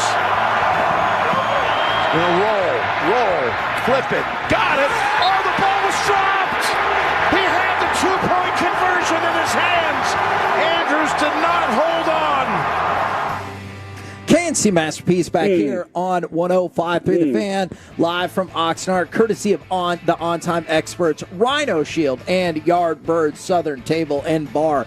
Wanted to run through this real quick, then we get to the Rangers as well. The NFL teams facing the most pressure this season, and I definitely disagree with this list from NFL.com. Which team do you think is facing the most pressure this season? Corey Majors, 105.3 The Fan. No, we can do that with Shoddy, not now. I think I can. I think that Baltimore and Buffalo definitely have a lot, but we've discussed them at length on being not the regular season. Yes, they are of interest at the end of the season. So I think the Niners have a lot of stress on their plate too. So Buffalo and Baltimore are tied for third. The 49ers are sixth on the list. So you go to the top of the list, and again, this really surprised me. The Pittsburgh Steelers are number one. I guess I just don't see that at all because I don't think there are a lot of expectations for them, but maybe there are folks out there who do believe that. Corey Majors, 105.3 The Fan. I guess the stress for them would be Aaron Rodgers' final season. We all kind of know it. Yeah. And he's probably going to put a lot of pressure on them to be successful because this is my last one. And so I can see that. And I do wonder where Mike Tomlin, I think we wonder about Mike Tomlin every year. Sure. But I just do wonder about, as the history goes along. He's a great coach. But where's the success recent? Right. And I think as good as you are, being staying afloat and being at the top of the float, when do you get out of the water? Now the Cincinnati Bengals were second on the list, and the Dallas Cowboys are fifth on the list. And I guess it just, once again, expectations. I don't feel like there's particularly a lot of pressure on the Cowboys. There was more season. pressure last year. Yeah. Trying to keep another coach's job. This year, new coach. I don't know that there's a lot of pressure on that, other than he wants it to be a success, obviously, right out of the gate. That's a lot of pressure for him. Sure. The Lions are 7 on the list, and the Vikings are 11. I would have both of them way higher. Oh, man, yeah, the Lions definitely should be higher. Yes. I do wonder how much pressure gets taken off when you lose your two coordinators, and if that changes anything. That is a good question. And then the Giants were 8, which I think is absurd. The Dolphins are 9. That I do get. I would move them up. And the Bears are 10. And I do understand that logic as well. All right. What do we got about J.J. Watt? Oh, thank you, Kevin. I really appreciate this. This is regarding camp stats. We talked about this very early this morning with Dak and some of his throws. J.J. Watt tweeted, training camp stats, quote stats, are insane and ridiculous. I used to think it was always just people joking, but now I'm seeing them being seriously reported. You have no idea what the purpose of that period is, what the goals are, and what the context is. It could be strictly third down blitz period when every play is skewed to the defense's advantage. Coaches could be asking the quarterback to focus specifically on one route concept. D-line might be focusing on only a bull rush one day or just speed rushes for one period. More importantly, practice is for practicing. You're supposed to fail. The entire point of training camp is to build and grow towards the season so you perform your best when the real games start. And I just, when we get caught up in this, how many interceptions did he throw today? And you start thinking about, was that play? That defense knows the play. Yeah. That cornerback knows this route. He knows the play that they just called. He heard it, and now he's got an advantage. You don't know the whole situation there. And that always goes back to when we discuss with Mike, right, about baseball. What are they working on? You don't know. That pitcher's going out there throwing change-ups all day today. I just thought that was prevalent to when people are paying attention to camp. See how they go from the beginning to the end and who grows throughout that camp. And by the way, since you did mention baseball, we talked about John Gray. John Gray's fastball averages about 95 miles per hour, was hitting that spot. He's got the amazing slider. And one of the things that he said about coming out of the bullpen is he goes, it just feels more raw. He goes, I like it. And one of the things that he said, I love this. And he goes, I knew I was going to face each guy once, maybe twice, so you can just take your best stuff and go at them. And that was easy for me, freed up a lot. He said, as opposed to creating a specific plan to beat the whole offense 3 times. And that is yet another reason why I like seeing John Gray in these leverage bullpen situations. So John Gray is back. Nathan Eovaldi pitches tomorrow, as Boch told us. That was the plan. And if the Rangers can win tomorrow, they'll be 4 games above 500 for the first time since April 25th. So we're talking about 3 months now. Dude, saddle up. That's Absolutely. all I'm saying is y'all get ready. This is about to be a fun stretch. By the way, on the flip side, they did DFA Luke Jackson, 2-5 with 9 saves. He had flashes, but I think we had all seen it was probably about time for that experiment to end. And then last Rangers note I really want you to know today, they also signed their 3rd-round pick a little bit above slot. You know how we talked about A.J. Russell? Their 2nd-round pick would probably be above slot. Their 3rd-round pick was a little bit above slot as well. The Rangers signed 17 of their 20 picks, including each of their first 12 picks. However, it does look likely that their 13th, 14th, and 16th round picks are not likely to sign, which means they'll go back to college. But 17th, the deadline's Monday, so it could still technically happen, but I imagine they're looking for overslot as well, and you're getting tighter on that. So I'd imagine you don't get those 3 done, but you got your first 12 picks done, and you got your 2nd and 3rd picks by going above slot to get those locked up as well. Dude, now this makes a lot of sense. How many did you say were signed again? 17? This is why the Astros posted earlier about having 18 of theirs signed. Oh, that little brother syndrome, dude. They're always trying to point that out. Always like, oh, well, guess what? Look at that, man. Hey, saddle up. Rangers are about to come after you, man. It's awesome. Good for them.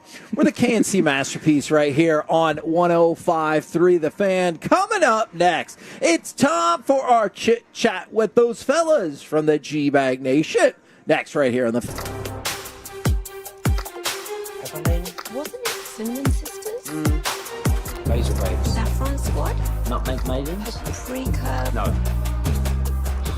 Nutmeg Maidens. I just said that. Was it Spice Girls? Doesn't sound right. Was it Saffron Squad?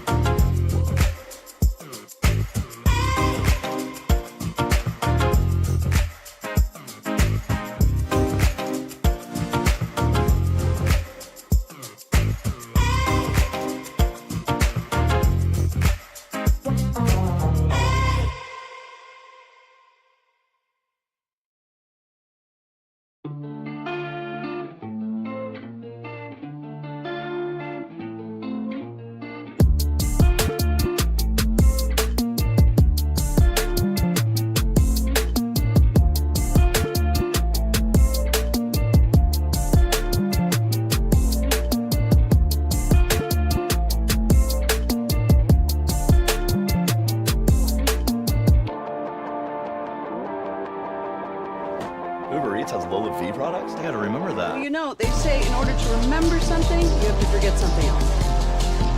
Okay, now that is a very cute haircut. That's like a little shag. I've never seen it before. Well, I mean, of course you have. It's the Rachel. Oh, is that your name? No, I mean, like your name. No, I'm Jen. My name's Jen. Right, but I just feel like this is your haircut. But that's hair on your head. I'm not saying this is your hair.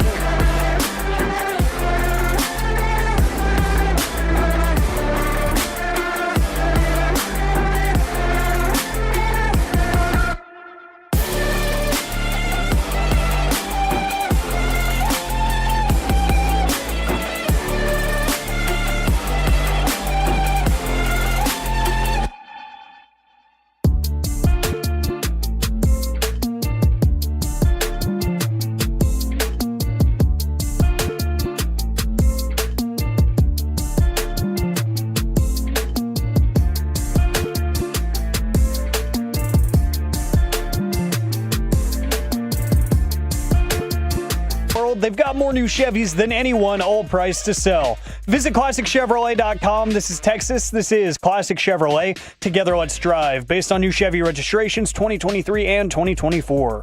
Here's the set. And the pitch. He struck him out swinging, and the ball game's over. Garcia fans Butler and Urshela to end it. The Rangers win it by the score of 2-1. They sweep the 3-game series. K&C Masterpiece right here on 105 through the fan right now. Courtesy of D&M Leasing. It's time for our chit-chat with those fellas from the birthday boy Zach Wolchucks right here on 105 through the fan. Gentlemen, how we doing? We're moving and grooving, fellas. How about those Texas Rangers? Woo! Heck yeah, baby. I know Kevin's not a huge fan, but I am. Oh, he loves those Cubbies. Yeah. Who's even talking right now? Okay. Is that Corey Majors from 105.3 The Fan? That is Corey Majors, 105.3 The Fan. Okay, do you think... Oh, man! Oh, man! Do you think Schottenheimer, because we're going to interview him after practice, do you think he'd think it's a funny bit if we started, like our first 4 or 5 questions, reintroducing ourselves every single time? I think that's a great idea. Thank you. Okay. Thank you.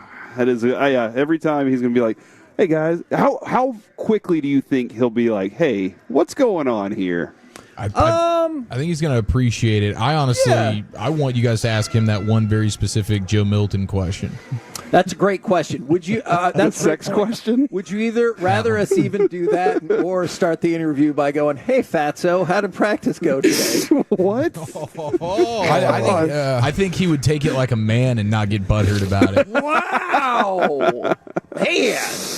Probably so. He's a good man. He's very genuine. So start fighting. I think that's the only thing that could tick him off is if you two got in a fist fight right there on the tennis court. That's a good point. It's like, that's it. Don't waste my time. Man, I would like that if he booted one of us out of the interview because of that. All right. So I'm really curious. We talked about this earlier in the day. Hulk Hogan passed away, and I wanted to know y'all's general thoughts about like separating the entertainment factor that somebody brought to your life versus maybe how they are in real life, whether it's Hulk Hogan, R. Kelly, Michael Jackson. I'm sure there's like 8 million examples. Are you guys able to separate like, oh, that guy's not a good person versus I really enjoy their entertainment work? Well, I do acknowledge that everybody's got something going on with them that if it was public, they would probably not be very popular anymore. Every single human, we're wicked. But I think with Hulk Hogan, like what he said is just like too far over the line for me personally. So that's not one. Like I won't be celebrating his legacy, anytime soon. And that's what I feel about Ric Flair. So, like, I definitely understand what you're saying because there's no doubt, like, Ric Flair was great for his profession, but I'm with you. Him as a person outside, I can't celebrate him. So I get what you're saying. Yeah, like the person that always comes to mind when we talk about this is Mel Gibson. Like, obviously, hates me and is a Holocaust denier. But I love Braveheart, and it's one of my favorite movies. And The Patriot is an epic movie. Like, that dude is a heck of a director, and he knows how to make a badass film. So I'll still watch those, but he's an absolute bleep hole. Yeah. I get you on that. Eric, what about you? Yeah, it's tough. I think it's a little bit case by case. You have some that kind of stick with you a little bit more, that make you say like, I can't do it with this person. Then you have other ones that maybe you're a little bit more partial to. I don't know. Like, it's a little bit difficult. A Michael Jackson song comes on and I don't really think twice. An R. Kelly song comes on and I'm like, I don't know. Change the channel. Yeah. Yeah, I'm because I was having a conversation off air with RJ about that, and he was just talking about Hogan specifically, and I think this is probably where I fall, but I understand people who feel differently, is like so many great childhood memories associated with that, and it's hard to kind of like wipe that out and no longer appreciate that. I agree. But that's why I wanted to get y'all's breakdown. Corey, where do you fall on all this? Because we didn't really like talk about that all the time. I mean, I do.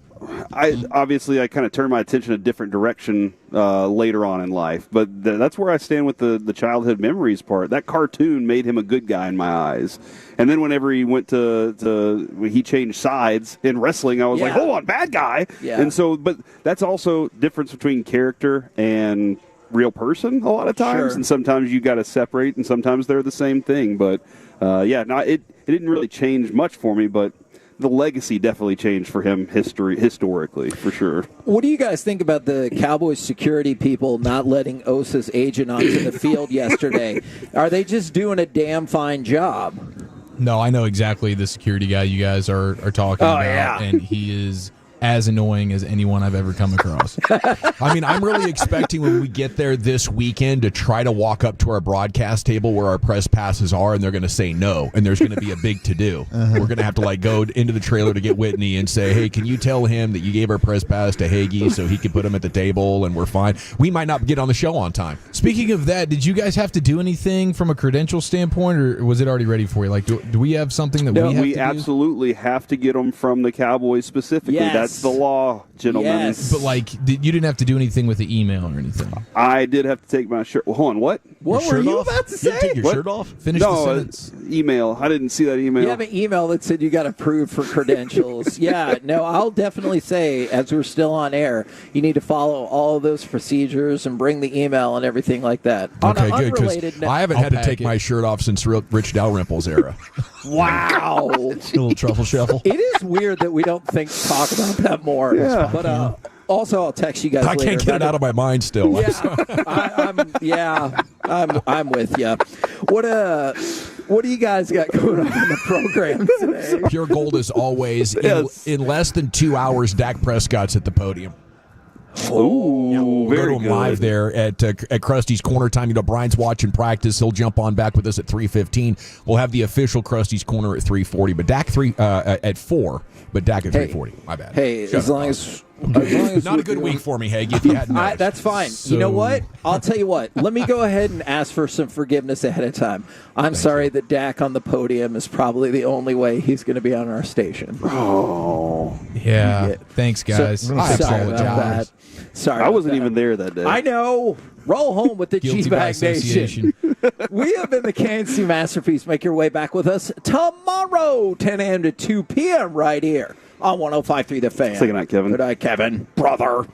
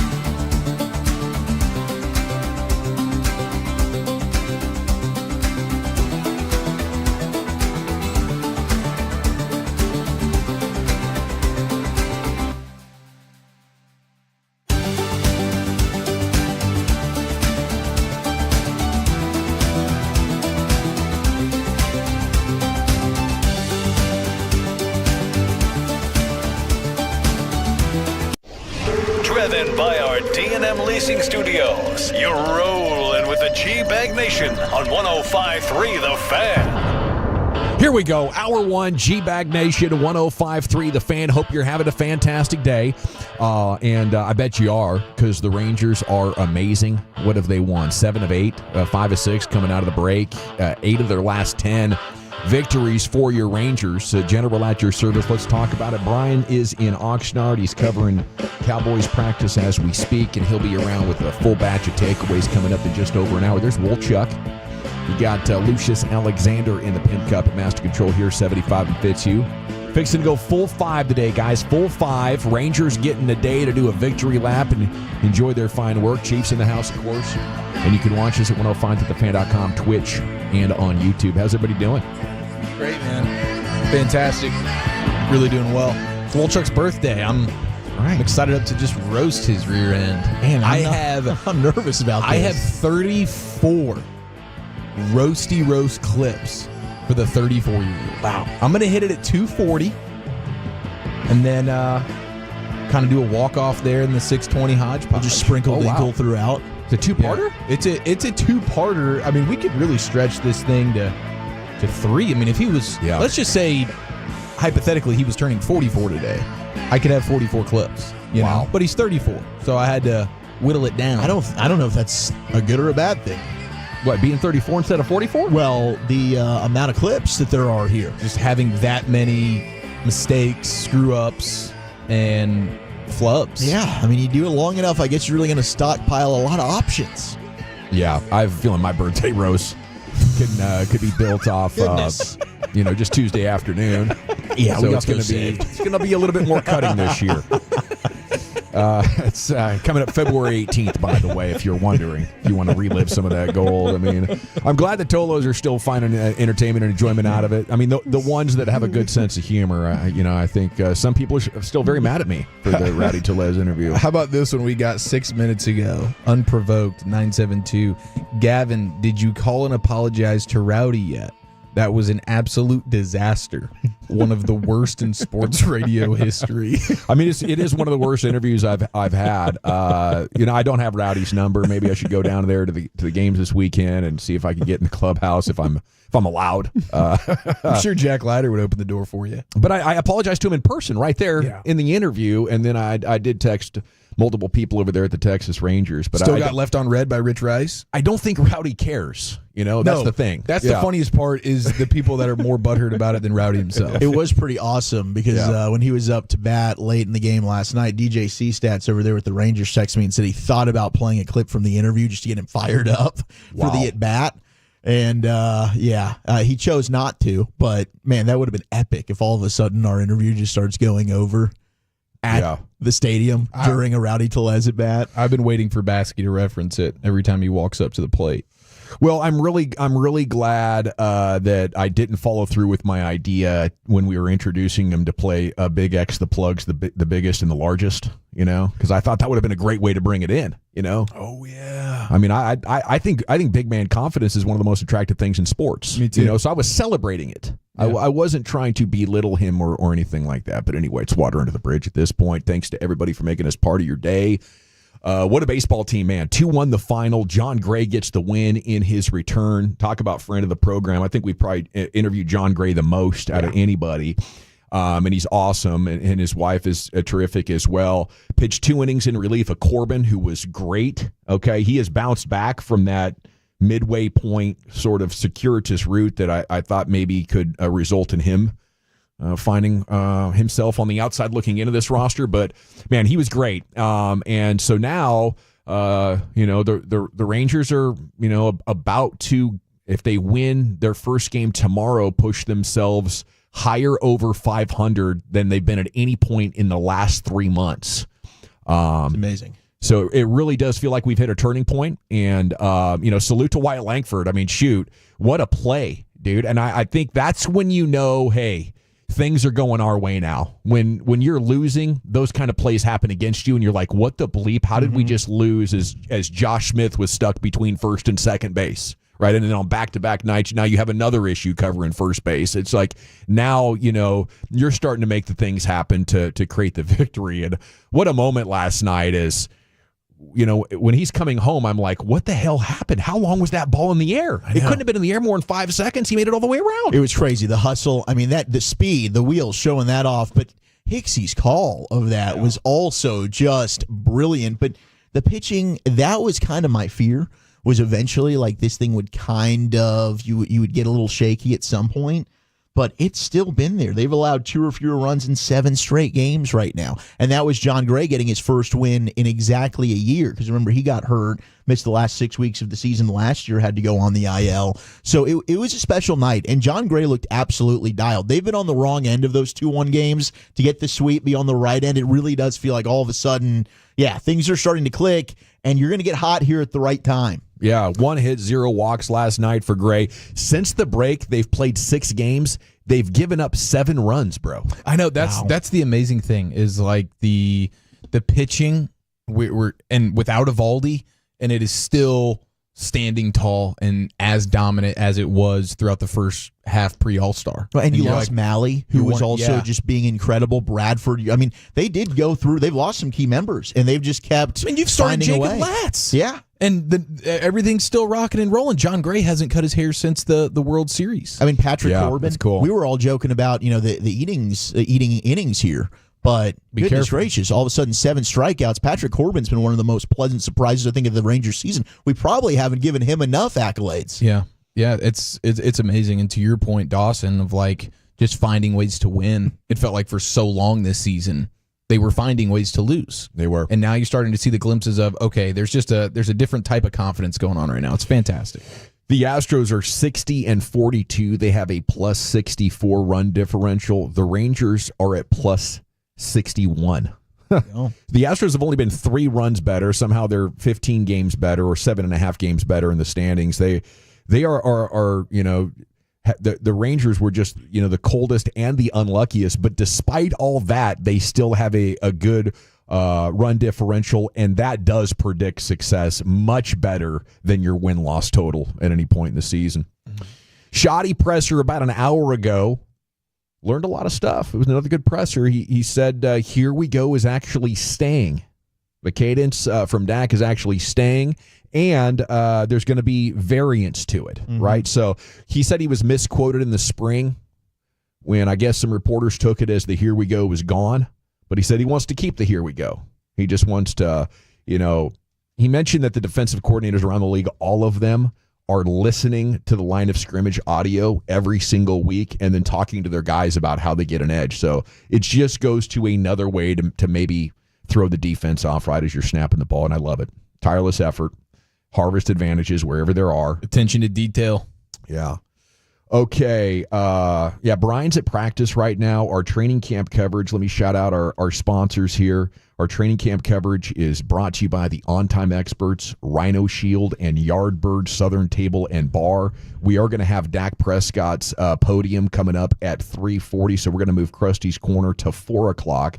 But you get basically 2 Krusty's Corner a day during training camp, and at 5:20 he'll have an additional camp report. So a couple of opportunities through the day to have Brian Broaddus unload his practice observations notebook here with you live on your home of the Cowboys from the tennis courts. Just saw no Terrence Steele, no Kenneth Murray at practice today. So we'll have to figure out why that is the case. And Deron Bland still out as his baby's on the way. I don't know if the baby has arrived yet. And it didn't sound like it, but they are prepping for the baby. So good for him, man. Congratulations to the Bland fam. Yes. Okay, we go to Joseph Hoyt in the morning news, what we learned at Cowboys training camp on Wednesday. A number of interesting takeaways in here, including the possibility of DeMarvion Overshone as a player coach in his third training camp. He is getting very involved in what's going on. I think the most interesting thing about yesterday was we just learned that there is a limit to Shoddy's good vibes. And when that fight happened, he let him have it. I didn't get a chance to listen to some of the audio that was coming off the camera phones at training camp, but he did. He mother bleeped them and said, understand, right? So I didn't know if Shoddy, the minister of the good vibes, would be able to swing it the other way and say enough is enough, because if you are a fun coach, eventually any employee or group of players is going to start testing that and seeing if they can take advantage of it. And I think we found out yesterday that Shoddy does have that gear. I guess what I'm waiting for then is when we get to week 1 or halfway through the season, are we going to see like a more disciplined football team than what Mike McCarthy had? Hopefully that's what he's helping the guys discover the line on. Like when you feel like it might be time to fight, take a breath, step back, because he mentioned it's a $40,000 fine. So he was talking about you got to go in there and help your brother not lose $40K, right? So when you see fight happening, if you don't want to fight, then that's time to go get your guy and be like, hey, dude, look at this. I just saved you $40,000. You're welcome.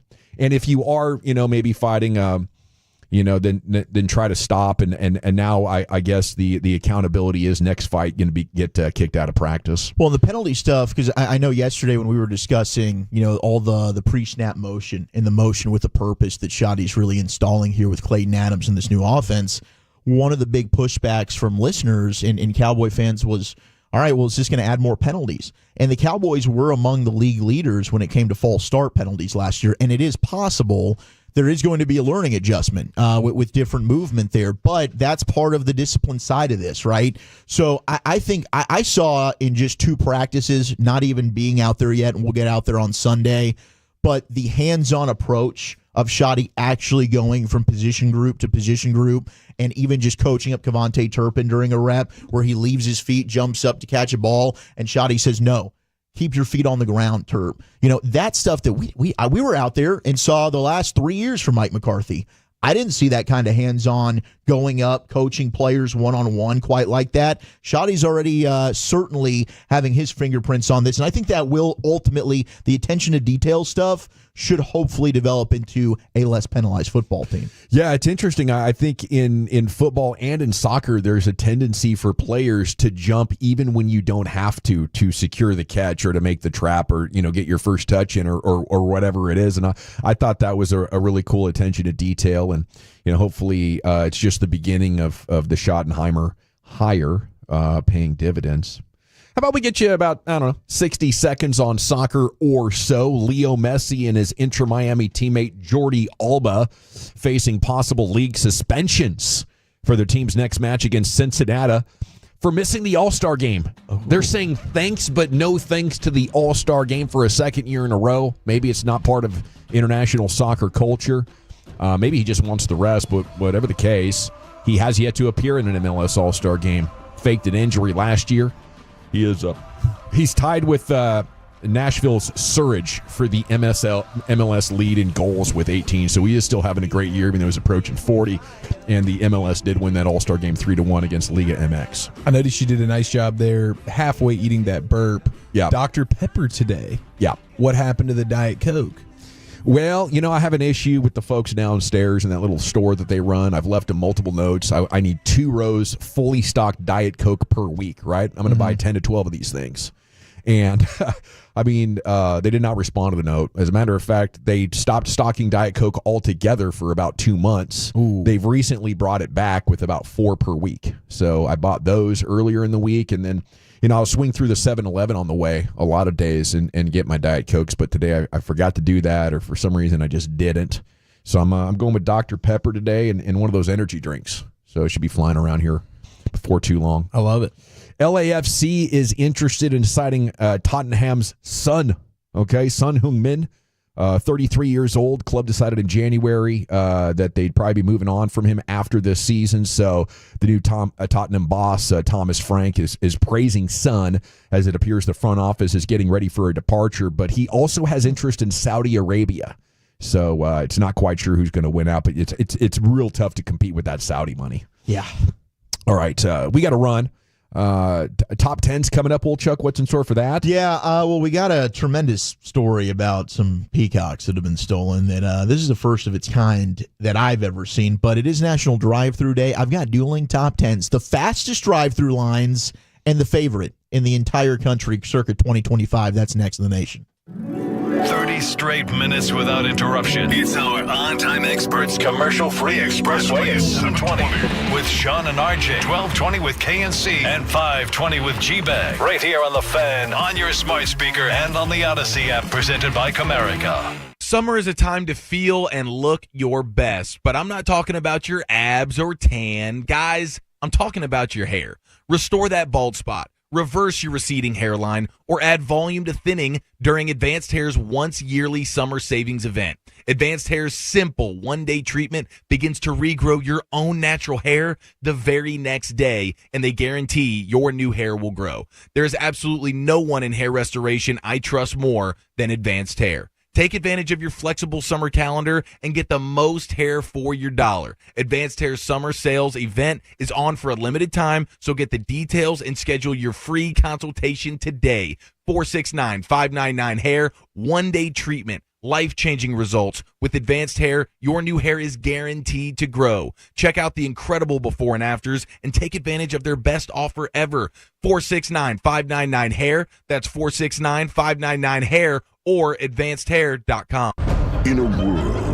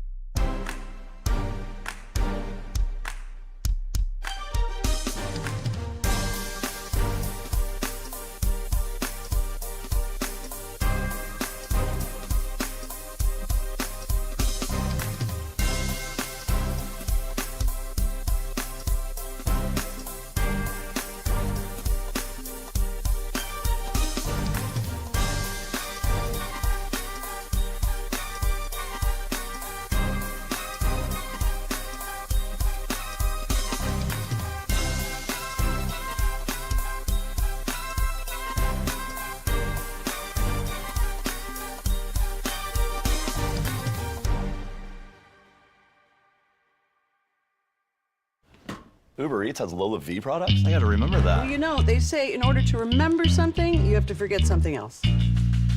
Okay, now that is a very cute haircut. That's like a little shag. I've never seen it before. Well, I mean, of course you have. It's the Rachel. Oh, is that your name? No, I mean like your name. No, I'm Jen.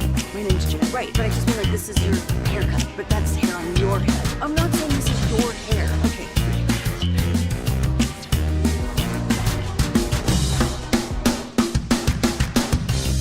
Attorneys in Dallas. It's also brought to you by Cars for Kids. Donate today, carsforkids.org.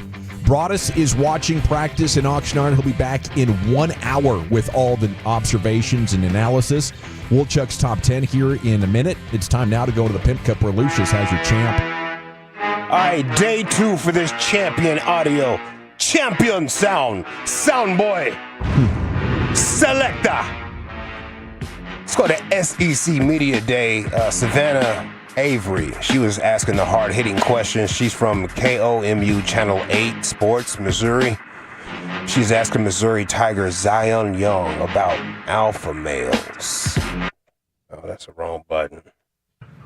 You guys kept throwing around the term like alpha males in your locker room and within your team. Is that a thing, or can you elaborate a little bit more on that and what that means?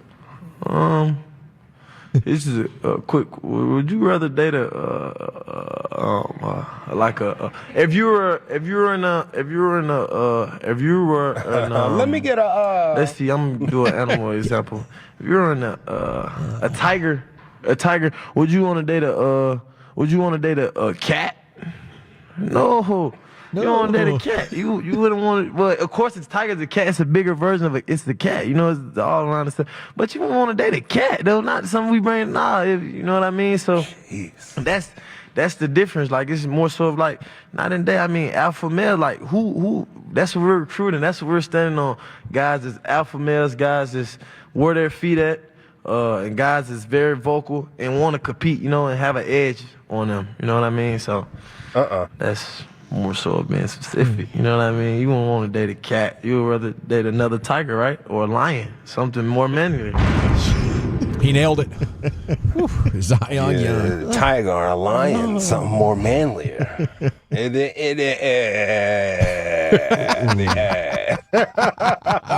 mean, if you are a tiger dating a lion, I think you're going to make a liger. Does that happen? Do they happen? Is that real? I think it's possible, but I don't know if they occur in the wild. Okay. Yeah. I think there are some real ligers. Yeah, the female lions don't play about that male lion. No. Really? Yeah, they really crash out over that male lion.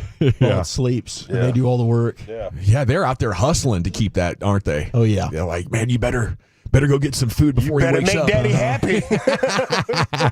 Man, it's, I mean, sometimes Mother Nature is inspiring. And, I just wish I could have that, you know. Like 10 wives. I wish I could be on a lion level, you know. But I guess that's why he's 30 seconds a day for like maybe, what is it, like 6, 7, 8 times a day? Really? Yeah, it's something wild. It's a great 30 Then seconds. he takes naps and wake up and buzz out another 30 seconds and takes another nap. And wow.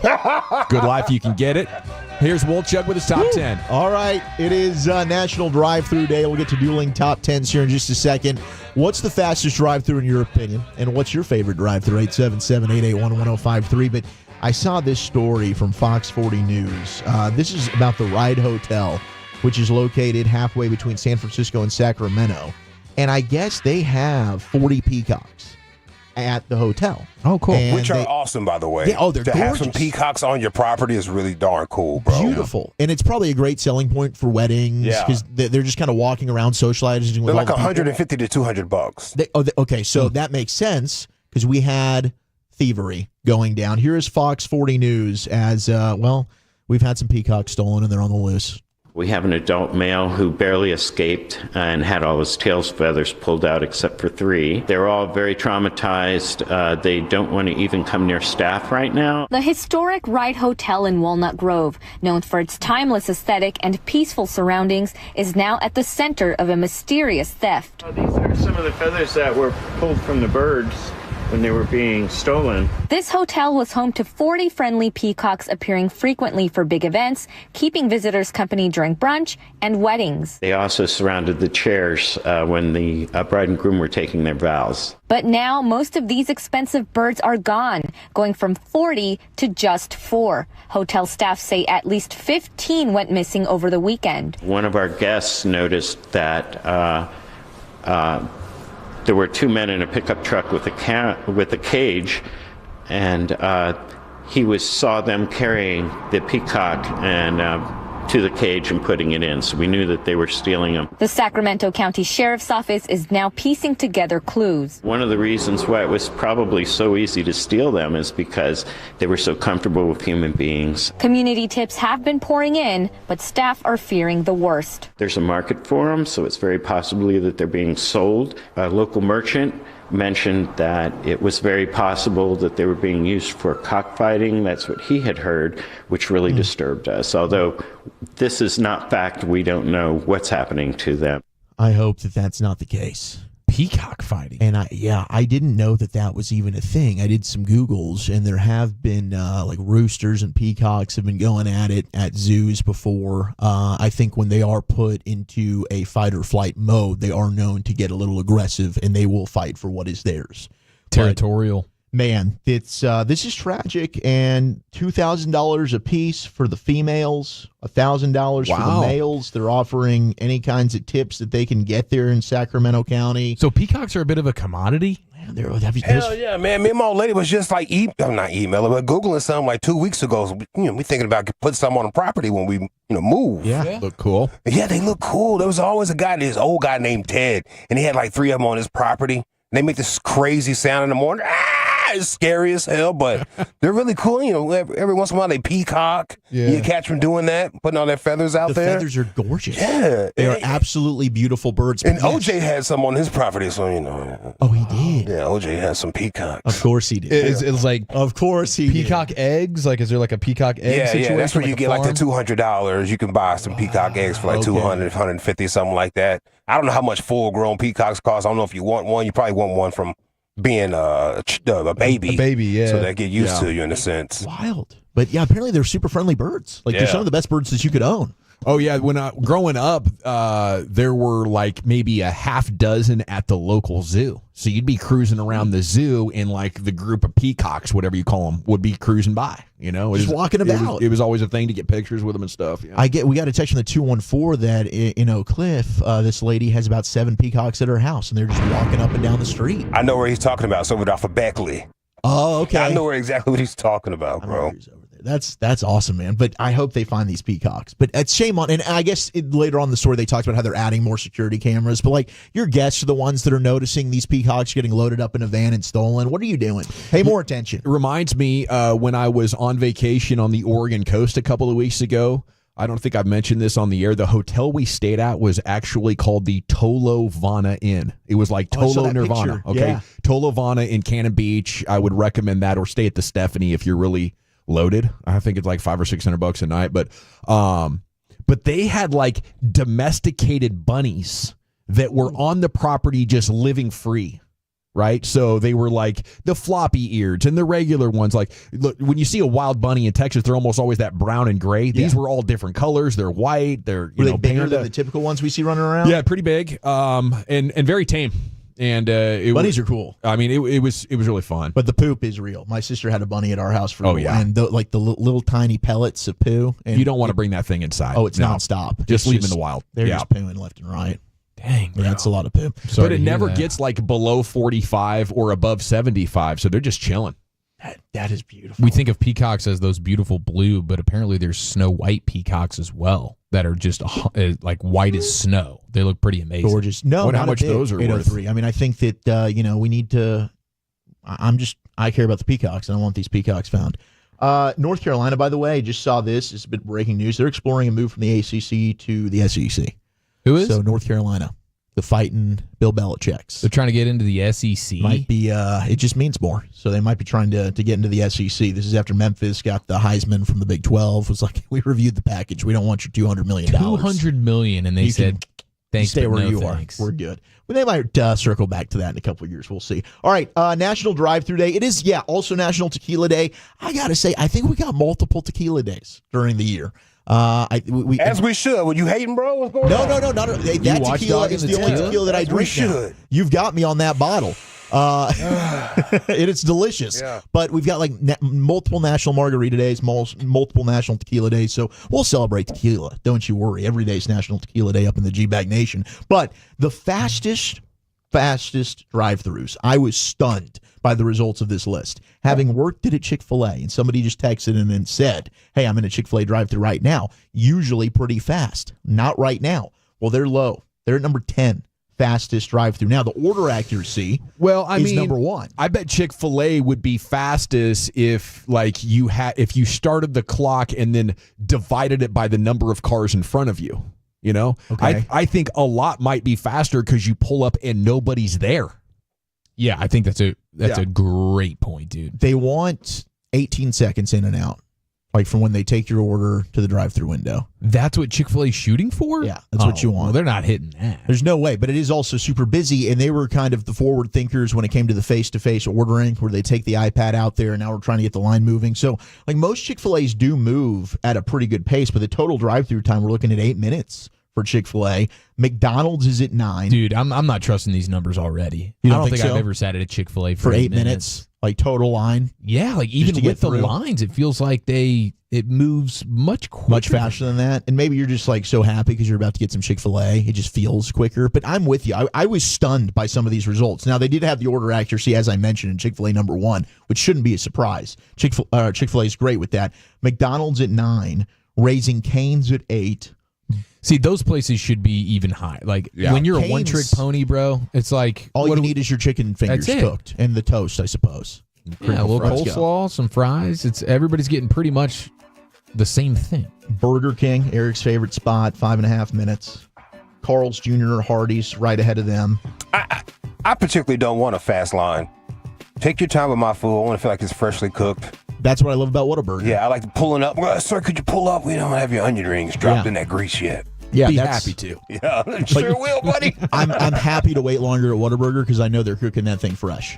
Yeah. And that's why the trick that I've heard for like McDonald's, for instance, is you've got to do something to edit the burger. You know, whether you say like, hey, I want to add this, modify it in some way, because then they're actually going to make it fresh.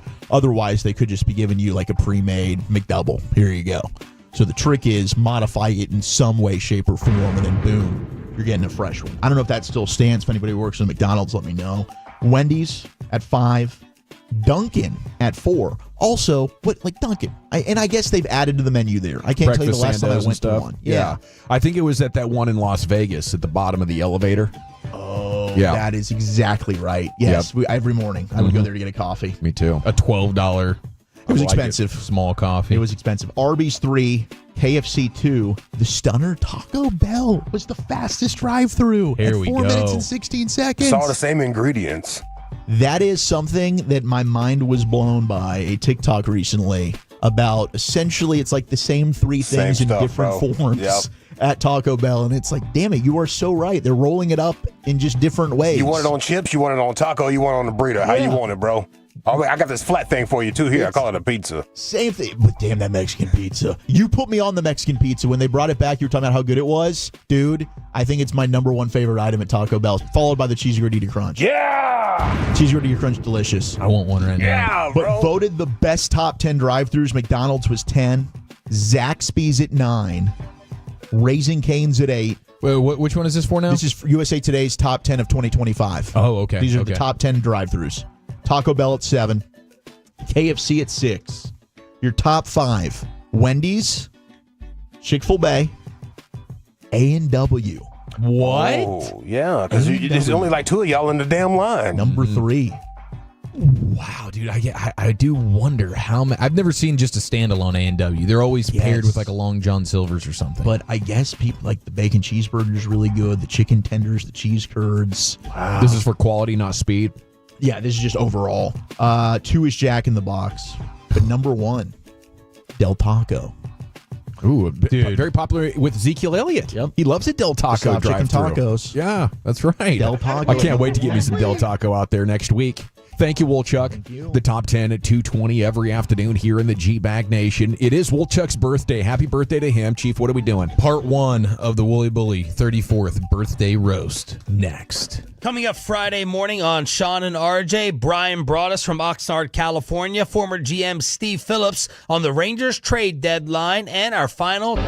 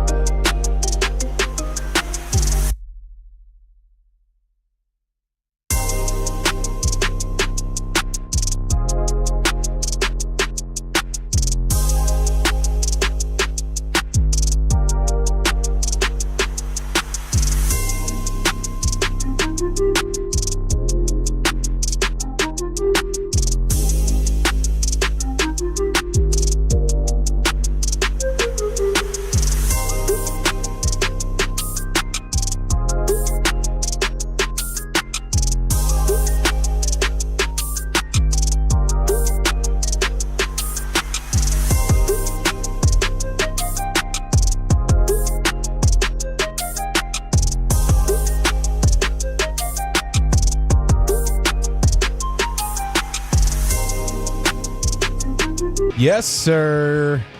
Step right up. The Woolly Bully. 34 years around the sun. How does it feel, man? Not so good. Are you nervous right now? Yeah, I am. I mean, these are always fun, and for the most part, they're fun, dude. Yeah, I enjoy. Really nothing to be worried about. I enjoy them, but it also just goes to show you just the stupidity and just utter incompetence. Which, I mean, hey, I'm accepting of. Yeah, I think that's I'm well aware. That's a good point. There's some aggression in here, and then a lot of incompetence for sure. How much aggression? So we'll start. We have sort of an aggression section coming up, but there's 34 roast-worthy clips here for the 34-year-old Mr. Woolly Bully, and we're going to start with the newer ones, the new additions into the roast, and this one actually comes from earlier this week. This is Walchuk's roast, but somebody else is going to get sideswiped here. Mickey Spagnola said one of the few really rare good things and nuggets that Mickey's brought with what he said about... Fired. I mean, just inexplicably. Yeah, I felt bad. About that one. One of the Godfathers. Now you can join me in getting icy stares from Spags. Well, I've already gotten him. He refuses to acknowledge my existence. So, do you guys have beef? I don't think so. That's aside from this, I've never said anything bad about Mickey. But he usually is like pom-pom cheerleader guy, and he was being honest, and I really, really appreciated that. Well, then we get to our Mail It In 4-hour fumble each Sunday on the BetMGM radio network. Thank God, literally no one listens because this was not bleeped. We've bleeped it now for FCC violations, but in real time, Walchuk just dropped the F word in a very lazy tease. So damn skinny there on Fury. I mean, that's something we haven't even talked about, but Usyk with a massive dominated him. Watch that. I mean, the first half of that fight, I thought it was all him. All right, coming up next, Crowley. Let's go into the corner or whatever the fuck questions with him. Zach Walchuk and Eric Shield. Yeah. Are you kidding me, bro? You want to talk about just showing up and belching for 4 hours? I mean, that's what that Sunday program is. 4-hour fumble. And we didn't hear a single peep about that, which again just shows how few individuals are listening. But really fantastic stuff there at Walchuk. So that was on the pod. Was that maybe? No, that's on radio stations on the BetMGM radio network in betting states. Network. Yeah, on a network. Betting states across America. On actual radio or streaming? On actual radio. Wow. Which I found out. Oh my gosh, Walchuk. Yeah, I'm glad you survived that. I didn't know that we were really being streamed to as far and wide as we Fireable were. offense. I thought it was like, 2 people. But not the case. And then Walchuk so sorry. Gave us a little bit of a surprise. Shoddy. Yeah. yeah, Shoddy's just letting him fly, bro. Yeah. I want to ask him, hey, where do you think this mic is going, by the way, that you're talking into? Where do you think it's going, bro? It's the McAfee effect. What are you doing? It's the new age of podcasting. Yeah. These guys just feel like they can say whatever the heck they want. All right. This was Walchuk talking about a place that's very near and dear to his heart, RS Diamond Broker. And we were all caught off guard when he talked about some of the things that are available there. RS Diamond Broker. Yep, I love them. From dazzling diamond tennis bracelets to stunning engagement rings, our showroom is filled with exceptional pieces you'll love. And I can say our because, well, it's my dad's store. That's the R. That's Robert. My Uncle S. That happens to be Seymour Wiener. Visit in-store to explore those beautiful collections of high-quality diamonds and come enjoy the incredible prices and fantastic service that Robert and Seymour Wiener are absolutely known for. The prices are going to be better than you can get anywhere, and I can tell you, because I can speak from absolute certainty, you go see them. They got the best prices for lab-grown diamonds, natural mine diamonds, engagement rings, and fine jewelry. New location, RS Diamond Broker in North Dallas. You can check them out at rsdiamondbroker.com. You can see more Wiener and get the best prices when you go see Walchuk's Pops. Yeah, please don't go in there and say, can I see Seymour Wiener? Just ask for Seymour, okay? I want to see what's in your cup over here, man. It's making me wonder if you maybe get into that Tito's in Brian's scouting bag. Give a little whiff if you want to. You're going to be pleasantly happy. You don't think Uncle Wiener would take too kindly to that, Walchuk, if he heard it? They might laugh a second and then be like, what the bleep? Gotcha. Yeah. All right, but the breast prices, you can't ask for the breast those. prices we've got. Uncle Wiener is wild, by the way. Uncle Wiener. Traumatized a lot of people out here. Shake it off. Yeah. Trigger alert. Uncle Wiener will be in the broadcast today. Trigger alert. There's a really bad narrative about Uncle Wiener out there. Oh, no. Has been for a long time. All right, now we take you to the draft show where Wolchuk preps and preps and preps and preps and preps and then steps in it with a brand new Dallas Cowboy. All right, Jay, so can we teach the entire defensive front the haka and make sure we do this every pregame? I mean, I'm not a haka specialist. That's more like Marins. I'm Tongan, so I'm not really a haka specialist, but I think we could try. Well, we appreciate you taking some time. All right, Jay Toia joining us here on the If your brother's a rugby player in New Zealand, how are you not? It doesn't mean he knows how to do it. Okay, well, if you're down, we need your brother. I dare you to walk up to him. I will. I'll do it in Oxnard, sir. Break down and start doing it. Is that racist? No, not at all. He does it before every game. That's racist, bro.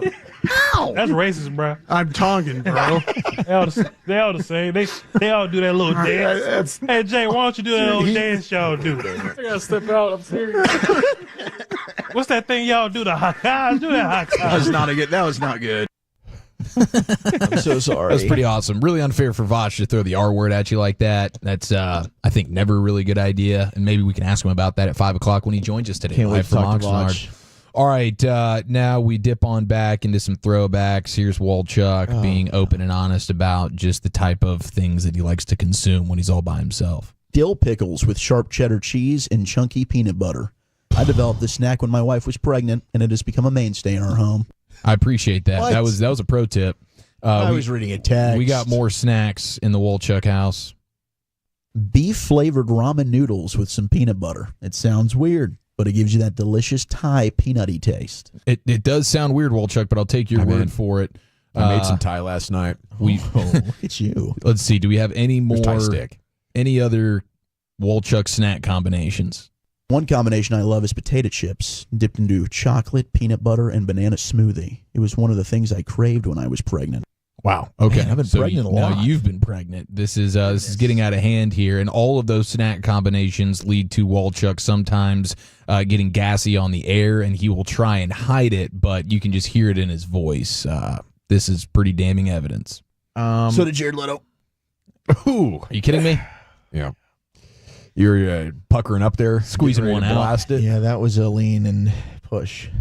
Jared Leto's the guy with the sex farm, right? He's got the sex cult. I believe so, yes. Yeah, he's got that weird thing going on, man. And every time Wolchuk hears his name, he just has to fart a little bit. Okay. It's all on the up and up? Or no, there's impropriety. Oh, I yeah. see. It's a bad definitely, deal. yeah, it's toxic. Real bad deal. What's going on with these sex cults? Okay. We're all familiar with this one. We had the Rangers president of baseball operations on the program, and Wolchuk decided he wanted to ignore him while he was giving a well-thought-out answer. Team's still not healthy. We saw Josh Young earlier on MLB Network, and then there's Evaldi. What kind of updates do you have, and what kind of an impact could those guys have when they return? Josh is probably a little further behind, simply just based on the timeline with the surgery. I think we're looking at really the last, 10 days, maybe week of the season. And Nate is making progress. We thought we were pretty close with Nate. He had a little bit of a thigh tightness after his last live batting practice, and but that's calmed down in the last day or two. So we're going to continue to build him up, and hopefully he'll be back, here at the beginning of September or shortly thereafter. And those will be two huge additions for us, hopefully at a time where we need them most and help propel us for a strong finish. What's the latest with another potential addition in Nathan Evaldi? Ouchie. That was the update on Evaldi. He's he had the little side tightness, and he's coming back, and hopefully be back here early in September. That's on me. CY. I heard Josh Young, and I thought that was a Josh Young focused question. There was a day I would have called you out on that. Nope. I'll call myself out. I would have called you out on that. That's on me. That's on me right there. I think the pressure got to Zach a little bit. Yeah, CY's been amazing. I mean, he can roll with anything, but I did hear behind the scenes that he was pretty disappointed in you that day, Wolchuk. Yeah, and rightly so. I've made sure never to make that error with him ever since. Locked in. Me too. I think we've done a hell of a job. Yeah, he had to get a new phone after that because he smashed it onto the floor after that interview. That was a growing experience. Okay, we take you back to the nosebleed seats when Wolchuk got confused by the calendar. Well, this Hump Night 69 party, because it is June the 9th, 6th month of the year, 9th month of the day. Wow. Wow. What? Yes, dude. What was that again? 9th month of the day? Should we hear that again? Let's tee that up. Well, this Hump Night 69 party, because it is June the 9th, 6th month of the year, 9th month of the day. Yes, dude. He was just buried in THC 9th that month night. of the day. Really incredible stuff. Would you rather date a? Oh my. Yeah. I feel for you. Here was Wolchuk, and I actually, this is one of those where you're like, hey, I know you didn't mean to be a total bleep hole, but this was before we were getting ready to take off on our first Oxnard extravaganza. Oh, come on. And we had the Get Right that was doing the night show. And, of course, the night show, we all know from experience, doesn't get that opportunity to hop on a bird and touch down in Oxnard, California. Yeah, And since CA and I rocked it, nobody else has been allowed. That's right. Yeah. So here was Wolchuk. We are literally in crosstalk. We're about to go to the airport, and Wolchuk just decided to rub their noses in the fact that they don't get to go. Are you guys, and I say this, and I feel for you because I was in the same position along with Eric, but I heard you guys teasing the training camp coverage. You're like, oh, all the shows are going to be out there for training camp in Oxnard. And then it's, the Get Right's not there in Oxnard.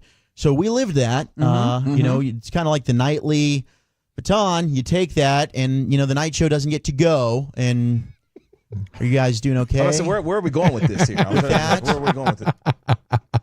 It's just like, I know he did not mean to be a total D because Christian McCaffrey's mom specifically told us not to.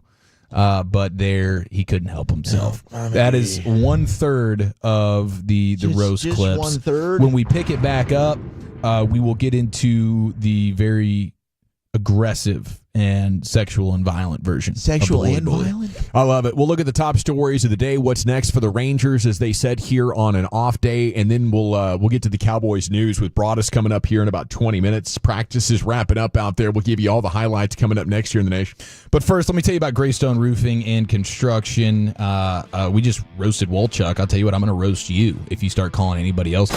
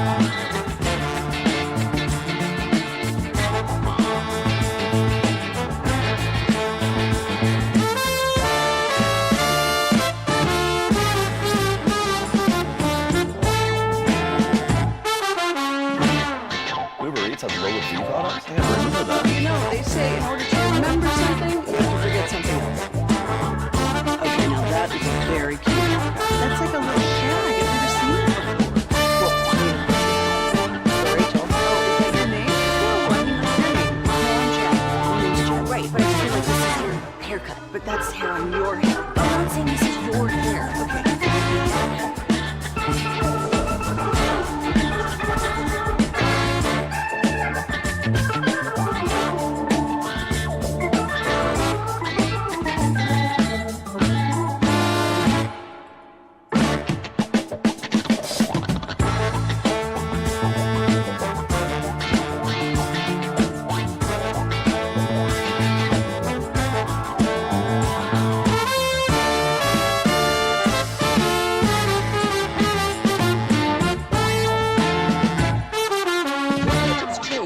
Forget something else to remember that who hates that. No, that's absurd.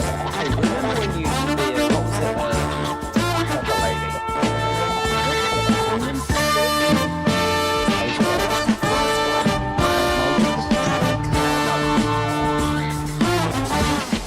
You said that. It was a spice girl. Doesn't sound like that. It's uncomfortable.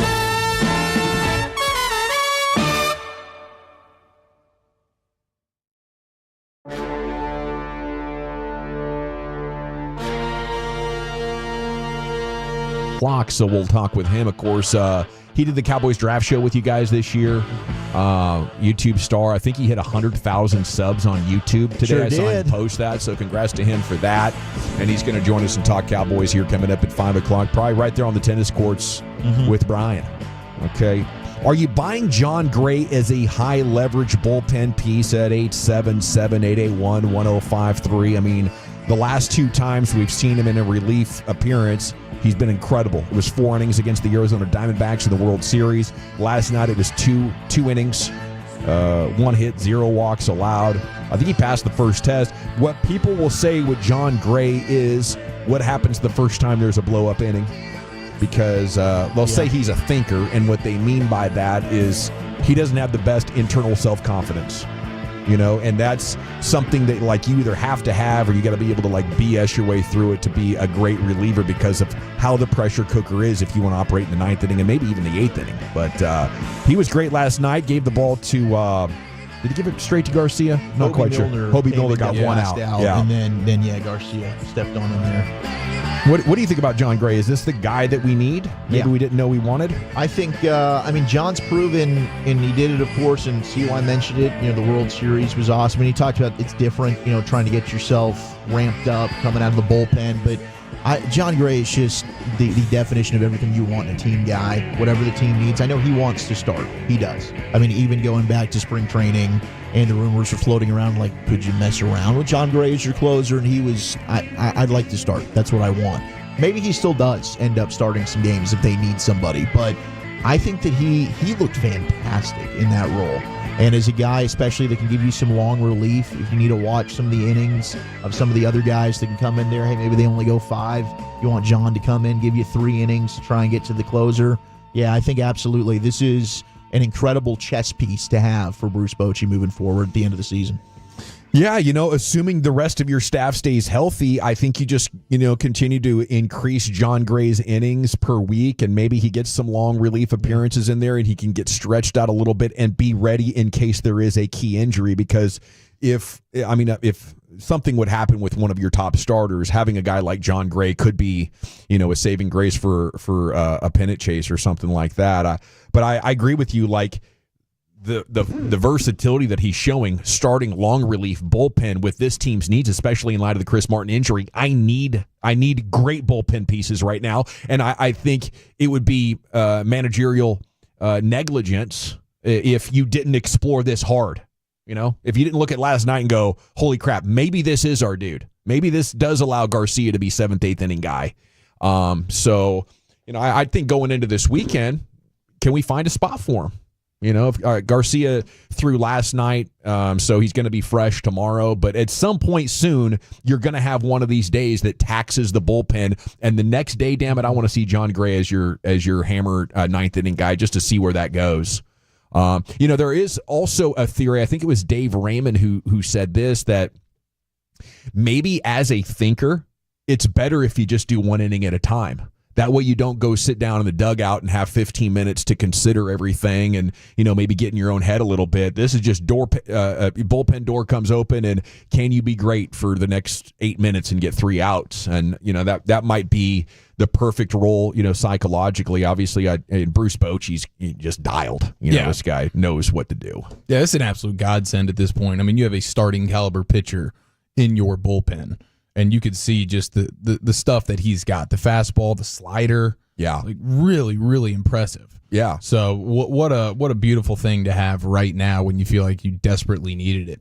And I don't know what his third best pitch is, but I mean, two pitch guys are typically bullpen type dudes anyway. So I think this, could be that kind of match made in heaven or perfect opportunity mid-career, maybe to look at something that could extend your career or give you a different role that you could even be more successful in. Hell of a talent, though. Hell of a friend of the G-Bag Nation. We salute him, and we hope to see him at the Rangers Toy Drive again coming up in December. Bruce Bochy saying Jock Peterson has a different look about him now. Now that we've seen multiple Rangers correct their course from the worst months of their season, what's your confidence level in Jock? I'm feeling good about Jock right now. I mean, he's going to get a rehab start with Frisco. They're in Wichita Falls, so he's going to be out there. First pitch will be at 6:35, so maybe we can monitor that towards the end of our show. Oh, that's tonight. Tonight, yeah, see how he does, because he was taking BP out there yesterday with the club. So I'm excited. I mean, Jock, it seemed like things had kind of clicked for him. Then, unfortunately, he suffers the fracture, and then he's been out for a few months. So if you can get Jock Peterson's bat even 80% to where it was in a career year for him, I mean, you're looking like in an offense where Corey Seager, it's hard to find another hitter that's any better than him in the sport right now. Simeon's been locked in. Hopefully, Kyle Higashioka, we got good news about that calf, can continue to be as good as he's been at the hammy. Yeah.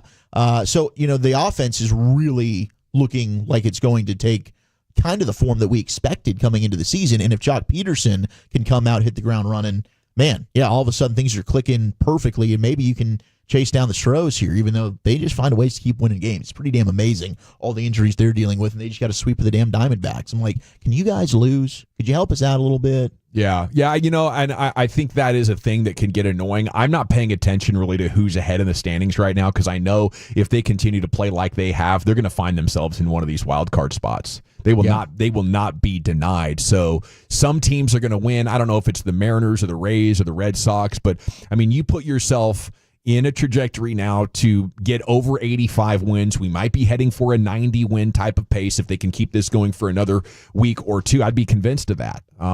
So I think the playoff position will take care of itself here if you can just keep playing well. Okay, fans waiting to enter Mariners games in Seattle are being subjected to loud sermons from megaphone-wielding preachers. You seen these street preachers? I think the last time I got a lot of them, it was at the Atlanta Super Bowl, maybe 5 or 6 years ago. Like, they were dominating everything from Radio Row, and they were intense, man. They had bits, they had props. They were anti-circumcision, and they had a dude standing out there with a big red splotch on his crotch, actually, standing there in jeans, and trying to point out the fact that, if you were circumcised, you have done something against God's will that's very painful to the kid, So it was kind of like an anti-circumcision type of, religious type of rant. Ryan Langsholt expressing frustration. One of the fans said it's loud. They're in your face walking around. He emphasized the need for balance between freedom of speech and the right to not have to deal with the noise. I mean, it's a public street. You can do whatever the hell you want, right? It's a recent Reddit post questioned the legality of the decibel level of the preacher's megaphones. So we might try to get them on a technicality here. Let's just get the volume turned down a little bit. Seattle Municipal Code prohibits causing unreasonable noise that disturbs others, raising questions about the legality of the preacher's actions. I always thought your conversion rate would be low. Like, you're a man of religious faith, Chief, and I think for a lot of, or at least some religions, like going out there and spreading the word is an important part of, everything that goes on inside that religion. But with it's that what technique, you're called to do. But the technique is it's more trolling. It can be off-putting and extremely heavy-handed. I don't think they're doing the Lord's work there. Can I just say that? I think they're making people think negatively about the religion instead of positive. Like, what the hell, dude? Okay. Calm yourself. I think the Cowboys are going to be okay at corner with Bland and Elam. I think that's one of my takeaways right now from Kyrie Irving. Like, I'm pretty sold he's going to be at least okay. But the video last night from Siobhan Revell, did you guys see that? Did you guys see the video of him? He was like catching a ball? Yeah. I saw it a little bit. Didn't look great, huh? No, I paid a lot of attention to it, and I thought his deceleration, and Diggs was the same a couple of weeks ago on that pass that he caught down there in Florida. So I bring that up because Dolphins cornerback Artie Burns expected to miss the 2025 season, tore his ACL. I don't know if that's going to make Miami pick up the phone and start calling these free agents, and we've talked about the 5 or so that are out there, free agent corners who are about starting level or somewhere on the edge of starting level, depending on how you look at it. Mm-hmm.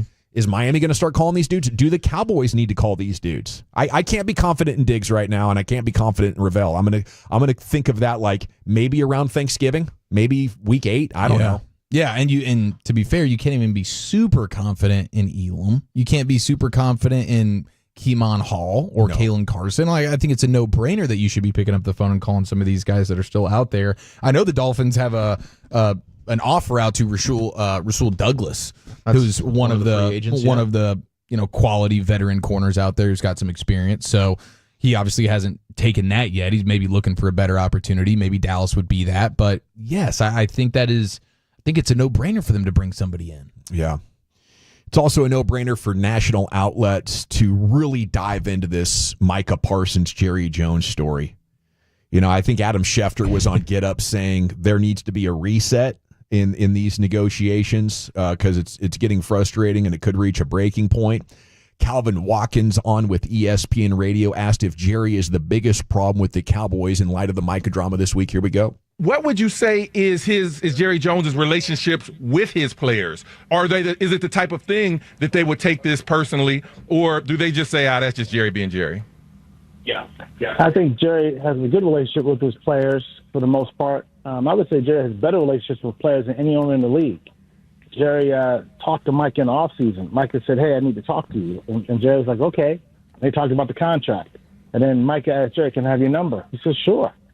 And only 3 or 4 players on the team have Jerry's number. That's Dak Prescott and Micah Parsons. And maybe it might be only 2 players that have the owner's number. I bet you ask the Steelers how many Steelers players have the number of their owner. I would say 0, right? So Jerry, I think, has a great relationship with his players. If you look at the history of the Cowboys, when players retire, they love Jerry. They always come back to the star. They're always talking to Jerry. They're always yucking it up with him, especially the guys who've won titles with him.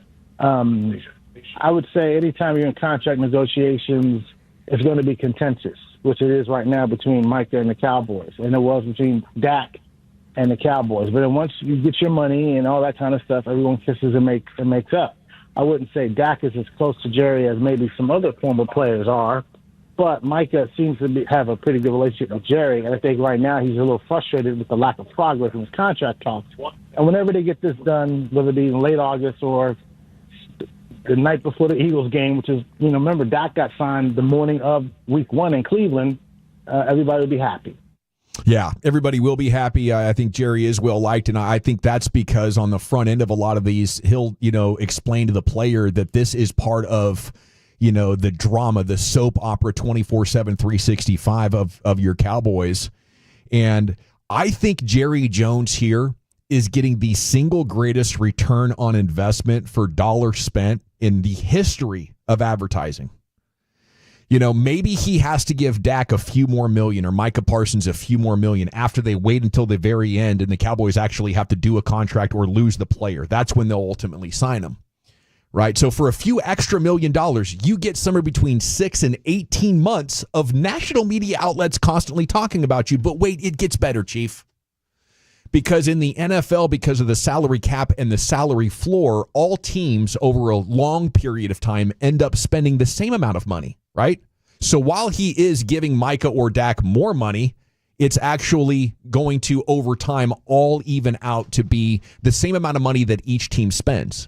So he doesn't even have to spend the $2 to $5 million extra to get all of this brand exposure. This is actually just free. And I think Jerry Jones understands in a league where only one cheapskate with the Bengals, which are basically an irrelevant brand, Only one other team is doing this. Everybody else is getting their deals done early for the most part. There's an occasional TJ Watt or Myles Garrett or something, but those stories like rise and die within 20 days. Jerry holds this thing out there to just print impressions, millions and millions of impressions for free. And I think, I don't know if the players understand that totally, but to me, it's obvious. Like the Adam Schefters or the ESPN radios or whatever, like trying to talk about this and create a real drama, it's laughable. I think the only reason they're not spelling it out, because they have to know what time it is because it would be kind of like shooting the golden goose. It's what they do as an insider, is pretend like, all of this stuff is super, super important, and Micah Parsons could leave. Could the Cowboys? No, none of that stuff is happening. We've seen so many of these. When the actual deadline happens, the Cowboys will just give the guy what he wants. Right. It's just another example of winning not being the priority. Yes. Yeah. And that's the frustrating thing. Like, okay, cool, you're the master marketer, all that kind of stuff. That's great. It's great for you, and it's great for your bank account or whatever. But it's certainly not great for winning. It's not great for your fan base. No. So that's where the frustration comes. Like, big picture, they all end up spending the same amount of money, but in no 1 year did you put a team together that can really go toe-to-toe with the teams that did go all in, because they were prioritizing winning. You don't do that. No. So that's what really sucks. Right, because I feel like the Cowboys will be talked about in a different way. If it's not because of the contracts, and it's not Micah, or even last year, he's like, I have no urgency to get CD done. And then CD But it does go quiet, media. Chuck. It'll go quiet for a couple of weeks in June. It would be quiet, and that right ticks now. him off more than getting his ass kicked in January. He wakes up like his ears are ringing because there's not a buzz about the Cowboys. Sure, but once we're in training camp now, it's like, hey, if you went ahead and just got this thing done today, like, people are going to be excited and talking about, well, look at this clip of George Pickens and CeeDee Lamb, right? They'll find other layers and other talking points to discuss when it comes to the Cowboys. I could see you like, hey, we're not going to get this thing done in May, June. We're going to hold it until we get out to Oxnard because we want to have those storylines. That makes some sense. I mean, what if he holds it another year, right? And then you hit the tag. Now you get 3 years out of it. You could get years. And what if you start losing? At least this is holding up, the interest level or the talkability level in your football team. I think Jerry is really good at that. I think he's really good at the relationships with his players. What he's not good at is realizing the league has changed significantly. In the post-Jimmy era, or really the post-Switzer era, the post-championship era, late 90s to early 2000s, when the Giants won it in 2011, 5 wild card teams won the Super Bowl between 99 and 11. Before 99, only one had. Yeah. After 99, only one has. The problem is that that 12-year period was really an outlier that Jerry Jones is still kind of thinking or team building around the idea of, we just have to get in and then something big can happen. I think, hey, we had Norv Turner and Jason Garrett in the 90s and 2000s, and the offense is working really good. So I see the motion kind of stuff, but do we really need to insist that our coaches are installing this kind of stuff? 2016, 2017, nope. All the way until 2025. So, now that Shoddy is here, I think they have a great chance to schematically catch up. But who's going to be that guy, maybe in an Adam Pacifica role, who's like their salary cap guru or whatever? They need a guy in that role to do what Shoddy is doing for the scheme, for the Cowboys' understanding of the salary cap, because Jerry's not going to figure it out on his own. He's got too many oil and real estate deals throughout the day distracting him from, what should be his number one passion. Okay, it's the G-Bag Nation here on The Fan. We're coming back with the C-Note, Cowboys news of the evening. I think Brian's going to be sitting down on the tennis courts and unloading his notebook with you, really. Dak Prescott's coming up at 3:45 on the podium at the tennis courts. Our training camp coverage is brought to you by the On-Time Experts, Ryan.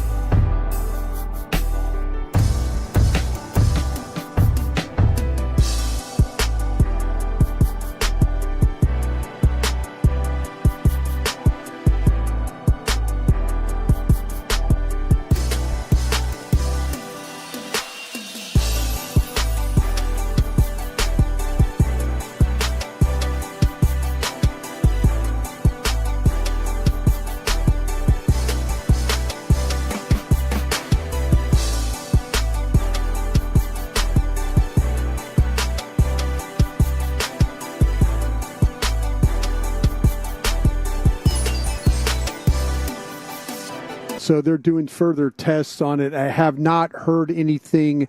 My guys are all working on the field, so hopefully after practice that everybody gets inside, that maybe I could start putting some texts together and see if we can figure out.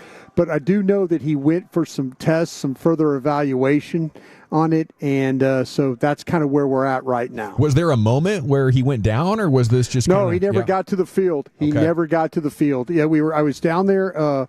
I was watching the offensive lineman work today, and just noticed he wasn't part of it. I was trying to figure out if Clayton Adams was in fact coaching this offensive line like I thought he might be.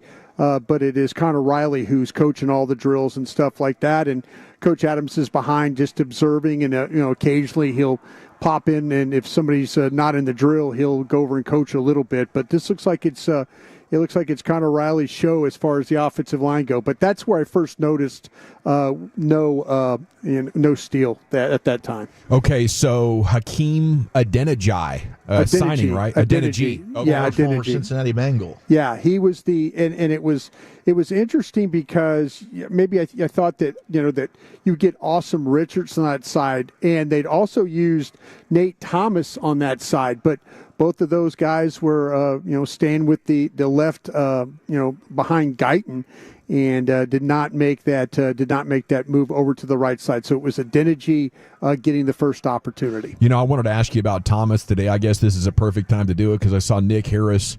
He tweeted the quote from Shoddy saying this guy, he was a 7th rounder in 2024, didn't play because of knee tendonitis. Do you think he's got something? Well, it was interesting that he's always been a guard, and I know Zach did some evaluation of him from Louisiana, formerly Louisiana Lafayette, and he's a guy that's kind of primarily been an inside player, and then we started watching the OTAs and mini camps, and he was the backup at right tackle, and so they're working really hard with him. I mentioned about with Clayton, coaching guys up individually, but behind the drills and stuff like that. Thomas is a guy that they pay a lot of attention to. So Shoddy was probably throwing it out there in a way of like, hey, we feel like this guy's got something to him. He does have size. He does have some power to his frame. The footwork stuff, when you watch the drills, a little bit of a guy that you wouldn't say is very nimble. But overall, though, again, the upper body power and stuff like that, they probably feel like they can get something out of that. So watching the offensive line, what'd you think overall today? I mean, how was Tyler Guyton doing? It looked like Donovan Ezeraku, again, just continues to be... He's a problem. So disruptive. And I mean that in a very complimentary way. Todd Archer and I were, talking about this, and Archer even lent to me. He said, listen, I texted somebody in the organization last night and said, hey, in a good way, Donovan Ezeraku is going to be a problem. And, as soon as we were talking about that, Dak had an interception today that down in the red zone period that it would have been a sack. The ball would have never got off. Guyton got beat, and then Guyton's had some good practices. I'm not saying that Guyton just, is just totally, is busting on every single play or anything like that. But, this time Ezeraku lined up as the right end. Just was in, and I looked at Archer and I go, was he offsides? And the official didn't throw a flag. No. He was that quick, but he was on Dak. You're not allowed to hit the red shirted quarterbacks, and it would have been a sack. That ball would have never got off, with the way. But that's kind of the way that Ezeraku has been playing as far as a pass rusher.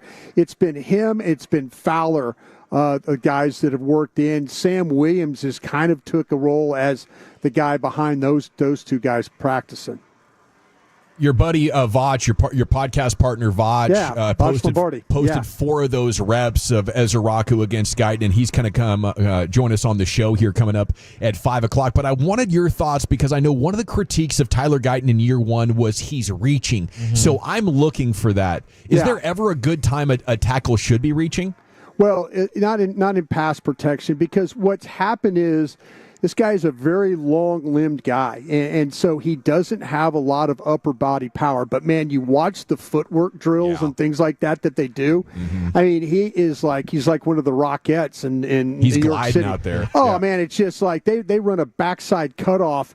And and you're taught to get your head to the front side, if you can, to the front side or play side of the defender. and he does that with ease. Now, yesterday there was some good reps with him with the knee bend and able to like the punch, and he's trying his best to kind of compensate for some of the lack of power. The reason he leans is he tries to headbutt at times. He's so conscious of not being able to stop a defender to make him like start, stop, and then start again. He's headbutting the defender in a way to stop him instead of like sitting down like with a Tyron Smith. Tyron Smith would kick, hands, patient wait, and then stab. But he would be sitting down in position, and then the strength would be able to hold him off that way. So his leaning problems, or when he gets real sloppy, is like he doesn't have the confidence that he could sit down on a guy and extend his arms. Man, I'm seeing a clip here, Brian, when talking about this offensive line, and it is Booker just walls off Mozzie Smith, gets him turned. And then you're seeing Cooper Beebe climb to the second level. He gets Jack Sanborn. I mean, these three in the middle with Smith, Beebe, and Booker, it's heavenly. This is a gap scheme. This is going to be a power run. This scheme is going to be gap. They're going to get hip to hip, and they're going to push, and they're going to push that down lineman into a linebacker, and then that's how they're going to block. There's going to be nothing pretty and nothing fancy about the way that these guys are going to block. I mean, they're going to cut off the backside, and you're absolutely right. One of the nice cuts that Sanders was able to make was they got Smith and Beebe got together and pushed it, and then they were able to second level get a guy up on the second level, and then Sanders was able to make the cut off that. Later in the practice, Deuce Vaughn did the same thing. They got some push, hip to hip. They got one guy off second level, and then here we go in the running game. I think Wolchuk's onto something here. Could we get this off the ground when we have Booker and Beebe doing double team blocks? The Boober block. The Boober block. The Boober block. Yeah, good it sounds combo. A good combo for sure. Get some shirts made that just say Boober. I'd like to get a glimpse of those. The Boobers. Brian, I love that. And this is Wolchuk's birthday show, by the way, Brian. We've already done a birthday roast. Happy birthday to you, sir. Thanks, the birthday buddy. roast tonight, right? You got that? 620. All right. All right. What about the read option pull stuff for Dak Prescott? Yeah, you know what? More prevalent and more noticeable with the other guy, with Joe Milton. Yeah. Matter of fact, the play of the day, and I know you asked about Dak, but I'm just going to say play of the day for me was Joe Milton. They're going to pull that ball. They're going to run the back going left to right. He's going to pull it, and he's going to start to his left. And then all of a sudden, like, he's in trouble because Wheat's right there in his face, the defensive end. And now he gets to the outside, and as he's breaking to the outside, he realizes he can't get past Wheat. So the next thing you know, he drops down sidearm and fires a shot. He's got Turpin coming across the field, and he throws it underneath Wheat in between the defenders, and it hits Turpin on the move. So kind of the play of the day, if you're talking about a read, a pull, and then like I can't make it and now be an athlete. And good job by Turpin to just keep running on the play and not give up. And Joe was able to get him the football. It's a hell of a pass. I saw that one on Cowboys Twitter last break. Yeah, well, and the thing with Dak, that's something I haven't seen. Like, he did have a scramble run where things broke down. They got everybody running up the field, and it was kind of a jailbreak. And Dak was able to escape middle right, and he ran and then made a move or two, and then again nobody hitting him, but he did like duck down, get small, get through all that trash, and then go for the daylight as he saw it. Milton's exciting, though. Do you think with time and experience? He's crazy. Yeah, I mean, I call it uncomposed or needs better poise. Yeah, it is some wild-ass football. And in a way of like, like he will do some things that you're just like, you can't get away with that, And I didn't know how he was going to complete the pass. I thought, okay, he's running out of bounds. Wheat's got him. And he just stopped. I mean, just literally just stopped and just dropped the sidearm and just fired that thing. It's like he just realized, okay, I can't run, but here I'm going to try and make a play.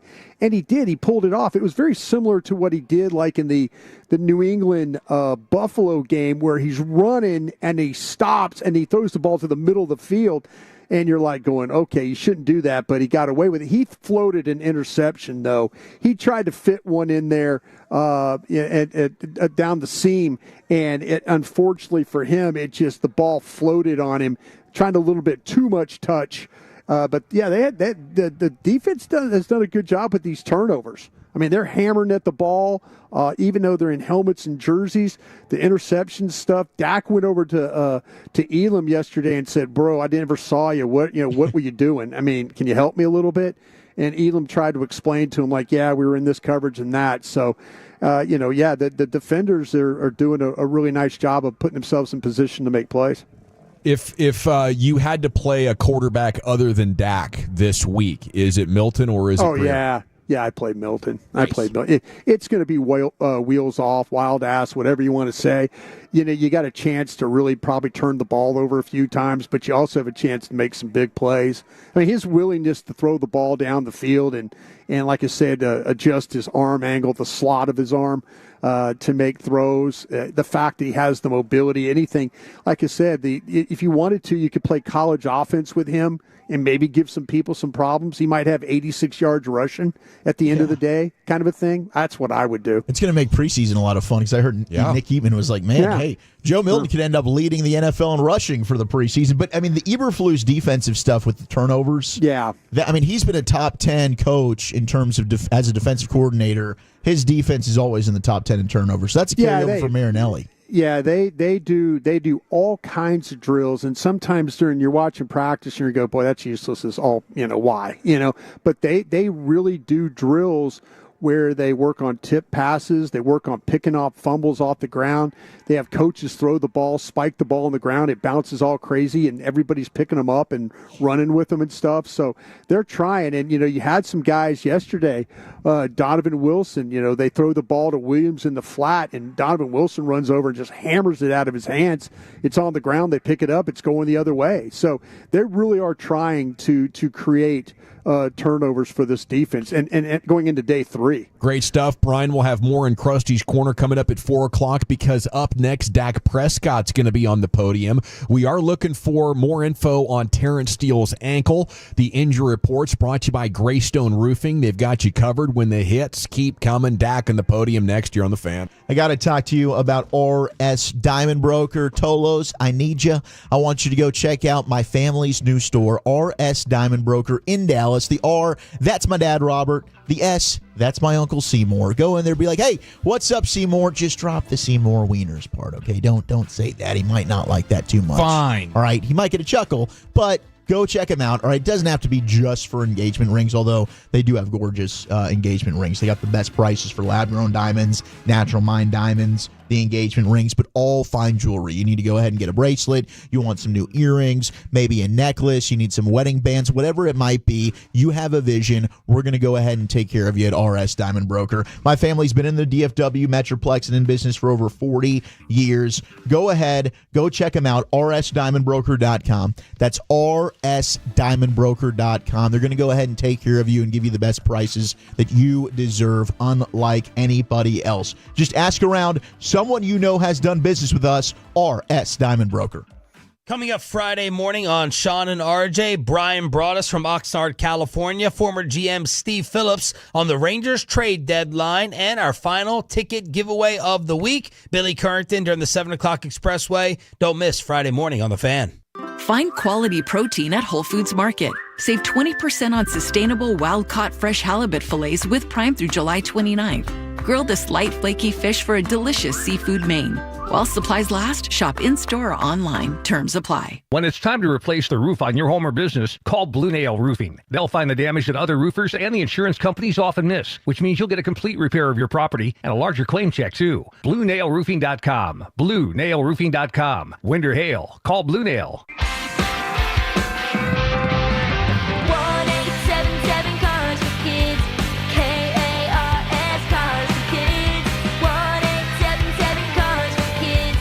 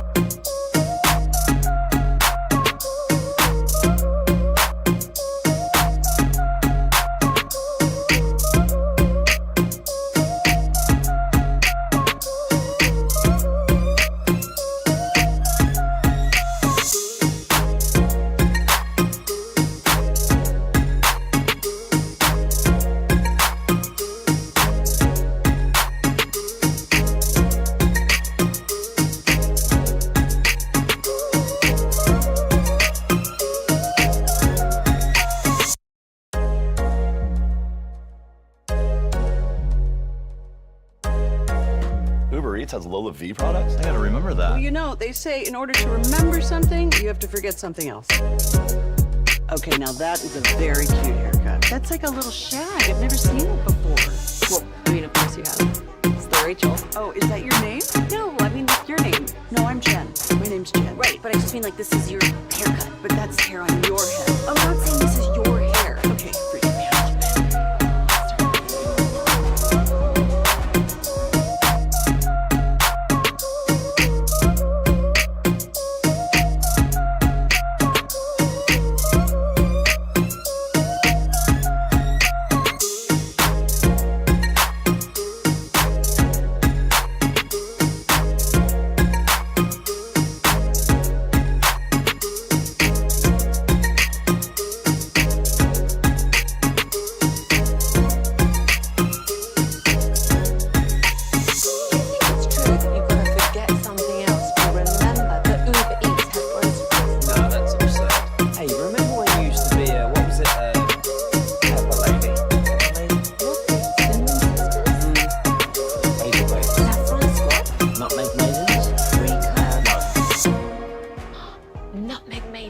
Said that. Was it Spice Girls? Doesn't sound right. Was it something?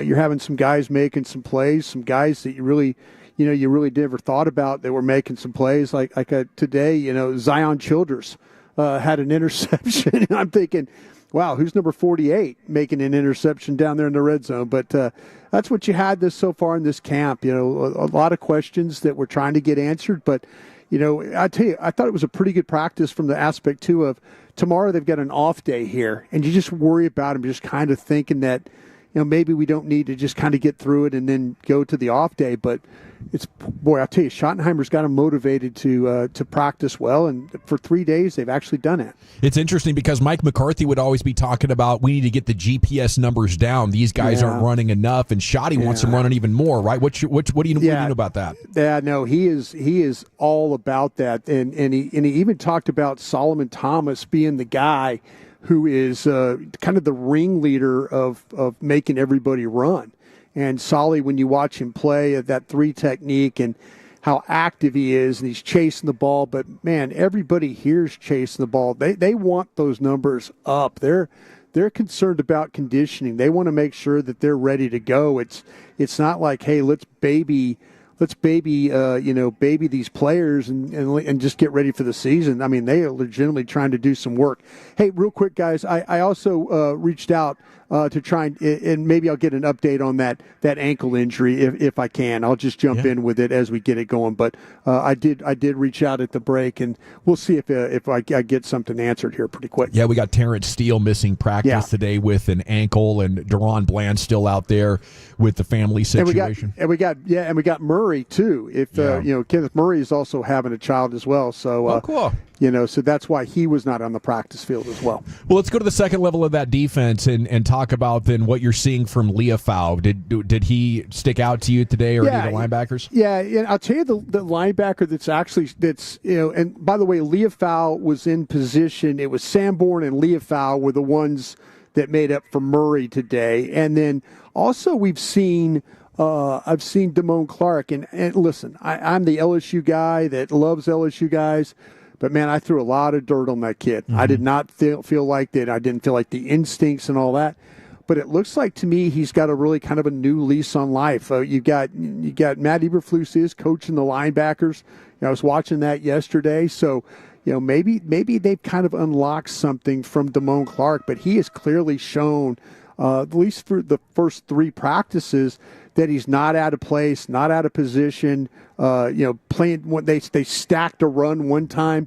He was involved at the point of attack, stacking it up. So, good for him being part of all that and trying to kind of fight his way at that crossroads, trying to fight his way to the right path. Is Izzy Mukwamu getting most of the slot corner work? Nope. It is not. It actually on the other side. It's Keeman Hall is getting. Okay. So is Go me green. Keeman Hall is getting the slot work. He's the number 1 slot, and then the number 2 is Israel Mukwamu. That's how they're working this right now. How do you feel about them as a group? Miami had a corner go out today with a torn ACL. I figure the phone's going to start ringing for some of these veterans. Are you satisfied with what they have? It's if you want to say satisfied, there's still Pickens catching the ball, CeeDee catching the ball, which is good. Ferguson catching the ball, all that's good. They look a little thin at times. When you're starting to talk about Andrew Booth on one side, today, and then Carson is trying his best. There was a couple of plays where the ball went in front of him. He had to drive on it. Pickens and also Lamb. Those are tough covers for Carson, but he's trying to be competitive. I still feel like that this team needs cornerback help. They really do. I mean, I'm watching these guys work with Britt Brown and stuff, and we're all hopeful about that. Hopefully they get Ravel at some point in time and let him start to practice, and maybe work in here. But it's kind of like it's Elam, it's Booth, and then it's a lot of other guys, and it's not the prettiest thing at times. Are you hearing anything about Ravel? I saw the video last night, and it's hard to put too much meaning into 10 seconds, but I did not feel like he's capable of starting and stopping fast yet. Well, they feel like they feel like at some point in time he will be practicing training camp. He will be. It's not something that's going to likely go into the season. Just the indication that I got that like, hey, he's he was another guy that was working in Dallas, and then all of a sudden, after the draft, then Britt Brown picked him back up, and so now he's, maybe he might be a little behind, but I just know, talking to people, they were expecting him. When he gets to be 100%, they're going to put him on the field, and hopefully it's in here the next 3-4 weeks. So you're thinking week 1 for Ravel still on the table? It's a possibility. It absolutely. But every day that goes by, I'm not saying maybe as a starter, but if you had to say, Brian, tell me who's starting week 1 against the Eagles on that Thursday night, my gut feeling it's going to be Bland, Hall, and then also Elam would be the 3. Any takeaways? I saw one rep. Solomon Thomas did get the best of Tyler Smith, and nasty spin move there. But is it Thomas and Osa? Are those the starting 2 defensive tackles right now? Yeah, those are 2. And it's funny, Jay Toya, they're now, Mozzie is playing some 3. I mean, they're gonna play. They're trying. Zach, help me with my guy who they signed. They drafted King Basote. King Basote. Okay, I just want to make sure I had King Basote's name right. King Basote is been playing as a 1 technique with Mozzie playing as the 3. Now, King Basote, he is a 312-pound guy. So we talked about this a little bit. We could see some slant front, movement of front, not play nose to nose with some of these teams just because they might be a little bit of a lighter group up front. Just stay on the move. They've made some plays with their edges being able to play down and like slant inside and then make some tackles for losses. They had it happen. Fowler had one. Williams had one where they were on the move and then they were just able to beat the block. So this might be a team that does not have a traditional nose tackle, and I say that also too with JT.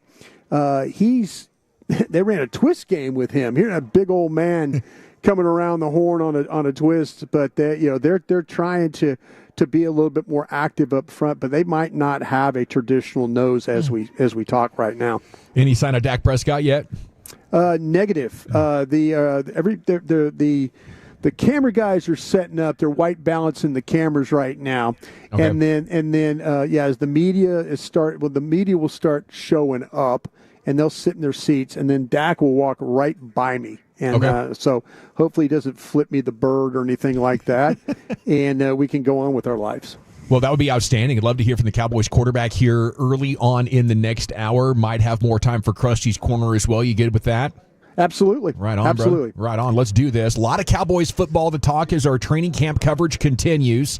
And we're back with Dak and Krusty's Corner and more coming up next here on the G-Bag Nation. Gentlemen, do you feel like your energy just isn't what it used to be? Gavin Dawson here, and I have the solution. It's Men's Tea Clinic. 972-GO Men's Tea. Are you strong?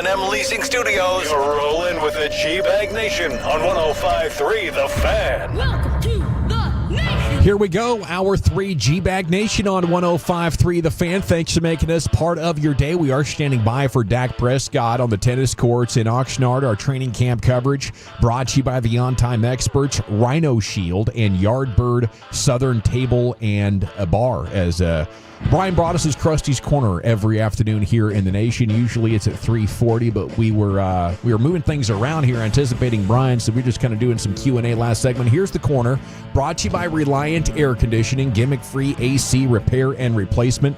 Here's Brian. Thank you very much, General. Appreciate that. I like the question and answer stuff. Still waiting on Dak Prescott. Got word about Steele. Oh. Still working on that. Okay. They're still working on that. They don't know exactly what they have. Crap. So hopefully it sounded like to me that maybe they went and took this kid in for an MRI and stuff to see where they're at. So, Okay. But I said, hey, what can you tell me about Steele? And they said, we're working on that as we speak. So I'm not a doctor, obviously. I do attempt to play one on the radio, Brian. That doesn't sound good. No, it really, really doesn't. I mean, like I said, it might be a thing where they just don't have the information back yet. You know, they just don't have it, and so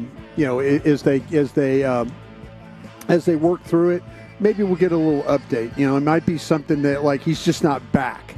You know, and they he went off and he's just not back. They maybe had to send him somewhere else to get this done.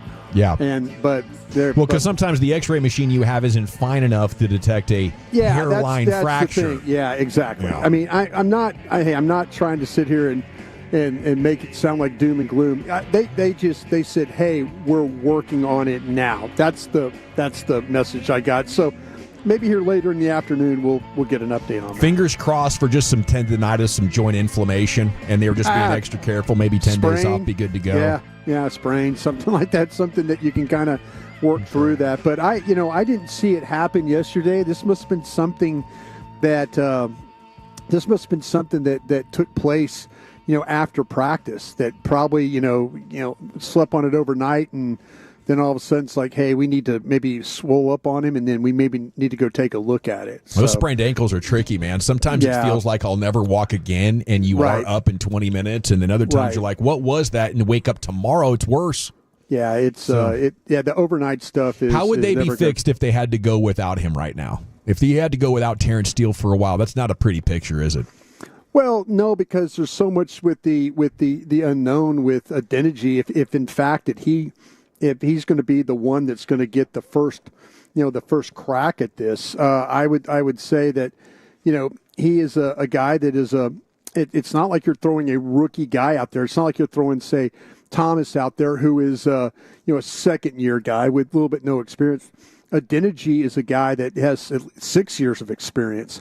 So that, it's at least it's a veteran player in that regard that has some experience, starting some NFL games. And that's, I think, right now, that would be the first thing that I would think of. It's like, and I really thought that Awesome Richards, and Awesome Richards had been working on the left side, and, they might be legitimately thinking like left side players and right side players.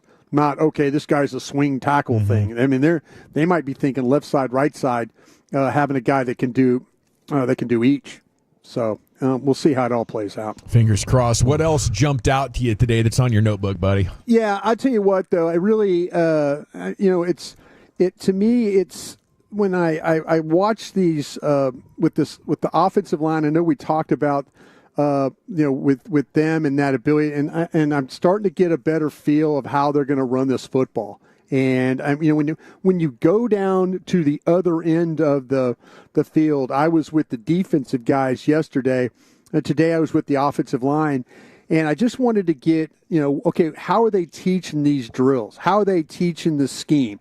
It wasn't one of those things where you're like going, okay, we're just gonna pull in guards and stuff. They worked on things where it was like some down blocking stuff and turn, move your feet, that kind of. You're thinking, oh, okay, maybe this is going to be some seal and pull and those kind of things. And then all of a sudden they get into really the meat and potatoes of the period, and it's like, okay, now they're hip to hip and they're working on that, they're pushing. And then you see that kind of translate into how they're running the football. And so they're going to their idea is, I think the outside stuff is going to be more of the outside stuff run is going to be from the shotgun. The inside stuff, or how they're going to probably run the football, is going to be more of a like under center, take the ball to the back. And then let them push that front, and then the back make the read off that. So that's kind of that's that power gap scheme. And maybe and I should have known better when they drafted Booker. That's what they were probably going to do. They got into a lot of 12 personnel stuff. They got into where Hunter Lipke was. Sometimes he's a fullback, sometimes he's a tight end. They're trying, I think, to be a team that's not going to be too fancy at running this football. Scooney had a nice catch today. Is he part of that 12, or has it been mostly span forward? Yeah, it's been a lot of it has been Ferguson and then span forward. And Schottenheimer said it today on the podium. It's not that Scooney's been bad. It's been span forward as a whole. As a whole. The tight end group as a whole has looked pretty good. And Ferguson made a couple of plays today. He looks like he's healthy. Last year he was banged up with the knee and then the concussion. It just wasn't a very good look for him last year. It was a big struggle. But Span Ford made a couple of plays yesterday. A really good adjusting catch that he made. And then today they threw him the ball again, and he's able to make a play. So we haven't seen drops or problems. This tight end group we kind of thought was like, maybe a little bit questioned other than Ferguson. Well, here's Span Ford and Schoonmaker both kind of showing up a little bit. I thought something was really interesting today when they were working with the offensive line. They go over to the drills, the tight ends, and they got three tight ends that don't go over there. And I wonder if they kind of feel these guys, are they really just pass receiving tight ends and really not blocking tight ends? And that's Fairweather, the rookie from Auburn. He didn't go over. Tyler Neville, he didn't go over there as well. And then also John Stevens didn't go over. So they got these. Every other tight end is over there working with the offensive line on the combination periods and stuff. But those three guys stay with a different group or stay with a coach and work on their own. It's like, I need to ask about that. Like, why do those three guys don't get to go over and work with the other guys? Do you guys feel like that they're just really, are these guys just really pass catchers and not blockers? I was just kind of curious why those three guys didn't get the opportunity. But maybe I'll figure that out here in a little bit. The running back room, I mean, we kind of all threw dirt on Deuce Vaughn, but we're starting to see some maybe a different looking Deuce Vaughn. Well, he the one thing when Deuce Vaughn has space, we've seen him run with some explosiveness and some quickness. That's kind of what he did at Kansas State. There's been times where, maybe that group that he was running behind the last couple of years, maybe they just haven't been good enough. Maybe when he's gotten opportunities, they just haven't been good enough getting him space.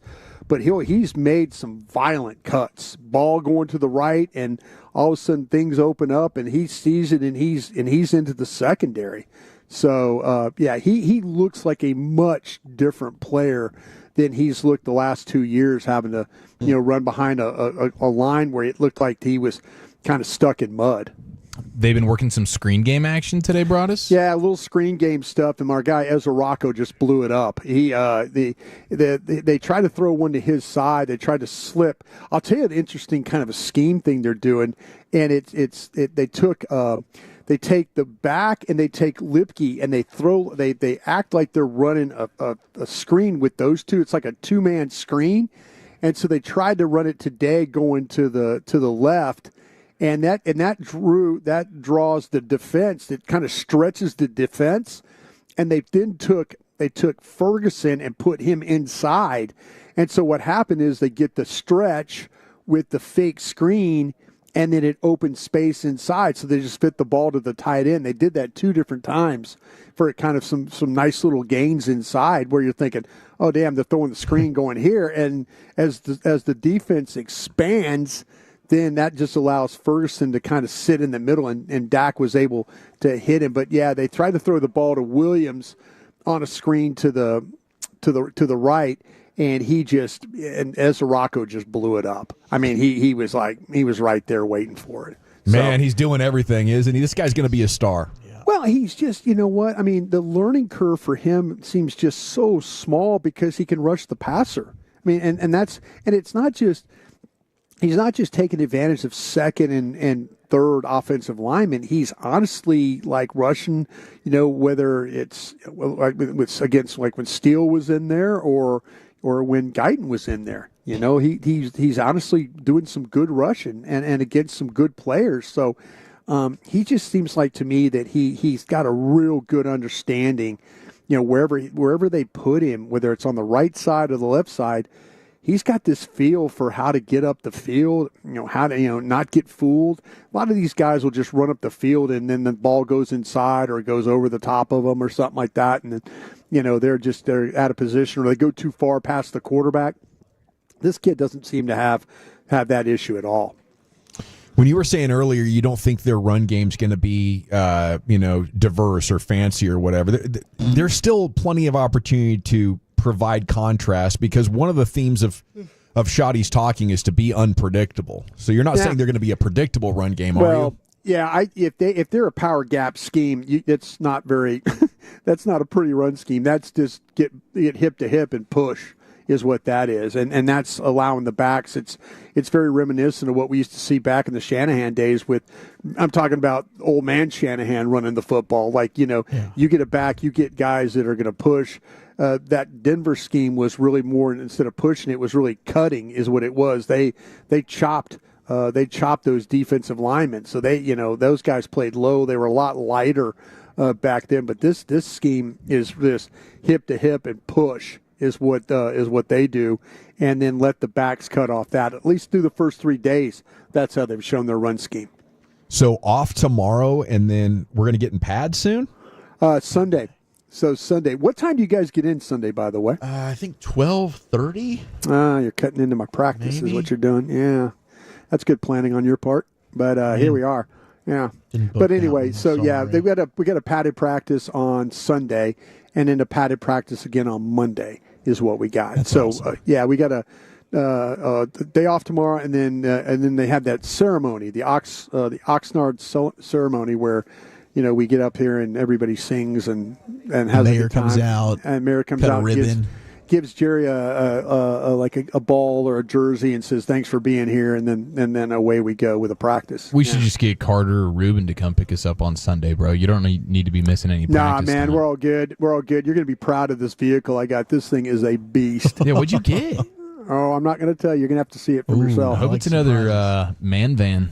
Oh, wait till you see this thing. Dawson, you're going to appreciate driving this thing. I love it. You're the man. All right. Anything on Jaden Blue? You know what? He lined up in the wrong spot today, and they had to rehuddle. But he has gotten some opportunities to run the football. He is very, very explosive. And there was one time, like I said, where they had this. They get up to the line, and he was a little bit confused to where he needed to be. He needed to start on the right side because they brought him from the right side to the left side in motion, and they had to rehuddle and stuff like that. And Dak walked up and explained to him, you had to be over here instead of over here. So they kind of figured that all out. So, but hey, when he gets the ball, you can tell. I mean, him and Deuce and William, and our guy Sanders. I mean, it is a good deal. By the way, here comes the quarterback. So speaking of Dak, yeah. So he's heading to the podium right now, and I am watching him walk up to the podium, and he is now sitting down. Tab is going to introduce him, and away we go. Everybody ready? Good afternoon. Afternoon.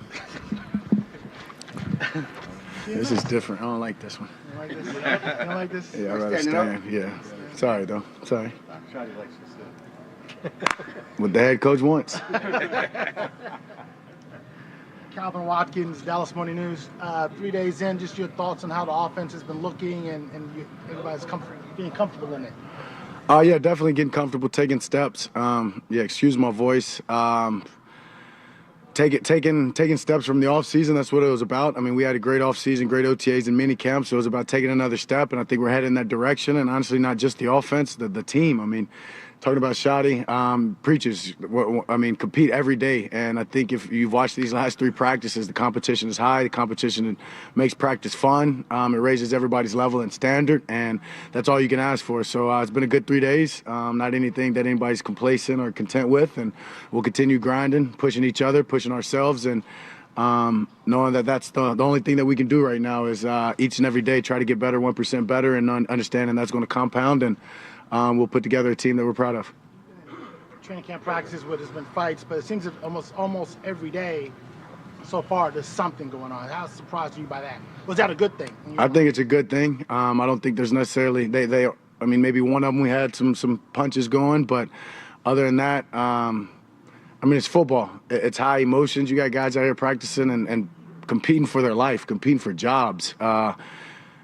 You've got to have that edge. I think that's a difference. That's the difference right there, is how passionate these guys are. I mean, they're being taught and being told to compete every day, and some guys compete different ways, right? And I think when you put that together at times, you're going to have those disagreements, you're going to have those frustrations, but they've been doing a good job of, for the most part, vibing each other up, looking in the face and realizing, okay, this is my teammate. I'm not going to take it there. And just as important as that, understanding that you can't take it there on game day either. So learning from it, controlling the emotions at the same time of being competitive. I mean, Coach says it all the time, we can be competitive without being combative. So I think it's a fine line, and I think we're flirting with it, and I think that's healthy. Well, speaking of healthy, obviously we expected you to be full go, but just tell us how you feel coming off with the hamstring, the surgery in the off season, and we saw you take off a couple of times today. Just talk about it. Yeah, I mean, I didn't took off or just ran. I mean, yeah, I said it. Yeah.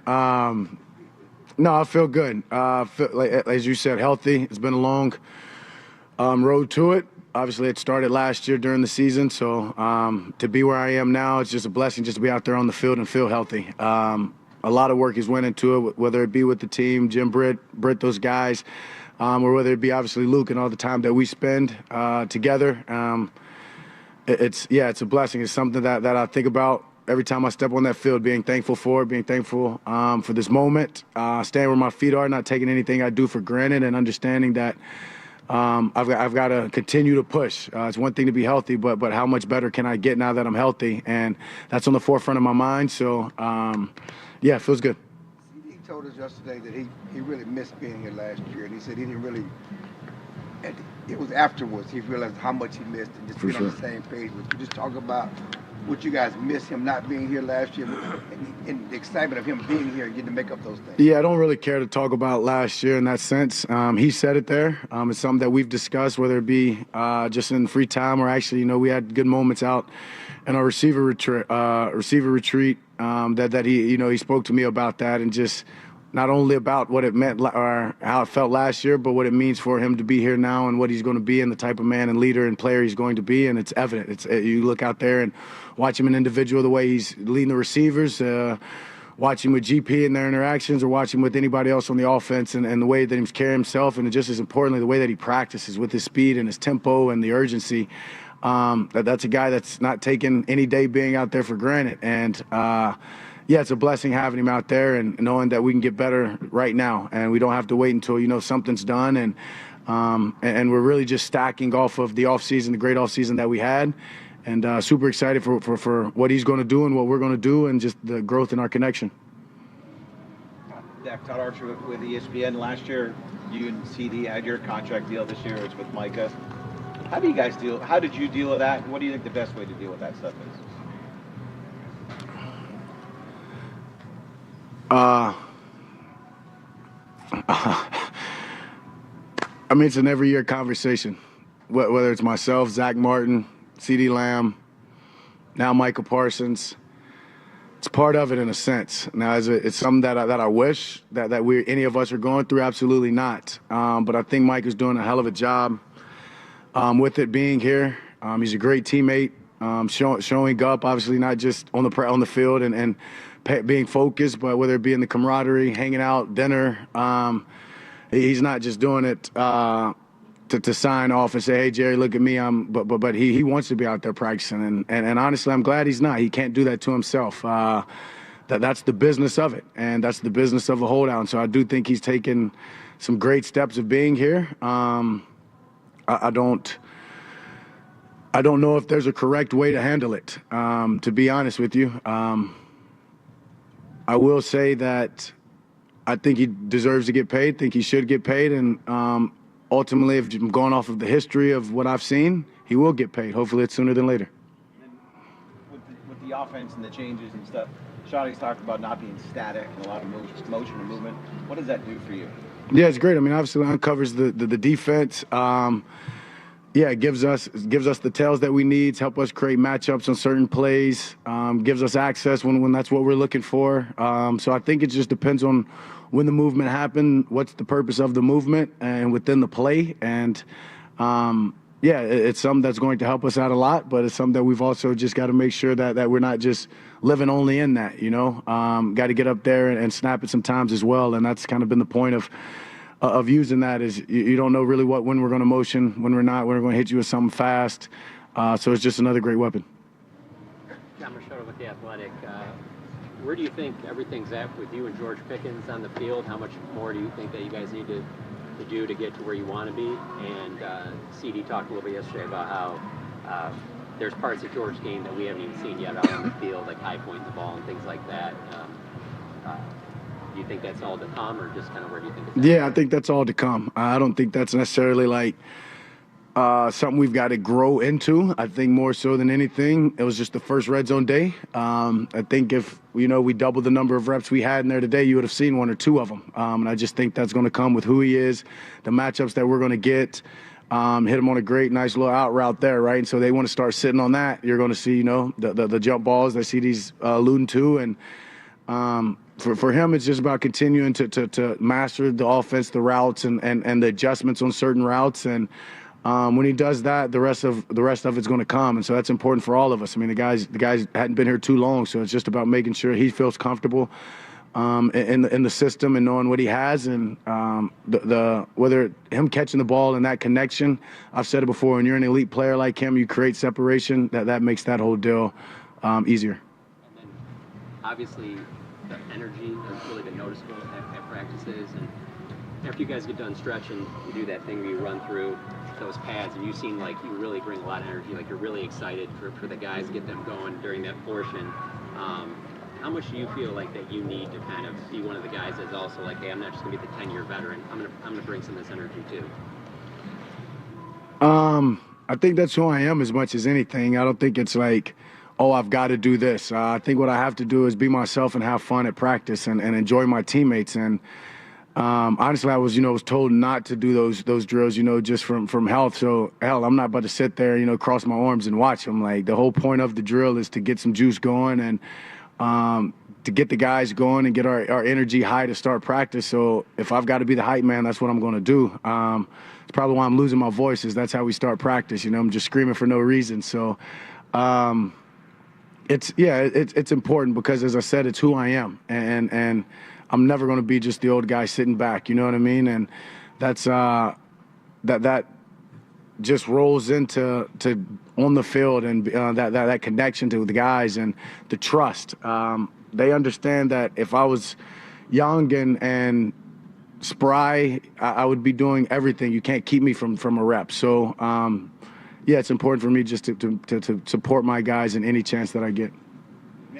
Spry, right? Building on the mobility conversation, how are you able to balance the context of the injury you suffered last year, with also not wanting to limit aspects of your game that have worked for you? Yeah, I think it's about trusting the rehab process, which I have. But then, as I said, now being healthy, it's about how can I get better. I can't say, okay, the hammy's good and I don't need to run anymore. Well, no, I need to continue to be pushing, running. I need to continue to do things that has gotten me to this point, gotten my health to this point, because it's only going to get me healthier, and it's only going to allow me to do the things that I want to do during the season, throughout the season, and obviously limit any risk of anything else or re-injuring anything. So it's about working, and honestly working without that injury in my mind.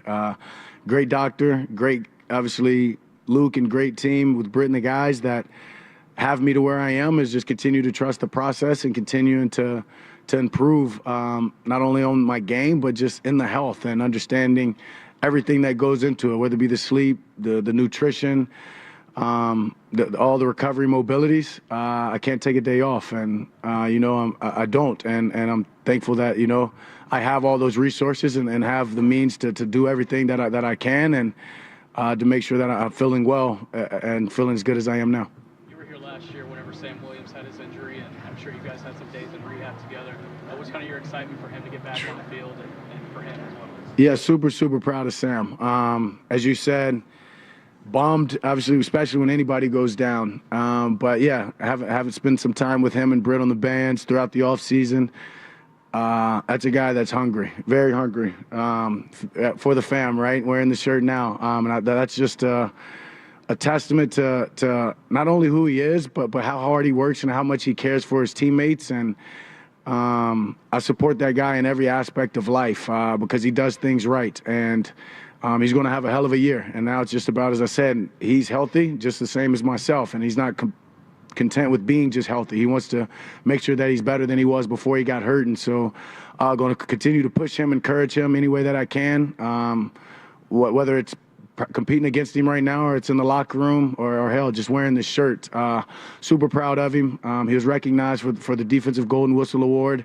And that's a testament to the guy, who works hard of getting back from injury. And so he'll probably be one of the guys. I mean, he'll be a guy that I'll probably vote for on the Ed Block, Courage Award. And so super, super proud of him. And I know he's just getting back to himself, and it's only the beginning.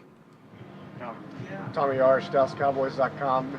Tyler Guyton going into year 2. What have you seen from him in OTAs and training camp? I know he had told us a couple of times that he was kind of disappointed at times with how it went in year 1, but do you feel like he's taking the steps that he needs to be better? Yeah, that disappointment, he's channeled it all into motivation, and that's his fuel of getting better. And I think you saw it, glimpses of it in the offseason to now as we're getting into this training camp. It's continuing to grow, and I think you're only going to see it more when we get these pads on and he can be, really be a lineman again. He gets to put his hands on guys and maul guys. But you can look at him and see he's already changing, maturing physically. With his body, and just speaking with him and watching the way he approaches the game, the mind's already matured. So he's just going to continue to take steps and super comfortable with where he is, and know that he's not comfortable with where he is, but he's going to continue to get better, and proud of that.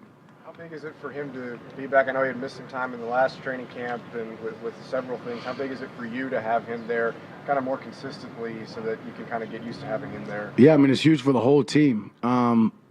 Just talking with some of the guys, and wondering like where, run game or where this went in past years. And I said, you need 5 guys, maybe a 6, right? Playing together all the time, getting multiple reps. Like they don't have to be the best individually, but they have to be the best when they're working together. And so it's way more important to that left guard and to the center and to the tight ends that he's here than it is for me. So it's just about getting that continuity and continuing to build off of that. And it's important for all of those guys to get those reps. And and so we'll keep doing that. And that's the whole point. And you can only hope everybody stays healthy and we have that opportunity. But the more that those guys get reps together, the better each and every one of them will be up front. Brad Sham, Cowboys Radio 105.3 The Fan. What does 10-year veteran sound like to you, and what does it feel like? It's a blessing. It's a blessing. Doesn't seem real at times. I think in 10 years. But I feel great. I'm healthy. I feel young. That was, kind of part of, shaving the beard off. I'm trying to let you guys see how I feel. But it's a blessing more than anything. As I said, it's something I do not take for granted one bit, whether it be the time in the dining hall, whether it be in the locker room. Obviously, it's out there on the practice field, and just getting to end practice and knowing this stage of life, getting to spend it with, my daughter and my fiance, my daughters and my fiance out there on the field that's what says 10 more than anything. As being a young guy, watching the older guys play with their kids afterwards and just understanding that's where I am now.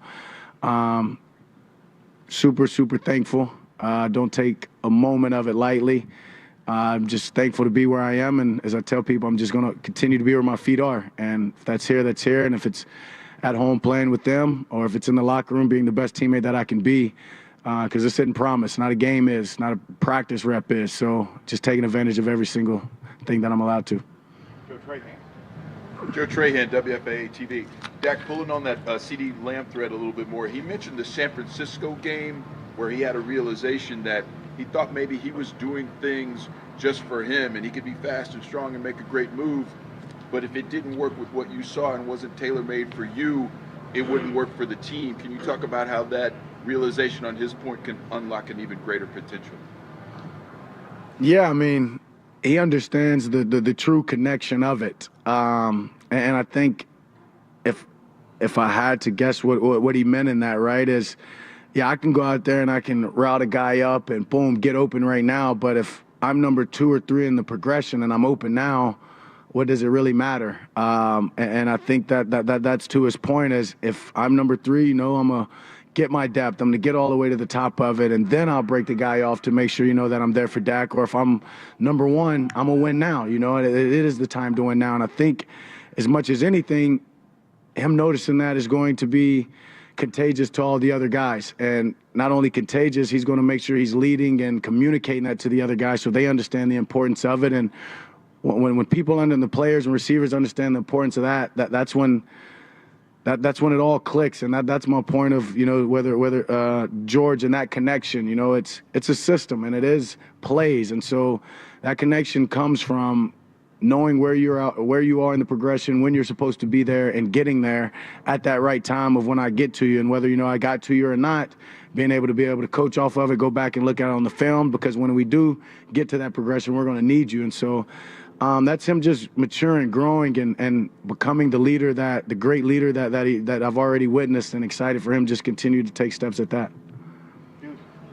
Mike Ducey, Fox 4. Tyler Smith, the day you guys arrived, said that he thinks this is a Super Bowl winning roster, potentially. Do you think that's a reasonable expectation? Hell yeah. If he doesn't believe it, or anybody in that locker room don't believe it, then I asked them to get out. And Shotty said it day one we showed up. If you don't want to win a Super Bowl or don't think we can win a Super Bowl, then then don't come to Oxnard, and you're in the wrong place. We know the standard when you wear the star. We know the expectations.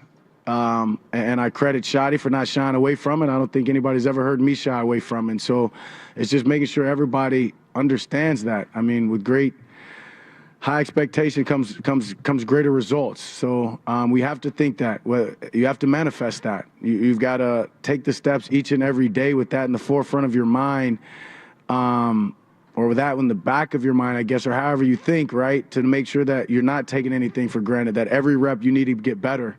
We don't need to peak right now, but we do need to make sure that we're getting better, and we're better tomorrow than we were today. We're better today than we were yesterday. And with that mindset and with the camaraderie, the connection, the true brotherhood that we're continuing to build and work on, as Shadi has alluded to from day one, that's a damn sure possibility. So if guys don't believe that, then they're in the wrong team, wrong organization, and wrong place. So I appreciate Tyler for speaking that, saying that, and one, believing that. Motivated by the top 10 quarterbacks list that did not include you? Motivated? That's temporary. I don't think I've really ever cared about a list. I was, the 9th or so guy taken when I was taken. The list changes every person you ask. The list changes every year. With injuries, obviously the list should change. As young new players come in, the list is going to change. So not something I really ever give weight to. I know who I am. I'm confident who I am.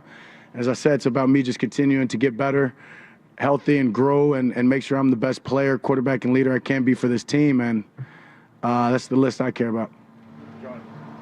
Jonah, WFAA. Dak, you mentioned kind of the 10 years and where you were then versus now, but you ever think back to like what the mindset was for when you first went to your first training camp and what that young man was trying to aspire and accomplish, and then how it's compared to who you are now? I mean, yeah, the very first one, I was just trying to get a job, right? And then as guys got injured, it was about showing that I could do it and showing that I belonged.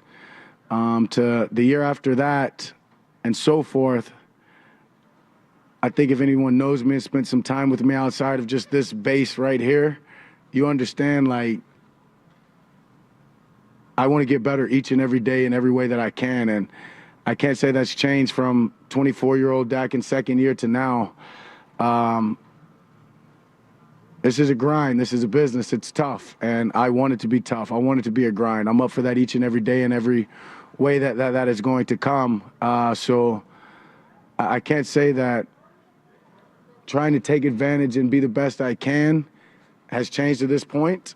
But it's about just the only difference now, as I said, there's a family. And honestly, getting that true balance is, I think it's healthy now when I get to get away from this building and get away from here. My mind truly gets to leave it, where in the past it didn't. And I think that could be detrimental at times, overthinking things and thinking too much about the things that you want. But, yeah, I think that's the only difference now is I get a true balance when I get away from here and when I get in here, how great it is.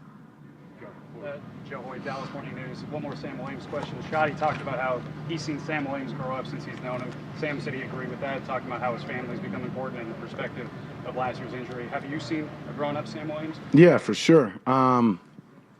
Yeah, for sure. Still as funny as they get, and will still say anything that he wants. But just the way that he approaches the game, the way that I've watched him show up for treatment every day, the way that I've watched him attack the rehab, that alone you can tell this guy's mind is matured. And that just continues and runs in every aspect of his life. And whether it be, him starting a business like this that is doing well, this is a beautiful, comfortable shirt, that his expectations of what he wants in life, I think, are that's what's guiding him to grow and mature off the field as well. Hey, Dak. Patrick Walker, DallasCowboys.com. A large part of success, as you know, is the work ethic and the grind. Another large part of it is having fun doing what you're doing. Multiple sets, multiple looks, under center, read option. You get another weapon in George Pickens. Just talk about how much fun you're expecting to have to start the Schottenheimer era. Tons of fun. Tons of fun. Already having fun. Nothing's better than this game of football. It's always given me such an amazing piece, and there's been different years, different times. It can get tougher, and you can sometimes forget that. But keeping that at the forefront of your mind to have fun, I think, is what leads it. And Shadi's a guy who has fun. We're going to compete our ass off, but we have fun. And I think with that, what having fun is allowing everyone to be themselves, and that's what we encourage, is to be yourself. And as you said, I've having those different sets, the different formation, the different looks, that's the way that I've seen the game and I've always seen the game. So the more of that we get, I encourage. And, yeah, sure, I might not be as fast or quick as I once was, but trust me, I enjoy still running the ball. And there's a time, there's a place for it. And getting the ball into guys like CeeDee's hands today early and watching him, take a 3-yard pass and make guys miss and get down the field, or whether it be George on a 5-yard route or flipping it to Terp or any of these backs and watching them go make guys miss and have fun. And then I think one of the great parts that we're continuing to preach is about covering down, right? Covering the ball. And you see the energy from offense and defense. But what that allows you to do is celebrate with your guys as well. And the handshakes, right? All of that's fun. And you have to keep the game fun. And Shadi does a great job of leading this group, leading this team, and leading this offense to make sure that we're doing that and allowing guys to be themselves in every aspect. Bill Jones, CBS Texas. How big of an addition has Joe Milton been to the quarterback room? Speaking of fun, Joe's fun. Joe is a blast. Whether it be in meetings or whether it be on the field, you see the energy on the field, whether I'm in making a play, Will's in making a play, or he's in, posing on the sideline or doing dances, after he runs out of bounds or scores a touchdown. That's contagious. It's very contagious. And Joe's a guy that's going to push me to be better each and every day, and we encourage that in our room. That's the competition, right? That's the part of it. And I told Shadi that from day one. That guy came in, and we went through routes on there outside of the building. I came back and I told Shadi, I don't know if I've ever seen someone throw the ball like that. And it's impressive, but he's not complacent with how well he throws the ball. He's going to push himself to get better in the knowledge and the situations of the game. And I think all that does is, push myself, push this offense. And super thankful to have a guy like that. As I said, not just fun and energy, but very, very professional. And as much as anything, listens and wants to learn and seeks out my knowledge and advice as much as he probably does any coach. And that's fun to be able to just pour into a guy like that. Last one, Todd. We talked about year 10 a couple times. What motivates you at this point? In the game of football? Yeah, having fun and winning the Super Bowl. Period. Period. It's what I want. It's what I want from this game, and I know it's what everyone wants in this locker room. We got a head coach who I know is hungry for it, who just hearing him speak and hearing him speak about his dad, right, and his father having those chances and those opportunities, that's Super Bowl. Winning. And obviously, if we give everything we can and you go at it, there's a lot of good things and patches and pats on the back, I guess you can say, on the way of attempting that. But that's what's on my mind. And 10 in, ready to play another 10. But I want that first and foremost now. And that is the urgency that I carry with just the love and the passion of this game, is not only wanting to win for myself, but one win for this organization. It's been damn long enough, but knowing what it'll do, not knowing what it'll do for the guys in the locker room, and we got to keep that at the forefront of our mind. That's why I said Tyler Smith saying that, Shadi saying that, guys not backing down from that. Yeah, look it in the face, look it in the eyes, and do whatever you can. I think that helps you, choose your sacrifices. I think that makes choices for you. I think that shows you the lane that you need to go if you just keep that on your mind when you're on the field, when you're in drills, when shit gets hard, or when you're at home on your personal time and you're trying to figure out, should I do this or should I do that? If we keep that on our mind, not just me, everyone. When one thinks something is good, but when two think it is powerful, when we can get 100 plus guys to think it can happen. So that's what it's about. Thanks, Jack. Thank you. I love it. There it is. Dak Prescott press conference here on The Fan. Gave you 30 minutes, and that was some really good stuff. We'll come back, react to it. We'll start getting ready for Vach Lombardi, who's going to join us coming up at 5 o'clock as our training camp coverage continues here on The Fan, brought to you by the on-time experts, Rhino Shield and Yardbird Southern Table and Bar. And we're back with more here on The Fan. I have to chat. In order to remember something, you have to forget something else. Okay, now that is a very cute haircut. That's like a little shag. I've never seen it before. Well, I mean, of course you have. So, Rachel. Oh, is that your name? No, I mean, what's your name? No, I'm Jen. My name's Jen. Right, but I just feel like this is your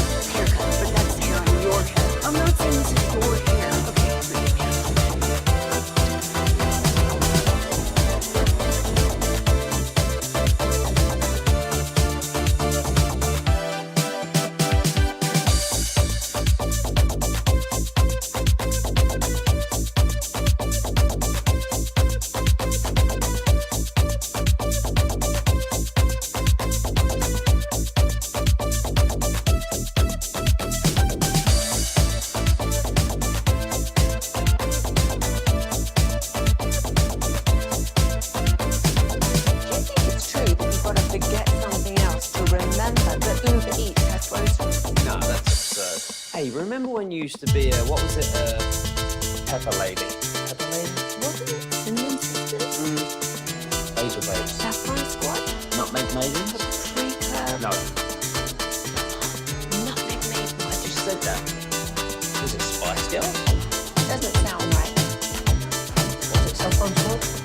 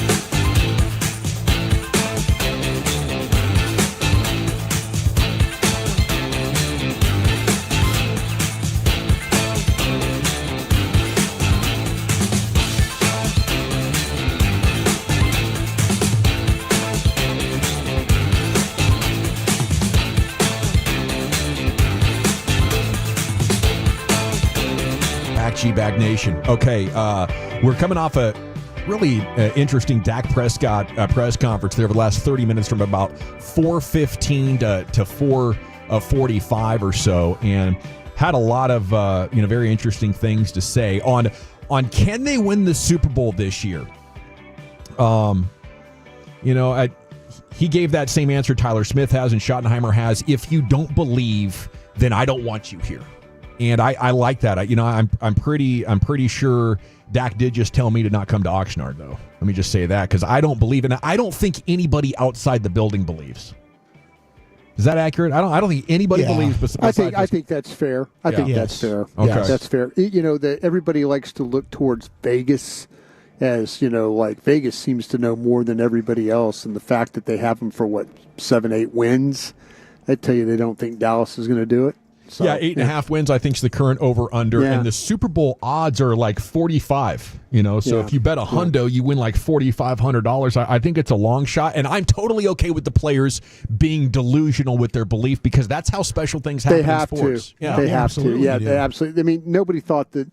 I know I give Wolchuk credit for seeing something in the Commanders, but nobody thought that the Commanders were going to end up in the NFC Championship game last year. So, yeah. I mean, it's important that they believe. The rest of us could be doubters. That's the way this always works. But like I said earlier, Brian, I don't know if you were here, but I need Dak and Shotty to go to Jerry and Steve and whoever else and be real and explain, because I think Shotty's giving them a scheme advantage for the first time in a long time with these Cowboys, unlike they've ever had it. Now we need somebody to troubleshoot the team building and spell that out. So you can say, you better believe, but then I need you to go take an opportunity to chat with the general manager and be like, well, here's why actually we got to be salespeople. Okay, we're going up here. We're trying to be confident and positive. But, if you really, want to make this thing happen, we need this, this, and this. I don't know if the front office is paying attention enough to know that the teams winning the Super Bowl now are certified GOAT quarterbacks, or they literally do everything top 5 in the league. You gotta be able to play great defense, run and pass. You got to be able to pass it and run it yourselves. And until your team is of that standard, you're asking us to go up and lie here to the media about our belief. It's tough. I mean, because we've talked about the team building aspect of it. I mean, I'll give them credit this offseason. They didn't just rely on the draft. I mean, was there a massive free agent addition? No, but they did make some moves. They traded for They traded for Pickens. Yeah. So that was big. And who knows? I mean, maybe some of these cheap signings, like they actually have a year where they hit on a Kyler Elam, they hit on a Jack Sanborn, but I understand the pessimism, because I'm right there with the fan base. It's like we've seen this. It's somewhat of a broken record. There certainly are talented players. Like I think they've hit a home run with Donovan Ezeraku and hopefully Tyler Booker, their first 2 picks, and hopefully Ravel can end up getting healthy and he ends up developing into the player that we envisioned as well. But I mean, even sitting here as Dak is echoing the same frustration that I think we all have, where it's like, why every year is the talking point not on football? It's like, what's going on with Micah getting paid? What's going on with CD? What's going on with Dak? Like, can we just kind of figure out our own stuff? And maybe tomorrow I'll get to this audio of Howie Roseman talking about the importance of getting ahead of some of these contracts. Ooh. And it's just a very big difference of organizational philosophy with the Eagles and the Cowboys. That sounds like a lot of fun. We'll come back with hour number 4 of the show and Brian's podcast partner. You heard him on the draft show, Vach Lombardi, sitting down on the tennis courts. And we'll talk Cowboys football training camp with you next year on 105.3 The Fan.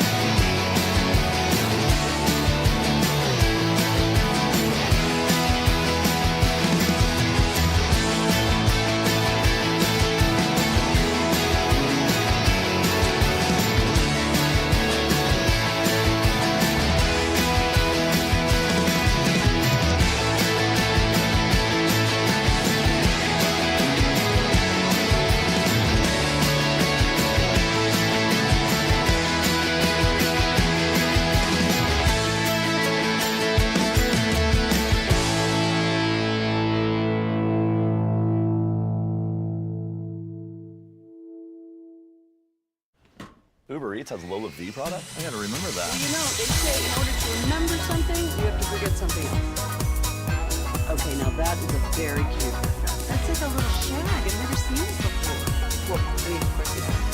For Rachel. Oh, is that your name? No, I mean, what's your name?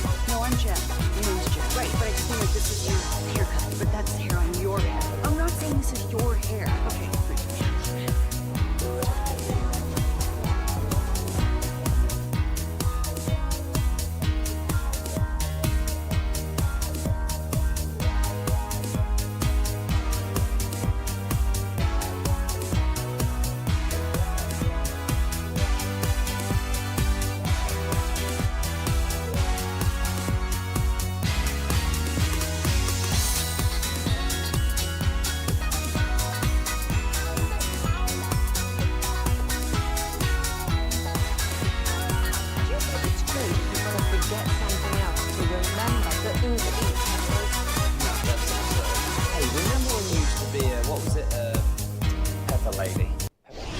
Driven by our D&M Leasing Studios, you're rolling with the G-Bag Nation on 105.3 The Fan. Yeah, buddy, here we go. It's hour number 4 of the G-Bag Nation on 105.3 The Fan. Our training camp coverage continues. Vach Lombardi joining us here in just a moment. Our training camp coverage brought to you by the On Time Experts, by Rhino Shield, and by Yardbird Southern Table and Bar. G-Bag of the Day is coming up here at 5:30, LA Live at 5:40. Yeah, our hot seat is brought to you by Wild Fork Foods, wildforkfoods.com, elite game day grilling favorites. And sitting on that hot seat right now is our next guest, an absolute YouTube star. He's Brian's podcast partner. You heard him on the Cowboys draft show this year as well. It's Vach Lombardi here on The Fan. And a good afternoon, sir. How the heck are you? Hey, man, shouts out to y'all. Appreciate y'all, you know what I'm saying, for having me on. Shouts out to all the fans listening right now. There are some people in the chat that don't like me, F them, but salute to everybody else. Shouts out to y'all. Yeah, F those people. I don't know. I don't know how everybody doesn't like you, man. Your show is amazing. You're so likable. You're a tremendous host, and the entertainment is off the charts. And congrats on hitting 100,000 subs, buddy. That's a huge number. Hey, man, I've been doing it for a long time, and when you kind of do YouTube, you're a hobbyist, but when you hit 100,000 subs, it's my job. It's my full-time gig now, so I get to say I'm a YouTuber, not just some dude without a job that does YouTube on the side, Yeah, I love that. It's the YouTuber, Vach Lombardi, with us. Big picture, 1 to 10, how much do you believe that this team is ready to take a step and go win playoff games? Man, it's early, man. It's early. Got a new coach. New scheme, superstar that doesn't have his money just yet. Dak, is coming off of his hamstring being pulled off his bone and all that kind of stuff. We just got questions. We just got so many questions. Eagles week 1, tough schedule, so I'm not ready to just jump out and say, oh, hell yeah, Super Bowl right now. There are some things to be hopeful about.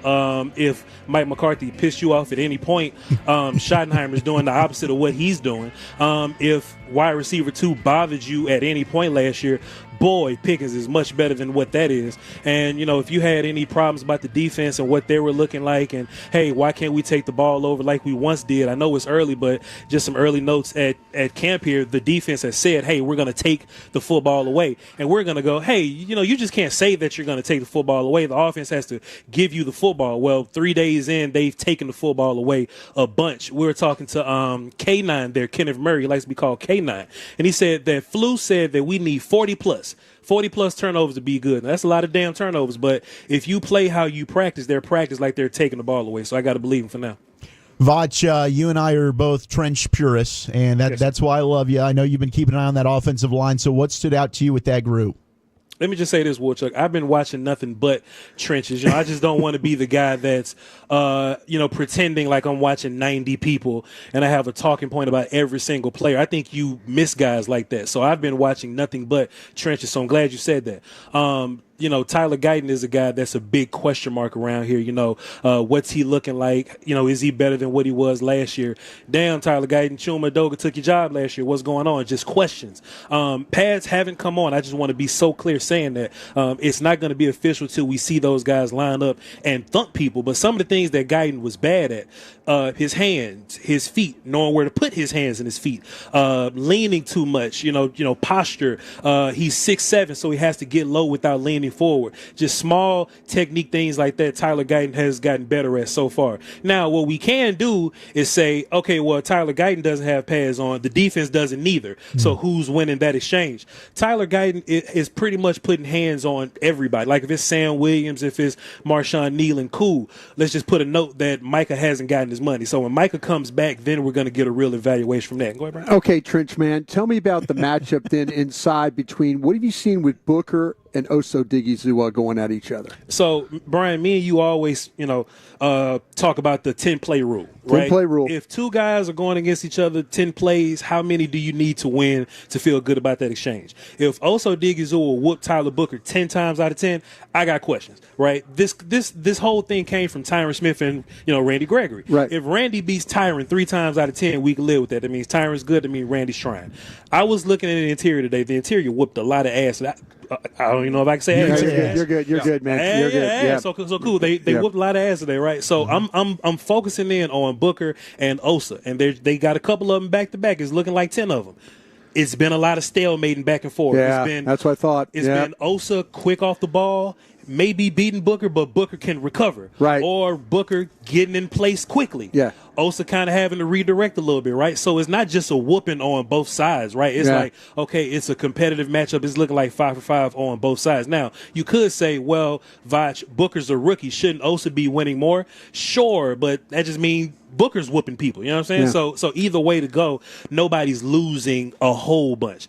Like Marshawn Nealon hasn't beat Tyler Guyton very much. You should be worried about that. Like in pass rush department, right? You can kind of think about that as a matchup thing. But to Brian's point, Osa and Booker, they're having one-on-one matchups. That's good to hear. That's good to hear. That's pretty good. Yeah. One more note about Booker, if you don't mind, Brian Bros. That there's this idea about rookie size, right? These guys coming out of college and they get to the league. You may be big in college, but when you get here and everybody's big, plus like we're pro level big, right? You don't really blend in that much. Booker, he has year 2 size already. He does. You know what I mean? He sure does. So BB, he's in his year 2 body right now. Guyton is in his year 2 body right now. Booker is their size in his year 1 body. Tyler Smith looks better than everybody. But just as a talking point on, hey, we got the Eagles week 1. Do you think Booker's going to be big enough to go in there and hang with Davis and Carter, those guys? Size will not be the problem with him week 1. Vach, are they going to be able to stop the run without a true one tech? Hey, man, we don't know. You know what I mean? We just going to have to cross our fingers. We just going to have to cross our fingers and hope. But as far as one tech goes, it doesn't look like the Cowboys are going to have a bunch of urgency with trying to bring in one tech help. Like, we look at one tech like a super emergency. They look at one tech like, okay, we'll put Solomon there sometimes. Mozzie will be there at 1, and sometimes he'll go to 3 tech. Jay Toia is large. He hasn't played anything but one tech. That's fine. Also, too, Perion Winfrey, formerly from Oklahoma. He got some snap in his hands. Yeah. Winfield, he does. He can like extend on some guy. It was kind of interesting to watch him play a little bit undersized. Playing that 1. What makes me the conclusion I can come to, Brian, is that we're not going to play a defense where your one tech has to be humongous all the time. You're now you're talking. So now Toia can be the I got to be 340 pound guy, but maybe they're going to go, okay, well let's just be fast in A gap. Yeah, let's slant the fronts. Let's do gap exchange, things like that. So now if that's your plan, then it kind of works out for us because Solomon Thomas, Mozzie as a I've lost weight kind of quick sideways dude, that'll kind of work out for you. But we're just going to have to wait to get those answers. Watch somebody with a share on 105.3 The Fan. Look, Turpin, they've used in the backfield, but anybody else stepping up as a potential wide receiver 3 behind Pickens and Lamb so far in 3 days of practice? I tell you what. And I was having a conversation with Derek Eagleton about this. We were just sitting over there chilling. And Derek was like, man, Mingo look good, huh? And I was like, yeah, he does.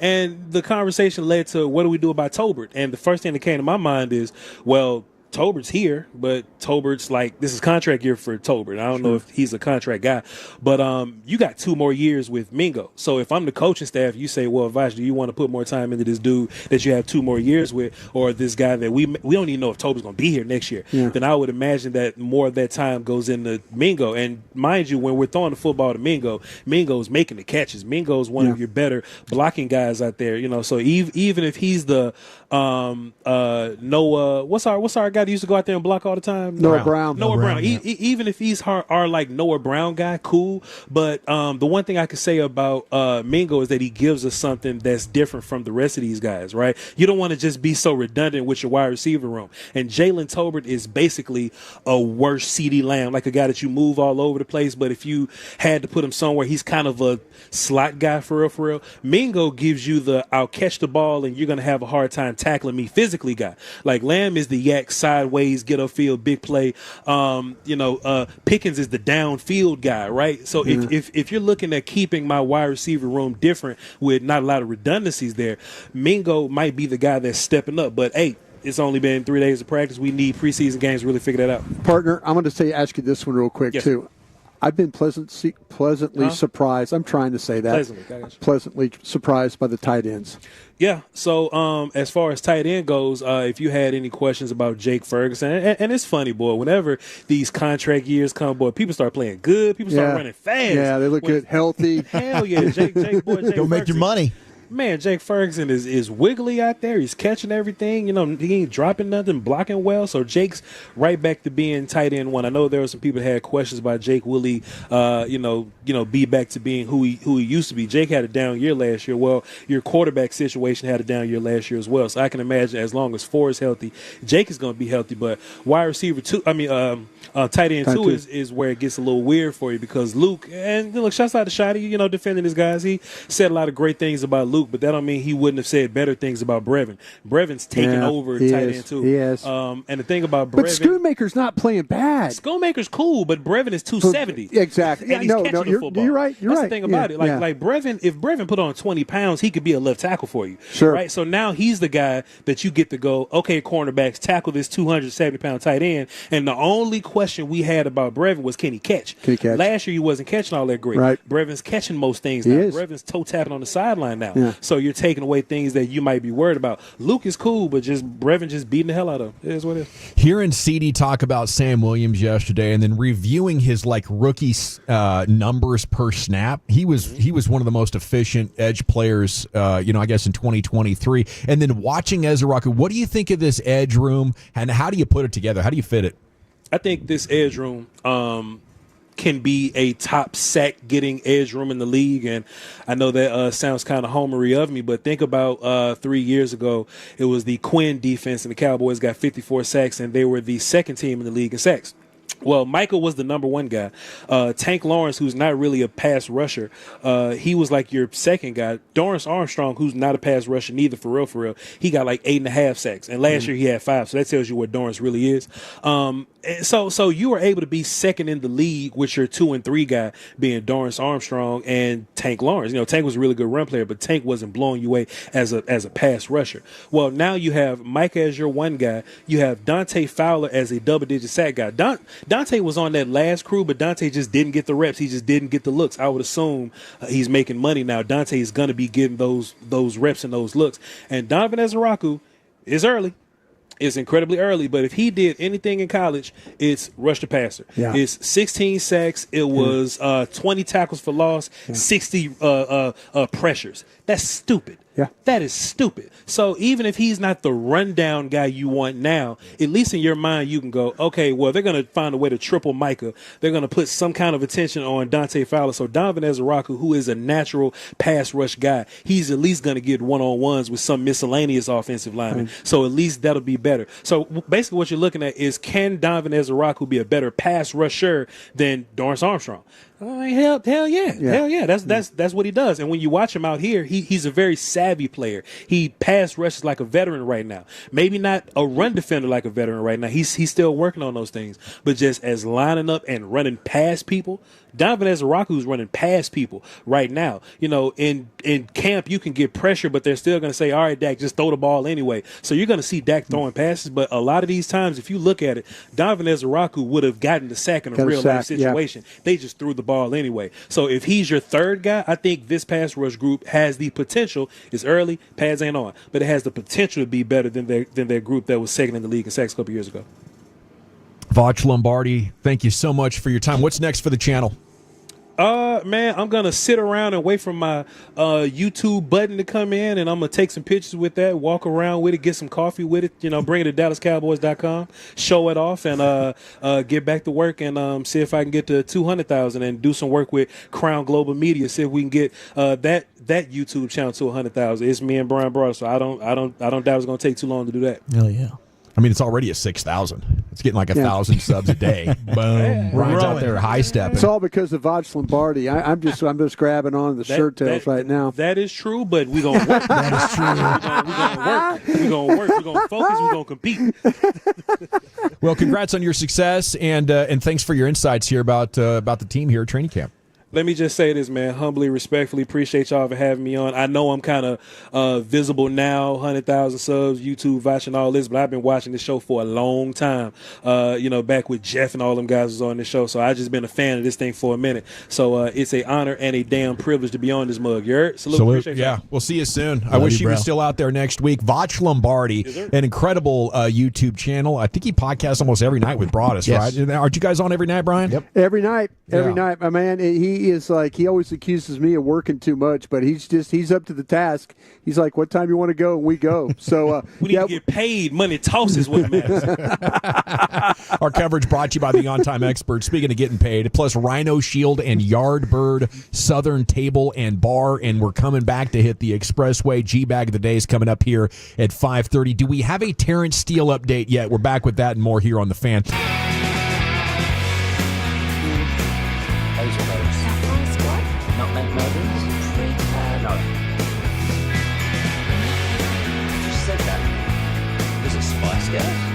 Doesn't sound right. What's it sometimes called?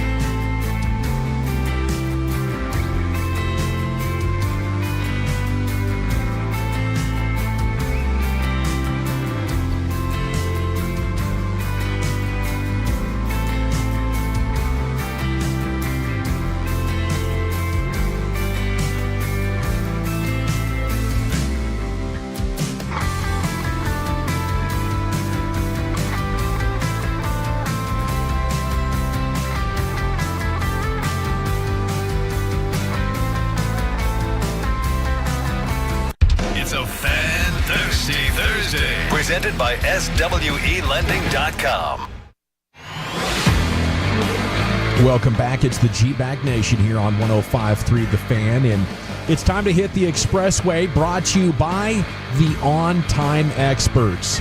Big day of Cowboys training camp, and Brian Broaddus is on the tennis courts now with the very latest in analysis of practice. We got G-Bag of the Day coming up here in about 5 minutes at LA Live in 15, so it's right around the corner.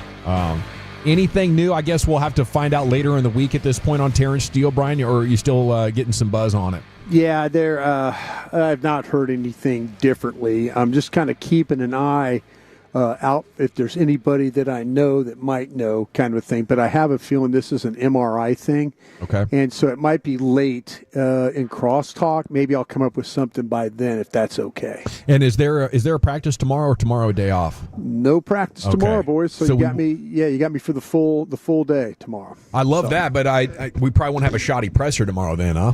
With a chance to get an I think update it's on this? coordinators. I think it's coordinators tomorrow. So we'll probably get we'll get the coordinators. So we'll that'll be Flus will be, and then Clayton Adams would be the two, and then Sorensen, who's the special teams coach. So CeeDee Lamb nearly had a scuffle today about after everything that was said yesterday. They're still getting close to it, huh? Still some tension in the plays.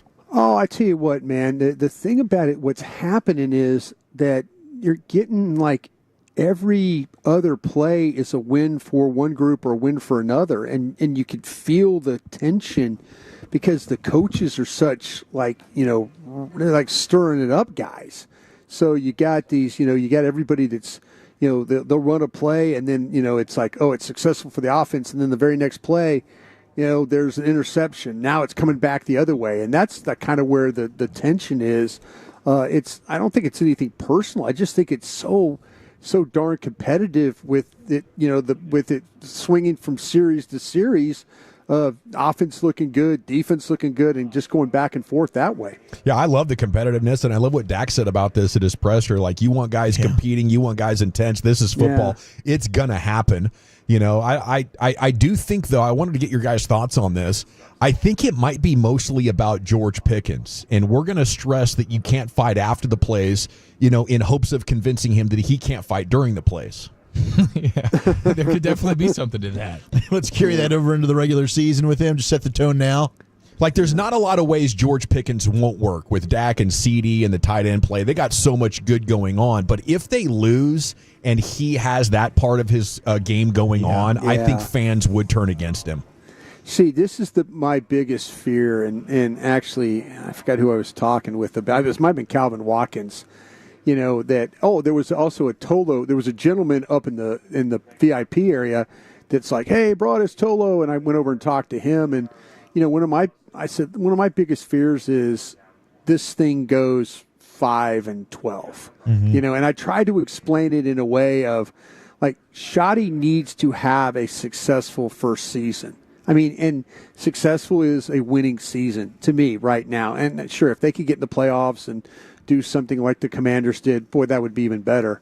But if you're having all this goodwill right now and feeling good, and he's trying to build the culture and all that, but you go out there and flop around and lose a bunch of games, and then all of a sudden that ask the next year is met with like, nah, bro, you tried to do this last year, and then you worry about the coach changing and everybody changing, and it, he really, really needs a year where they have success, and then the buy-in helps him build other things going on.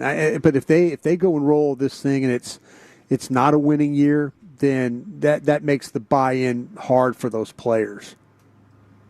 Brian, Rangers are off tonight. We've talked a little bit earlier before you jumped on with us about maybe excitement around John Gray. As a reliever last night, he was great. And I think the Rangers should pursue that. And it's an off night tonight. They're going to take on Atlanta over the weekend. So maybe we'll see him continue to get those looks. And I think I'd be wanting to find him in a ninth inning to see if he's got what it takes to be a closer before we get too much farther down the road. I mean, it's not like you're taking a bona fide guy out of that role, but right. More than that, I wanted to get your thoughts on the real Death Valley tiff that is sparked between Clemson and LSU this week. Who has the strongest claim to this? Well, me personally, because I'm an LSU Tiger, I would like to think that we have the claim of it, but they actually have a rock from Death Valley that they, have you ever seen Clemson before? They run out? They run down the hill is what they call it. And they touch the rock? It's called Howard's Rock, and it's, Coach Howard back in the day. He's the one that had it brought in from Death Valley, California. I think it's where it is. And so he's got this rock, and they touch the rock, and they run down the hill. And it's a pretty spectacular thing to do. But, they call it Death Valley. And, but I think theirs is only Death Valley because they have a rock there. They have the actual rock. Ours place is you come to it and you die as a football team. That's what. And hopefully LSU doesn't go and die at Clemson, because LSU's been awful in these opening games. I mean, we have played some Florida States and USC's and people like that. Now Clemson, one of the better defensive fronts in the country. This will be a big time test with two quarterbacks that are both have Heisman Trophy aspirations right off the jump. All righty, with that, it's time now to go back into the Pimp Cup, where Lucius Alexander has your G-Bag of the day. All right.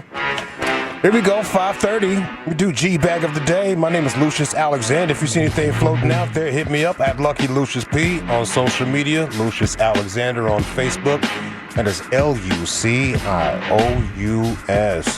Day 2 for this champion audio SEC Media Day. Savannah Avery, she's from KOMU Channel 8 Sports up there. Get them, Tigers. Yeah, Tigers. Yeah, Tigers, stand up. Tigers, stand up. Y'all stand up right here, man. This dude making you proud. His name is Zion Young, and he's talking about alpha males. You guys kept throwing around the term like alpha males in your locker room and within your team. Is that a thing, or can you elaborate a little bit more on that and what that means? This is a quick. Would you rather date if you were in let's see, I'm gonna do an animal example. If you were in a tiger, would you want to date a cat? No, you don't date a cat. You wouldn't want it. Well, of course, it's tigers. The cat. It's a bigger version of it. It's the cat. It's all around. With the class. Cat. That's not something we bring. You know what I mean. So that's the difference. Like, it's more so of like not in day. I mean, alpha male. Like who? That's what we're recruiting. That's what we're standing on. Guys is alpha males. Guys is where their feet at. And guys is very vocal and want to compete. And have an edge on them. You know what I mean. So. That's more so of being specific. You know what I mean? You wouldn't want to date a cat. You would rather date another tiger, right? Or a lion. Something more manly. I hope that young man has a great year and a fantastic combine. You know what I'm saying? Right? He better be dominant on the field. Please. I counted 18 seconds for him to get into the cat analogy. I think he was worried about being politically correct.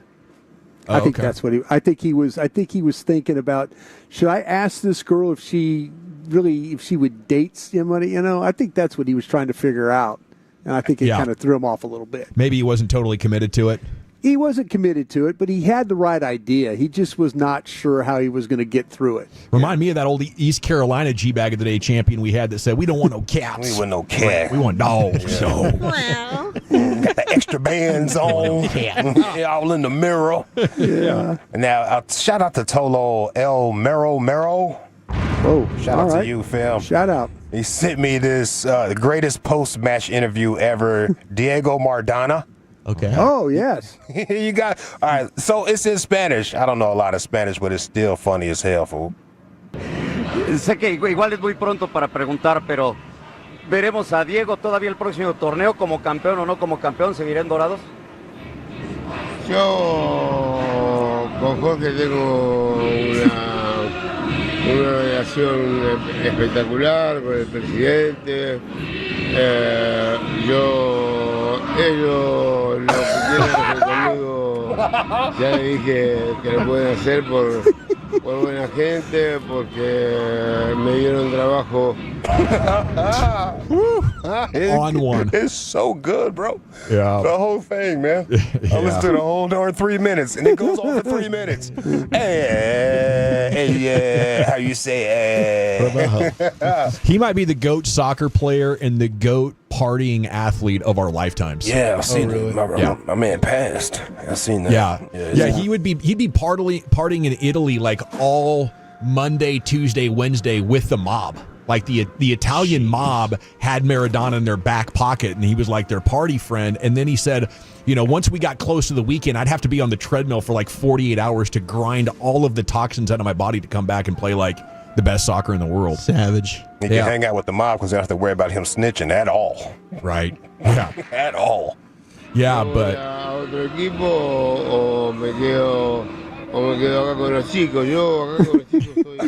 Incredible documentary on Hulu about this guy, and he's forgotten in the GOAT conversation. It goes like Pele to Messi, right? And there's a bunch of players in between, but they say Maradona was so good at like 13, 14, 15, even before he got to Italy. He might have already been the best player in the world, like, Lamine Yamal or something, but well before his 18th birthday. That's insane. Yeah. Beast. Maybe my favorite player. Yeah, he's one of my favorites now after that interview. Because he agreed to the interview. Like, you know you're not in the condition to be talking on it. Nah, I'll do it, buddy.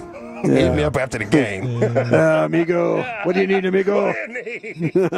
What do you need? Taking a swig out of the bottle while he's doing it. Yeah, all right. All right, so the security guards that be in the parking lots of malls and the shopping centers and whatnot and chilling in the cars. Every once in a while, they make a little old stroll and they come back around. Paul Blart. Yeah, this guy right here. Yeah, this guy right here was trolling the parking lot security guard. He pulls up to him in the car and says, "Hey, man, your partner's getting beat up." Got a reaction out of him.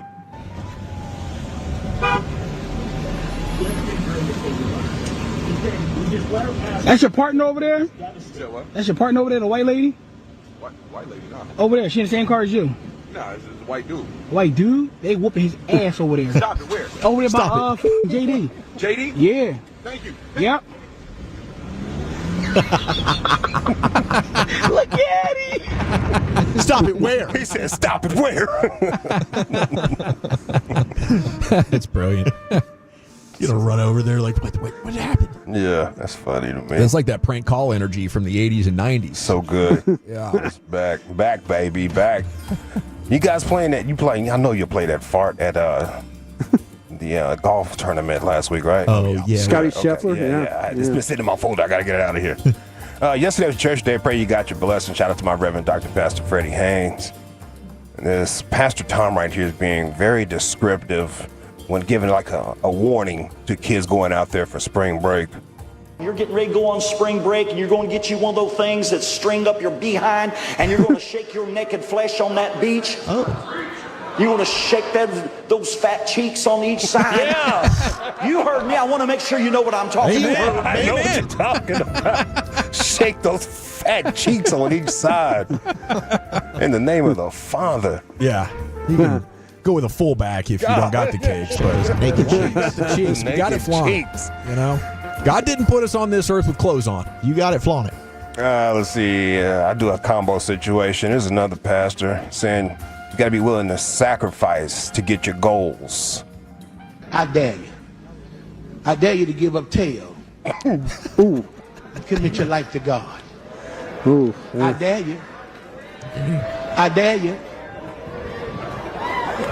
I know, I ain't trying to be funny, because you know what? I was in tailgating too. Yeah, okay. Good work if you can get it. I can relate. Yeah. Tailgating. Let's go ahead. NBC. Hold on. Ooh. Yeah. Is this Chuck Mangione? Chuck, yes, sir. Yes, Margian? sir. Chuck, I always get the last name wrong. Keep trying. I did. Hey, I gave it a go, bro. Okay? Gosh. Hey, Joe, want to give it a go? Hey, Joe, want to give it a go? Let's go to NBC 10 in Boston. Jericho Tran. Miss Jericho Tran does a Shakira impersonation. We do not know whenever or wherever the concert will be rescheduled. But listen, for those of you who wanted to see Shakira tonight, I do a great Shakira impression. I got you right now. La la la la la la. Not quite Shakira, but hey, listen, I'm still a she-wolf in disguise. At Fenway, Jericho Trent, NBC 10 Boston. Jericho, you've got the mic. You could do the concert right outside Fenway. Thank you. Speaking of shaking those fleshy cheeks, hips don't lie. Yeah, that was a very unique sound from Shakira, though. Yeah, she's a yodeler. Yeah, it is. Yeah, there you go. Nailed it. She's a yodeler. Yeah, I think she's yodeling. Picture in the frame there. All righty, we got a champ. We got 4 challengers here, boys, and one's a combo platter. So who you going with? Zion Young at Missouri, our champ. Yeah. Diego Maradona, mall security guard troll. I think Diego is just kind of like, this is a show that other people have done terrible interviews to. Oh, thank you. Oh, my goodness. Yeah. So, yeah, he's letting you guys off the hook. Thank you. Yeah. Thanks, Diego. I think that would make Lucius a G-Bag of the Day champion in my mind. For picking us up like that. It has been a tough week. I'll let you know. Has management said anything to you guys? I mean, they kind of said, it was radio gold, even though it might not feel that way to you. Yeah. I think the overall vibe is it was entertaining. Right? Okay. It was probably good for ratings. Yeah, pastor combo platter. You got the pastor with the spring break warning and the pastor daring you to give up tail. Or is it the NBC? I used to be in tailgating too. Yeah, I got a master's degree in that back in the 70s. I'm going to go with the security guard trolled, Chief. How about you? Give me the champ. No, Randy, we're tied at 1, Lucius. Yeah, champ is here. Brian? Let's go champ. Volchuk? Security guard. By a score of 3-2, still your G-Bag of the Day champion. It's the young man at Missouri, Zion Young, explaining what they mean about the Alphas in the Pimp Cup. Here's Lucius with LA Live. All right, you squares. Fire up this funk and let's have a toke. It'll make you dance to some of everything. Yeah. Ladies! Is this your wife? Yes. Can I ask y'all some quick questions real quick? If they're appropriate. Yeah, very appropriate. Actually, how long have y'all been together? 51 years. Oh, Lord. Lord. Whoa. Same woman. Same woman. Whoa. All right. Life in prison or cheat on your husband? Life in prison. And why is that? Because I would never cheat on him. I know that's right. For you, sir, cheat on your wife or bring back slavery? Whoa. Boy, that's a tough one. Damn. Oh, jeez. Cheat on me. Slavery hurts a lot of people, so I'd say cheat on her. I know that's right. Yeah. All right, big. Too many people hurt. If you come up with something a little less than that, then no. Wow. Cheat on me. Maybe like indentured servitude or something? Oh my God, bro. Cheat on me. He said, well, that's a hard one. Was that the Hulk Hogan clip? I tell you what, I just got finished doing some yard work, and I sure do need a little help. I'll tell you what. That's crazy right there, man. Yeah. Hey, this is LA Live for July 24th, 2025. It is a Thirsty Thursday ladies' night edition of LA Live. Welcome in Lady Tolos. Welcome in first time, last time, and long time listeners of this station. LA Live is sponsored by Greystone Roofing and Construction. That is greystone-roofing.com. I've been told maybe 4 or 5 times this year, 2025, we're halfway through it. I look like Marshawn Lynch. You going beast mode? You know how many times, like, it's not the win I thought it was going to be. You know what I mean? That's not it for me, bro. That's not a compliment, dog. That's halfway. That's not it, bro. You want to put me in a depression? Be like, yo, you know who you look like, dog? Who? Marshawn Lynch. You like beast mode? I'm like, oh. Thanks so much. Is that what's got you on that diet? Are you kidding me? Now, first of all, I want to thank Broadus for helping me become this beast mode size, apparently. What? Yeah, it's all that food, seafood Friday. boils and whatnot. Yeah, Got I'll my try. blood pressure high as hell. I'm always working for the line. It's the chef's kiss. It's the chef's kiss. Well, Yeah. It's fantastic, bro. But yeah, apparently I look like beast mode out here. I was told that at the steakhouse. Dude wanted to sit down and take a photo with me at the steakhouse. And then at the liquor store, my man stopped me. He's like, yo. Ain't no what. Same guy? Two different guys. I do not look like no. No, they're nothing like Marshawn Lynch. Yeah, well, tell you what. It's almost fighting words out here. Shout out to the ladies. Hello, ladies. Hey, hold on, another lady. Oh, you gotta give him that hawk. Yeah, hold on. How about that other one, that new one? He won that Batman. What's the Batman? Hey, that man say,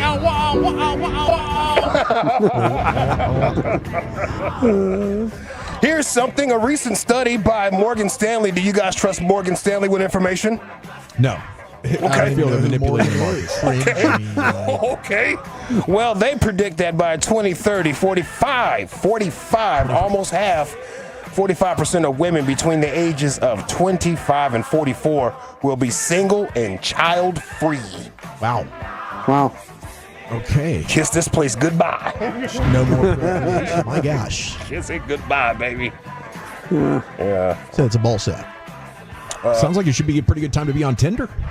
Yeah, or Return to get some Tinder. stock and cat food or something like that. Many women are designing lives based on personal fulfillment rather than social pressure. So there we go, ladies. There you go. Do what you do. You gotta do what you gotta do. I know Elon's convinced that if we don't all have like 3 kids, or the population's going to dwindle to 0. He wants to make them all. Oh, yeah, that's right. Yeah, he wants to doing make a a good colony, job, bro. Don't let him name them all. Yeah. X and slash and semicolon and all Yeah. types of weird names he's got going on with them joints. Hey, men calling their bros to say goodnight. You remember that trend? Yeah. Oh, yeah. All right. Yeah. Well, the women got a hold of it.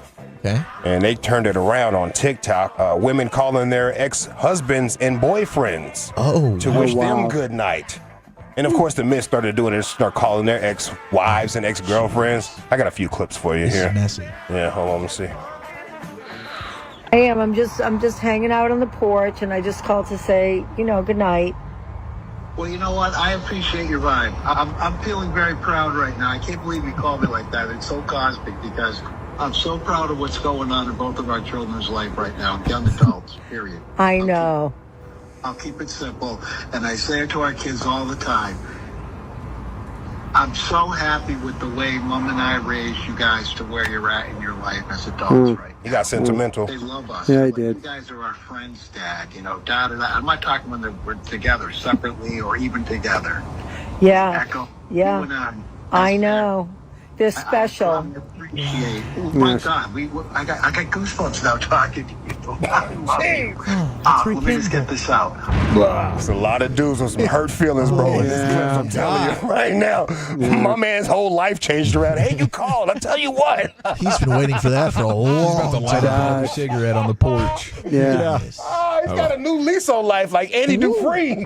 Yes. Hate to break your heart, honey, but it's a bit. Oh, man. Jeez. Man, I'm surprised that these dudes aren't hitting on these gals. Call me up after 10 or 15 years. Oh, yeah. No. What do you want? You right. Yeah. I just called to say goodnight. Why? Why did you call me? For what? Yeah, for what? Here's another one. Hello? Hey, Yes? I just called to say goodnight.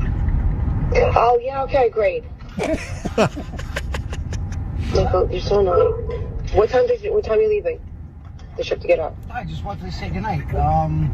Michael, what time is she leaving?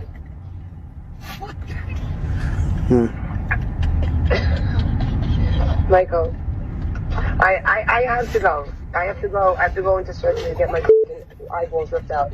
I have to go. You'll get my eyeballs ripped out. Sounds like quite a catch. That's a Jersey wife. Yeah.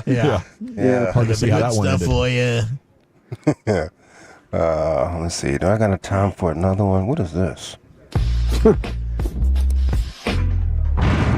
Yeah, I knew somebody was going to hear it. I knew somebody was going to catch that vibe. What was that? Yeah. Okay. Yeah, somebody's going to catch it. Oh, hubba dubba doo. Yeah. Hey. Hi. Hey, I just wanted to catch you before you take a bath to tell you good night. Very funny. Hardy, har, har. I just want to say goodnight. Very funny. What do you mean? Been staying up till 10. Well, usually you go to bed early, so I just want to say goodnight. Okay. All right. Anything else? No. Good night. So you want to say you're sorry? Yeah, she want to say sorry for 25 years ago. Man. Just in that check. Remember that one thing? She sounded hopeful, though, of a rekindling. That's what I'm starting to hear right here, man. These men are super excited to talk to these ex-ladies that they were once involved with. Yeah. They're being so trolled, but they are really thinking that they love. They're getting love. Yeah. What, Fabio? Hey. Why are you so angry? What? I asked you what you needed on text. That didn't mean I know. Here's what I wanted to call you for. It's 8:24. I just wanted to call you to say goodnight. What? I'm just calling to say goodnight. What do you want? No, I'm being serious. I'm just calling to say goodnight. All right, bye. What do you mean? What do you want? Good night. Have a wonderful night. Okay. See ya. Bye. Bye. Wow. That was a bad marriage. That one ended badly. And her new boyfriend is right there. That was a bad marriage. Yeah. She's putting on a show for the new boyfriend. That's what I was thinking too, bro. She'll call back an hour later. Yeah, she'll call back. So sorry about that, Fabio. Yeah, I had to get rid of him. Sorry. Oh, man. I got time for one more? Yeah, I'm going to do one more right here. I feel like this guy was on cloud 9. Hey, Jen. Hey, Bear. What are you doing? She fart? I was just sitting around watching TV with a couple friends. Oh, okay. Well, I was just calling to just tell you good night. Oh, yeah? Hopeful. Yeah. What's going Hopeful. Nothing. I just want. It's almost about 10 o'clock or 9 o'clock. It's about time to go to bed. I just wanted to say good night.